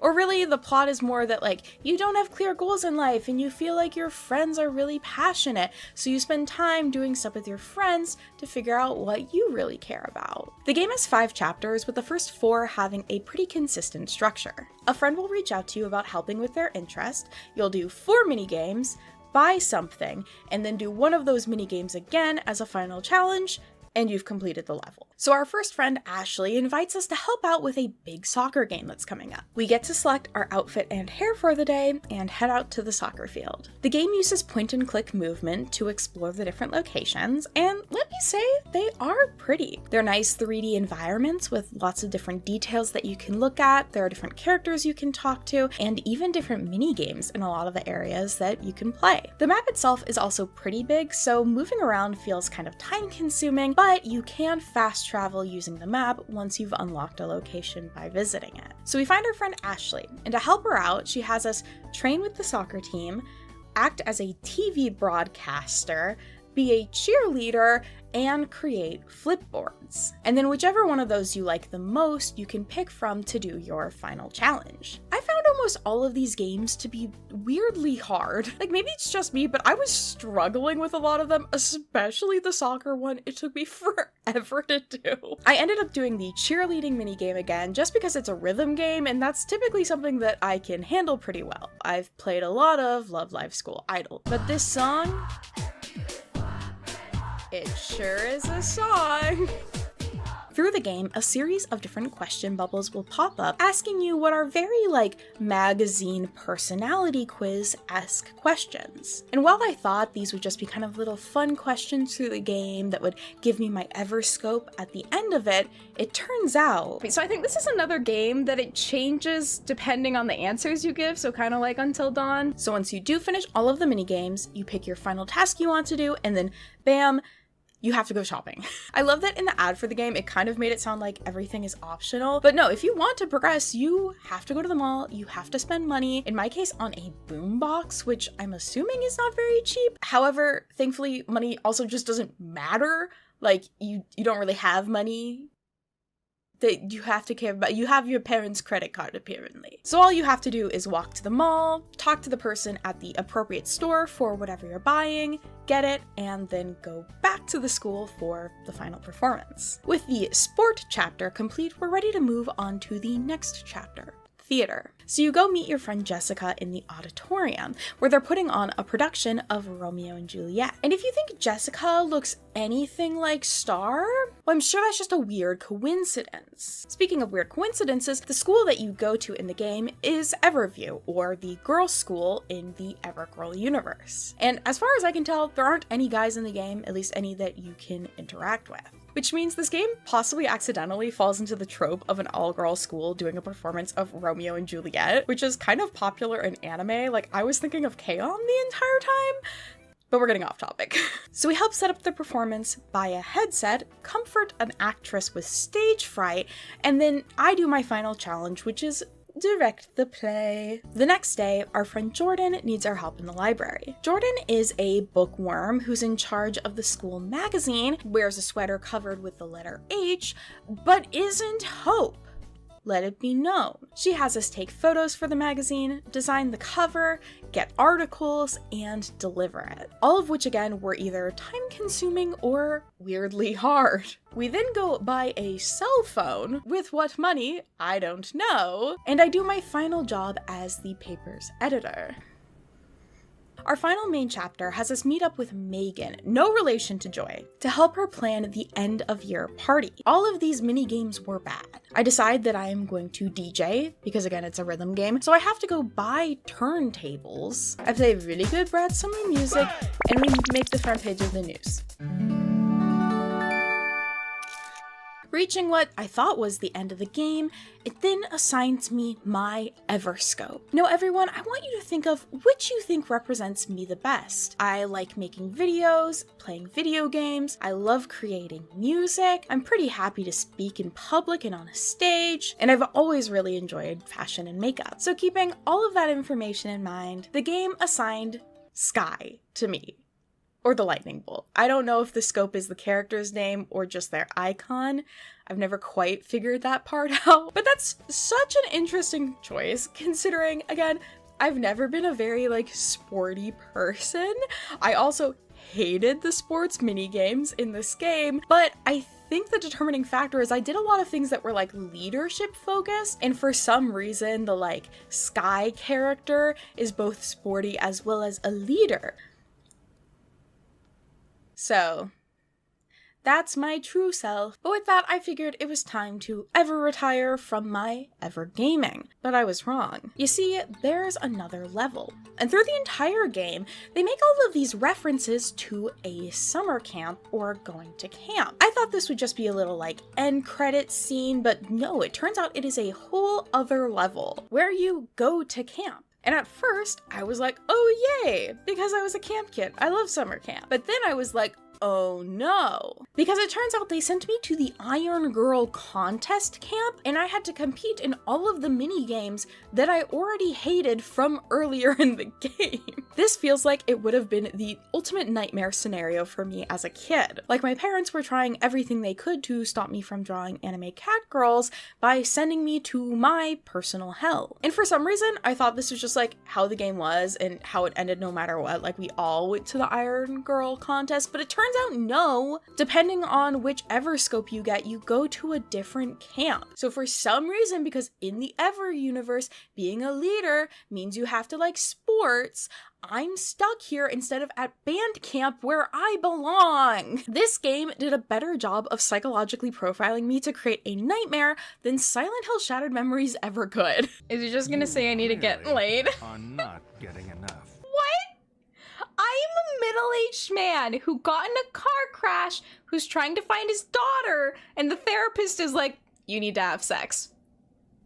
Now, because I originally thought the games were produced by the same company, I wasn't really planning on playing the Game Boy Advance game because I figured it would be pretty well the exact same. But then I got super sick and had a lot of free time and an emulator on my phone, so I figured, oh, I might as well play it. And it turns out they are very different games. In the Game Boy Advance game, you're told that your aunt has purchased an old theater, and you and your housemates in the Ever House spend the game working together to transform said theater into a cafe. The Ever House is kind of like a boarding house where it's just a group of tweens that all live together with no adults, which I would have loved as a kid, but as an adult, I'm like, where's the supervision? In the game, you do a number of missions with your friends/housemates, Taryn, Stephanie, Chloe, and Karen. I always forget Karen. So this usually includes just like finding them around town and then getting or delivering items for them. The game is pretty adorable graphics-wise, and each of the levels also features a little mini game like this roller skating one or these rhythm ones. The plot itself is pretty bare bones. Basically, you'll do a task for a friend that's for the cafe, you'll go in and decorate the cafes, that chapter will end, rinse and repeat. You go through and make all of these improvements to this cafe, and then like 10 chapters in, your aunt calls you and is like, actually, I'm selling the cafe. And despite that, you continue working on the cafe until it opens. And then once it opens, you do a really impressive dance number, and only then does your aunt decide that she's going to keep the cafe. I wish I was making this up, but the dance number really sold it. The game does also have a lot of customization options. You can decorate your entire bedroom, adding in different pets, accessories, and furniture. You can change the color of your hair and full outfit, as well as you can pretty thoroughly customize all of the cafe. The different levels also will have these little like side quests that you can do, except I wasn't able to get them to successfully work for some reason. Like there was one where I was supposed to catch butterflies and I couldn't figure out how to use my net. And then one of the characters later like referenced the fact that I had the net, and I was like, I hope I don't have to use it. I don't know how. All in all, the game took me less than 2 hours to complete, which like isn't the worst, but I usually like my Game Boy Advance games to be a little longer. As a kid, I probably could have played for a lot longer because I probably would have like customized every little detail and gotten a bunch of different pets and done every little thing, but I was just mostly trying to get through the plot, which was cafe time. I can only find one published review for the game, which comes from Girl Gamer, an early 2000s girl gaming website. They also highlight that both of the games are on the shorter end, but also agree that they're cute, colorful, and user-friendly. For the PC version of the game, they also pointed out the fact that every task presented also offers a concrete and somewhat educational objective, and that the game emphasizes teamwork and helping out your friends, which I think also follows the overall goal of the brand Evergirl pretty well. And I agree, though they're kind of unrealistic in some ways, the games really do focus on kind of like real life problems girls would have and working together with your friends to solve them. I also want to note, for some reason, this is such a small thing, but Twitch's IGDB page lists both the PC version and GBA version as having 2 different release dates, which isn't accurate. It says the PC version came out in 2004, which just isn't true. I don't know why it says that, and it also, of course, says that both of them were developed by Artificial Minded Movement, which is wrong, and also that brand doesn't exist anymore, so it's like I can't even excuse it in like, oh, you know, they're just gonna, it's like, you're just wrong. Me playing Evergirl, you're just wrong. So while I can't really gauge how well the game sold based off of numbers or anything, we can assume that it probably did pretty bad, considering I can hardly find any official reviews for it, basically can't find any advertising for it, so we can comfortably assume this wasn't selling well. And I don't necessarily blame anyone for not wanting to buy the game. The cover and the box art give you no information about what the game is. No graphics. Like, when you look at this, you have no clue what to expect. And even if you are a fan of the Evergirl brand, it doesn't really lean into the brand.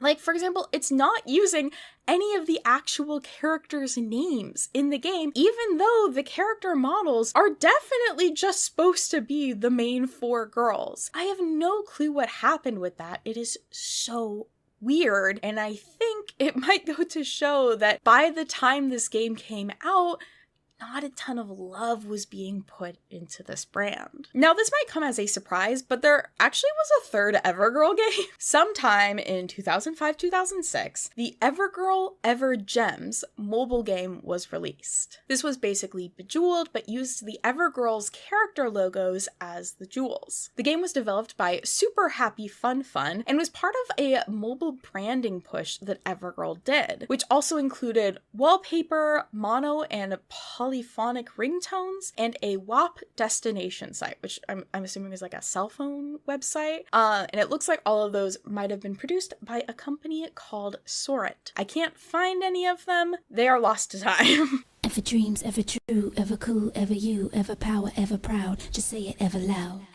In this section, I'm going to try and quickly cover all of the tidbits of Evergirl lore, merch, and other bits of branding that I found hints about, but not much more. So first small thing is a document from the June 2005 licensing show lists Evergirl as a brand that's going to be making novelty food products like fruit snacks.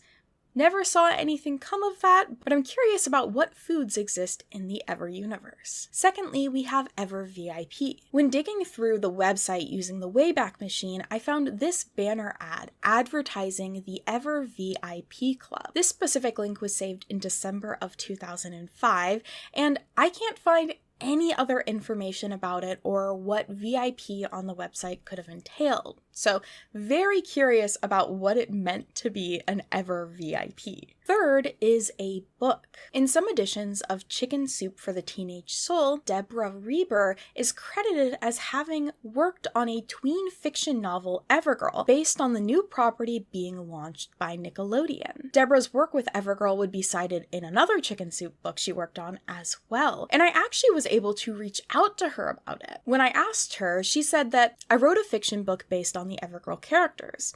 It was a middle grade novel. It was part of the brand's package and was building out a story for the Evergirl characters to bring them to life. But no, I don't believe it was ever published. That's really all I remember. And lastly, a movie. You might remember my odd censorship of a screenshot about ads that were created for Evergirl by the company Heads Up Creative, and well, the reason for that is because it also lists Evergirl, the movie, an animated feature film, as one of the things that they created. The executive director for Heads Up Creative, Michelle Band, also wrote that she oversaw creative for Nickelodeon's animated feature film Evergirl in her About Us section. She's also credited as directing the music videos for Play's Evergirl, so it definitely seems like she was involved with the brand. But this means two possible things for me. The first is perhaps this movie is actually what ended up turning into the webisodes. Like, they cut down the movie into shorter segments that they then put on the website. Or our other option is that we supposedly have a completely lost Evergirl movie that for some reason this company is still listing on their website even though it never saw the light of day. In this segment, I also want to highlight one mistake I see online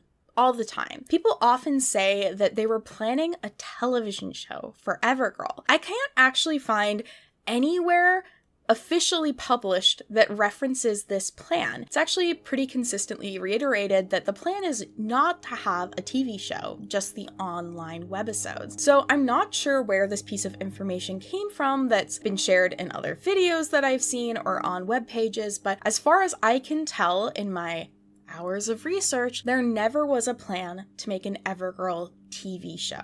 Just the web series and possibly this movie.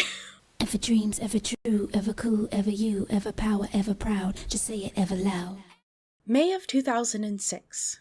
There's a shift in the atmosphere. The Evergirl website starts redirecting people to a page that says that the website is currently getting a makeover and to click back later. Little did the users of Evergirl know that click would never come. Merchandise ceased production, with any remaining stock going on sale never to be replaced. And by 2008, the webpage for Evergirl started redirecting users to Nick's website. The era of Evergirl was ever over. So what happened? I can't find any one specific reason that led to the end of the brand, but I have found a number of key factors I've conveniently organized into a numbered list for you. First, oversaturation. Evergirl was not alone in their attempt to catch the eye of the tween market. There were a lot of brands doing very similar things at the same time, and I don't think Evergirl was doing quite enough to catch the eye of young people. For a brand that was planning to be heavily advertised, I can't find any ads that highlight the dolls, the electronics, any accessories that they sold, or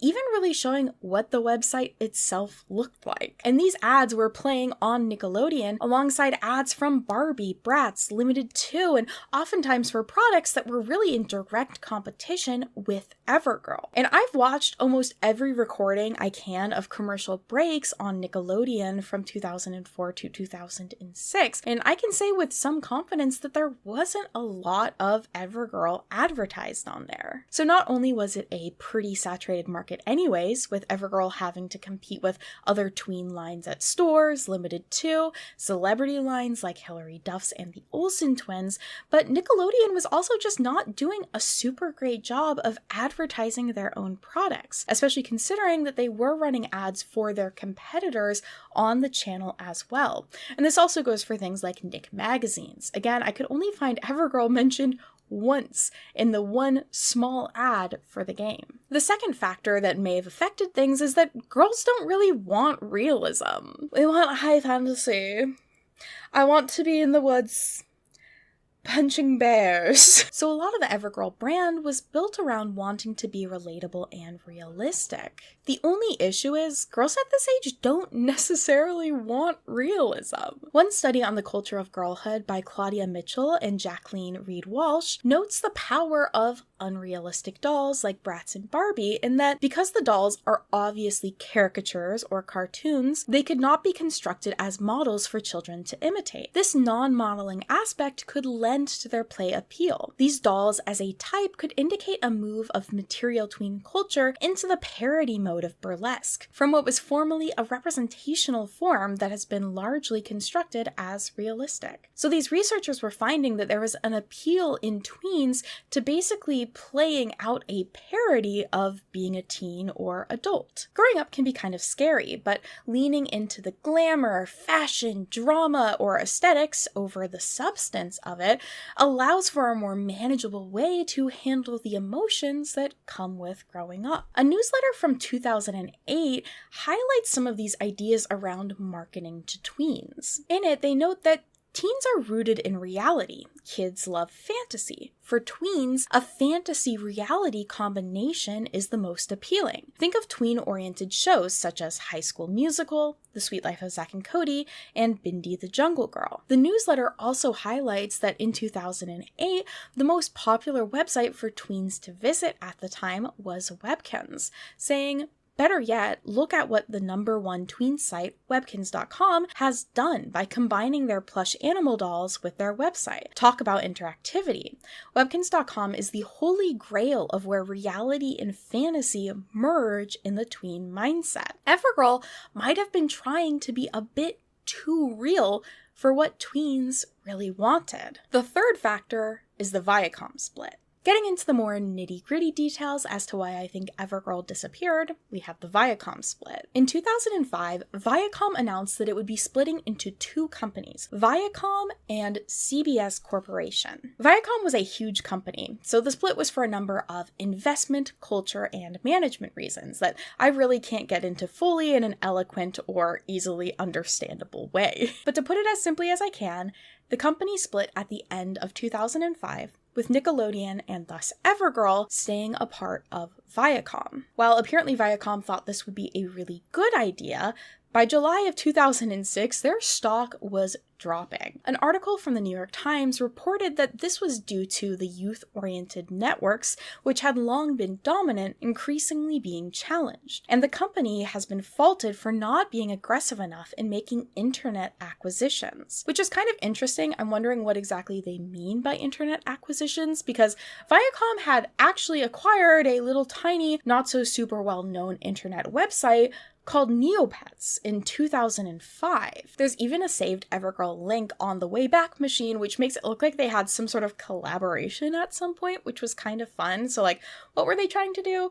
I'm not sure, but at the end of the day, the split caused Viacom to struggle a lot financially. Factor number 4. FCC violations. Part of what might have caused some issues for Viacom and Evergirl's online presence was the FCC. The Federal Communications Commission has a lot of rules, especially ones dedicated to protecting children, which at times have been less helpful for Viacom. For example, in 2004, Viacom had to pay over $1 million to the FCC for violations around advertisements on the Nickelodeon channel. This was partly due to them playing more ad content within an hour of broadcasting than was allowed, but also because companies are not allowed to play advertisements for toys or products that are based off of the show that's playing during that ad block. So, for example, during an episode of SpongeBob, they're not allowed to advertise SpongeBob toys because the FCC argues that basically turns the entire episode into a giant ad. And while that technically wouldn't be an issue for Evergirl specifically, what could be an issue is the FCC's rules about advertising website links during broadcasting. In 2004, the FCC declared that website links could only be displayed during programming if 1. The website offers substantial amounts of bona fide program-related or other non-commercial content. 2. The website is not primarily intended for commercial purposes, including either e-commerce or advertising. 3.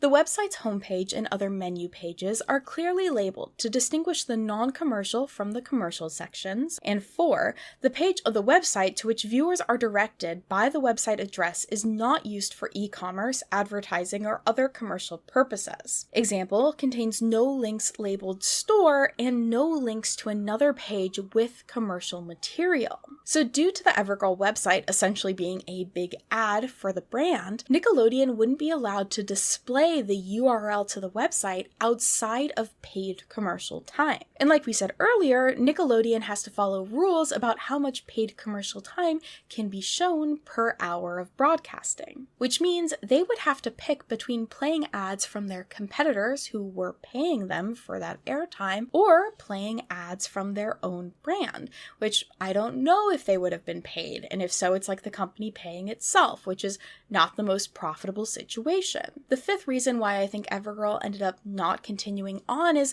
simply that it wasn't leaning into itself enough. I bring this up earlier, but I think Evergirl as a brand just didn't lean into its own brand quite enough. It had all of these concepts and some moving parts that would lean on the main characters and some other parts that just like rejected them and didn't want to use them. Like they didn't want to feature the main characters' names in the games despite basically using the characters in the games. So it seems weird that they did create all of this like narrative content around them with the website and supposed novel and maybe movie, but they just like didn't do more with those characters. I think part of that comes into the sort of fear that they might have had about making it too much of a fantasy. They wanted it to feel real, so they didn't want the focus to be on the characters, but on the people using the website and the products themselves.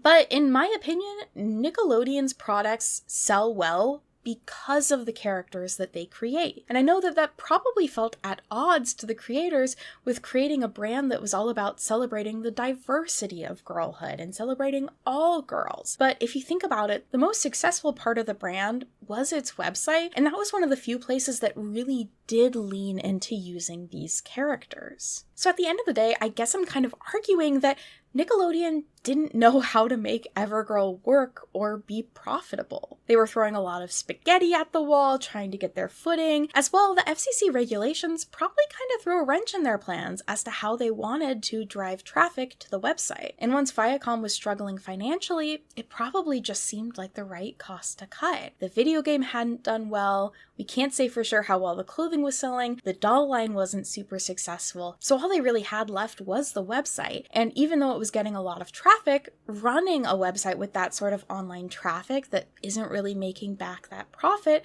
isn't cheap. And there were probably simply too many competitor products for the advertising on the website to really be effective. As well, because there are so many unknowns around the end of the brand, it is easy to make some unflattering assumptions about perhaps website moderation. However, I couldn't find any information online that would link to any like troubling content that took place with messages or a messaging board. I do believe they did have message boards on there or ways that users could communicate privately with each other. So it's possible that some less great things went down, but I will say Nickelodeon did win an award for child safety with their web pages in the past. So I'm kind of hoping that that wasn't where any of the issues lied, like they weren't trying to cover up any less than ideal behavior. But I will say that's definitely another thing I considered with the like kind of mysterious end of the web page. Ever dreams, ever true, ever cool, ever you, ever power, ever proud. Just say it ever loud. So while we don't know exactly why Evergirl ended, what I do know is we have a lot of lost media from it. With the death of Flash in 2020, the Evergirl website really became inaccessible, even while using Flash emulators like Ruffle or trying to use older versions of web browsers that still have Flash on them. I found that I was consistently redirected to a Get Flash webpage when using the web archive to look at pages, which means an immense amount of content from the website is gone forever. Character bios, mini games, a newsletter, whatever VIP was, and the webisodes. Like, talk about lost media, I can't even find a list of all the webisodes that existed, and the only reason I know for sure that they did exist is because they're in publications about the site. I will say there is a website out there with a fake list of names. Don't fall for that. It's completely fan-made. I don't understand why people make stuff like that, but they did. So that's not the real webisode list, not only are we missing these animated webisodes, but there's other videos as well that were hosted on the website. The Wayback Machine actually has a list of every URL it had captured for Evergirl, and while we can't access most of them, we can get a little bit of information about what was included on them, such as there were videos with Emma Roberts, Brie Larson, and the musicians from the Be Heard tour concerts. And of course, not only is there the webisodes, but there's also a possible full movie that we'll never have access to, a commercial for the doll line, or at least like advertisements for the doll line, as well as the results from the Be Heard contest, if they ever made any music or any content with the contestants that won. I have attempted to reach out to a vast number of people who were connected to the brand in one way or the other, and I really only heard back from the 2 people that I already referenced in this video. It's likely that we won't ever have access to the webisodes or be able to see what the website looked like unless somebody out there happens to have screen recordings of them, which, like, that would be really cool. Send me them.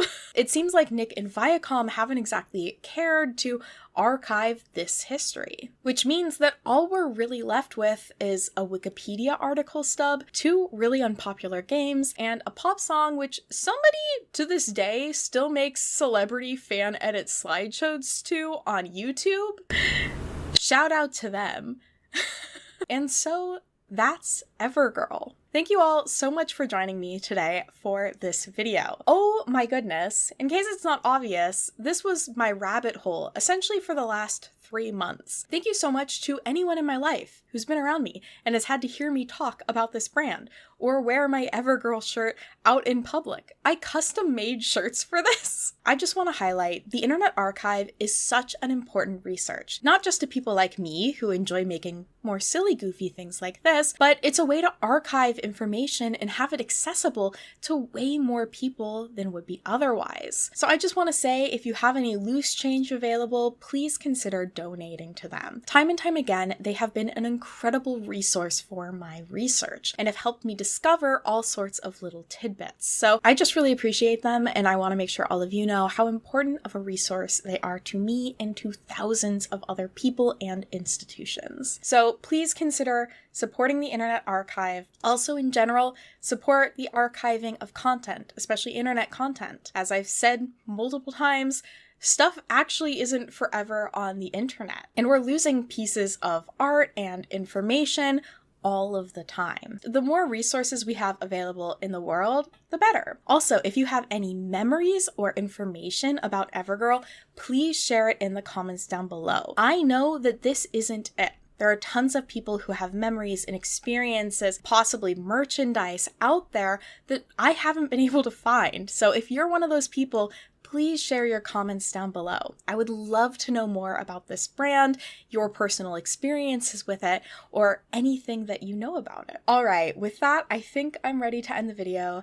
Thank you so much for sitting through this history of Evergirl. Let us all be Evergirls. If you'd like to see my sources, I have those linked along with my script in the description. So please feel free to check those out. There's a lot of articles, as well as I'll include my timeline of the Evergirl brand that I used to help me research this video. Thank you all so much for joining me, and I'll see you all next time. Bye-bye. So imagine you create one of the most popular children's franchises in anime and manga, winning awards for both. Your series is shared around the world, and to this day, 20 years later, media and merchandise is still being produced for it.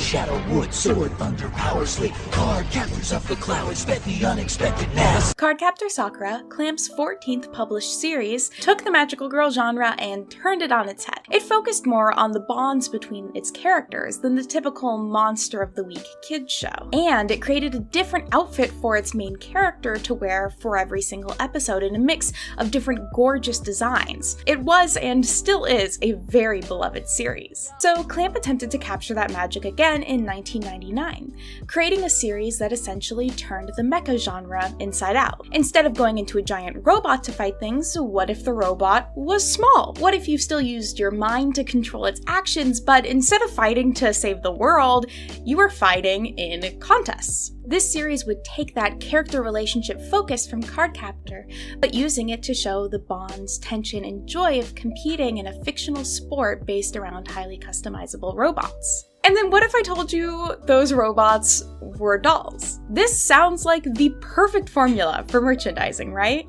So how come Cardcaptor Sakura has had what seems like hundreds of dolls released for it over the last 2 decades, whereas our series about dolls only ever had 2? Today we're going to be diving into Angelic Lair, a series that, despite almost half of the main characters being dolls, had a surprising lack of merchandise made for it, and solving the mystery of the origin of the dolls that were made for it. For the uninitiated, I'm going to do a quick overview of the Angelic Lair series as well as its creator, Clump.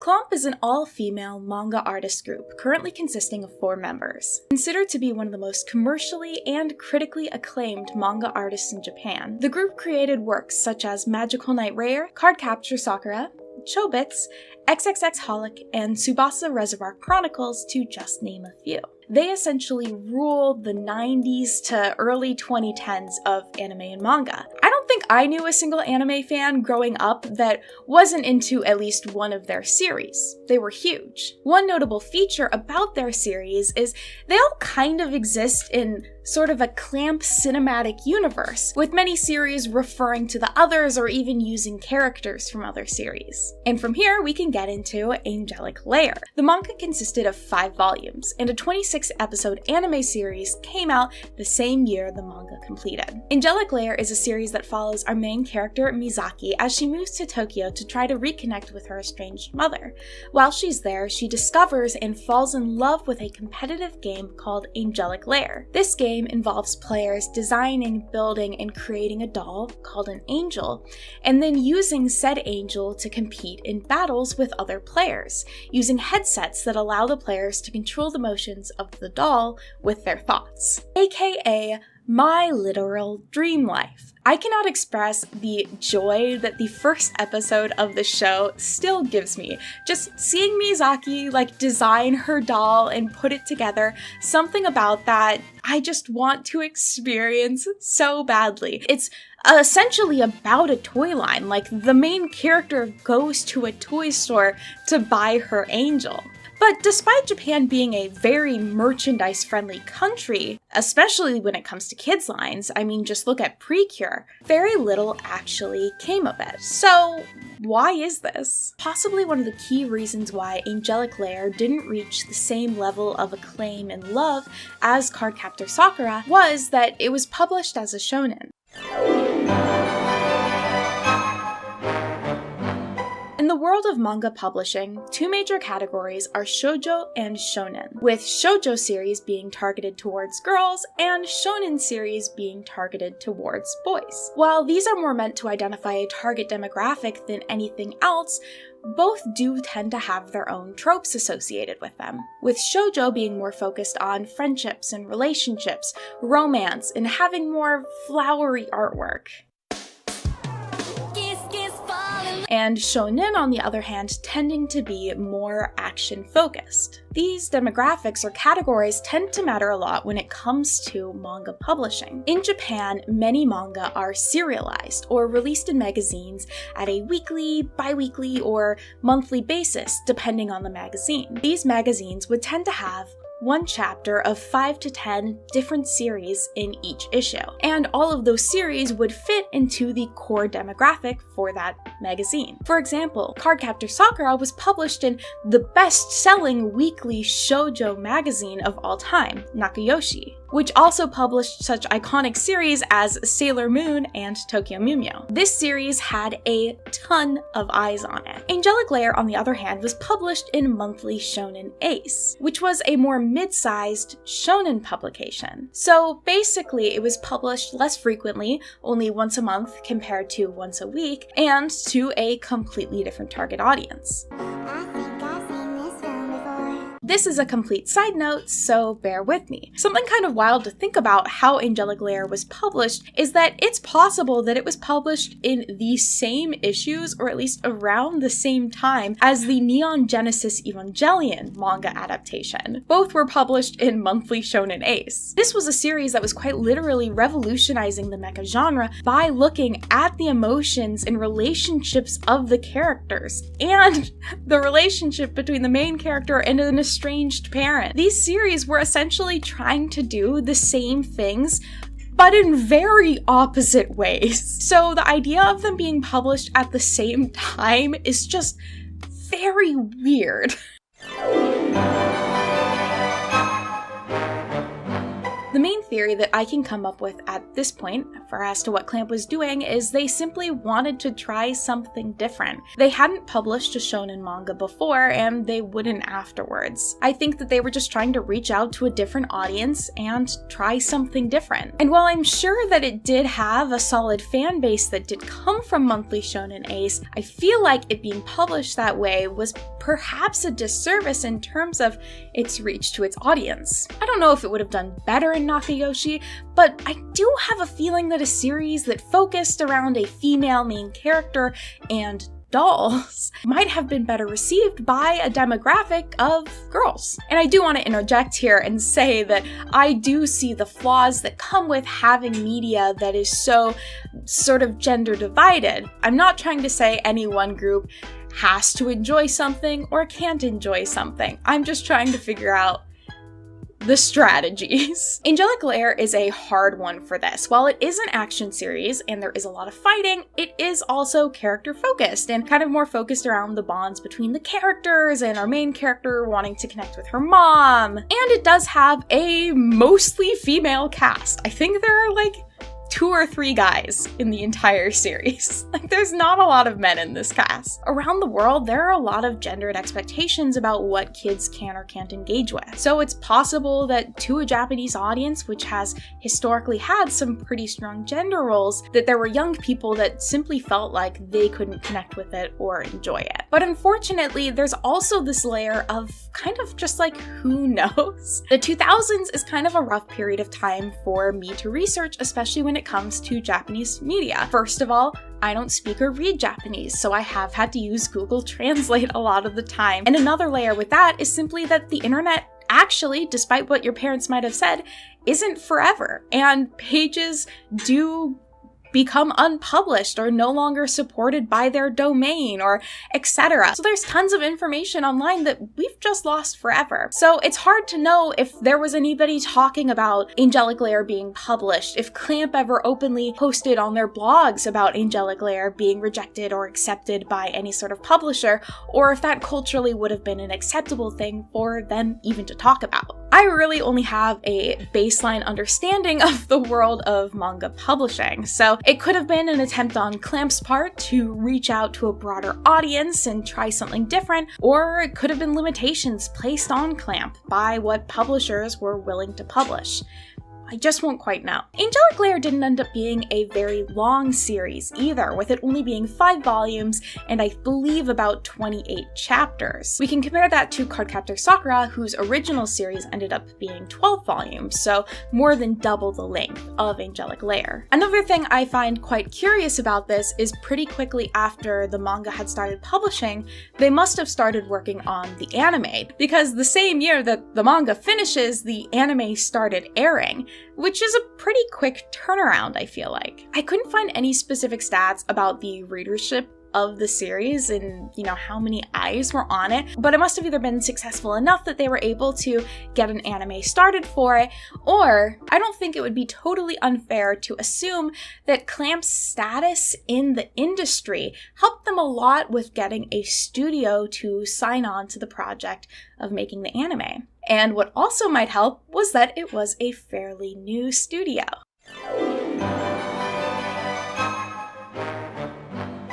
This series was created into an anime by the studio Bones. It was actually only their second TV animated series, which again possibly helped with getting them to sign on. However, they would later go on to create a couple well-known series, Full Metal Alchemist, Ouran High School Host Club, Soul Eater, Space Dandy, My Hero Academia, Mob Psycho 100, just to name a few of the shows that they worked on. Angelic Layer would air weekly on TV Tokyo. While digging around for more information about its airing, one website I found noted that the anime series ended in half a year, and the original work ended soon after that. The most influential reason is that it was made too serious, which I know is partially kind of funky translation, especially with the timelines there, but I do honestly kind of agree with the idea that the show was taking itself possibly a bit too seriously. I think the series maybe wasn't written with the best idea of what exactly it wanted to be, and a lot of critics or users who have left reviews in general kind of agree that it's a meh series. I think that to possibly more adult fans, it would be really hard to be invested because there wasn't a ton of conflict when it comes to would the character win or lose. However, I still believe that this was an enjoyable series as a kid to watch or read, mostly speaking, again, from my own personal experience. I loved this as a kid. So with that in mind, let's dig into the world of Angelic Layer merchandise. So if we're comparing this to Cardcaptor Sakura, it is honestly shocking how little Angelic Layer merchandise there is. I don't have specific stats on this, but I would not be surprised if this was the least merchandised Clamp animated series. They still make merchandise for many of their series, but in terms of the inclusion of Angelic Layer, it's really rare, and the characters really only ever show up if there's some sort of group art promotion where Clamp is, pulling characters from all of their different series. Out of the 130 different items available on the official Clamp merch website, only 6 of them include character artwork from Angelic Layer. One of those being a bar of soap. This bar of soap, I think, is in fact the only thing that you can buy from their website that only features an Angelic Layer character. You otherwise have to get a set of these hand sanitizers or a piece of merchandise that features this group artwork. So again, that is only 4% of all of the merch that they offer right now, including an Angelic Layer character, and only one item that just has an Angelic Layer character on it. And that's today, even with nostalgia goggles and everything. So we have a not super popular manga with a kind of meh received anime, but still you would think that they would make merchandise to try and capitalize off this series, right? Not really. The series would have a typical number of kind of paper products and clear files or plastic folders that you could put files in. But in terms of the merchandise you might expect, there really wasn't a lot of it. One thing that there are a number of different ones that have been shown to exist are garage kits. Now, garage kits are kind of a really interesting corner, I guess, of the merchandise world of anime and manga. What they are essentially is a figure that you put together and paint yourself. So when you look at a figure like this, you might think, my gosh, Mary, you have this no doubt, or you want to get it. No, because it's a garage kit, and I can't paint things. These are what I would consider to be a more expensive, they would be around $100, collector item. I don't think these are things that kids were ever putting together. Also, there's a pretty wide range between licensed and unlicensed garage kits, aka people kind of would make their own figures. I do believe that we have at least one example of a licensed one here, but then we have all of these other ones. I don't know if they're officially licensed or not, and it's really hard to find information about that. So kind of right from the get-go, we can see that the merchandising isn't necessarily aiming towards a younger audience. Garage kits, again, are not something necessarily that kids would be building because there is kind of an expectation of you having things like an airbrush and patience, and they are somewhat expensive. There were 4, technically, figures that were released for this series. They are so fucking ugly. I am sorry. I have seen these figures so many times online. I remember as a kid seeing these figures and being like, ooh, those do not look so good. These were figures that came with attachable arm and leg segments so you could change the poses they are in, which is very cool. And they actually released twice, which is why I mean that there were 4 of them. So they only come with the 2 characters, but they came released with these pink figures and later with these green figures. I don't know why, but these were the only official figures that I can find that were released around the time of the anime coming out. They were also sculpted by the company Red, which is now out of business. So like, yeah, they're ugly. You did a bad job. And then finally, we get to the Takara dolls. Finally, a series about dolls getting dolls. I remember so clearly going online, going to myfigurecollection.com, looking at the Angelic Lair figures that they had and seeing the pages for these dolls, which have so little information on them, and going, how can I get one of those?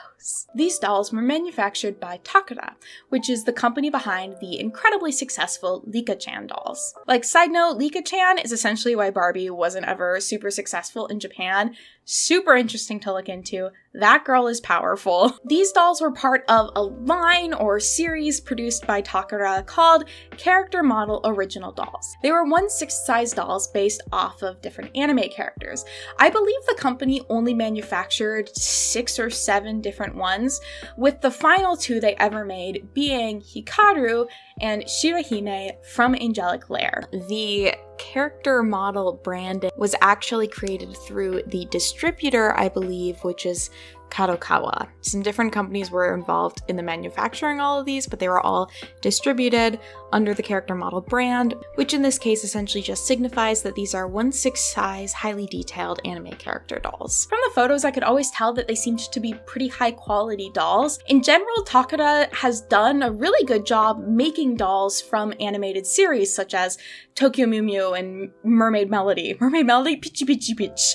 Pitchy pitchy. So they do have a history of making anime dolls, but still, these ones are different. They're 1/6 size, so they're a bit taller than these other dolls, and they just kind of seem like they're on a league of their own. It was really, really hard to find information about them. It's not exactly easy to find information about animes from 2001 in general. A lot of web pages are dead or have been archived, and even if you know what you're searching for, it can be really hard to find the right terms or phrases or to know where to search for it. All I really knew for the longest time was the manufacturer and the distributor. I couldn't even find a price for these dolls. I would Google online and I would find different auction listings, but none of them would talk about the origins of them. Just, hey, we're selling this for XYZ price. Few photos of them exist as well. I swear there are the same couple of photos I've seen time and time again. Listings for the Hikaru doll co-op maybe like once or twice a year at most. The Shirahime doll is more readily available, but the Hikaru doll is pretty rare. But it doesn't seem like these were mass-produced dolls or super popular. And a secret that I have yet to reveal to you in this video is that I own them. Some of you probably already know this. These are my prized possessions currently. I was able to find both of these on Bai. I was able to get the Shirahime one first, and then I was able to get the Hikaru one, but I'm the proud owner of both of them. And they are gorgeous dolls. I do tend to keep them in their boxes because I don't have a proper way of displaying them just yet, but once I do, you better watch out. I'm gonna be posting so many pics of these bad boys online, if only for the sake of people knowing that they exist. And so there are other photos available of them. But I was hopeful. I was thinking, hey, I finally have these in person. There should be a hint on the box, right? For where they were sold or why? No. There's nothing on these boxes that detail their origin in any way other than they were manufactured in Japan. However, we have a few hints here. We can use our thinking caps. The first thing is that there is no information about where it was sold, and right down here, you can't really see it, it says that these dolls are recommended for ages 14 and up, which means these were not intended for a younger audience to play with, likely more so that they are collector items. Also because they come with stands and different kind of customizable pieces, which is a very cool feature of them. It again kind of leans into the idea that these aren't for kids. These are for collectors. Some other factors that help imply some more information about them is, first of all, there isn't a window on the front. The packaging very much does not look like something that you would see in a store. And what also helps imply that is there is no sort of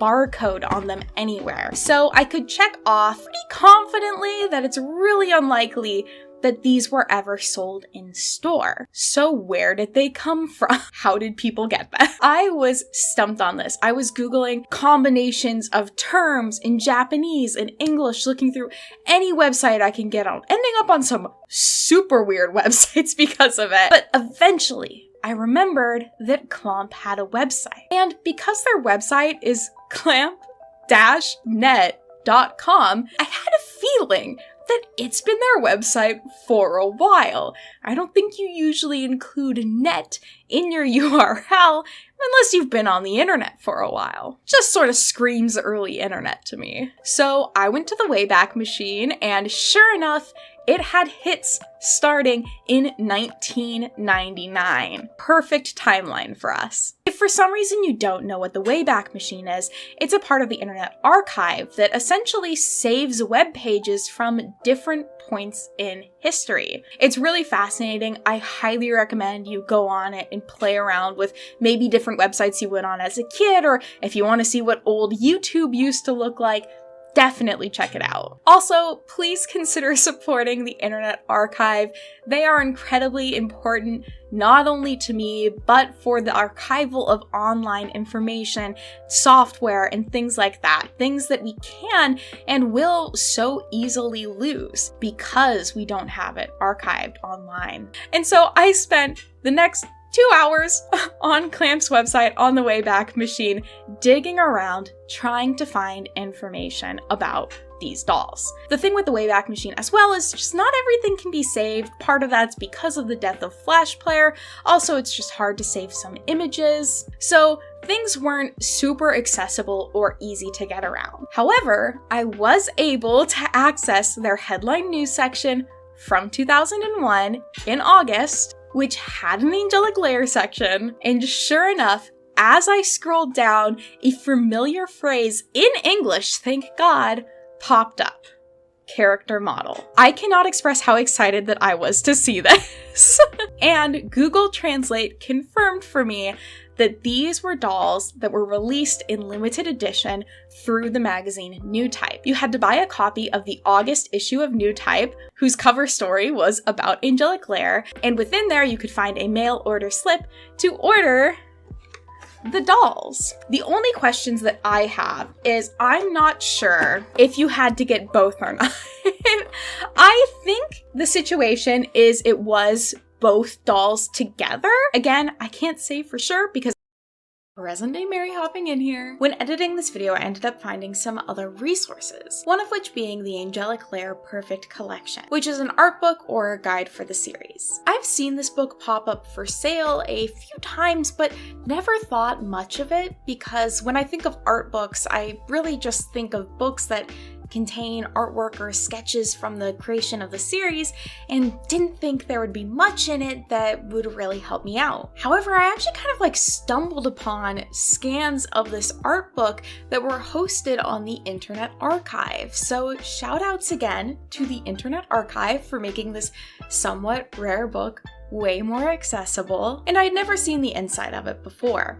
It contained lots of artwork from the series, character sketches, scenes from the manga, bits from the anime, character profiles, but it also had more. It had interviews with Clamp, the voice actors, some behind-the-scene details about the theme song, and it had a merchandise section. Now, this section only highlights a few products, but first of all, confirms that one of the garage kits I wasn't sure about was officially licensed, which is very cool. This one's also just really cute in general. And then right underneath that, it has the dolls, which includes their origins and how much they cost. Literally everything that I was struggling to find information on was just tucked away in a book that I never thought to look in. So these dolls were actually sold individually for 12,000 yen each, which equals about $88 today. I think that's actually a bit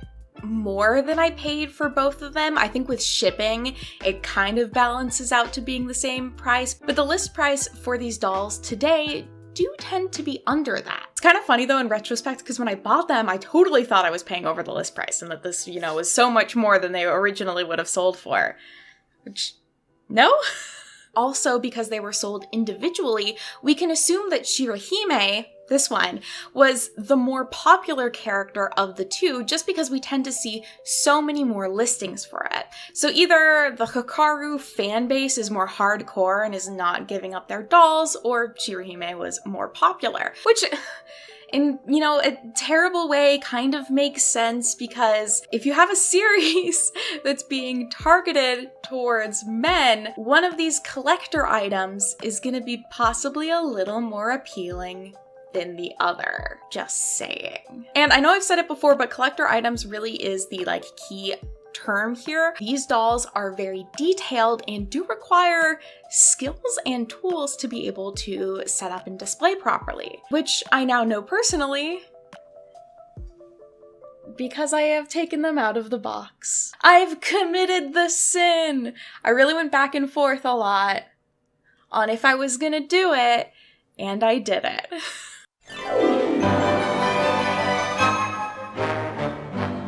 Now, this is not their permanent home. I actually have a glass case on the way to store them in, mostly because I don't fully trust my cat to not knock them over. So they will be moving, but I really wanted to show you all them in depth for this video because, again, we don't have a lot of super close-up footage of these dolls. Taking them out of their boxes was such a cool experience. It was amazing to kind of release these dolls that have been packaged for decades and get to appreciate all of their details. And it was also really scary just because they're so old and I wasn't sure how delicate they were going to be. You can never be too sure how well different materials are going to age or what exact materials they're even made of. So I definitely was working with very careful, if possibly shaky hands. In some ways, they definitely are showing their age. Shirohime is missing a gem on part of her dress, and one of Hikaru's shoulder cuffs was actually breaking off. Also, all of Hikaru's details that were originally gold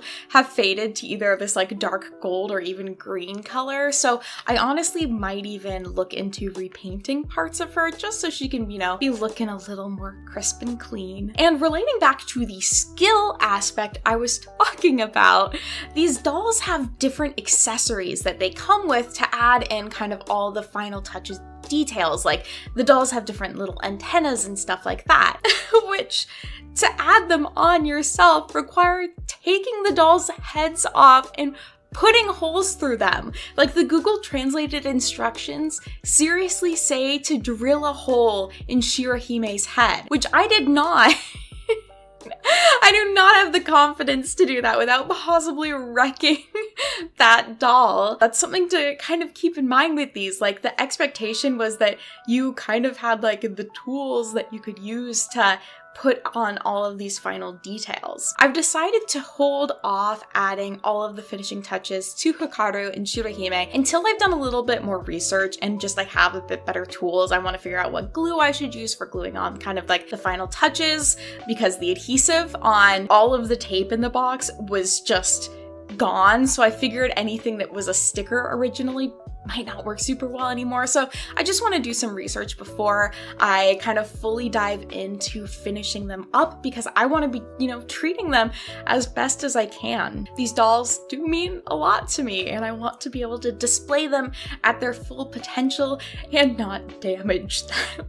the dolls' designs just translate so well into real life. In terms of the posing abilities, the dolls are kind of limited. They're definitely not ball-jointed dolls. They, I kind of got them set up matching the poses on the box art, which was kind of just the main goal for now, for having them look good. And I'll be sure to post updates probably on here in the form of a short, and then as well on my Instagram and other socials as I continue to kind of finish up with these dolls and adding those final details to them. Again, like I was saying earlier, I really want to be able to have these be in their full glory and get some really nice photos and footage of them for other fans to be able to see. And like I was saying earlier, the list prices that I've seen for these is actually less than they originally sold for. So if that comforts you at all into possibly picking them up, I highly recommend looking into it. Just, search for Angelic Lair in Japanese on Bai and keep an eye out for them. I'm overjoyed not only to know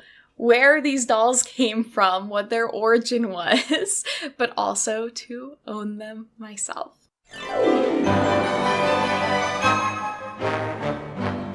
These are dolls that I just feel like were designed and created with love.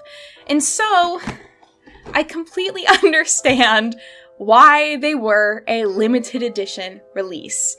These are not kids' toys, these are collector's items. But that does mean that this entire series focused around dolls never had a toy release to the general public. In fact, I don't think even the figures were kind of associated or supposed to be for younger people. They were all more collector focus.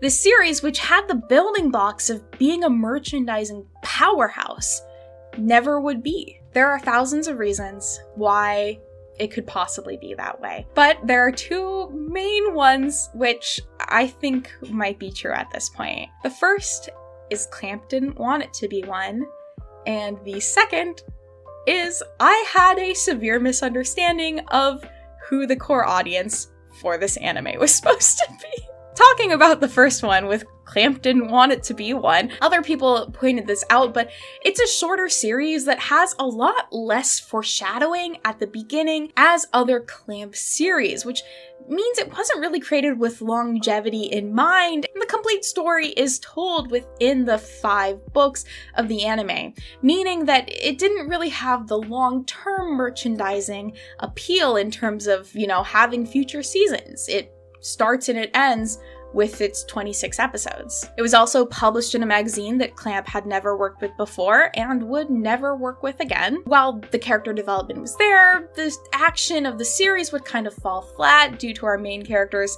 kind of inability to lose. And I really just don't think that Clamp was creating Angelic Lair with the idea that they would have a hit series. It more sounds like that maybe they just were trying something different and they had some characters that they wanted to use, so they ended up making a series around that. And thinking about the core audience, I always figured it was me when I was a young person who was reading and watching this. I loved dolls and I loved technology, and that just seemed like a series that was made specifically for me, but based on the merchandise that is available, it seems like Clamp was trying to reach out to an older audience. So it just doesn't seem like they really thought that this series would connect well with younger people and would be something worth merchandising to them or something that they wanted to merchandise to them. So I kind of feel like at the end of the day, Clamp got maybe more than they expected or wanted with the series, considering the fact that it did end up becoming an anime. It certainly isn't their most popular or it seems well-loved series in any way. Clamp has a number of different series, again, that they're actively making merchandise for, and Angelic Lair just isn't one of them. And maybe it was just never intended to be. Do I think that that's really sad? Absolutely. But I also maybe think it's kind of respectable for the company to decide, hey, we're not gonna try and just make a bunch of money off of this series. That's not what we want to do. Or maybe they knew it wouldn't work. Who knows? So at the end of the day, the only real losers are people like me who for some reason just really like Blanche, but they will never make a doll of her, and I have to live like that. Oh, I also do want to highlight, Angelic Lair did also have a Game Boy Advance game. I just want to throw that out there. I know I didn't talk about this in this video. I'm probably never going to cover it because it's in Japanese and I'm dumb. But I just wanted to throw that out there as well, that they did have a Game Boy Advance game. So again, more of a focus on who is the audience, Clamp. Thank you all so much for coming on this deep dive into Angelic Lair, its history, and these dolls specifically. I'm so happy to have them. I hope I get some really good B-roll of them and you're like, wow, those are really cool dolls. So I can be like, wow, yes they are. I really enjoy doing deep dive videos on this channel about a variety of different subjects, and I'd like to do some more about dolls in the future. Alright, thank you all so much for watching. If you enjoyed this video, feel free to give it a like, subscribe if you would like to see more of my face, and I will see you all next time. Bye-bye. The 80s was a powerful time aesthetically. Big hair, lots of colors, and lots of science fiction. Technology was at a turning point, space exploration was growing, and Barbie was making Mattel over $430 million. This all combined would make who I consider to be an icon of the time, Spectra. A metallic, lacy, spacey, out-of-this-world doll with colorful hair, amazing makeup, and she also is technically a teenage alien. And so when a company makes a doll, how do other companies respond? They make a dupe, or a knockoff, or a heavily inspired rival product. So in 1986, when Mattel released Spectra and her group of space friends, Tonka responded in 1987 with Aurora. The future looks beautiful. Knocking on my door? While some could argue that Barbie herself is a bit of a knockoff, her release in 1959 started a huge trend in the United States of the 11.5-inch fashion doll. Creating a doll that could look similar to or share clothing with Barbie not only made for more play opportunities, but more profit, which is what these companies were really going for. A lot of these knockoff dolls from the 60s are actually specifically referred to as clones, and I think that that's because a lot of them would use almost identical or replicas of the actual Barbie face molds as they were made in Hong Kong, and legislation around that was a bit looser at the time, or at least harder to legally manage. While the popularity of making like exact clones of course faded with time and lawsuits, other toy companies would constantly be looking towards each other for inspiration or to try and compete with the new things that everyone was releasing. And this competition really only grew through the 80s and 90s, and of course still exists today. The toy industry is not only incredibly profitable, but it's also incredibly competitive. And Mattel would also be guilty of trying to hop onto the bandwagon of other toy lines. While we could look at Bratz and My Scene, one of my favorite examples is Hasbro's Jen and the Holograms, which was a show that connected with a toy line released in 1985 and 86 respectively. Mattel responded with Barbie and the Rockers. Barbie and the Rockers! They essentially made up a band for Barbie to be in to compete with Jen and the Holograms, and kind of the sphere of like a musical tie-in toy. There's a lot bigger of a story there, of course, but the main thing to know is competition was fierce, and doll lines would only become more and more unique in an attempt to outsell or outshine competitors. Which leads us really neatly into Spectra. Spectra coming soon from Mattel. If you're looking for unique, here she is. The Spectra line of dolls consisted of 4 feminine dolls, 1 masculine doll, a dog, some accessories, and a bed that was designed to buff their metallic bodies. I love this bed conceptually. I think it is so cool. It's very unique. It's supposed to be like a vanity as well. I don't know if the aliens like technically need to sleep in their world, but yeah, it's supposed to like buff them so they stay really shiny. They really leaned into like the uniqueness of the metallic metallic bodies, which I think is very cool.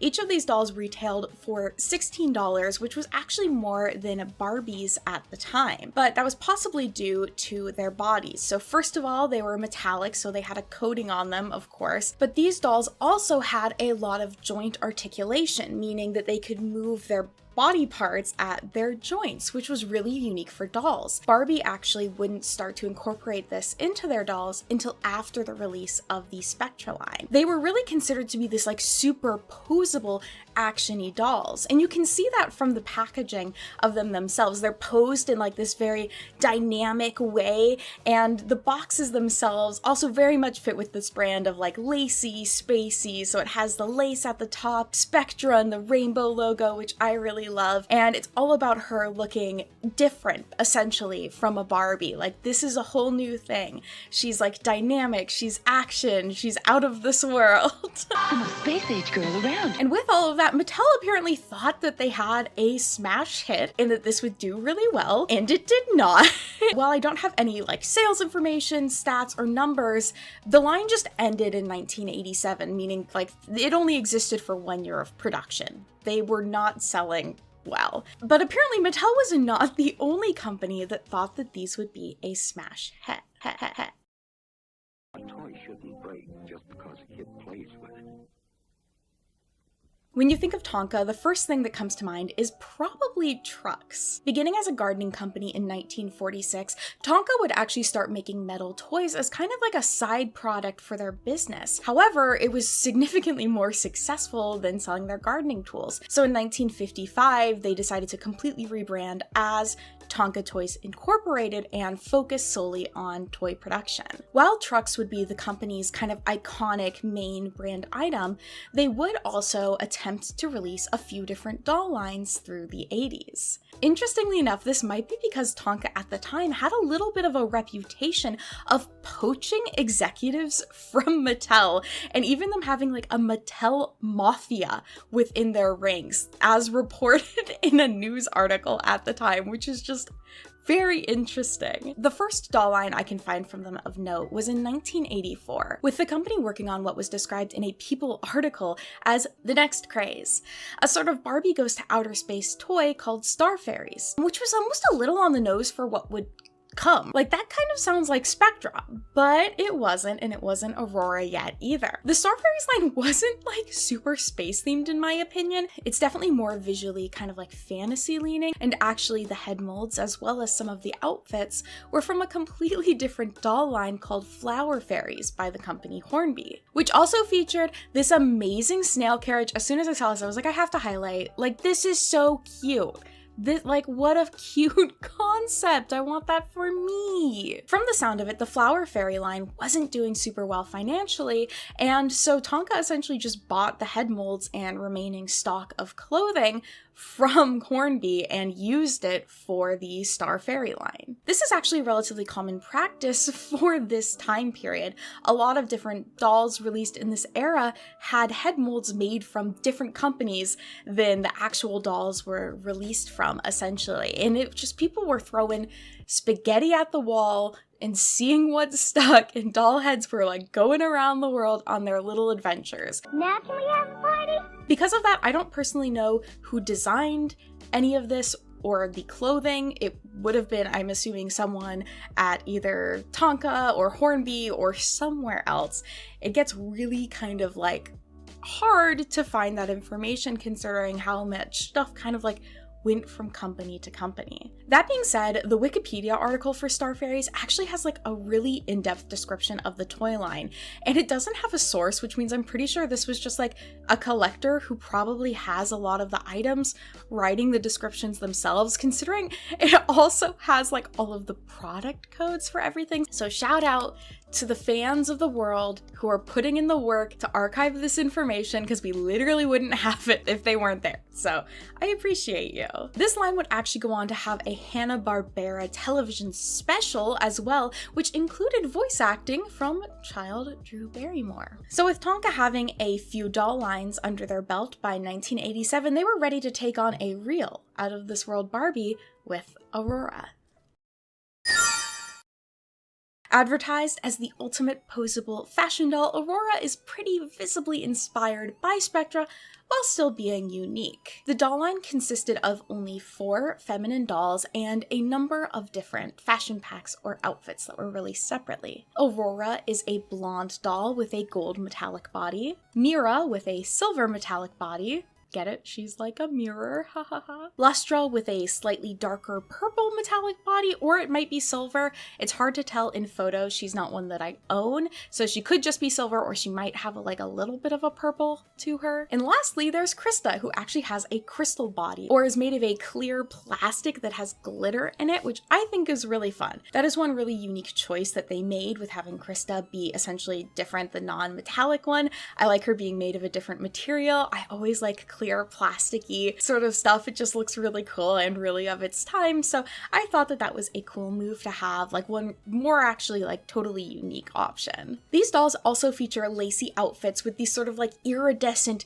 dynamic patterned skirts and sort of like shawls and capes. They also don't have shoes, but like I don't blame them. Do you really need shoes in space as a metal alien? I don't know. I don't think it like detracts from the looks from them not having shoes, considering the metallic body already looks really cool. And I will say, I do personally think that the outfits between Spectra and Aurora are quite different. I feel like Spectra has a lot, like leans really into the lace, whereas Aurora doesn't like quite as much. I mean, they're obviously both lacy, but I feel like Aurora utilizes the other like shiny fabric a little bit more than Spectra does. The hairstyle of these dolls also I would say is like slicker than the Spectra line. Spectra has this like big volume and they actually have tinsel in their hair, which looks very 80s and very cool, whereas Aurora went for like a much more pulled back look for all of them. They still have colorful hair, but they're much simpler styles, and I also think it would be easier to like maintain the way the doll hair looks and have it keep looking nice. Like the Spectra dolls, I feel like that would get quite fuzzy over time. Spectra, I'd love to fix your sparkling hair. It also probably was just like frankly less expensive to do the more slicked back options. But of course, the one thing that really stands out to me with the doll line is actually their eyes. If you haven't already noticed, these dolls have crystals instead of painted on eyes, which I think looks so cool. It gives them this really like spacey, out of this world, inhuman look. And actually the reason for the crystal eyes is again down to the head molds. So the head molds were again reused from a different company. These heads are actually from the 1983 Starry-Eyed Bride collection from the Flower Princess line by Creda. Now I will go more in depth on Creda in a future video because I'm planning on covering a doll line specifically released by them. Interestingly enough, Creda would release a one-off doll in the Flower Princess kind of brand called Stardust, which also seems to be kind of leaning into the spacey vibes of Spectra and Aurora. Very little is known about this doll, so I don't know what year she's from and how that like lines up with the timeline, but I do think it's really interesting to have another doll company kind of put out a like spacey, out of this world inspired doll around the same time. The 4 dolls of the Aurora line all share the same flesh color, which is unfortunate considering at least Mattel had a bit more diversity within their line for the head color of the dolls. These dolls are also shorter than the Spectra line. I think they're about 9 or 10 inches, whereas Spectra, I believe, is the 11.5 inches, kind of same as Barbie. That does mean though that they might not be able to share clothing, which is also a little bit of a bummer considering how similar they look. You would think that they would all like fit pretty well in the same universe, but maybe Aurora's like Spectra's younger sister, you know? You also may have noticed through this video that I do own 2 of the Aurora dolls. I actually got these from an estate sale auction, and I think I got each one for about $15, which I would say is a pretty good price. I want to note that I've seen listings online for these dolls for really extreme prices, and I frankly, like, no matter how cool you think these are, don't recommend spending like over $100 on them. I don't think these are worth that much. I get really frustrated when I see people on eBay listing a doll like this for like $250. These dolls, at least specifically, were sold at Hills, which was a discount store. They really specialized in toys at some parts of their business, so I don't know if these were exclusively sold there or if Hills worked like a TJ Maxx where they bought leftover stock and sold it for cheaper. Their listed price was $11.97. Not, I feel like, enough quality rise or frankly like historically wise for collectors to justify $250 on them. I know there's so much nuance with that conversation of how much stuff is worth that I can't get into in this video, but I'm just throwing that out there. I did not buy these for that much, and nor would I recommend anyone else buying them for that much. The other interesting thing is Hills, the company that sold these dolls, also would have sold Barbies, and assuming would have sold Spectra dolls, so it's kind of funny to think of these actually being on a shelf next to each other and like a kid having to go through and pick between them. I don't know why I find that so interesting. The 80s is a time period it's kind of hard to find like flyers from stores, pricing informations, photos of toy aisles. Like, are you gonna waste your film taking a photo of a toy aisle? Probably not. So it can be hard to reference things like pricing and sales demographics. So while I don't know exactly how well the Aurora doll line did, we can also assume that it kind of had the same fate as Spectra, considering we only had one release of the dolls and they also faded away after 1987. She's twirling down from space with galactic fun for you. So looking back on it, I think both doll lines had a lot of cool and really unique ideas, but were perhaps just like a little too gimmicky and too outside of the norm. Like with Barbie and the Rockers, they did give Barbie like a more dynamic look to match the style of like rock stars at the time, but it was still Barbie and it was still pretty consumer friendly. The Spectra dolls really took that and like cranked it up. It really seemed like Mattel was testing the waters of how far they could go with taking their dolls outside of the box that consumers would still like. Frankly, I think they lean more into the fashion style of Jem and the Holograms with the geometric makeup, really big colorful hair, and fashion styles that are a bit more outside of the norm for Barbie. But I think they just went a little too far. And while I love these dolls and enjoy them aesthetically today, I could understand consumers maybe not wanting to risk getting their kid or buying themselves a doll that was just like that weird and wasn't gonna quite match up with everything else they own. Now, I have seen a number of posts online with people talking about how much they loved their Spectra dolls or Aurora dolls, and that makes me incredibly happy to see. I think that this was just such a unique line of dolls, such a thing of its time, like the epitome of 80s retro futurism, essentially. And so I really love them. I think that they're really cool, and I'm glad so many other people did get to enjoy them, but it just comes down to the world of toys needing to be profitable, which means we lose a little bit of that uniqueness. But that competition that I mentioned at the start is what got us here in the first place, which I do think is kind of cool. I hope you all have enjoyed this dive into the world of Spectra and Aurora with me. I really enjoy making these doll sort of history videos, and I do have some more planned in the future. If you played with or enjoyed the Spectra or Aurora dolls, I would love to hear more. It's honestly kind of hard sometimes to find Aurora dolls online because of the Disney princess with the same name, so you have to be smart about how you search for them. For the time being, I do think I'm gonna keep my dolls in package, which is funny because I don't like the packaging. As some of you know, I am a big fan of packaging. I find branding and packaging really fun and exciting, but I'm just not a huge fan of this. However, I don't have a good idea of how I would like to display them. So unless I come up with a really cool idea for how I'd like to put them up, they are just gonna keep hanging out in their boxes here. Thank you all so much for joining me. Feel free to give me a like if you enjoyed this video, or subscribe if you would like to see more. Join the Discord for alerts for any time I go live on Twitch or post a video on YouTube, and I hope that you have a fantastic day. I'll see you all next time. Bye-bye.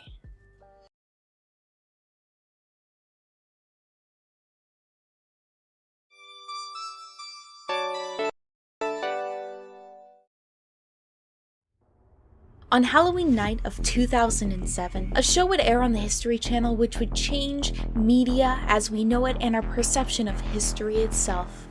That show was Monster Quest. Science searches for answers on Monster Quest. So if you don't already know this about me, I love going to my local half-price books. Do I actually read that much? Maybe not. But my local half-price books has a bookshelf full of secondhand PC games. And you know what I love? secondhand PC games. Because there are so many PC games that I believe are maybe forgotten to time, a little bit old, a little bit outdated, that I think deserve a broader audience, I'm starting a little bit of a series on here called Thrift Games, where I find a game while thrifting and then we check it out together. Because we're gamers. We're gamers. I put 4,000 people in the field. Gamers. I'm also, of course, wearing my current favorite Value Village shirt. I put 4,000 people in the field. What does it mean? So I have my thrifted look, and I have my thrifted game. Today we're going to be checking out Monster Quest, a PC game published in 2008 based off of the History Channel TV series. The series aired from 2007 to 2010, and it was about the search for various different cryptids around the world. Now, there are a wide variety of different episodes.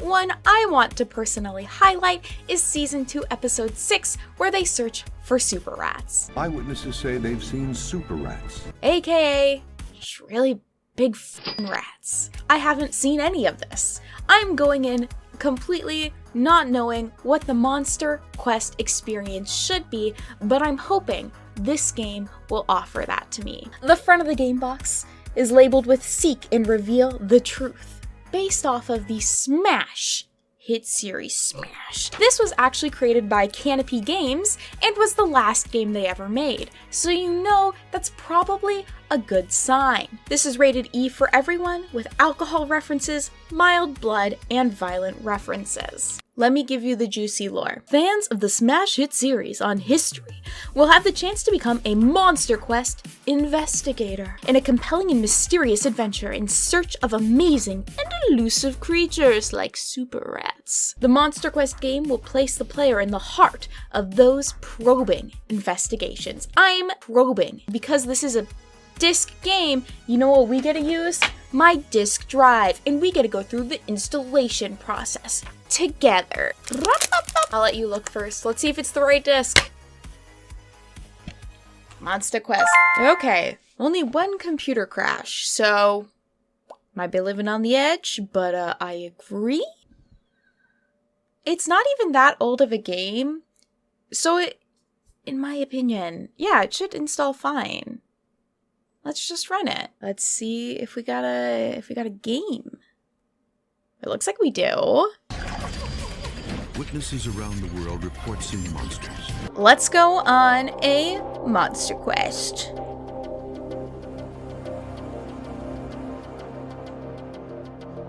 I think we can probably skip instructions.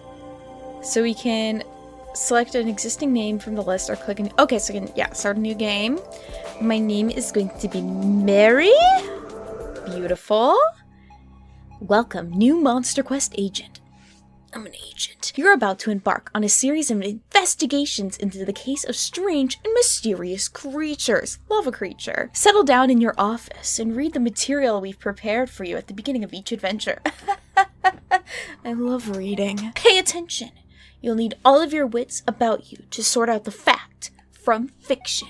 Then get ready to travel to distant places, interview fascinating people, and discover the truth behind the legends.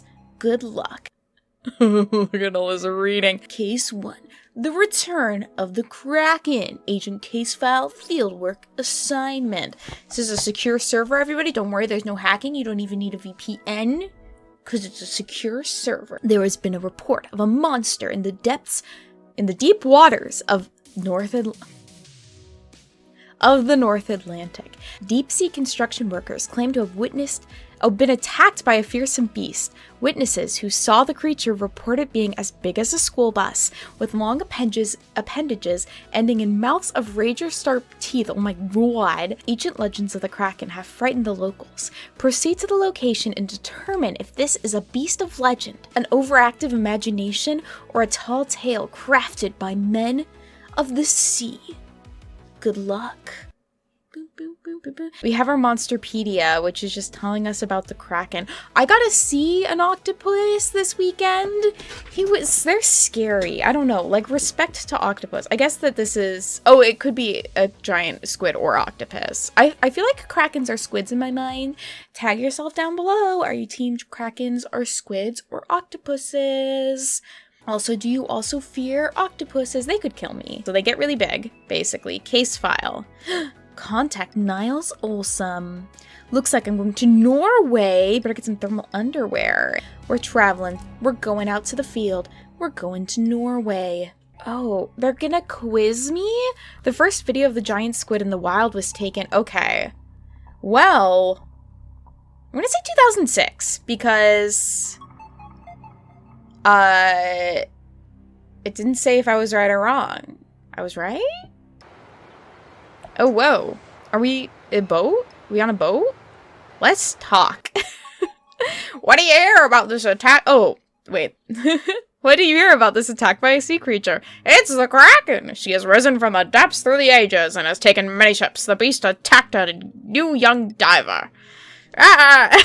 Do you know the name of the diver by chance? I'd be happy to direct him to you, but I don't recall the fellow's name. The crew list is in the toolbox. The combo is written someplace. If you could find the combo, it would help. Okay. An old sea dog named Niles Olsson. Oh, so he believed the Kraken. He believed the Kraken. Let's go to the deck of him. Ooh, boat vibes. Don't forget to search across multiple screens. What? So this is like a little point-and-click adventure. This chair is as old as Niles. Oh, we're looking... Oh! Okay, so this is exactly what I thought it was. If you don't know, welcome to A Little Moment Mary Calls. What is the genre of this game again? Welcome to Is This a Hidden Objects game? The answer is yes. If you don't already know, Hidden Object is a very popular genre of game for, I hate to say it, but like cheaper game development. It's usually where you're looking at like one image and kind of like I Spy, you have a list of things you need to find and you click around until you find them. So in this case, I need to find my lock combo, book, compass, sextant, life vest, whistle, wrench, screwdriver, drill, bolt cutter, pliers. And a whistle, apparently. I should call my mom. I should also call my mom. Ooh, we got the combo. So now when we find the toolbox, we have the combo. I don't know what I just found. What was that? A pile of random metal. My favorite snack. How do I get out? Map. Ship deck. Okay, here we go, here we go. Toolbox. Can I combine? Oh, we hacked in. Man, this place is messy. I gotta clean up. Looks like they hauled this up in a hurry. Do you think they were catching a Kraken? Why the fuck were the pliers there? I really can't, like, actually see anything. Oh, there's a wrench. Why the fuck was a screwdriver there? Who designed this? What? Everything here is so orange. I'm sorry. I was not gonna see that. Okay, so, hey Niles. Oh, his name is Rolly Tuscan. He's pretty scared. Don't think you'll ever get him in the water again. That monster took a piece of him, you know. Tore his suit to shreds. Are you Rolly? Can you tell me about the monster? I don't like to talk about it. It came up behind me when I was doing deep sea construction. I could feel it watching, then out of the blue, it grabbed my arm. I used a wrench to beat it away. Then I escaped, ripped my dive suit. What did they do with the suit? All this talk is bringing back that horrible day. I don't know, the ship's oceanographer took it. I don't want to see it again, it haunts me. Will you take me to the dive area? I might if I can find the GPS coordinates. I don't know where we were. I'm now looking for a bunch of pieces of a dive suit that are around, you know, just thrown around very carefully in this room. Oh, so the bridge... I doubt a suit fragment would be here. A red bottle is, though. Okay, then I need a GPS data disk. Is there an eject button? Oh, the disk has the coordinates and the location of the underwater dive site. Pog. Okay. They're just gray. Just look for little gray blobs around. Bad game. It's not in the other space for some reason. Why the hell is part of his suit Here! This makes no sense! Gather all the dive gear and I'll take you there, but I won't come with you. It's next to a bottomless pit filled with evil creatures. Hell yes. There are cameras recording the construction. Oh, so we can look at the film. I don't want to see the film. I don't even need to, like, go down. I can just look at the cameras. Why do I have to go down? Was that a gun? Pew, pew, pew. Okay, I need the O4 tank. O4. And a dive mask. I don't actually know what a dive mask looks like. I've never done any diving in my life. I'm also very afraid of finding a sunken ship. Oh, good thing I can just go down without a mask. I've never actually needed a mask in my life. I'm a mermaid, so I just vibe, you know? So all I need is my dive mask now. Where is the dive mask? Are they drilling for oil? Am I, like, supporting the fracking industry? Is that the 4,000 people I've put in the field?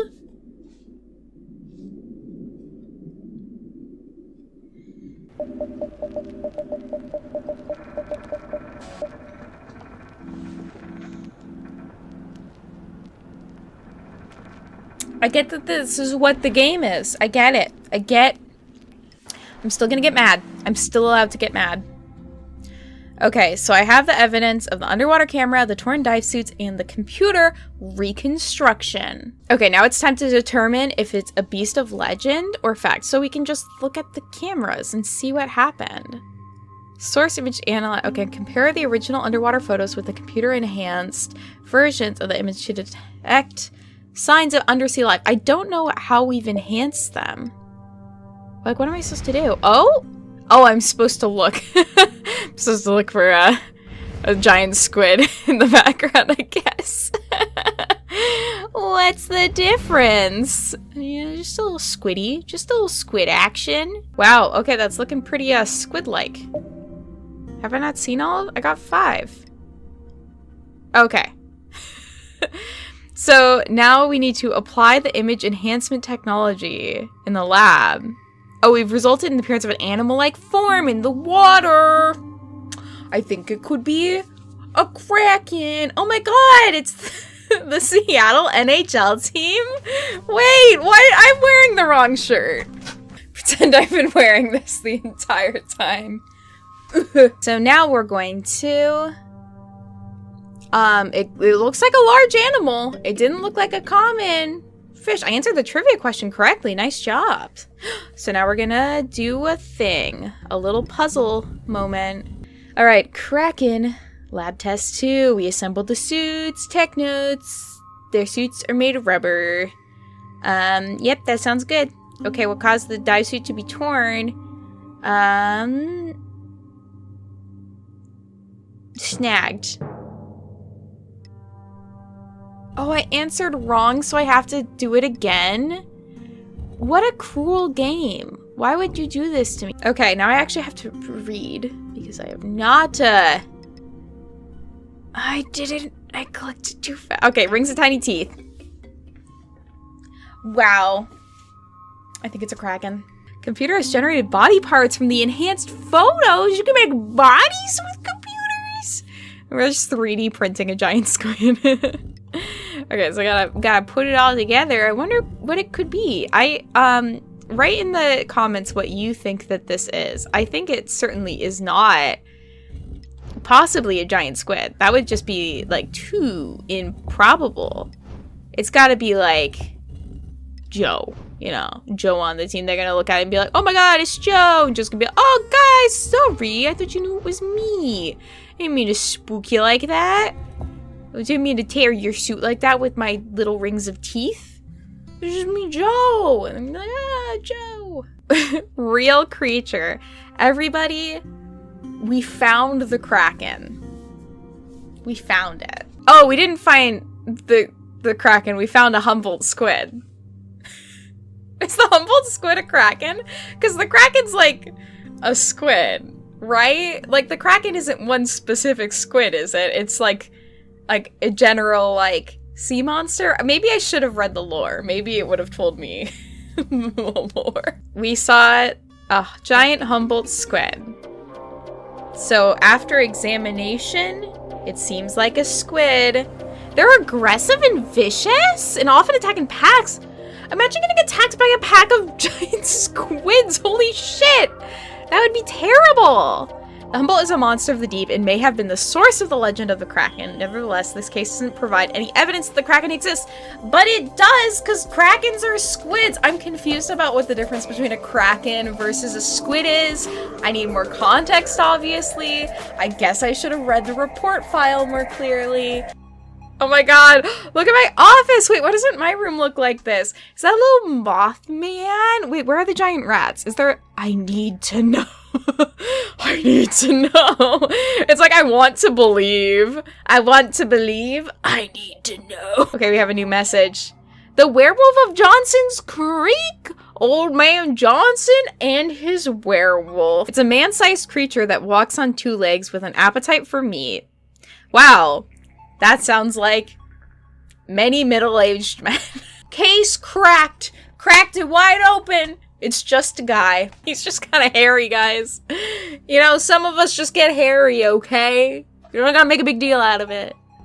They're going to Whittleton, Wisconsin. Yeehaw. Wow.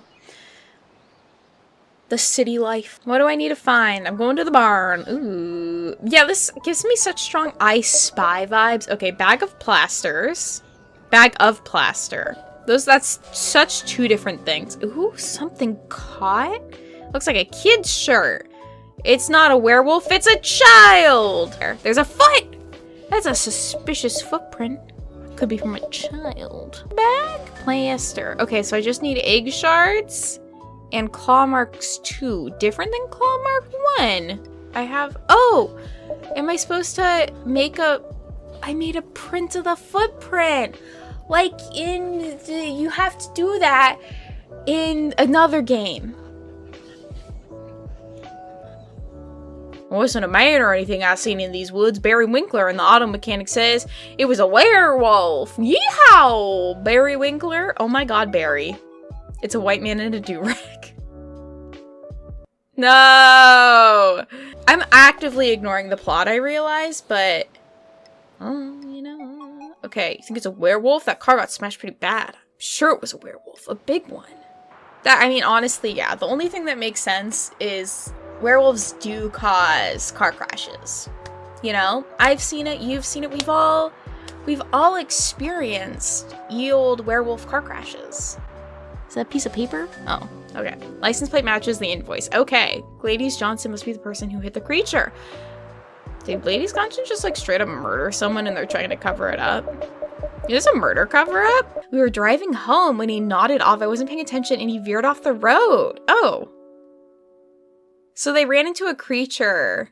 And my quilting club certainly wouldn't like a monster story. What a boring quilting club.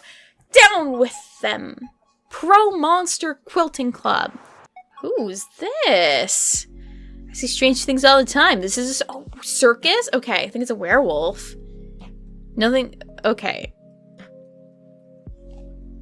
Tell you what, I'll give you a full tour of the circus. Okay, so it's obviously something from the circus. Was this an actual episode? Next NBA star. It's this bear, obviously. Wait, what? Why? Why? Why is the bear the whooping bear? I like solved the case already. Can I use the scissors on something? Can I use this? Return to the map. You've opened a new area and I broke into the trailer. I broke into the bear's trailer. Okay, we finally did it. We found all the clues. It was a bear. I don't need to do this plaster casting. Why is it broken? Oh, don't make me do this. I don't want to do this. I know it's the bear. Can I just accept that I'm right and like retire from this experience maybe? I think I'm ready. I think I'm ready to retire from this experience. That was History Monster Quest. Thank you all for joining me for this little experience. Let me know how you felt about it. If you'd like to see me check out other games I find at thrift stores. I feel like this would be really fun and gives me a good excuse to go to Half Price Books because I love Half Price Books. I'm a big Half Price Books fan. I give this a review of, I don't think it's good, but it was made in 2008. I'm not mad, just disappointed. Thank you all so much for joining me today. If you enjoyed this video, feel free to give it a like. Subscribe if you would like to see more. Feel free to join the Discord if you want to receive alerts anytime I go live on Twitch or post a video. And I will see you all next time. Bye-bye.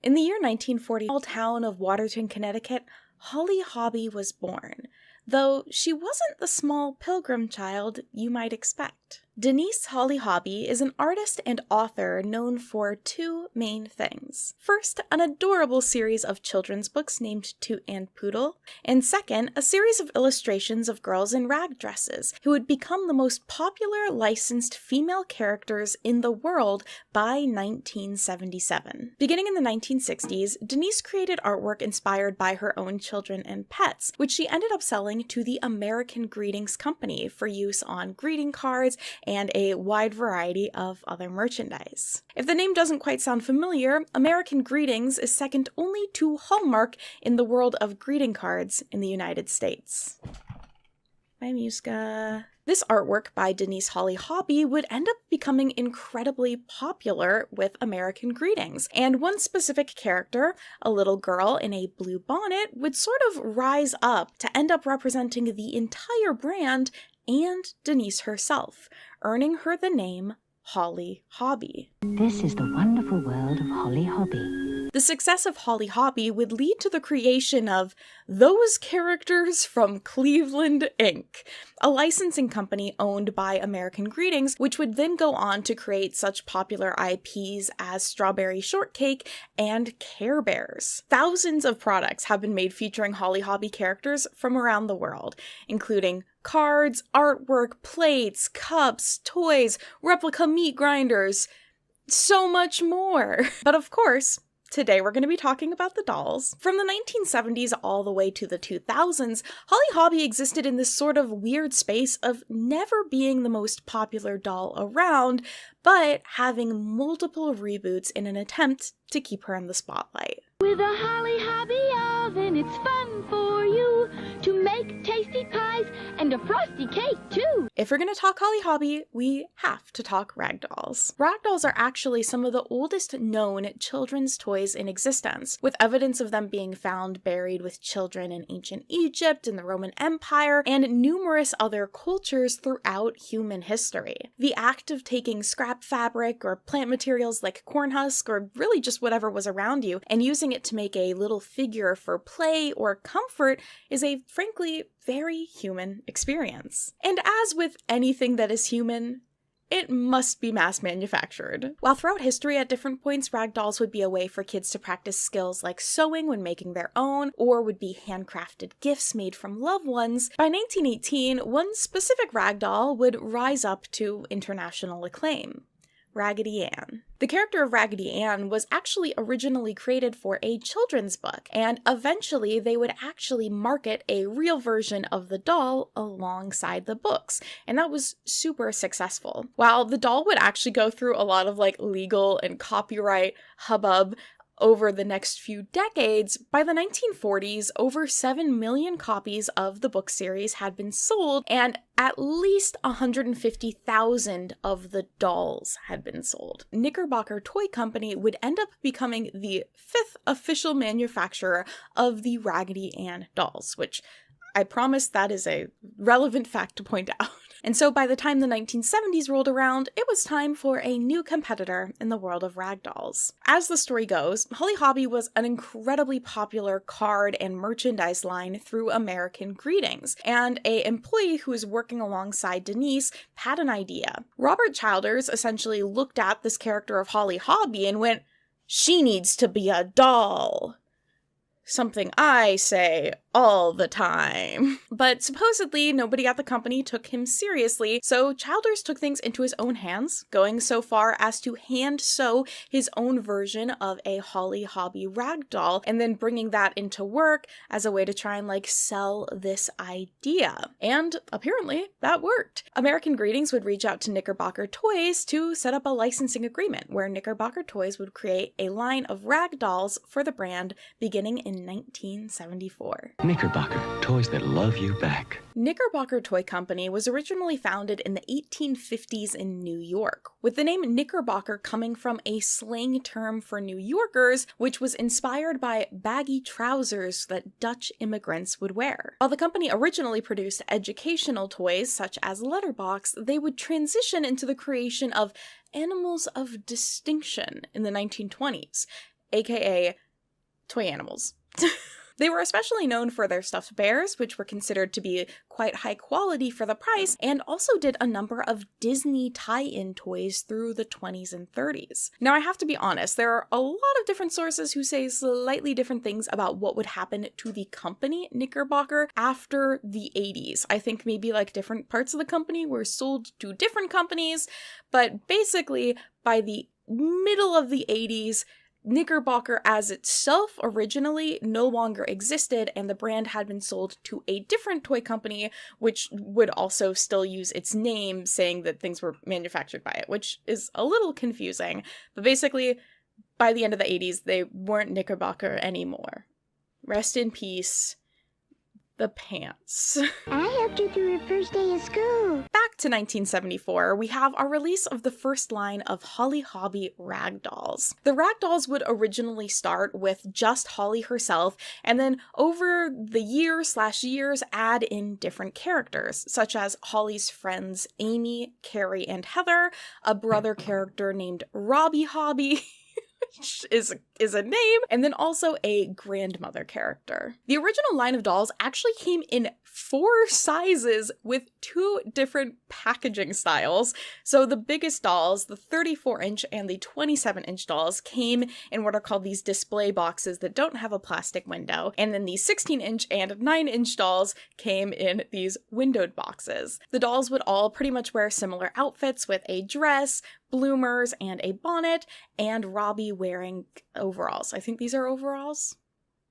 I don't know what he's doing. And then over the next few years, different variations of these would be released. In 1976, a bicentennial doll would come out, of course wearing red, white, and blue, like a patriot that she is. And then also really small miniature versions of the doll would come out, standing at only about 5 inches tall. The Holly Hobbie dolls would be advertised as being an American tradition, and that children would find happiness with them. And also that there being a brother doll makes it like real life. Because apparently boys exist. 1977 would bring a new line of the full-size rag dolls to market with the Dream Along doll that featured Holly, Amy, and Carrie in pajamas with outfits that had like little pockets on them that pets could go in. They all had their own little pet, which is so cute. When I think of a rag doll, I do think of something very cuddly that you would like sleep with at night. So her in her little pajamas, that super works for me.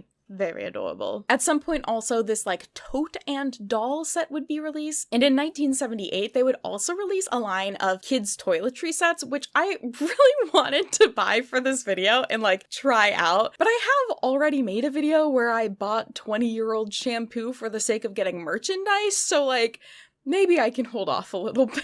In 1980, a new Holly Hobbie doll from Knickerbocker would be released, quite literally named a new Holly Hobbie doll. Named Little Girl Holly, she featured more pastel-colored clothing, so I think she was supposed to kind of represent a younger-looking Holly.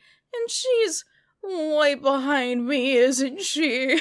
That same year, a day-to-night Holly doll would come out, but unlike the Barbies of the time who were shedding jackets and reversing skirts to go from work to a night out, this Holly was simply closing her eyes to go to bed, which used kind of like little holes where her eyes would be, and you could push up and down the fabric to make it look like her eyes were open or closed. She's just a sleepy girl, you know? But these would not be the only rag dolls of Holly in this era. Like I was saying before, rag dolls have long been a handmade tradition. And so keeping up with that tradition, American Greetings licensed Holly for doll crafting kits by Avalon, which were a no-sew, kid-friendly crafting kit where they could create their own rag doll. Confusing the whole origin of these rag dolls as I understand it as well, in 1973, McCall's Patterns also published a pattern for sewing your own Holly Hobbie rag doll. Now, again, this is where the timeline gets tricky because I assumed, like, the guy made the doll and then they were like, oh yeah, we should make rag dolls of these. But because there's these rag doll patterns, I'm like, okay, did he make the doll and then they were like, ooh, okay, let's make them so they're like ready to buy manufactured, but let's also make patterns. And so was the pattern maybe quicker to make than the ready to make manufactured version? So the pattern came out earlier than the actual doll. I will say the dolls from this pattern do end up looking different than the ones that were like mass manufactured. So like maybe they had made the pattern and then Childers was like, no, we gotta make this so the kids can have them like right away.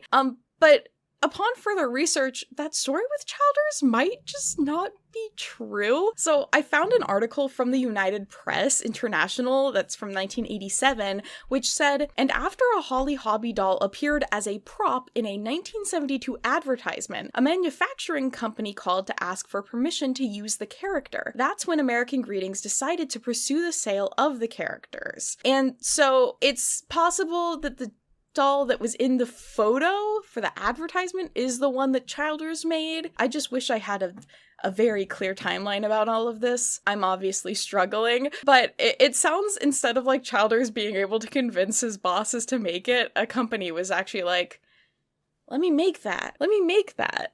Holly Hobbie cakes. And while you might now be feeling, oh, phew, we are done with that era of dolls, no. We have more. You see, not only was Knickerbocker creating the rag dolls, but they also released a series of vinyl dolls based off of the characters. The first line was released in 1974 and were 12 inches tall. I think these are like a tiny bit more on the rare side, at least to find in their original packaging, but they did have really lovely detailed dresses and bonnets. They also have like very interesting head shapes. It's a very unique doll in terms of appearance. Then a 6-inch version of the dolls would be released. And I think these ones ended up being a bit more successful because they would actually have outfit packs and playsets released for them. This line included Holly, who came with a gardening set, Carrie, who came with a pet cat, and Amy, who had a baby, which I'm hoping is not her sibling. The parentification of children is cruel. Free Amy. The fashion packs consisted of both repackaged versions of the characters' outfits, as well as some new outfits, like this adorable raincoat, this dress set, and this pajama set. The playsets for this line are so cute. One of the first ones and easiest ones to find is this gazebo set, which came included with a Holly doll, and how it would work is you would kind of lower these walls, and they would be like a picnic and bench and things around the gazebo, and then if you put the walls back up, it would turn it into a carrying case. And so I just find this like a very delightful toy idea. Another playset was the Secret Dollhouse, which I am admittedly obsessed with. This was a set where you could have your doll stand up at the top of it, and she wore this really long skirt that would conceal her secret house underneath it, which consisted of like a living room kitchen, a bedroom, and closet. This house is really detailed and amazingly adorable, and I'm definitely gonna like casually be keeping an eye out for this for myself because I think it's so cute and it's such a fun little concept to have it like easily, you know, hidden away so it's just some cute room decoration, but it's also a toy. That's so fun! But then the house decided it would come out of hiding, and a non-secret dollhouse would also be released for the line, which would be a 2-story charmer with a kitchen, bedroom, and a porch, which again, very nicely detailed and incredibly cute. And because of course no doll line can resist the siren song of a baby doll, a Holly Hobbie baby would also go to market. Baby Holly Holly would consist of a plastic head and soft body, and was designed to be something that you could love, care for, and scold.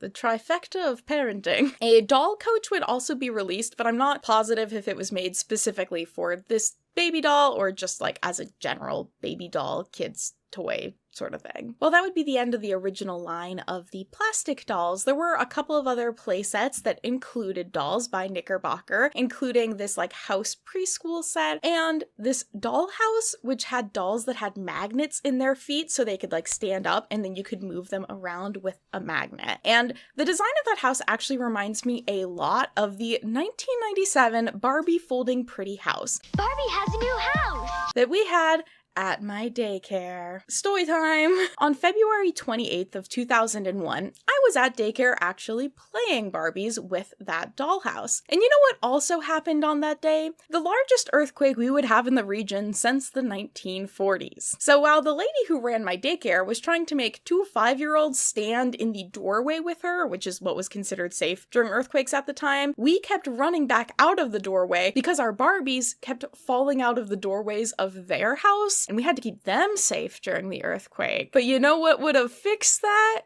If the Barbies had magnets in their feet. So the moral of the story is if Barbie just had magnets in her feet, like the Holly Hobbie dollhouse, that would not have been an issue. I almost died, Barbie. Wait a second.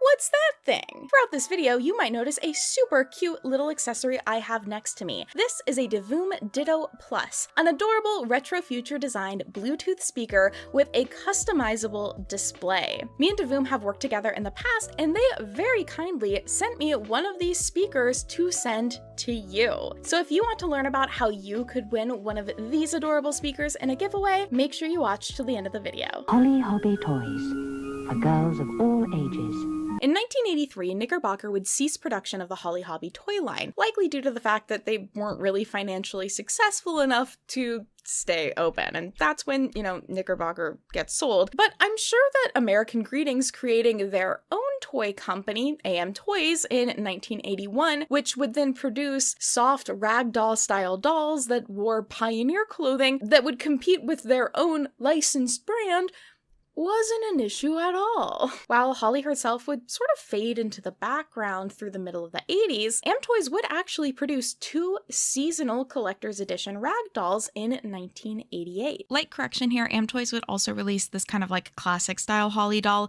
in 1987, so 1 year before the holiday collector's edition ones. These would be released for the holiday season and were made exclusively for the discount store Zire, which was an East Coast store, so I know nothing about it, and I'm sure I'm also saying its name wrong. These 2 dolls were kind of like the classic rag dolls, but also included a exclusive Christmas time ornament. And this would also be the first time we ever see a non-white version of a Holly Hobbie character. If you didn't pick up on it already, the Holly Hobbie artwork and brand characters were, as far as I could tell, exclusively white. And now in the case of like the original artwork, which was inspired by her children and pets, I can understand. But once it did become like a licensed character and brand and there was a ton of merchandise being made for it, it is kind of shocking that there never seemed to have been any push to represent the girls as having any skin color other than white. It wouldn't be like a huge change to make for them to just have different skin tones. You don't have to like change the outfits or the aesthetics at all. I mean, a likely reason why there wasn't a push for this is the new right conservative group in the 70s and 80s was very much on the rise. Like, we had Reagan in power, and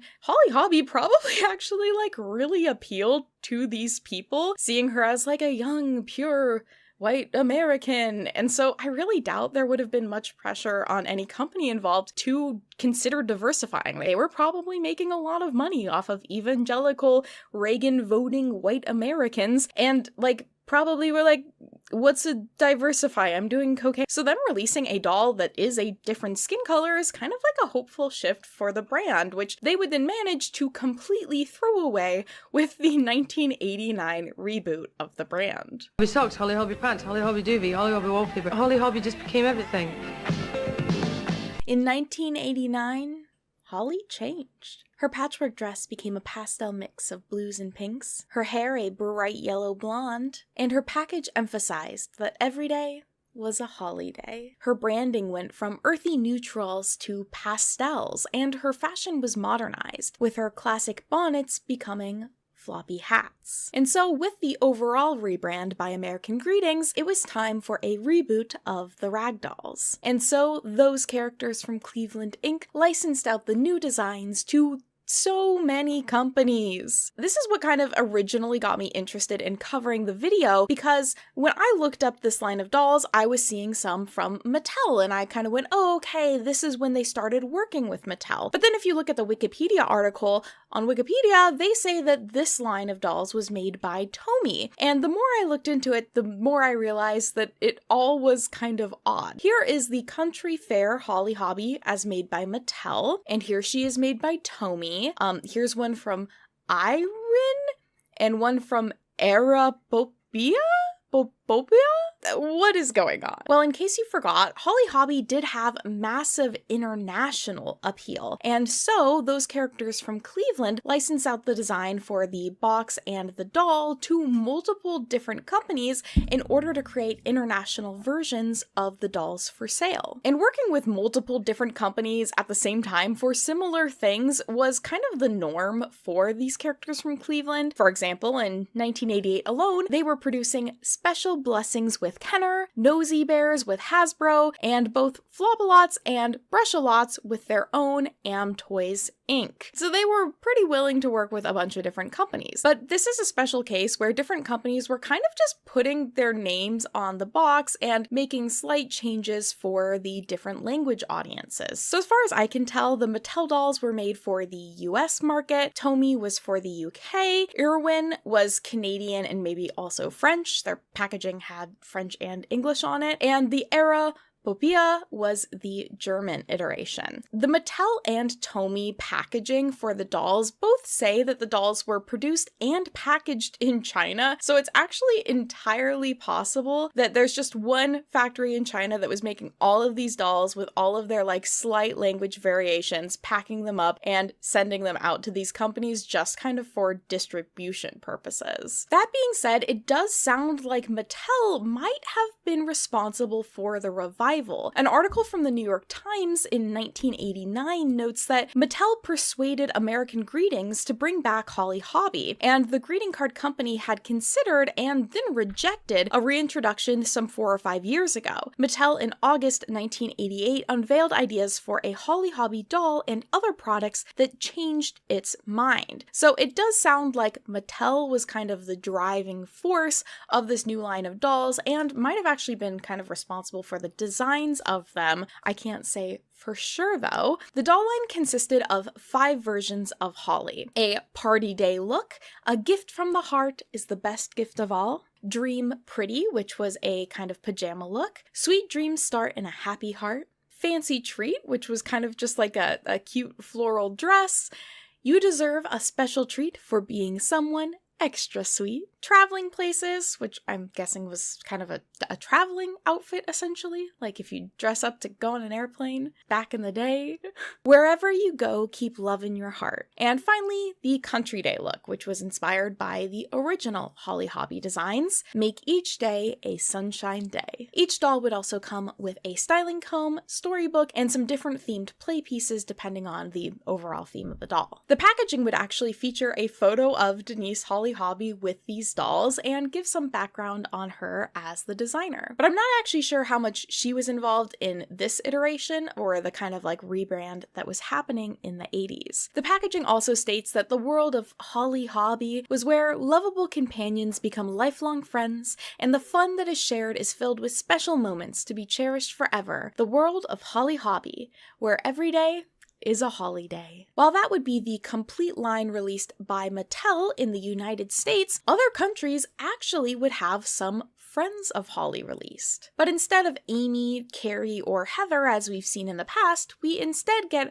Wags-A-Lot Pup, Dandy Bear, and Bunny Bose, a trio of stuffed animals. And it seems for some reason these characters were possibly only released to the European markets, so I believe in England as well as for sure in Germany, which is really interesting because the New York Times article actually specifically mentions that Mattel will offer a line of complimentary stuffed animals alongside the dolls. But I can't find any of these dolls in packaging from Mattel as showing that they were sold in the United States. And while the animals are featured on the packaging in the German boxes as well as in the Tomy boxes, they're not featured on the Mattel packaging. So I don't know exactly what was happening. That could go to show that maybe Holly Hobbie just in general was doing better internationally at the time, and so they were moving forward with producing these side characters, or maybe it could also show that Holly herself wasn't a popular enough character on her own and needed these like cute friends to help bolster the sales.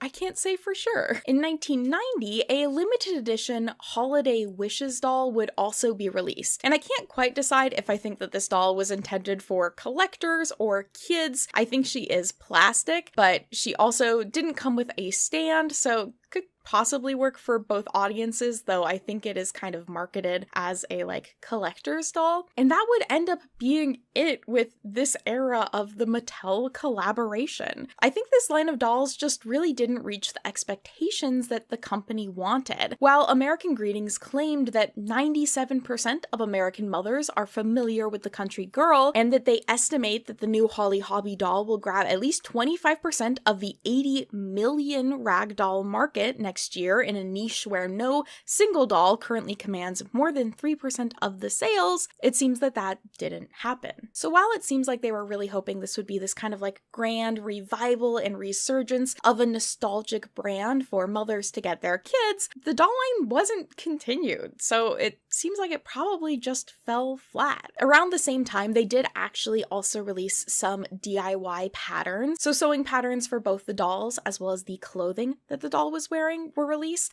and they even made life-size patterns of the doll's clothing, so you could wear matching outfits with your doll, which I'm a sucker for. I think that's like so cute. Oh no, my hat! Oh no, my fake hat is falling!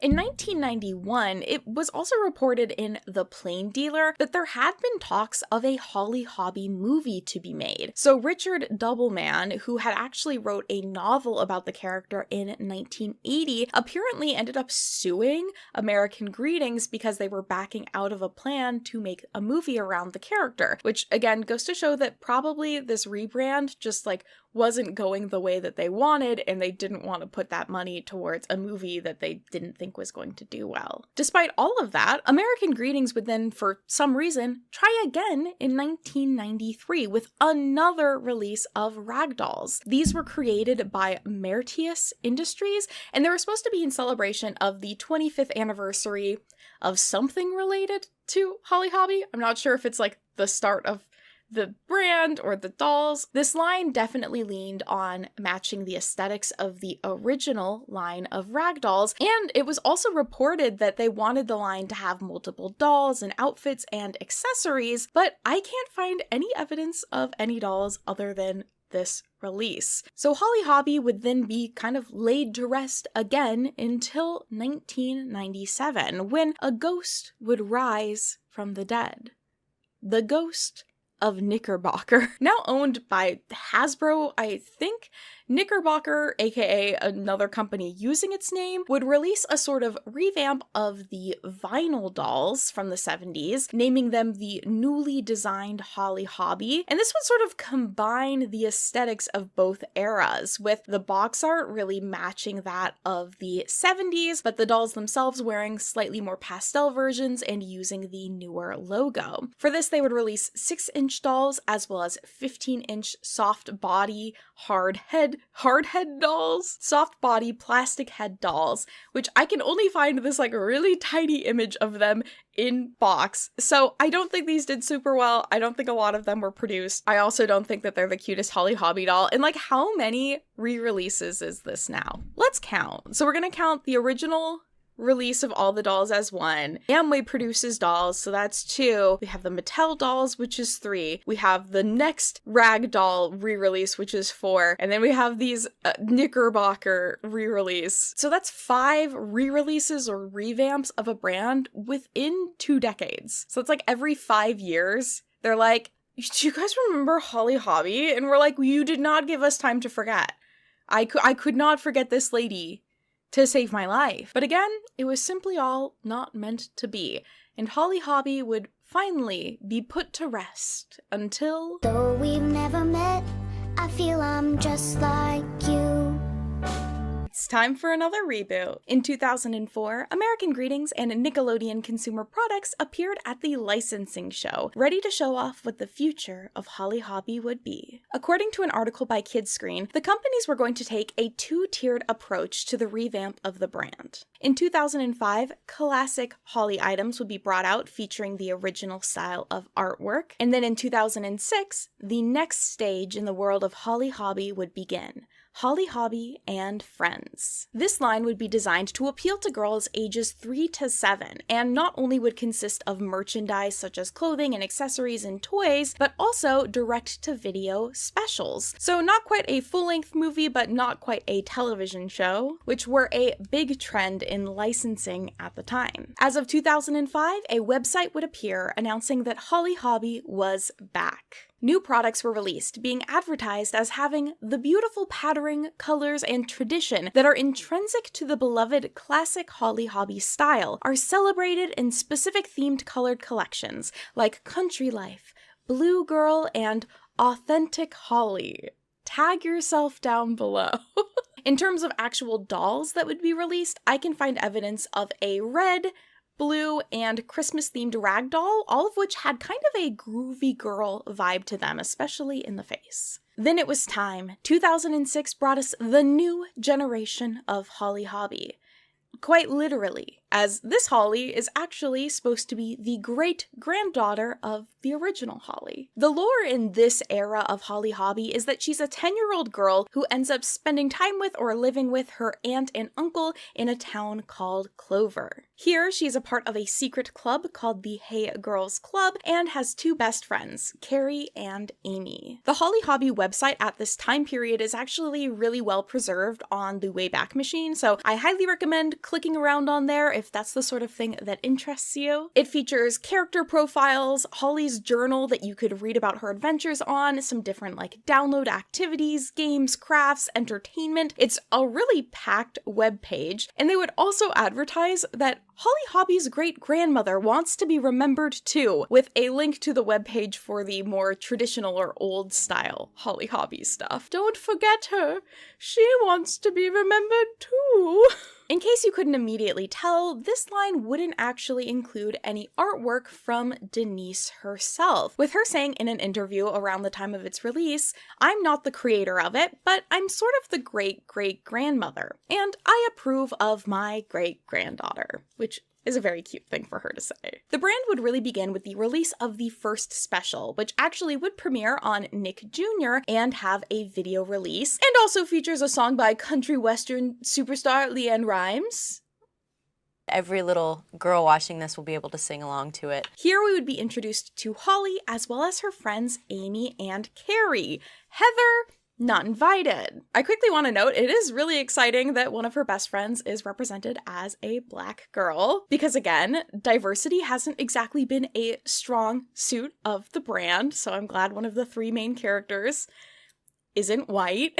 Around October of 2006, the first line of dolls for this series would be released. These are the Design My Style fashion activity dolls, which kind of lean into the idea of Holly being this really like independent and creative girl, and all of her friends like to craft and do it themselves. Hey girls, we can make our own! Each of the dolls would actually include an activity kit that you could use to customize their looks. You could add beads to Holly's outfit, stickers to Carrie's outfit, and spray Amy's outfit with water to give it this cool, like, tie-dye effect. If you'd like to see all of those things in action, fellow doll YouTuber XCanadasis, which I feel like I'm saying so wrong, I'm so sorry, has a video unboxing them and showing off all of the little, like, accessories and things. So I highly recommend checking that out if you want a closer look at them. These dolls originally retailed for about $17.99 and are, in my opinion, quite cute. They each also came with a chair for the girls to sit in and like be in the Hey Girls Club together, as well as a brush and just some other basic doll accessories. This line would also have a set of fashion packs, so each of the characters had a second outfit, and those packs would also come with some extra activity pieces or accessories that you could use to customize them. That, sadly, would be the end of these larger dolls, though. The next release would be a very cute snow cone maker designed to be the Hey Girls Club Clubhouse. I love this as a concept. They advertised it as the Cool Treats Clubhouse, has 2 levels and lots of great details and amazing accessories. Girls can make real snow cones for themselves and friends. Just add ice in the secret compartment at the top of the treehouse, then turn the handle. Soon you'll have fresh shaved ice, and you can choose from lemon or cherry flavor packs to make a sweet treat. Comes with Holly Hobby posable figure and loads of accessories. One of my favorite TikTok accounts, actually, ASMR Playroom, has made a video of themselves using this, so be sure to check that out if you want to see it. But this line also came with some separate figures to go along with the Holly posable figure, and it's actually the ones that I have right behind me. These are the simplest toys that would be released from the Holly Hobby toy set. They simply include the character as well as some scented stickers. It's kind of actually super boring, and I honestly regret buying this. I got the worst bang for my buck possible buying this one. But there you go. Up next, we would have another line of dolls, which would kind of be a mix between the larger dolls and these posable figures. So these are the Clubhouse Girls and Pet sets. These were sets that came with a 4.5-inch doll that had a second outfit, as well as a figure of her pet and some different accessories, a brush, and some crafting stuff as well. In general, this era of Holly Hobby was really leaning into the crafting thing. Like, if you were a crafty girl, Holly Hobby was here for you. And speaking of the characters' pets, there would also be a release of stuffed animals of them, so Cheddar, Bonnet, and Doodles were all available. Then in 2007, 2 more lines would be released. Our crafty DIY vibes would continue with the Sweet Treats line of toys. These ones shrunk our characters down to an even smaller size, and for Holly, included a bakery where you could make real, no bake, I think, cupcakes for you and your friends. Carrie's included a berry fountain, which I believe you could use to make some sort of like punch or drink. And Amy's was a brownie maker. And I can't find a photo of hers in box, but ASMR Playroom has bravely created those brownies for themselves. My bravest soldier. I love you, ASMR Playroom, so much. Then, to appease the horse girls, the Styling Stable line would be released. The Holly doll would include herself, her horse, and a stable, as well as some horse hair styling accessories. Then Carrie and Amy would have slightly smaller sets, which didn't include a stable, but instead had fence pieces that you could use to make a big corral for all of your horses. Yeehaw! I believe those last 2 lines of dolls were around the same size as Polly Pockets, which would make sense. Polly Pockets were incredibly successful at the time, so making a product that's around the same size makes sense. From what I understand, the character designs for this line of Holly Hobby themselves were done by those characters from Cleveland, but Oscar Marina was the design director for this project with Mattel. Oscar, also known as American Toy-Coon online, has had a pretty prolific history in toy design, working in the industry for over 15 years with both Mattel and MGA. While I can't find much that Oscar himself has posted about the designs, another designer, Stephanie Eskandar, who did freelance work with the brand, has posted a lot of the design work that she did for the line, which is very cool. Her Instagram is Steph Designs Toys, and you should absolutely be following her. She posts a lot about like toy design and the work that she's done in the past, and so if you're anything like me and you love to see that sort of thing, you should be following her.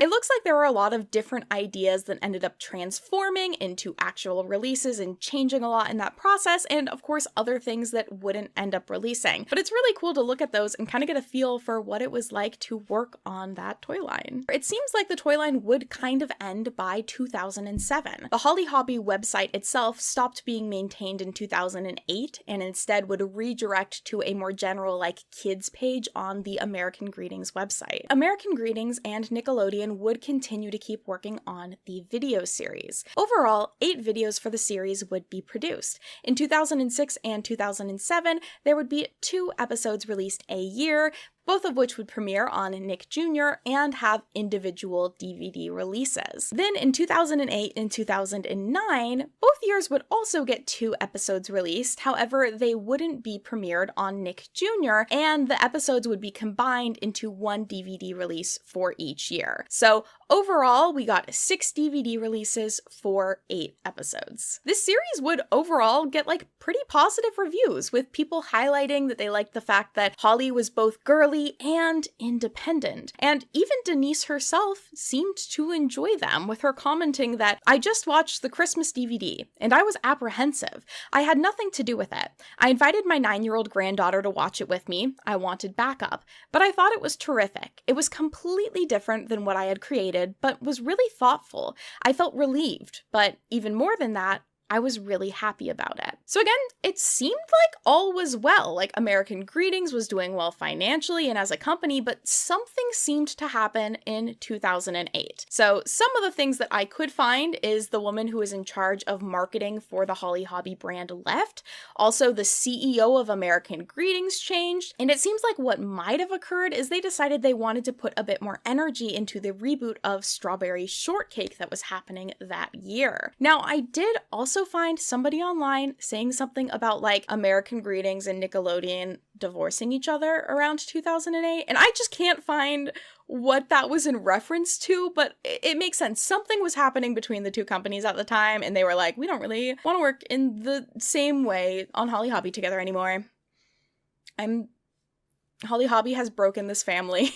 And so Holly Hobbie began to, once again, fade away, with the name of the final episode of Holly Hobbie and Friends offering a slightly like on-the-nose description of the brand. Reboot. Whatever. Sure, just walk away. Guess that's kind of your MO. You're right. I should finish what I started. What's that? It's time for another reboot? While Holly did get to rest for a good 9 years, it was announced in May of 2018 that filming had started on a live-action Holly Hobbie series. The series was described as a dreamer and a doer. Holly Hobbie has lived her whole life in the small town of Collinsville.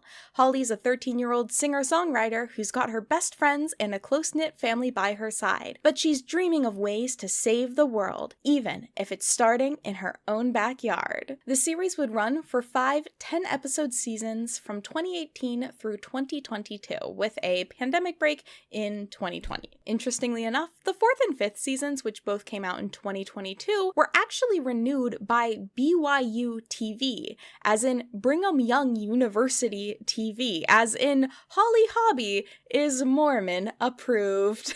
The series wouldn't have any toys made for it, and after 2022, Holly Hobbie would once again resume her cyclical slumber. So why did Holly work so well originally and then seem to not work again and again and again? The thing is, Holly came to be at what was the perfect time culturally for her. I already brought up the fact that at the time, the United States was swinging more conservative, both politically and socially, which she appealed to. But there also was this general prairie revival going on at the time, with hippie fashions and kind of that free spirit look also taking from rural or prairie fashions. So Holly was actually kind of able to cross the line of politics, age, and class. She had an appeal to people kind of regardless of how much money they have, whether they lived in urban or rural areas. She was dressed conservatively, so she appealed to those people who like that, but she was still kind of this like adventurous, fun,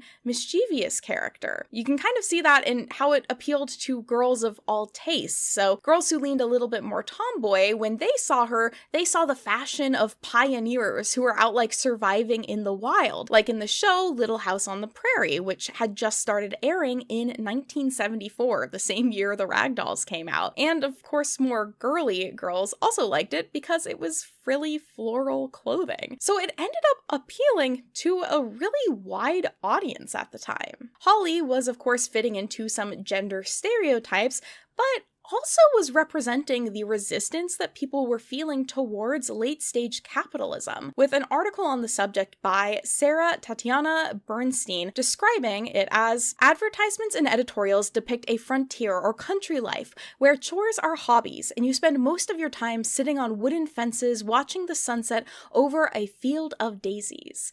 And for adult women, when you're living in a culture that demands your labor but isn't prepared to offer fair pay or equal opportunities, the Equal Rights Amendment died in Congress in 1982, the daydream of dropping out of a stagnant 9-to-5 to churn butter and watch sunsets sounds pretty good. But interestingly, all of that was unintentional. In her book, The Art of Holly Hobby, Denise writes, "I never intended the girls in my designs to be merely quaint, old-fashioned, or any of the cliches that some people seem to attach to them. I wanted them to be seen as a bit eccentric and spiritually individual. And also that the character was escaping me.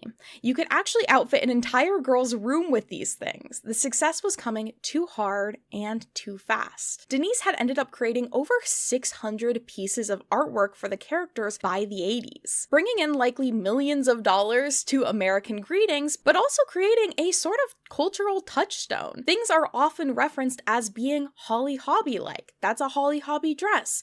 This is a Holly Hobby pattern. Or people have used it to reference their own kind of innocent childhoods. I've seen so many articles talking about, oh, me with my Holly Hobby lunchbox or my Holly Hobby sleeping bag from, the good old days. But of course, that wasn't enough to fully keep the brand alive. The magic in Holly Hobby was really that it came out at the perfect time culturally. And so as culture continued to move and develop in different ways, that magic just couldn't keep up. And while American Greetings and those characters from Cleveland would often try and lean into the idea that people know Holly Hobby and have nostalgia for the line, that just isn't enough to sell things. And oftentimes, let's be fair, just because a mom or grandma likes something doesn't mean that the kids will. In fact, often it makes it so the kids like it less because they think, oh, that's like that old thing that my parents liked. For the reboot in 2006, that was a pretty full rebrand. And I think it would be kind of easy for Holly to get lost in the ocean of other blonde dolls and characters at the time. And without the constant reminder of her existence through, say, like a weekly TV show, I think it would just be easy for consumers to kind of forget that she exists or not even know that she exists. Like these specials were airing once, maybe more than that, on TV. I don't know how often people were really like seeing her. And then if they didn't have Nickelodeon Jr., how would they know, I just don't think enough people were really like seeing the character or knew what she was all about. And there would have been just so many other characters and things to choose from. And because it was such a full rebrand of the character, I can even imagine some older people who might, vaguely remember Holly Hobby not looking at that and seeing the character that they knew. I think as well, because it was 2006, in general, culturally, we were ready to move on past this kind of love that some people had for the good old days and to look towards the future. And then when it comes to the toys themselves, I have one main critique. And now I'm not a toy designer, so you're welcome to ignore this, but I don't quite think it was helping that there were so many different sizes of dolls. I think at least 3 different sizes, which is really strange. I think it would have made a lot more sense for them to just pick one size and then make everything that they produced to match that size. So if I get a Holly Hobby doll from this line and then a Carrie doll from a different line, they're the same size and I can play with them together.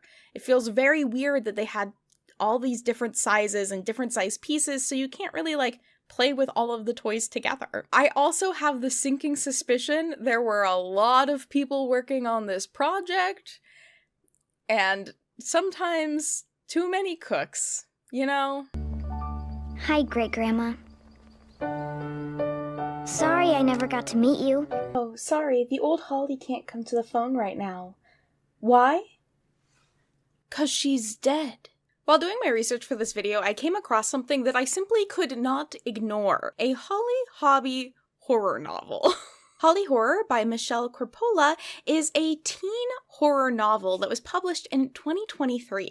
I honestly came across an article talking about the book and didn't believe that it would actually be about Holly Hobbie. In the article, they were like, ooh, this is a new take on a classic character. And I was like, yeah, right. This is just like gonna be a weird coincidence. It's gonna have nothing to do with Holly Hobbie. It just has like a character with a bonnet on it, and it's called Holly Horror, and I bet the person writing this article is wrong. I also, like, admittedly really hate the haunted doll trope because none of my dolls are haunted, and I wouldn't want anybody hurting their feelings by calling them haunted. Would kill the vibe of my apartment. So anyways, I bought the book.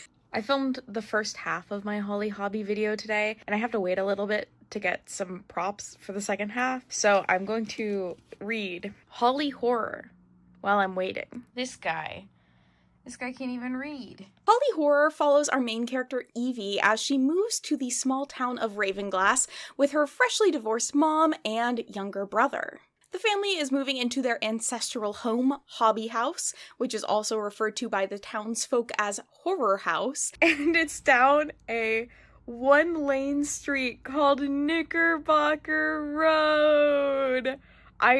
That's gotta be on purpose. I'm kind of obsessed. And is also the place that Evie's aunt, Holly, was last seen alive. I am genuinely, I think, excited for this. For Evie Archer, the story of Holly Hobbie's disappearance is something only told in hushed conversations within her family. I am obviously not in her family. I am not having hushed conversations about the disappearance of this doll line. So the story isn't about Holly Hobbie the doll, but rather Holly Hobbie, the relative of our main character, who disappeared under mysterious circumstances in 1982, which is coincidentally also the final year of production for the original doll line. The original owners of the house were from the 1850s, and a man was murdered in the house, and his daughter went missing. A young girl colloquially called the Patchwork Girl for the dress she had always worn. The rest of the segment will go into spoiler territory, so if you don't want to have Holly Horror spoiled for you, go ahead and skip to the next section of the video. So we're getting introduced to some dolls found in the attic. One of them is wearing a sailor suit. Another is a Raggedy Ann doll whose innards were spilling out of a broken seam. And a different one is a porcelain doll. So none of them are Holly Hobbie. I'm very upset. She found a bonnet and put it on, and then the talking doll talked without pulling its string.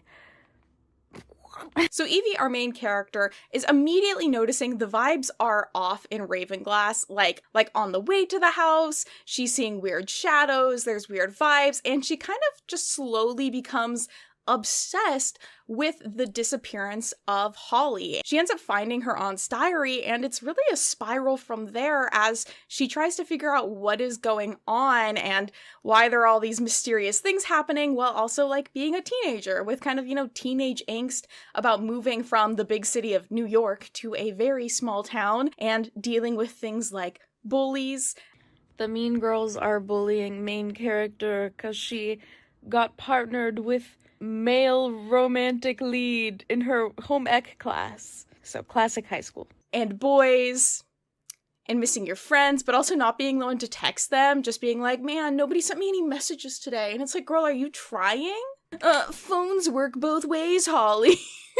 Wait, her name's not Holly. Phones work both ways, Evie. The Holly character who went missing has a friend named Heather. Canonically accurate. I'm having way too much fun reading this, I think. This book thankfully doesn't take the path of the haunted doll trope, but instead it just really locks on to the aesthetic and eras of Holly Hobbie. Oh my god, she's gonna sew a Holly Hobbie dress for her sewing project.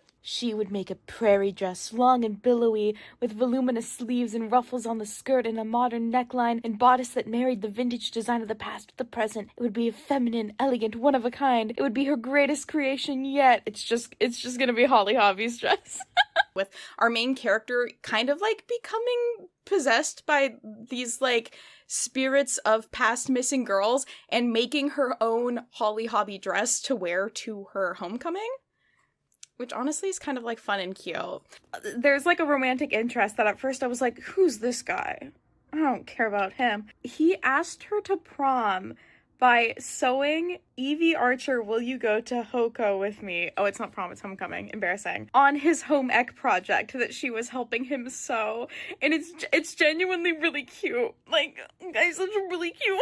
But like I was saying, there is a lot of teenage angst in this. So if you hate going, no, stop, no, oh, you're so young and silly, you're like probably not gonna super love it. I did find this book so enjoyable. Okay, sorry for like spooky. This is how I'm reading. No, you know my truth. The main character just straight up assaulted her bully. Like, the bully so far had poured hot coffee on her, which fair enough. But she just, like, choked her and didn't realize she was doing it. It's just so fun. This book is so fun. I'm genuinely enjoying this. Nancy Drew reference. It is kind of funny to me that a plot element in this is Holly coming to terms with, like, a caffeine addiction that she's creating. She can't sleep at night in the haunted house she lives in, which fair enough. And she's like, oh my god, am I addicted to coffee now? Like, you got bigger fish to fry, princess. A figure in a bonnet is scaring Holly as she has her first kiss with Desmond. What the fuck, Holly Hobbie? Leave her alone. I think it took me less than 3 days to get through all of it. It's like 300 pages. Okay, I'm only on page 173, so I'm a little more than halfway. I just want to put my guess in before I get to the end.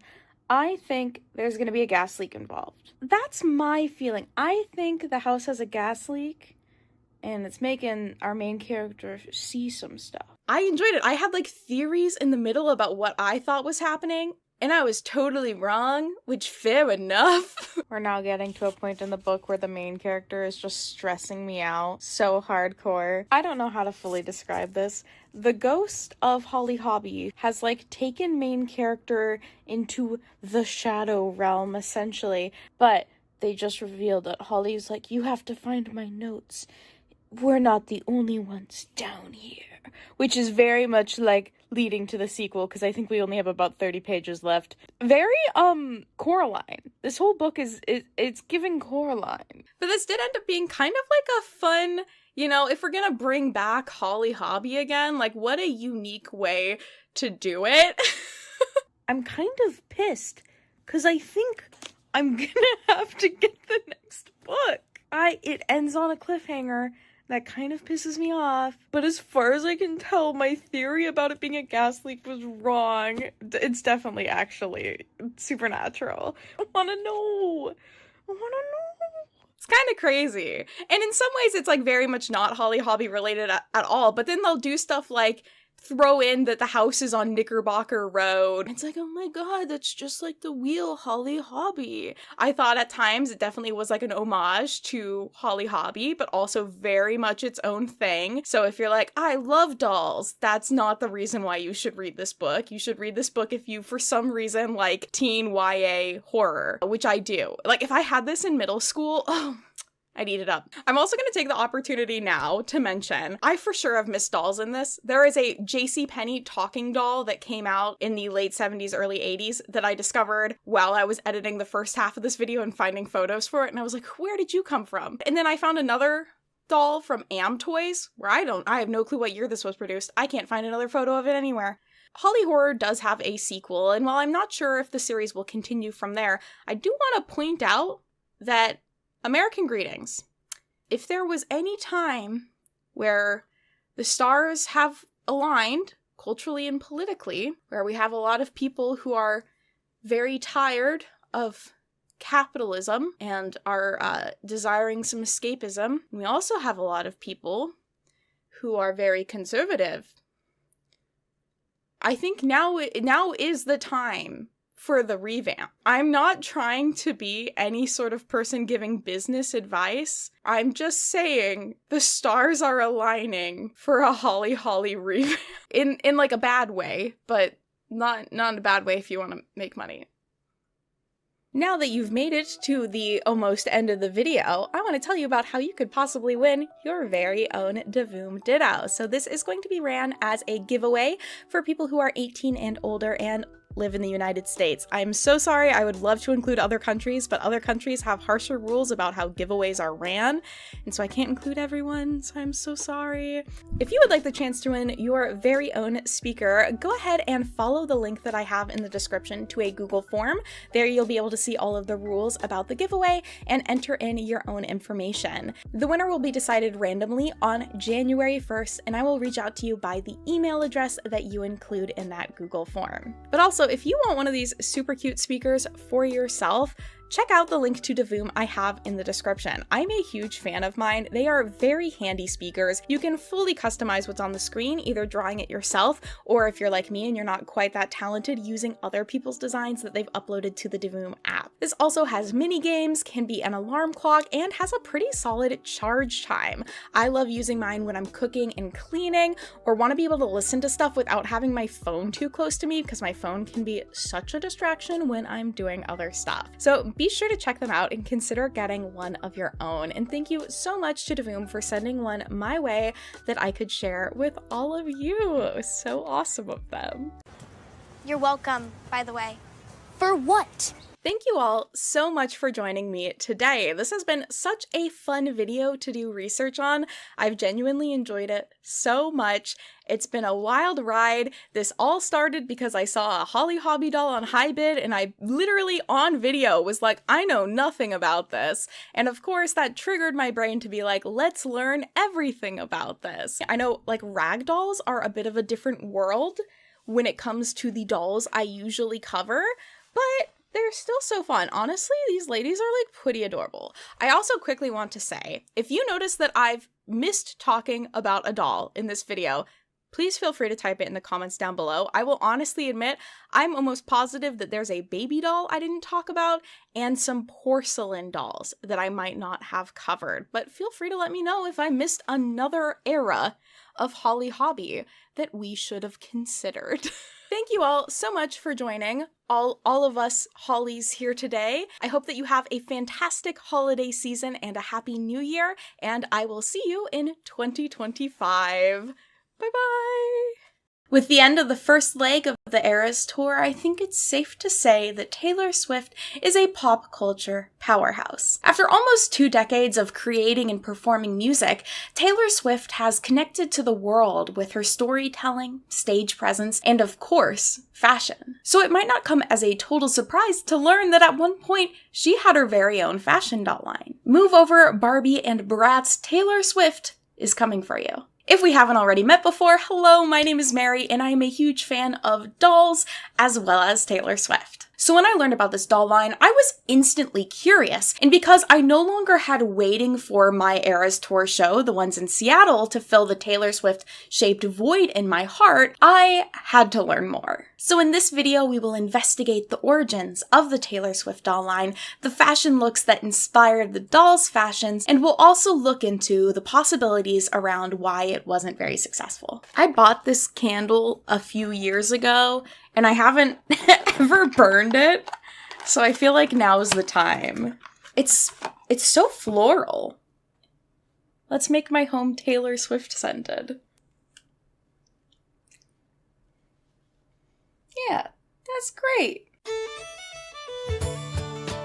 On March 11th, 2008, Jakks Pacific announced a deal between themselves and Creative Arts Agency, which was the talent agency that worked with Taylor at the time. This deal was to launch a line of toys, including fashion dolls wearing Swift's fashions, arts and crafts kits, and roleplay toys. Jennifer Richman, a Jakks spokesperson, said, "Tweens have developed a great connection with Taylor Swift, resulting in an aspirational following that not only enables girls to emulate this beautiful young country star, but encourages them to believe in themselves." Considering Taylor had really reached out to and connected with what had mostly been an untapped market of young women and girls in the country scene, This makes sense. There were probably a vast number of young women and girls watching Taylor's rise and essentially would want to play along or dream out that for themselves as well. In the Jakks Pacific news release for this, Taylor's quoted as saying, "When I was a little girl, I dreamed of becoming a country music star and having my very own fashion doll line. Now it's come true. I can't wait to see little girls play with my doll and rock out with my crystal guitar." Which is definitely totally a real quote and something a real human would say. From what I've been able to gather, at least the first wave of dolls were designed by Dynamic Design Works, Inc. This company would design and develop toys for a number of different brands, including some notable lines such as Once Upon a Zombie and Konichiwa Babies, but also working with some more popular brands such as Cabbage Patch Kids. I was able to find some of the prototypes and reference imagery that this company used when designing and developing the Taylor Swift doll line. It is very 2008, graphic design is my passion core. There's just so much happening in these images. This does kind of fit with the energy of the debut CD itself, having kind of the overlay floral butterfly graphics that it does have. I found the inclusion of the tattoo imagery pretty interesting, seeing that Taylor has always kind of had this good girl image, and even within the past couple of years has spoken openly about how she's never planned on getting a tattoo. Ugh, I don't want to get a tattoo. It turns out, though, there was a point in her life when she was actively drawing a heart onto her foot with a Sharpie and apparently really wanted to get that tattooed, but her dad was super against it. This was still at the point where she very much was a good girl in the media.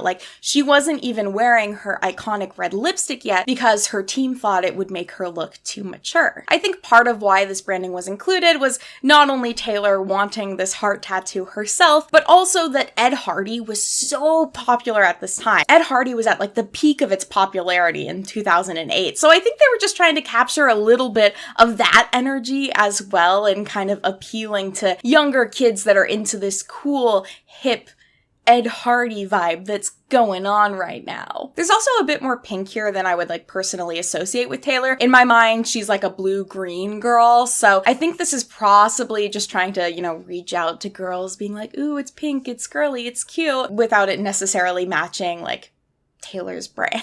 While researching, I was actually able to find the Instagram accounts for one of the people that worked on designing this doll line. In an Instagram post about the doll line, she wrote that the dolls were originally created and pitched by the company to Jakks Pacific. The dolls were then developed at Jakks Pacific by an in-house designer. She also notes that a lot of the designs and assets that were used for the Taylor Swift doll line were actually taken from designs that she created for Jakks Pacific just the year prior for the Hannah Montana doll line. So with the dolls developed and designed, we're ready to check out what they looked like at release.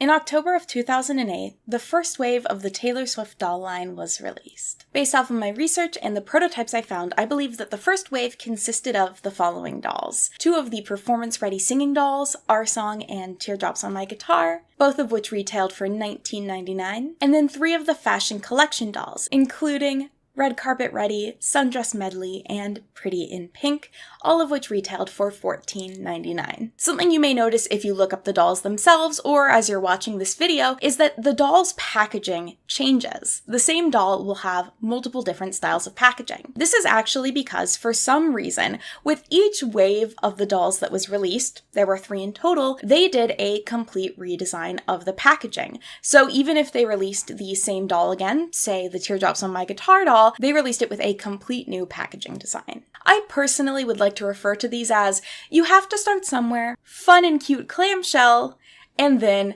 ugly. When I was researching, I really originally thought that this blue packaging was the first one that came out, because in my opinion, it's the significantly worse option of the 3. We'll cover that more when we get to it, but I just wanted to let you know why you might see different packaging styles. The first wave had this you have to start somewhere packaging, which isn't bad, but also isn't amazing. Kind of just gets the point across. I do, however, think that this is the most rare packaging. None of the dolls beyond the ones released in 2008, so for those 2 months, used this packaging. So we can assume that it's the first one that was released and probably was available for the least amount of time. So now let's get into the dolls. The first dolls that we'll look at are the Performance Ready dolls, which were these singing dolls. I think these are the most iconic and recognizable of the Taylor Swift dolls because they are wearing outfits taken directly from her music videos. The Our Song doll features Taylor in the blue ball gown dress that she wears in the video. This dress was actually designed by Sandy Spitka,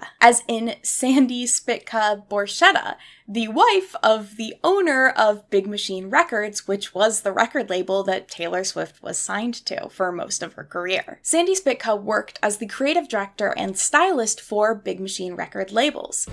Little Sandy! It's my makeup artist / stylist / dressmaker / hairstylist / like everything. And had also already been designing clothes for artists in the country scene for over a decade. Sandy Spitka has been designing Reba's clothes for over 8 years. So it makes complete sense that she would be working with Taylor. This doll also came with a silver hairbrush and holographic guitar, which was likely supposed to emulate the crystal or bedazzled guitar that Taylor used in her music video. This doll is also one of the ones that we have the prototype photo of, so we can compare the two. While we can't see all of the details, it's pretty clear that the face mold completely changed. They look quite different, as well as other details like the hair color have changed. This prototype was likely completely made by Dynamic Design Works Inc. and then was reworked by a designer at Jakks Pacific for the sake of creating a version that could be more easily mass-produced. The other notable difference is the VIP pass. All of the doll prototypes actually came with a human-sized accessory that kids were supposed to be able to use when they played along with their doll. While none of these are actually included with the dolls, they are mentioned in a bulk sale listing for the dolls.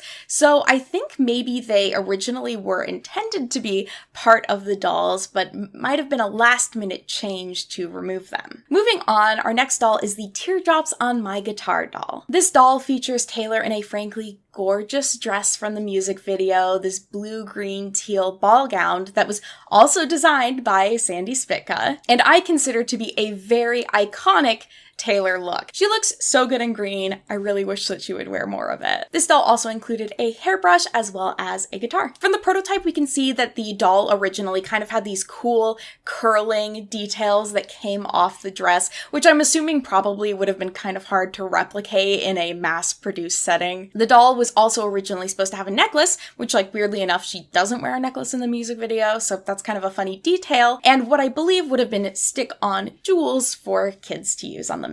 Both of these singing dolls played a 30-second long clip of the song, but these songs weren't specifically edited down for the dolls themselves, like Hit Clips had, if any of you remember Hit Clips. Hit it! Coming at you right between the ears is Hit Clips. These ones just like cut off after 30 seconds. Like, it's all you get. Buy the CD. Next, we have our fashion collection dolls, and the first of those is Red Carpet Ready. The style of a country music star. So chic. This doll has what I consider to be a very classic doll trope, which is the 2-in-1 outfit that just involves like taking off a skirt or changing a skirt. The Working Woman Barbie also does this, so if you haven't already seen my video on her, please be sure to check it out. It is a very good video. This doll's outfit was based off of the dress that she wore to the 41st CMA Awards, designed again by Sandy Spitka. At this award ceremony, Taylor actually won the Horizon Award, which is given to up-and-coming country artists, and is the source of what I think is like one of the cutest young Taylor quotes. This is definitely the highlight of my senior year. This is the highlight of my senior year. According to the prototype, this pack was also supposed to feature an actual second outfit, which is the outfit that Taylor wore for her performance at the CMA Awards, in a Diane von Furstenberg sequin dress, as well as including a human charm bracelet. The next doll that we have for these fashion packs is the Sundress Medley, which is sort of what I refer to as, now that's what I call Taylor Swift's debut era. She's a country girl. She's got her dress. She's got her boots. She's an icon. You might have noticed that on the box for this doll, as well as for many of the other ones, it includes a line that says real Taylor Swift outfits, implying that these are based off of real outfits that she's worn. That's originally what led me down this research rabbit hole. I really wanted to figure out what exactly the doll's outfits were based off of. And let me tell you, this has been a bit of a journey. Because Taylor has worn a lot of sundresses, but has she worn these sundresses? I don't know. Actually, I do know. I do know exactly. The box art seems to want to imply that the white dress she's wearing is supposed to be based off of the white dress that she wears in the debut album cover. However, this is not the dress that she's wearing. They're actually quite different styles. The dress she's wearing, I believe, is based off of one that she wore for her 2008-2009 calendar photo shoot. This was the first calendar that she ever released, and it is hard to find photos of the inside of it. However, some outtakes from the photo shoot are available online that show her wearing this white dress, which I'm pretty sure is, it's pretty similar style. And one of the photos that I was able to find of the inside of the magazine shows her wearing that white dress with her iconic pair of Liberty boots. Taking a moment for the boots, these were a custom pair of Liberty boots based off of their Peace and Love boots, where the Peace and Love was instead changed to say Taylor Swift, which I love. These are just iconic, they're adorable. And one thing to note is actually at the bottom of the box, it explicitly states that the boots were designed by Liberty Boots. That's just something to keep in mind. Then we have this floral dress, which I really struggled with for a while. For the longest time, I was looking through photos, and the closest thing I could find was this floral dress that she actually wore for a Jonas Brothers music video.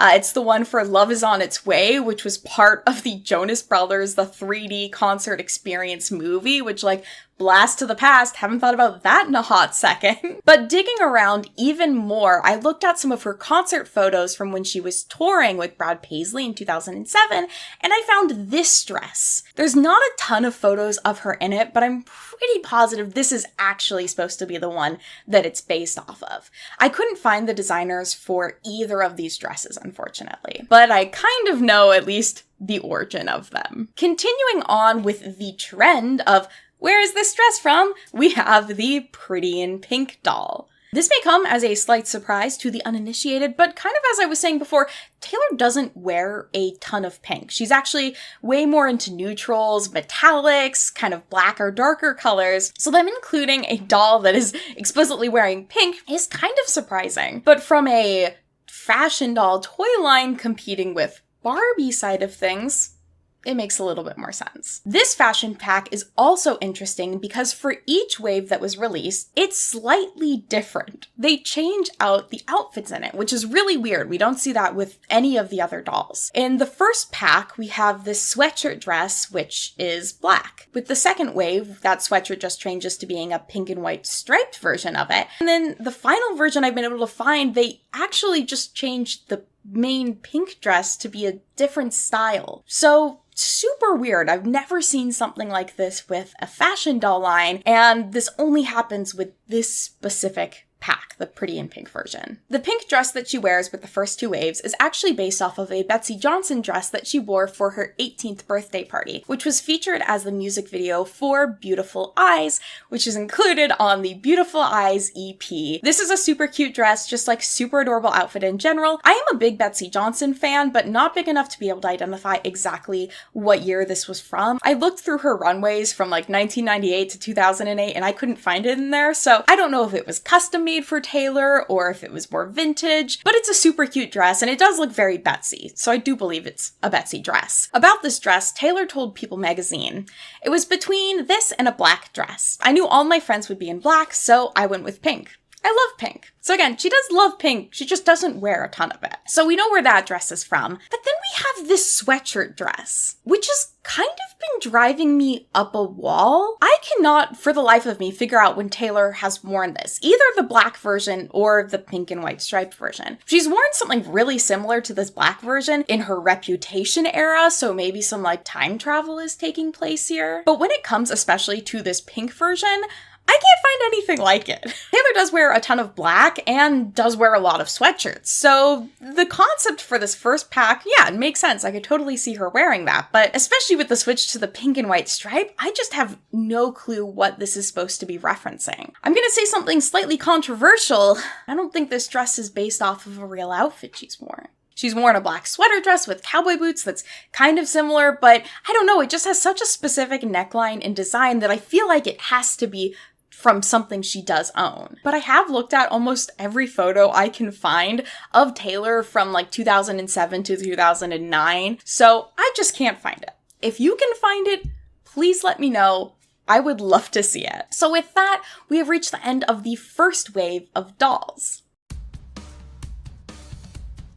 At some point in 2009, Wave 2 happens. I can't find the exact date that these were released, but at some point over the year 2009, we made the switch to the much cuter packaging design, and then we had 2 more of the performance-ready dolls come out, Picture to Burn and then Love Story. I'm assuming that this is the order that they came out in because the Picture to Burn dolls box doesn't include the Love Story doll, but the Love Stories doll box does include Picture to Burn. That also lines up with when the music videos were released, with Picture to Burn coming out in March of 2008 and A Love Story coming out in September of 2008. Picture to Burn is the last released doll that I have been able to find concept art of. The art is pretty well the exact same as the doll itself, so I have a feeling this doll was designed after the original line was either released or had gotten far enough in production that they had better expectations for what the dolls were going to look like. The doll is wearing a gray one-shoulder dress and the thigh-high leather boots as featured in the music video. These are both designed, again, by Sandy Spitka, who actually had to custom make these boots for Taylor because she was too tall for anything that was available on the market at the time. It also includes a brush, electric guitar, and a hat that she does wear in the music video and wears for a couple of different performances of the song as well. I have to also say, Picture to Burn is just one of my favorite Taylor songs. It is so fun. It has such a great banjo part, and it's one of those songs I have really distinct memories of like scream singing along with in the car. I also appreciate that they're releasing a doll that is wearing a black outfit because,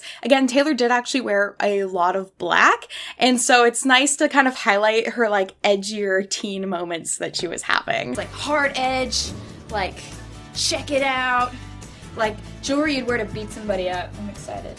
Then we kind of have the exact opposite of that with the Love Story doll. This doll is unique because it actually features the only updo out of any of the dolls in the line, and she is of course wearing the iconic ball gown that Sandy Spitka designed for the video. Because her hair is styled in an updo, it actually doesn't come with a hairbrush, which kind of like limits play opportunities. I don't know, in some ways it kind of makes it feel a little bit more like a figure than a doll, but at the same time I kind of appreciate them not including a brush because then kids are probably less likely to mess up her hair and then be upset because it's probably like very specifically rooted into the doll's head to look good pulled up. And that is actually the end of our mostly quiet Wave 2. But do not worry, there is a lot more to come with Wave 3. On December 3rd of 2009, Jakks Pacific announced the expansion of the Taylor Swift doll line. This would include the following items, which would be released spring of 2010. 2 new fashion performance dolls, 2 new fashion doll collection dolls, multiple Taylor Swift fashion packs, a fashion wardrobe set, and a song recording studio set. This wave is also, of course, the introduction of my least favorite packaging. All of these boxes feature just the same images of Taylor on them, and I feel like the plain purple background on them as well is a bit of a disservice and really highlights how little is included with some of these dolls. I think that the swirls and the artwork that they used on the previous packaging look a lot better and kind of give the illusion that you're getting a lot more that you're paying for than with this third wave of packaging. That being said, let's get into the dolls. Our first doll we're looking at is the You Belong With Me doll. This is what I consider to be kind of the least interesting of the performance collection dolls. It's frankly pretty visually boring. It includes Taylor wearing a white dress as featured in the end of the music video,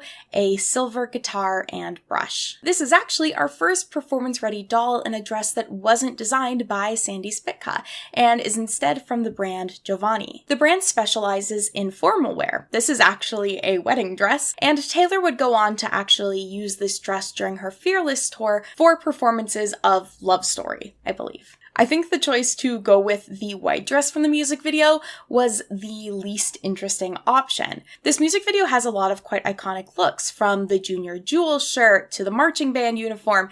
Even the evil girlfriend outfit is really recognizable, so I'm sad that they didn't go for one of those looks. Or even just including maybe the Junior Jewels outfit in the pack would have been a super cool option. Those outfits felt a lot more relatable and, in my opinion, kind of offered a lot more play options. I can see a lot more kids going like, oh my gosh, I have those pajamas too and I match with my doll, or like, oh my gosh, I'm also in band, rather than just like, oh, she looks like a princess.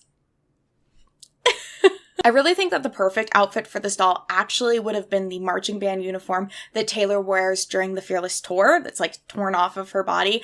It's just such a cool outfit. It fits the song so well. It fits her theatrical persona when she's touring. So I'm kind of bummed that they didn't decide to pull from any of her tour outfits for these dolls. The final performance-ready doll to be released was a special edition holiday doll. In 2007, Taylor had released the Taylor Swift Holiday Collection, which was an EP of her singing some covers and some original Christmas songs. This doll sings the Santa Baby cover that's included on that EP.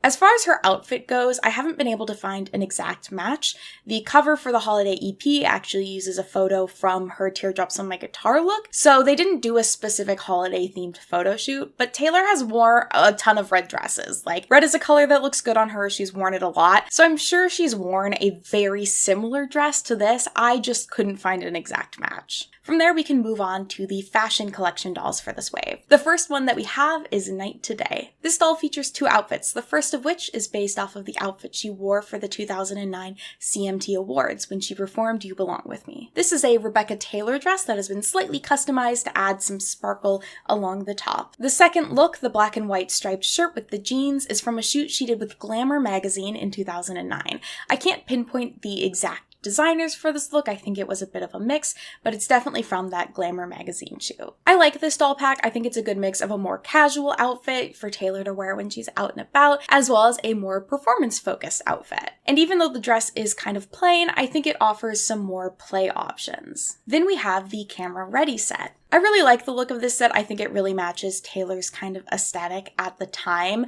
which I think a lot of us had, which was lightly business casual. To all the young women in 2009 that were wearing business casual to middle school, I see you, I feel you, and I was there. The first look is based off of an outfit Taylor wore when arriving to the Late Late Show with David Letterman in 2008. She is wearing a French Connection skirt, Nordstrom tights, and Louis Vuitton boots. The white ruffle dress is one that she wore in 2008 to host Total Request Live. This dress is designed by Leela Azar. I feel like I have a quote about this. About the dress, Taylor even said that this is one of her favorite dresses that she's ever worn because it's so pure and classic. And the designer said, "I loved seeing her in this dress because it seemed like such a natural, effortless choice for her. She looked feminine, comfortable, sexy, and youthful all at the same time." This pack also included a brush as well as a purse, which is a nice detail. We love some accessorizing. Now we can get into some of the newer additions into the Taylor Swift line, which includes some accessories. The first one is this wardrobe set. Two versions of this wardrobe set actually exist. One that features just the wardrobe itself, and another that features the wardrobe with a doll. I do believe the version that included the doll might be a Canadian exclusive because all of the packaging for it that I can find includes everything in both English and French, which is very typical for Canadian packaging. In fact, I think it's required, but not super typical for American packaging. Now, it's totally possible they made one packaging style and released it anywhere. However, I do think that's pretty uncommon. Americans tend to not like other languages on their packaging. I haven't been able to find an English-only version of this packaging, and I also haven't been able to find any of the other packaging that had both French and English on it, so that's what leads me to believe this might have been released only in Canada. The package that just includes the dresser also has an outfit in it as well as some hangers. I believe that the pink dress in this is based off of a Joanna Barenshi heiress boho dress that she was pictured in. It is a very cute dress. I absolutely love it. The accessories from the photos I've seen and this doll aren't a perfect match, so it's totally possible Taylor wore this dress a number of times and I'm pulling the wrong photos, or they decided to just go with some more basic accessories. To be fair, this packaging does not include the real Taylor Swift outfits labeling on it, so they are technically allowed to break the rules a little bit. However, our pack with the doll does have that label on it. I'm pretty sure that this dress is based off of another candid shot, this one being from when she was in London in 2009. I believe this dress is designed by Tracy Reese. Now, I wouldn't say that these are an exact match, but the texture of the two dresses look kind of similar, as well as the colors.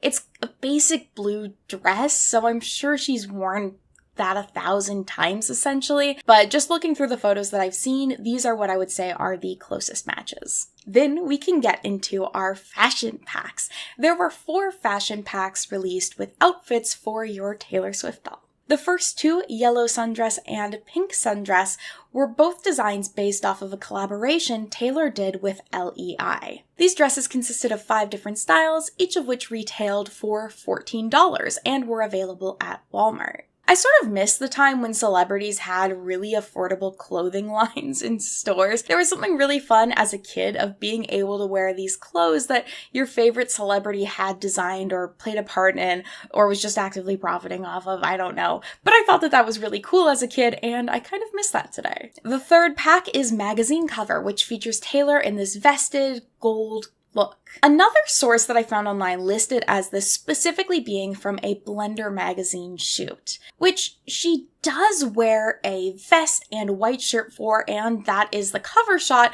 but she's also wearing leather pants in it, and there's not a lot of gold going on. So based off of its name being magazine cover, I think that this is probably the outfit that inspired it, and obviously isn't an exact match. And then there's the Dance in the Rain set. Where is this from?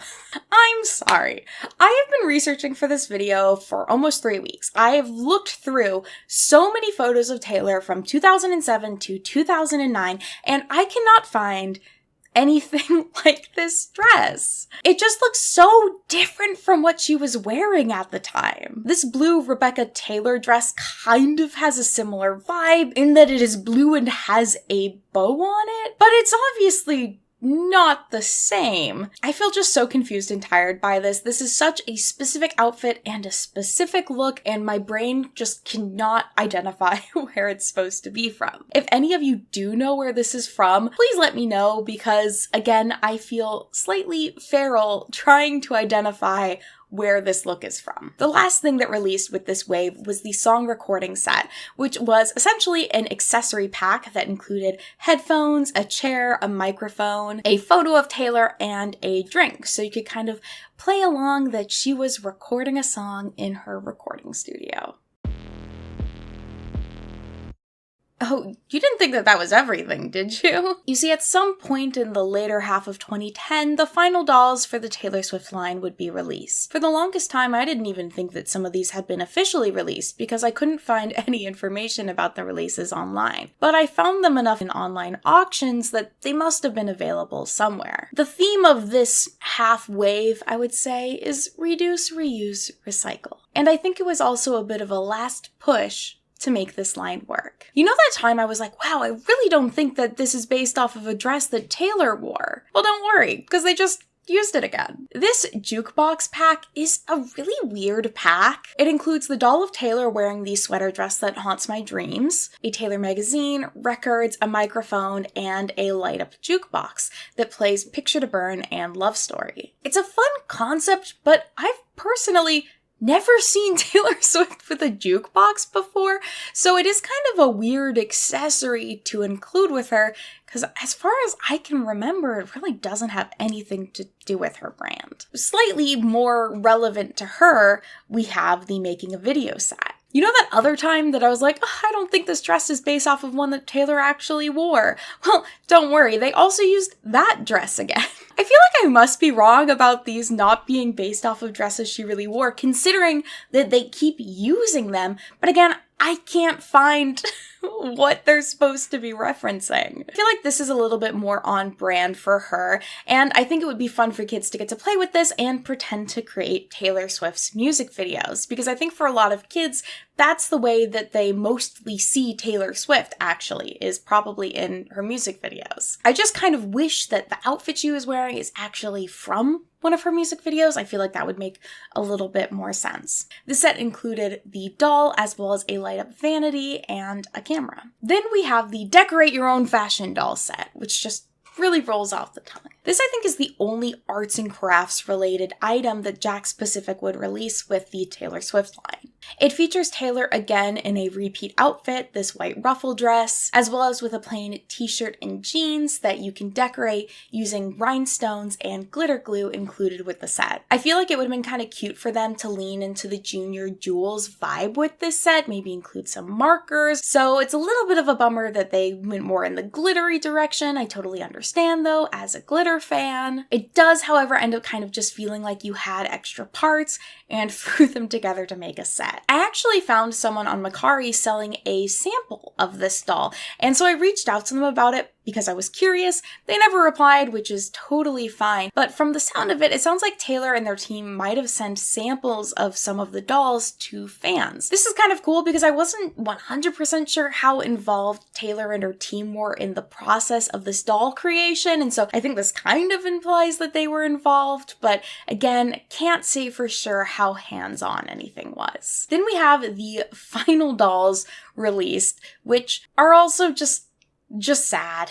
These are budget dolls, which is really normal for any doll line, but man, they just don't look so cute. The line is called the Melody Doll Set. It includes Taylor in 3 different dress colors of that Betsey Johnson dress from the Pretty in Pink doll set. These also included a guitar with them. These dolls also have the real Taylor Swift fashion label on them, which I'm going to call BS on because Taylor has not, as far as I can tell, worn these dresses in any color other than pink. So the blue and the purple one are lies. I know your lies, Jakks Pacific.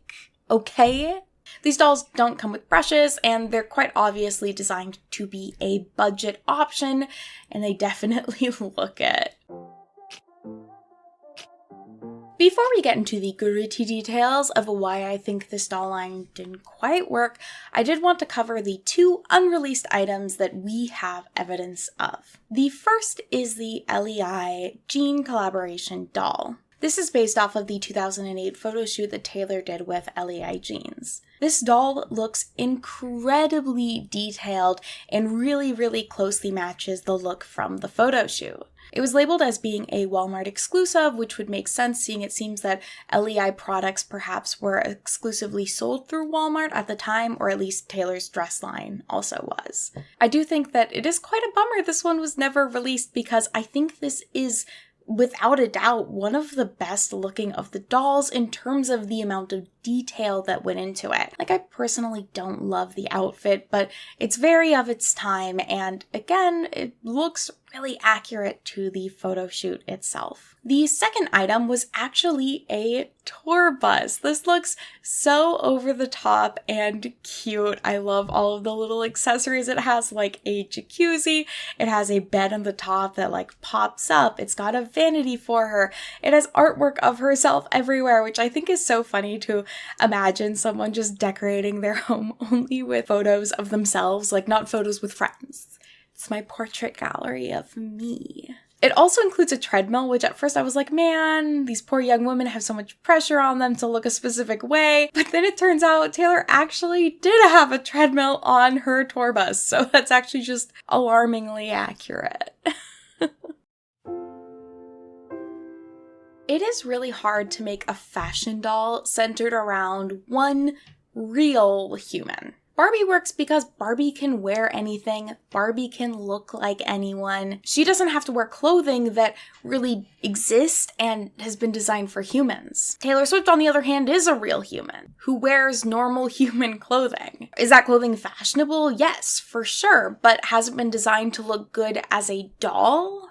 No. You might remember at the start of the video, I mentioned that one of the designers that worked on this line had previously worked on the Hannah Montana doll line that was also produced by Jakks Pacific. Comparing these two is kind of wild because they were designed by similar teams, released at the same time, and were both about teenage musicians, but they look very different. The Hannah dolls tend to have a lot more detail. They have custom printed fabrics, belts and scarves, a lot of different layers and textures of fabric. And why is it that these outfits look so different? It's because Hannah's wearing costumes, and Taylor isn't. Hannah Montana dolls work because she isn't wearing what normal humans would wear on a day-to-day basis. The looks are recognizable, fun, and appealing for kids. And they work in doll form essentially because they were designed to.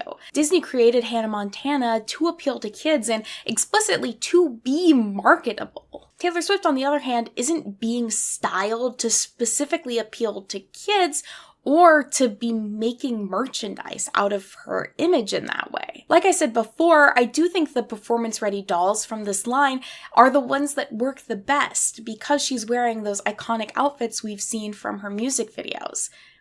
Essentially because she's wearing costumes. You know when and why she was wearing them. I'm not sure kids, aside from super fans, would have known about or cared about the origins of these outfits that she wore, which kind of then makes the whole real Taylor Swift outfits appeal pointless. Like, who cares if she's really worn this outfit if it's boring? So while as a fan of Taylor Swift, I love this concept, I just don't think it works for a toy line. And speaking of Hannah Montana again, these dolls were in direct competition with each other. They would have been sold at the same places at the same time, probably for around the same cost. They both had similar gimmicks, both of them having the singing dolls and the just regular dolls. And I feel like a lot of child fans of Taylor Swift probably were also fans of Hannah Montana. And so they would have to choose between these two dolls that kind of already look similar, but Hannah's outfits were a lot more fun and recognizable. It also doesn't help that the Taylor Swift line was also using assets that were created for the Hannah Montana line. For example, both of them had this making a music video set that uses the same pieces, but Hannah's set had more stuff in it. The unreleased Taylor Swift tour bus was just a redesign of the actually released Hannah Montana one. And Hannah even had multiple sets featuring this same light-up jukebox.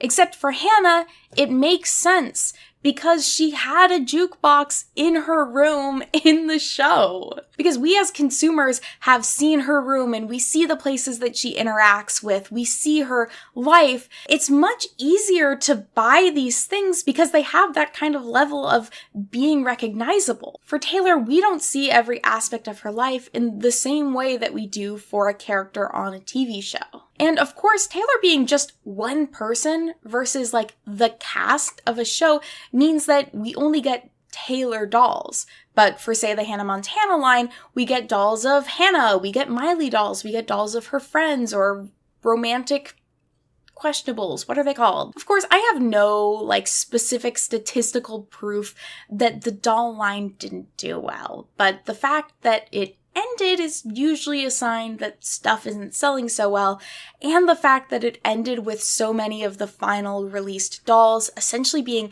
repackaged versions of previous ones or items from other doll lines doesn't really show that a lot of time or money was being put towards the development and the design of the dolls at the end of the line, which again kind of implies that it's probably not doing too well financially. Another challenging element of this and designing for the dolls themselves is the fact that Taylor was wearing designer clothes a lot of the time. Now, I'm of course no lawyer, but I did take the LSAT twice, which means I have no clue, frankly, what I'm talking about. You might remember me mentioning earlier with the Sundress Melody doll boxes that on the bottom of them, they explicitly labeled the boots as being designed by Liberty Boots Company. They wouldn't do that for any other article of clothing in these boxes, despite the fact that we found what they are based on. For the dresses designed by Sandy Spitka, I can understand. She was an internal part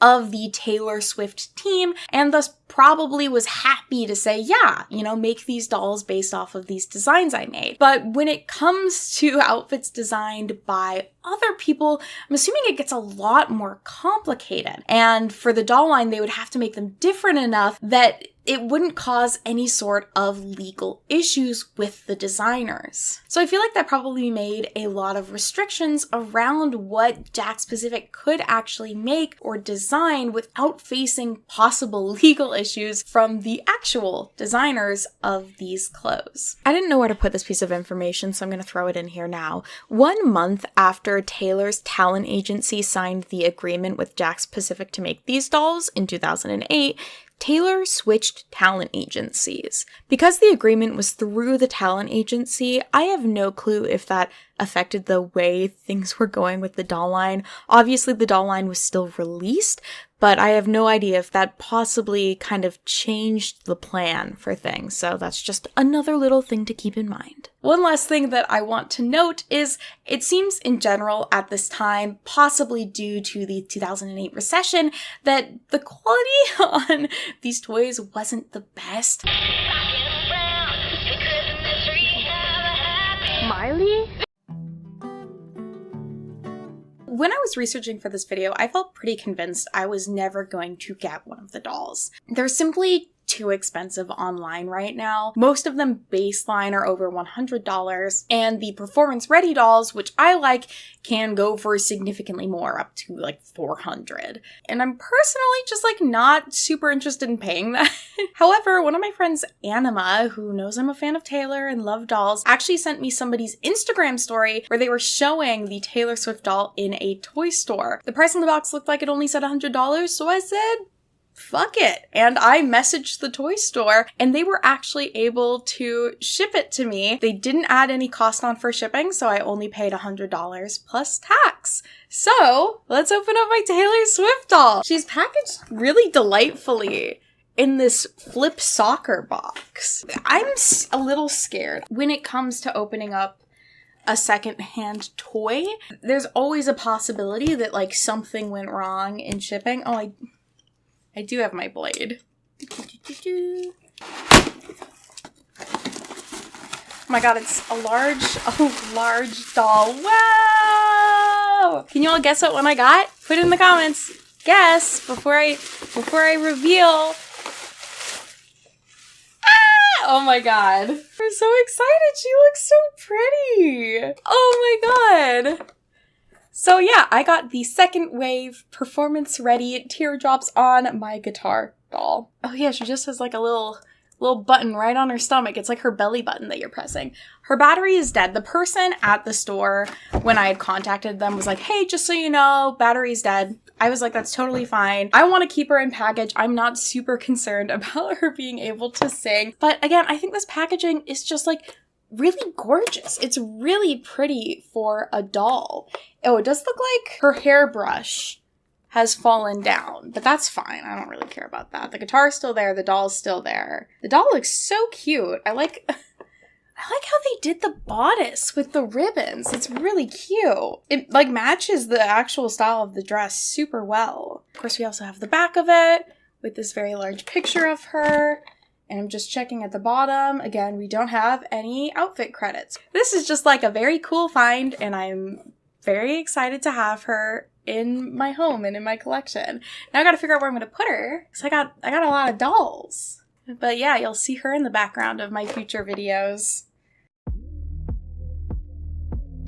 And so that ends our Taylor Swift doll adventure. Thank you all so much for coming with me as we frankly dove into the Taylor Swift cinematic universe today and investigated this doll line. If you have any more information about the dolls or any memories from your own childhood, please feel free to share them. I would love to hear more. There's only so much that you can find from aimlessly Googling for 3 weeks. This video was a lot of fun for me to research though, and I hope it was enjoyable to watch. If you want to see some more deep dive videos, I do a series series on video games called Thrift Games, as well as I've done a couple of other ones based off of dolls. I recommend checking out my Angelic Layer dolls video. I really loved making it, and it's another fun one. In the comments down below, if you haven't already commented somehow, please do so and tell me your favorite Taylor Swift song. I am always very curious, as well as perhaps what doll was your favorite. I'm curious about that as well. I would say my favorite doll, of course, is our Teardrops on Our Guitar girly here, but I do think at this time my favorite Swift song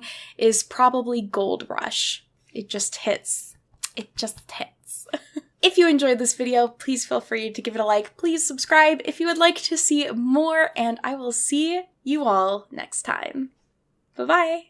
From her beginnings, Barbie has faced scrutiny for how she represents the female identity. It's been long reported that she was based off of a German doll named Bid Lily, who was based on a sassy and promiscuous comic strip character. The Lily doll was first released in 1955 as a sort of gag gift for men, and it eventually found its way into the hands of Ruth Handler, the co-founder of Mattel, becoming the stylistic inspiration for Barbie, who was then released in 1959. Mattel would even go so far as to acquire the rights to Bid Lily in 1964, discontinuing all merchandise made around the character. So you could consider this to be an attempt on Mattel's part to sort of clean up Barbie's history, trying to ensure that this teenage, all-American fashion model's identity wouldn't be tainted by that of Lily's as a floozy adult woman. But of course, that wouldn't end the conversation around Barbie's body, looks, and how she represents women. In 1979, Mattel would release a Barbie that I think sort of represents a lot of the criticism that Barbie has received over the years. The Beauty Secrets Barbie. A Barbie who wears a lacy teddy that has beauty action arms, allowing you to follow her beauty routine, such as brushing her hair or putting on her makeup. To be fair, I love this doll. I think she's gorgeous. I think the packaging is great, but I can admit that she's not doing a ton for the bad role model allegations that often get thrown at Barbie. Excluding making her brush her teeth, we love a dental hygiene queen. So what happens when a competing toy company sees this doll and decides to take it one step further? We get the Glamour Secrets doll. Move over, Beauty Secrets. It's time for glamour. You see, one day as I was innocently scrolling Twitter, I came across this tweet and it basically changed the direction of my life. She's got her lace bustier on, her panties scented and ready to go. Oh, she was that girl. Going feral and needing to know more. Sold at Toys R Us? Give me the deets. That's the conversation. In case you wanted to hear it. This was a doll sold at Toys R Us whose entire identity was tied to lingerie being a key feature of her outfit, aka absolutely wild. So today we'll be diving into the origins of this doll line, as well as what was happening culturally that made this doll line that would be way too risque today happen.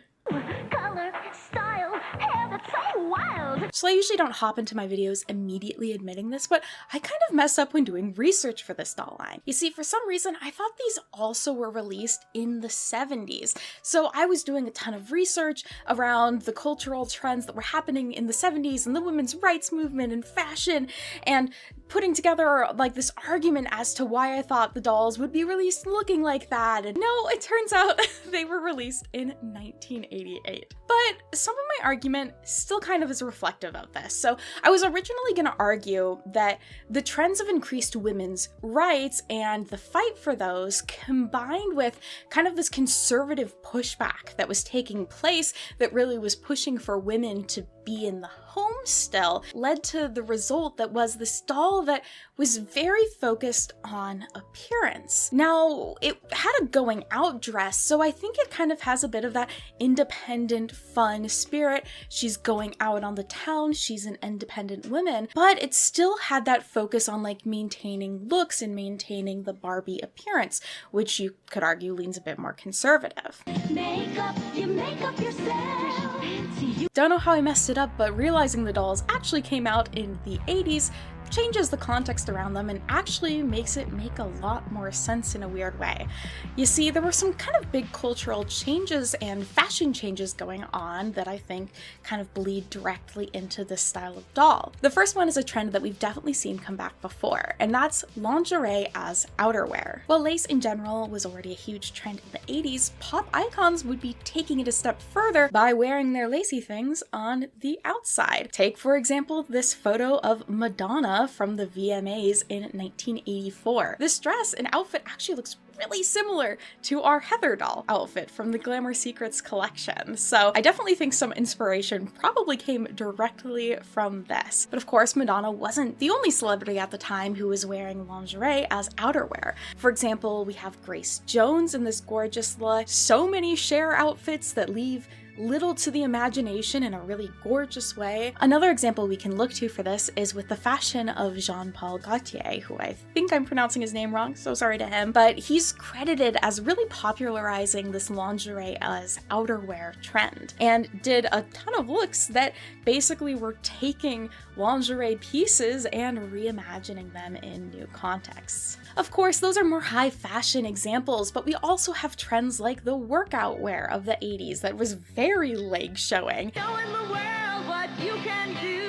And also, in general, lingerie was more available than ever. Brands like Victoria's Secrets, which began in 1977, and Fredericks of Hollywood, were making lingerie pieces more affordable and accessible to the average person. And of course, the lingerie also tended to follow the general design trends in the 80s. As Catherine Hennessy notes in Fashion, the Ultimate Book of Fashion and Style, as more women entered traditionally male-oriented work environments, they found it advantageous to dress as though they were in command and sure of their sexuality. This meant jackets with heavily padded shoulders, vibrant colors, big hairdos, bold accessories, and shoes with pointed toes and spiked heels. Standing out, being in control, and being confident in your sexuality and femininity were in. Lingerie at this time also became, I would argue, kind of more elegant. Lace, again, was really in, and that's really apparent on lingerie or nightwear at the time. So all of that considered, I don't think it was necessarily the weirdest thing to have dolls wearing outfits that were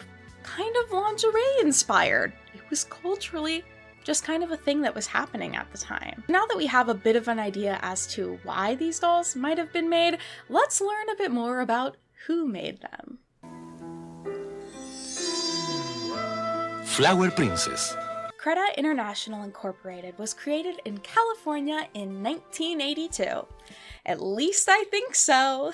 I would be lying if I didn't say how confused I was with the origin stories of this company. Most resources that I can find, including the original copyright date of this logo for Creda International, are from 1982. However, there is also a Creda that still exists today. And if you look at their website on the Wayback Machine, you can see that they said that the company, Creda Promotions, originally opened in 1972 in Australia. Creda Promotions, which would become the brand known as Creda today, is a promotional company that works with a number of different brands making content for them, including toys. For most of the 2000s, Creda was actually the company that was designing and producing most of the toys for McDonald's Happy Meals. But is that Creda the same Creda that made these dolls?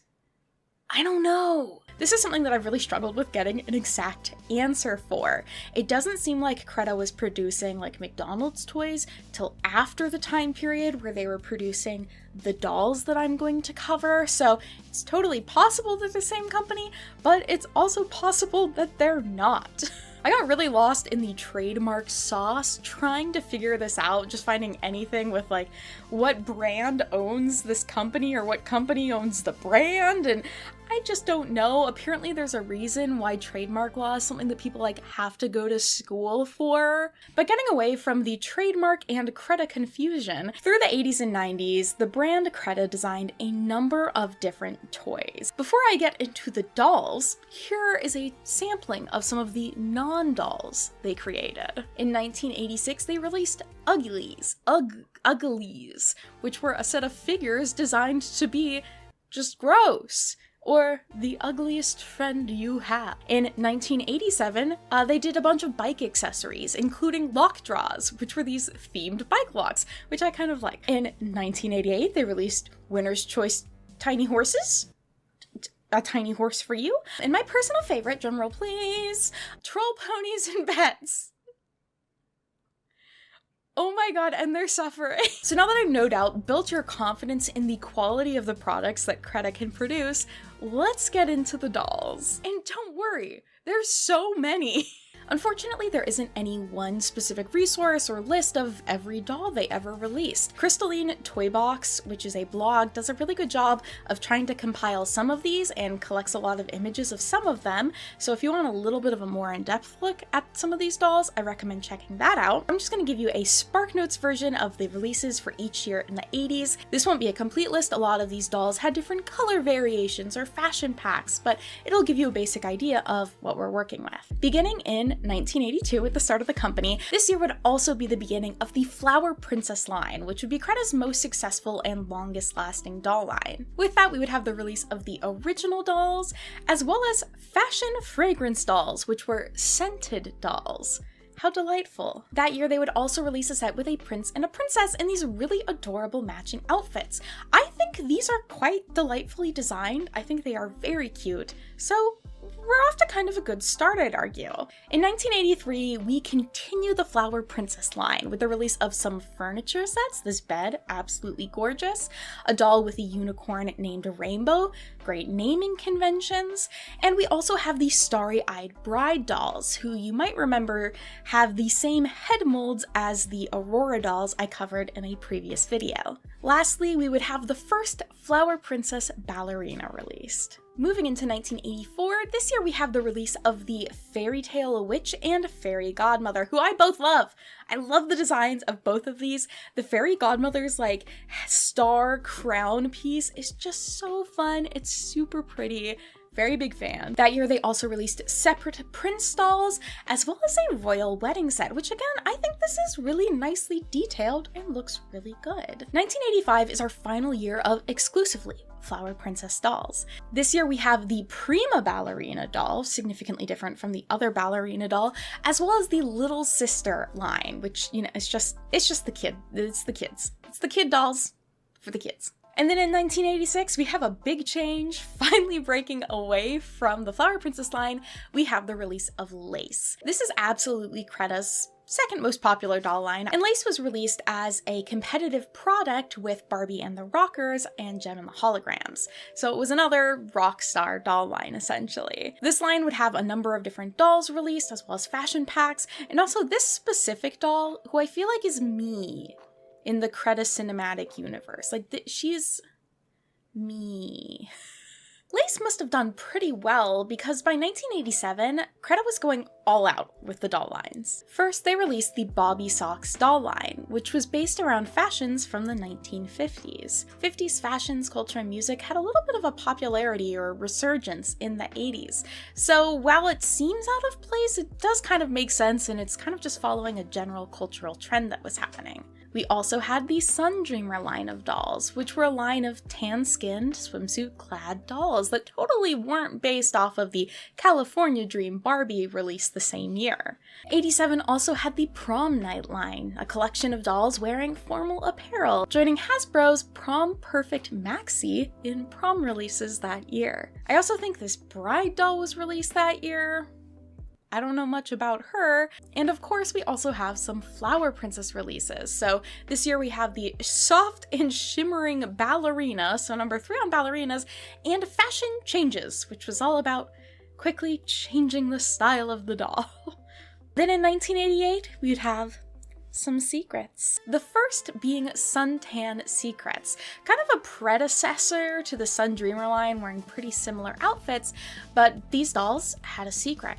They could tan. In the sunlight, their skin color would get darker, and then in the shade or the dark, it would get lighter. They also had like stickers you could put on your dolls, so kind of like in a tanning booth, you know, putting the sticker on so you have like a sticker outline when you get tan, which is in some ways fun, but being a like SPF 50 plus person myself, I'm also like cringing a little bit. I will say the boxes did highlight like, wear, sun protection, wear sunscreen, but tanning was a trend that I do not think had a lot of long-term benefits for us as a society.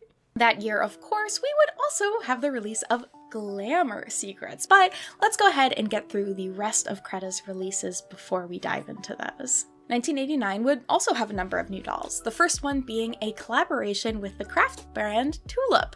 This was a essentially like DIY project-focused doll kit. I really love this. I think this is fun. The dolls look really cute.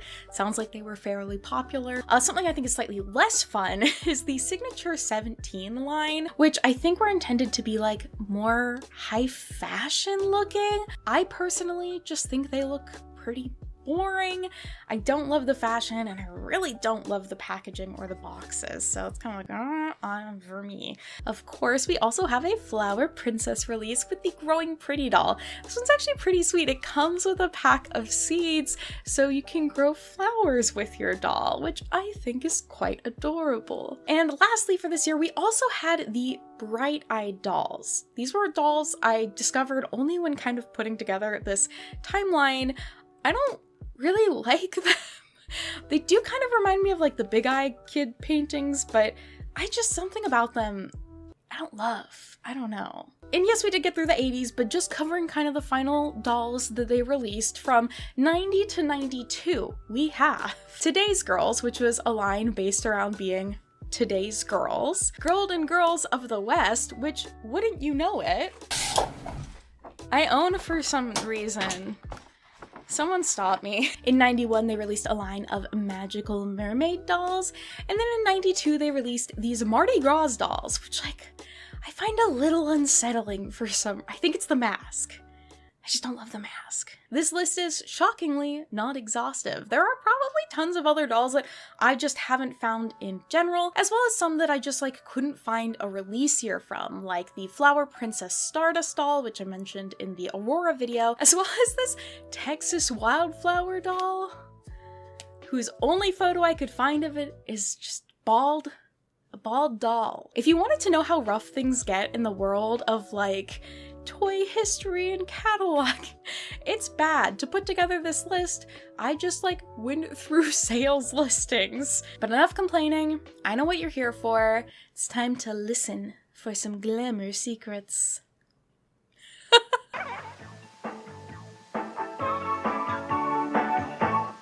The Glamour Secrets line consists of 3 main characters: Blonde Heather, Redheaded Tiffany, and Brunette Vanessa.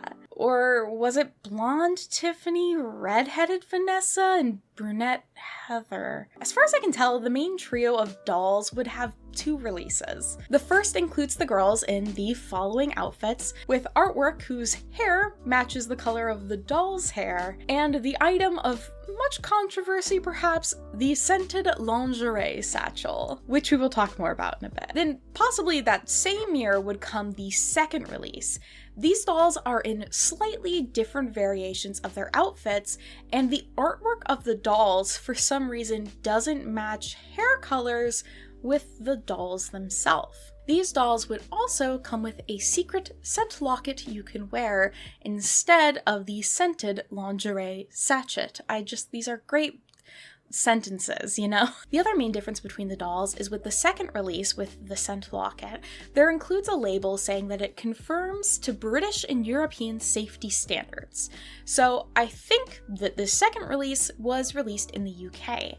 However, I don't know for sure if it was released worldwide or just in the UK. These dolls did also come with some race variation. There were white and black ones, I believe, except I've only been able to find, I think, one example of a black variant so far. The doll line would also have an advertised 20 outfit packs released for them.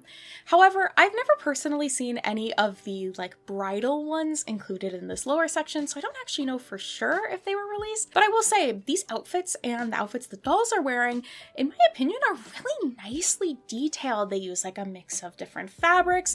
They're very much intended to be like layered on each other, which I think is nice. And as someone that likes a fancy little thing to sleep in, honestly a big fan of a lot of these. I think they're quite cute. Glamour Secrets would also have a budget doll that was released, which was called the Teddy Girls. These were 3 different dolls that were wearing a teddy with a teddy bear. I will say these dolls give me a little bit more of the ick than the regular dolls, simply because the line on the packaging that says, "Have you hugged your teddy today?" It just makes me feel kind of, I don't like it. But speaking of packaging, I do think that the packaging on the regular Glamour Secrets doll boxes is pretty fun. I like the front packaging with this kind of floral pattern and the gold foil. It makes it look very attractive. And on the back, we actually get to read some Glamour Secrets. There are tips for facial, nail, and hair care, including things like wearing sunscreen, filing your nails, shampooing your hair. Okay, so it's kind of like basic hygiene stuff, but I think it's all, always great to have it reiterated sometimes, especially when you're a kid and like getting the hang of it and maybe you want to feel more mature and you start washing your face every day. That can be an exciting achievement, and if it makes you feel more glamorous, I think you should go for it. However, the very last tip on the box does change depending on which version of the dolls you have. For the dolls with the secret scent locket, the box recommends wearing it around your neck and putting a little dab of perfume behind your ears whenever you want a refreshing fragrance lift. But the first version of the dolls with our sachet say to put the lingerie sachet in your drawer to give your clothes a delicate scent.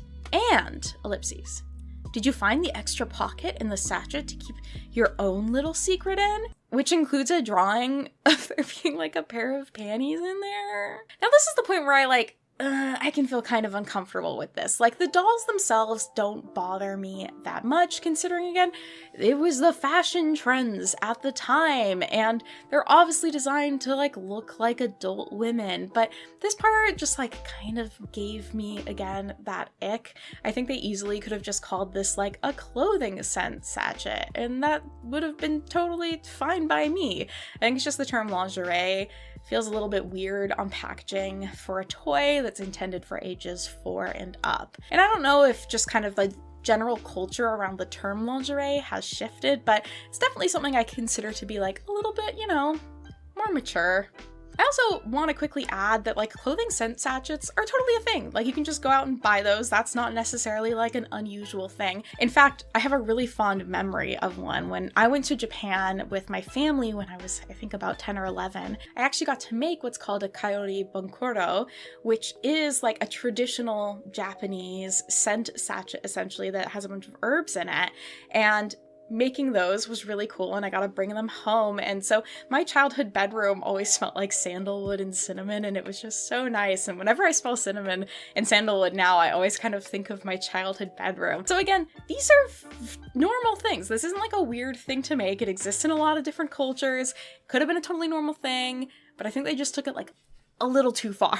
And in terms of who they is exactly, I just want to highlight that I don't know who designed these dolls. I knew that they were released by Creda, but I don't know who made the face mold. I don't know who designed the outfits. I don't know who made the illustrations. That's just not information that's publicly available or on the boxes in any way. I'm realizing I have some really strong feelings now about the crediting of artists who create and design toys, but we don't need to get into all of that today.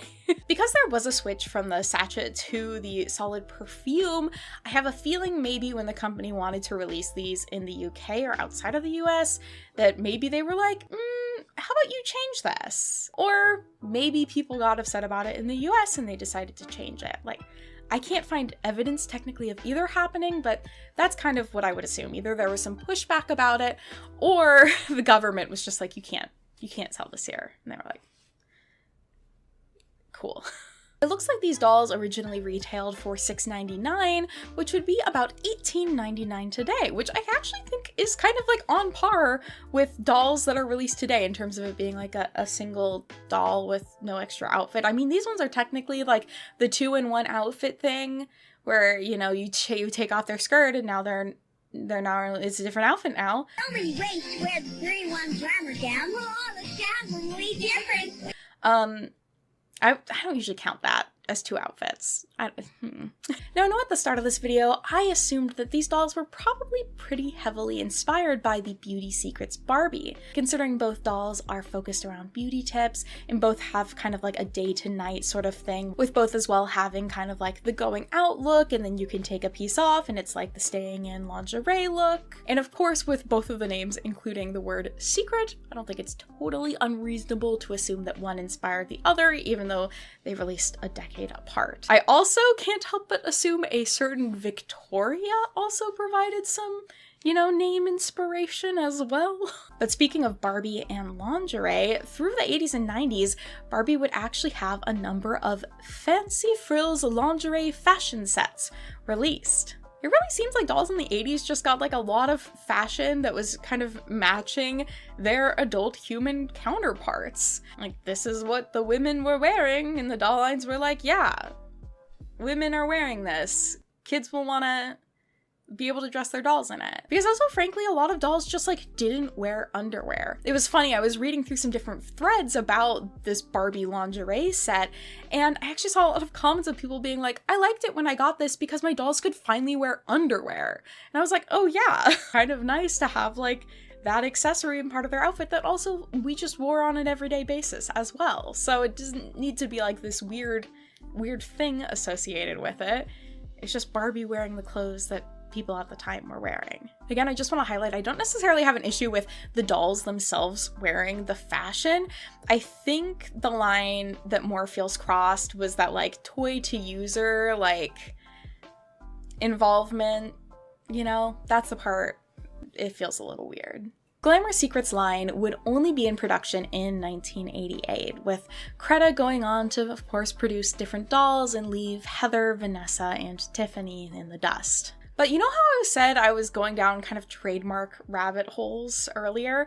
Well, the weird thing is that I could never find a trademark for Glamour Secrets made by Creda. However, I could find one from Mattel. In 2000, Mattel would trademark Glamour Secrets for dolls, doll accessories, and play cosmetics sold together as a unit. Nothing would come of that as far as I know, but it just kind of goes to show how weird and often cyclical the toy world is at times. Well, thank you all for coming on this sort of deep dive into the Glamour Secrets dolls with me. I've tried to highlight it through the video with footage already, but I do own 3 of these beautiful ladies. My goodness. Vanessa and Tiffany are the first release, so they have, of course, the lingerie one. But this Heather has the scent locket, which I honestly want to smell. Should we smell it?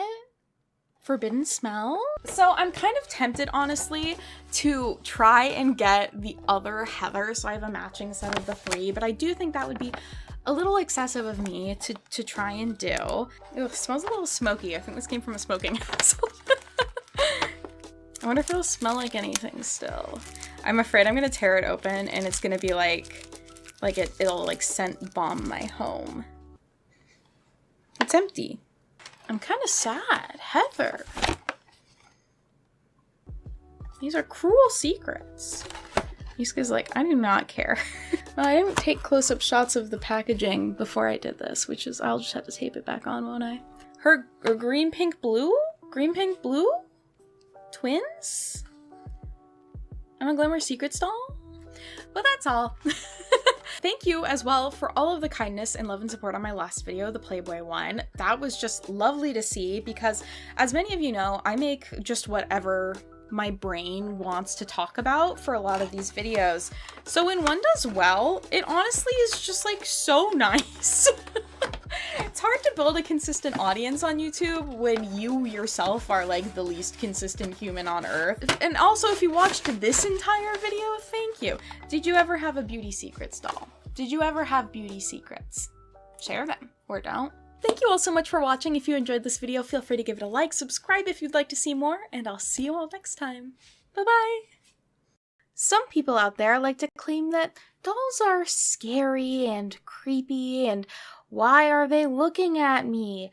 Why are they haunting me? As someone who likes dolls, I've never really felt this way, excluding some baby dolls. And in fact, there's one line of dolls that really leaned into the creepy cute thing that I have always adored, and that line is Monster High. Not only did I love the brand, but I would even argue that Monster High basically changed the game when it came to fashion dolls. They were the first doll line I know of that really pushed having webisodes, having unique characters and personalities, and leaned into the idea that being different and unique was good. So of course I loved them, and I wasn't alone. By 2013, only 3 years after its original release, Monster High had become the second biggest doll brand in the United States, second only to Barbie herself. But even before that, it was obvious that Monster High was doing something new and different, and it was working. So of course, other toy companies decided it was time for them to produce something for the creepy, cute, enjoying kiddos of the world. MGA, Mattel's major competitor, would come out with 2 doll lines in 2012 to compete with Monster High, Novistars and Bratzillas. Novistars were a line of dolls with huge eyes, no nose, and each of them were an alien with a specific power, such as Allie-Lectric, who could light up. And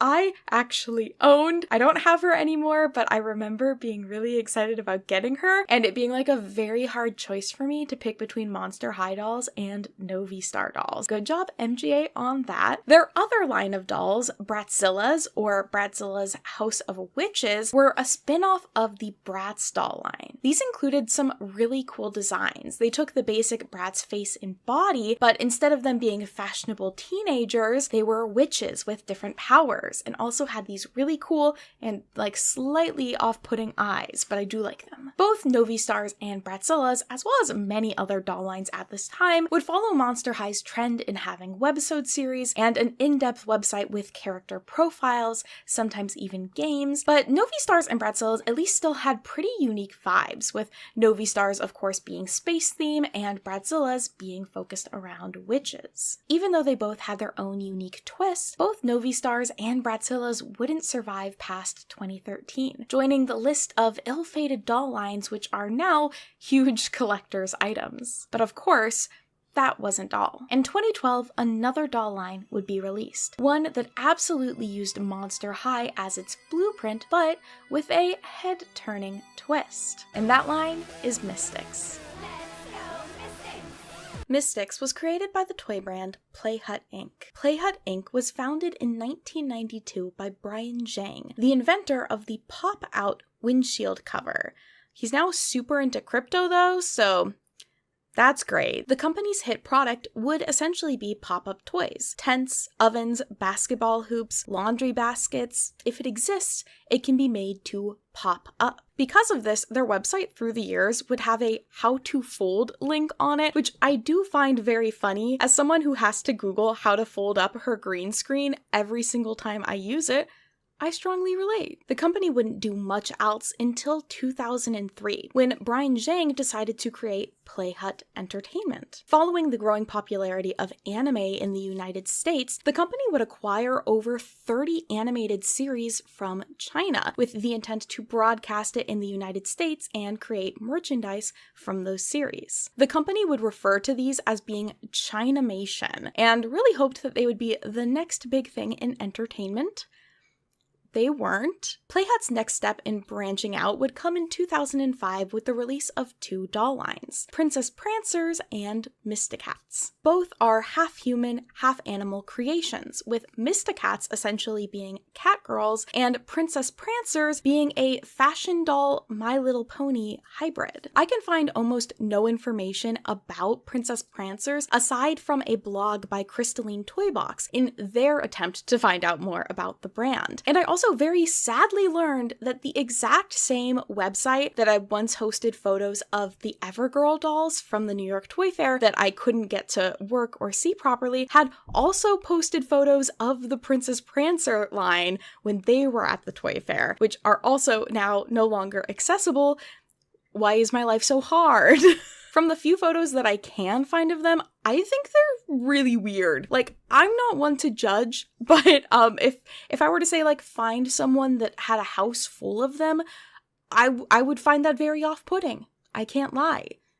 They look very interesting. Mistacats, on the other hand, would be somewhat successful as a toy line. Designed to be a competitor for Bratz, they actually had multiple releases and even produced a commercial. In a world beyond this world, Mistacats reveal their true identity.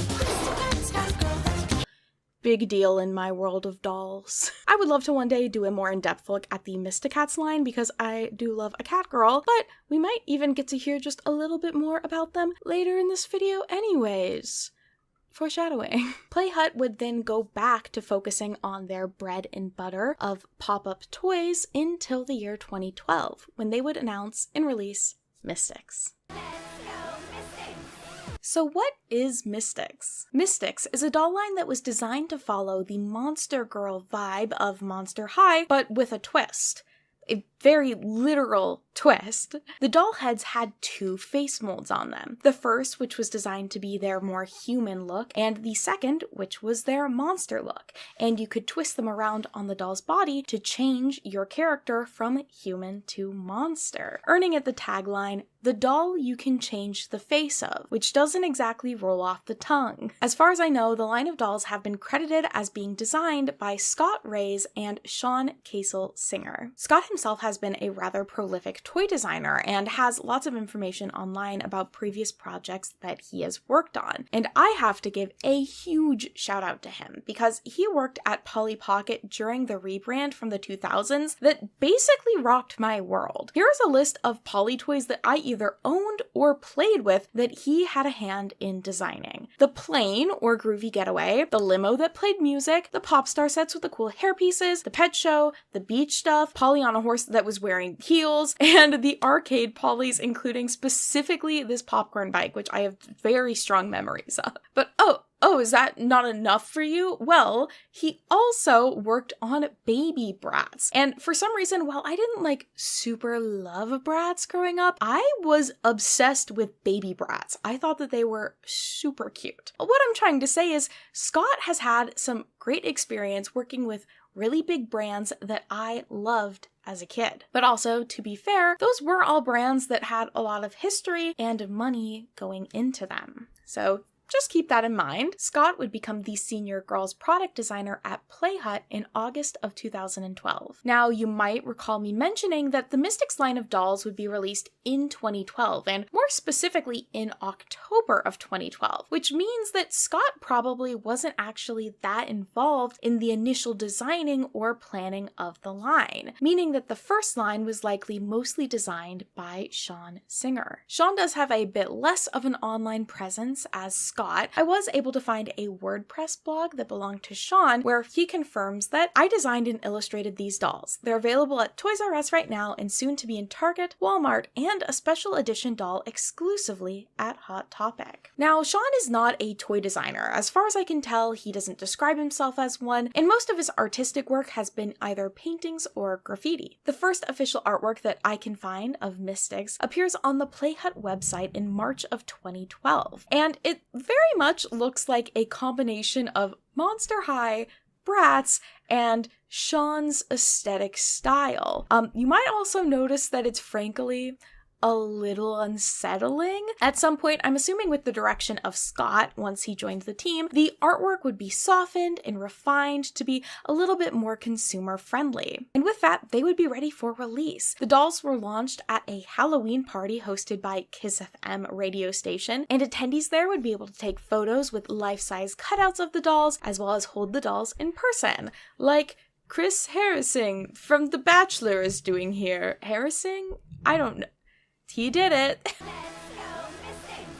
The first line of dolls, Mystics Vampires, would consist of 4 dolls sold exclusively at Toys R Us for $19.99. They would also launch a website with some character profiles. These would act as the introduction to our 4 main characters. So first of all, we have Talon, the pink one. Her bio reads, "Is a beautiful and trendy girl that loves pink. She wears pink clothes and accessories and even has a pink car. The food she eats is only meat." Girls at school love and hate her, but she doesn't care because she's so confident. Talon enjoys hanging out with the girls, but wants that special boyfriend. She knows all the hip people at school and can get anything that she wants. She is talkative, funny, and knows all the cool places to hang out. While Talon's outfit matches her character art pretty well, her wig styling obviously is not quite up to par, and by wig styling, I do actually mean a wig. Because of the head-turning design of the dolls, their hair couldn't be rooted like most dolls, so they instead wore a wig, which you could also then twist around to face the correct side. Her hair was originally styled in pigtails in box, but even her stock photos show it down because they just don't look very good. And speaking of stock photos, pretty early in my research, I noticed something about these dolls that was kind of driving me crazy. The eye colors of these dolls cannot stay consistent. In character artwork posted by the brand in November of 2013, her eye colors do match, but on the website for some reason, her character art gives her vampire self blue eyes.